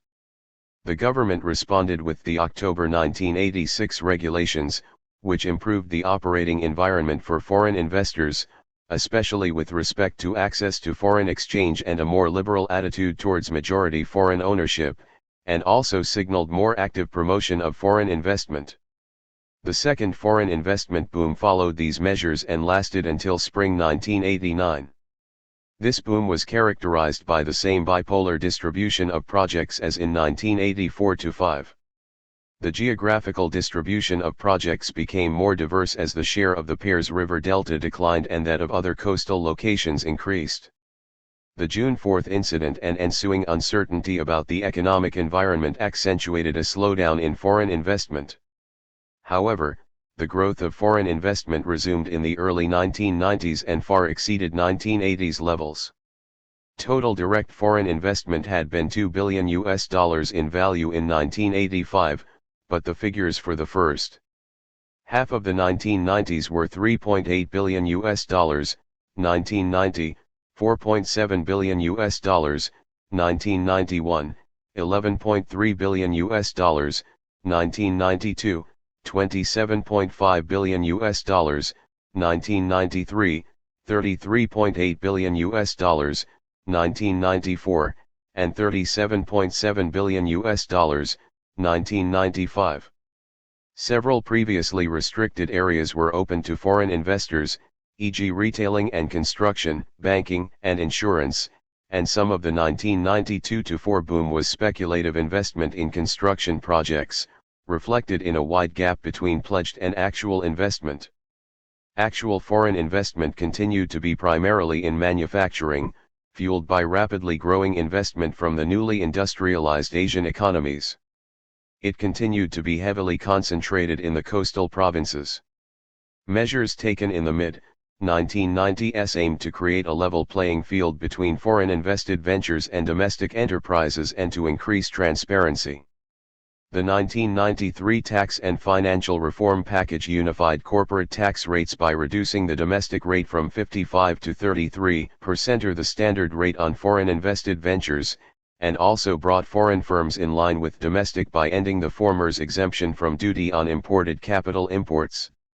In June 1995 the State Planning Commission, State Commission on Economy and Trade, and the Ministry of Foreign Trade jointly promulgated temporary provisions on foreign investment and a catalogue of industries for foreign investment, intended to signal a shift from micro-assessment of the returns to large projects or other quantitative performance targets to publicizing broad guidelines.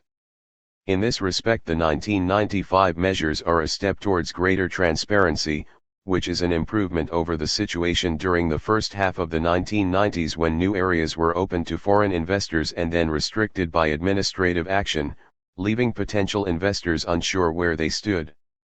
Some directives concerning foreign investment, however, remain unpublished. Joint ventures have played a critical role in China's outward-oriented growth strategy since the mid-1980s. Exports by foreign invested ventures grew from $320 million in 1985 to $46.9 billion in 1995, when these ventures accounted for 2/5 of China's international trade.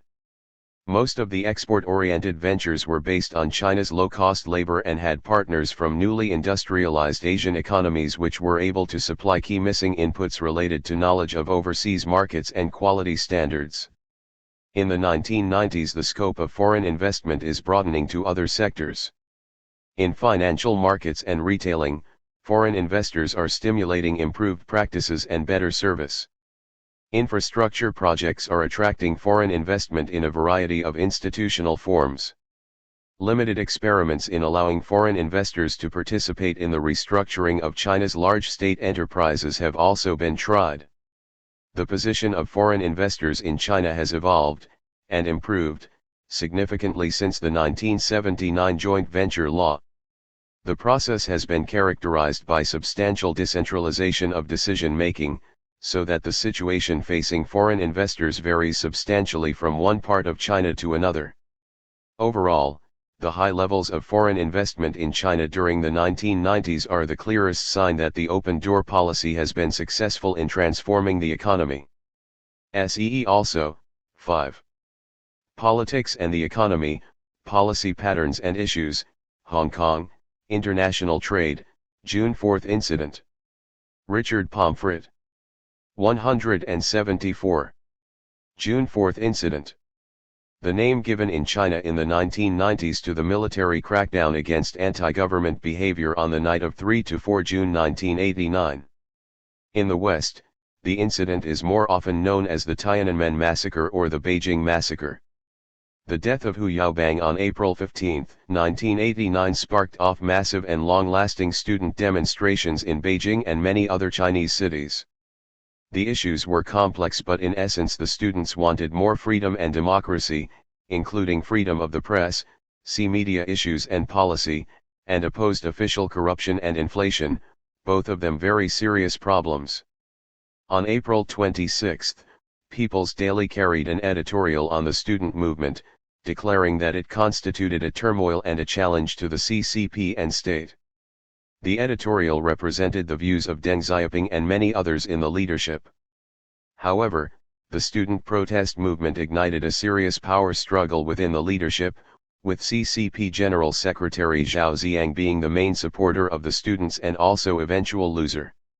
On May 13 the students actually occupied Tiananmen Square, in the center of Beijing, and announced their intention of staying there until their demands were met. The action aroused a great deal of interest around the world, especially since many representatives of the world's press were already in Beijing to cover the visit of Soviet leader Mikhail Gorbachev from 15 to May 18 aimed at normalizing Sino-Soviet relations.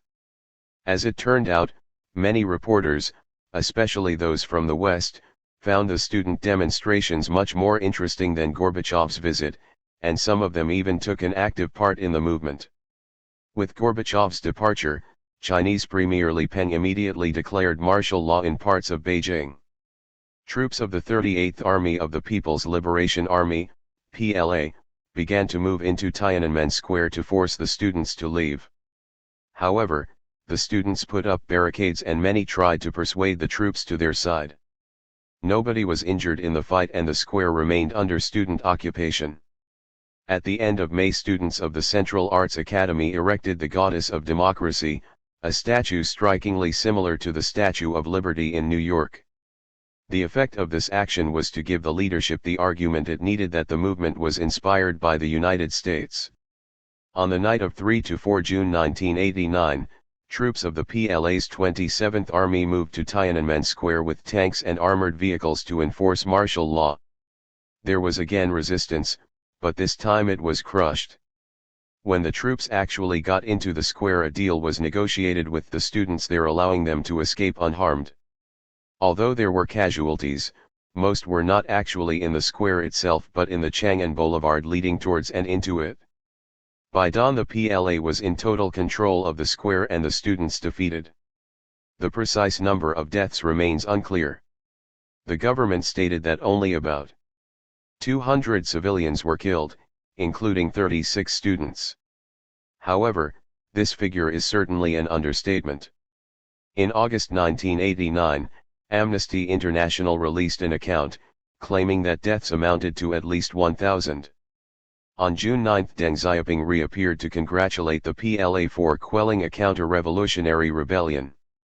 Without this action, he claimed, the CCP would have been overthrown and replaced by a bourgeois republic. Fears that the country would collapse into civil war proved unfounded, with a modicum of stability returning somewhat more quickly than most in the West expected. Martial law was lifted in January 1990. The evidence is not compelling that the anti-government forces enjoyed leadership coherent enough or had arms in sufficient quantities to make their movement a real counter-revolutionary rebellion. The Chinese government used the actual overthrow of almost all Marxist-Leninist parties in Eastern and Central Europe later in 1989 to support its claim that a similar fate would have befallen itself without the military action. While this is an argument difficult to counter, calls for the overthrow of the CCP were conspicuous by their absence until the night of the massacre. Moreover, Non-lethal weapons such as tear gas and water cannon, which are readily available to governments in this day and age, could no doubt have produced the same result without the need for deaths. The person mainly responsible for the June 4 incident was Deng Xiaoping. He was the chairman of both the state and the CCP Central Military Commissions. Moreover, everybody acknowledged his supreme authority at that time, even though he had already retired from the CCP Central Committee. A military action right in the middle of the nation's capital without his direct intervention would have been quite impossible. In terms of power struggle, the CCP definitely won and remains in power in China as of 1997. Zhao Ziyang lost his position as General Secretary of the CCP because of his support for the students and was replaced by Jiang Zemin. PRC President Yang Shankan, who had actively supported the military intervention, remained in office until 1992, being replaced the next year by Jiang Zemin. Li Peng, who as premier was so hostile to the students and supportive of Deng Xiaoping, survived in the position until 1998, thus carrying out the 2 full terms allowed him under the state constitution. The overall effect of the June 4 incident was harmful to China. In domestic terms, although it kept the CCP in power, it cost it support from many of the intelligentsia and dealt a blow to its credibility. However, it was in the field of foreign affairs that the damage was greatest. The Western powers, especially the United States, raised human rights issues nearer to the top of their priority in relations with China. In addition, Western images of China in general suffered an extremely serious setback. See also, 1. Overview History of the People's Republic of China, Beijing Municipality, Central Military Commission, Chinese Communist Party Central Committee and Politburo, Constitutions, Deng Xiaoping, Dissidents, Hu Yaobang, Jiang Zemin, Li Peng, Media Issues and Policy, People's Daily, People's Liberation Army, Protest Movements, Soviet Union, Relations with, United States Policy, Yang Shankan, Zhao Ziyang. Colin Mackerras. 176. K. Kong Sheng. Senior leader associated especially with the radical policies of the Cultural Revolution. Kong Sheng, real name Zhang Wang, was born to a landlord's family in Jiao County in Shandong Province in 1898, dying in Beijing on December 16, 1975 at the age of 77. At his death Kong, as a vice-chairman of the CCP Central Committee, was one of the most senior party leaders. Kong joined the Chinese Communist Party in 1925. The official obituary honored him as a proletarian revolutionary, Marxist theorist, and glorious anti-revisionist fighter. These words were later revoked, and Kong has become the focus of several studies, both in Chinese and in English, which have depicted him as the representative of terror and evil within the CCP movement. In the 1920s Kong was a leader of the CCP Secret Service, and in the 1930s, living in Moscow, he was a supporter of the party leader Wang Ming, being responsible for the elimination of Trotskyists within the CCP. Kong returned to China after the retreat of the revolution to its base at Yan'an in northwest China and was placed in charge of the Salvation, Qiangju, movement during Mao Zedong's first rectification campaign. The excesses of the movement, which supposedly unearthed a number of traitors and spies within the party, resulted in Kang's disgrace. Just after 1949 Kong kept a low profile but resurfaced in the 1960s. He organized the leftist attack on orthodox Marxist philosophy as represented by Yang Xianzhen and, during the Cultural Revolution, acted as advisor to its leading group, the Cultural Revolution Group, headed by Chen Boda and Zhang Qing, C Gang of Four. This small group, reporting directly to Mao, organized or incited attacks on leading party cadres, among other extreme activities. With his pencil mustache and thick spectacles, Kong appeared as a shadowy figure at many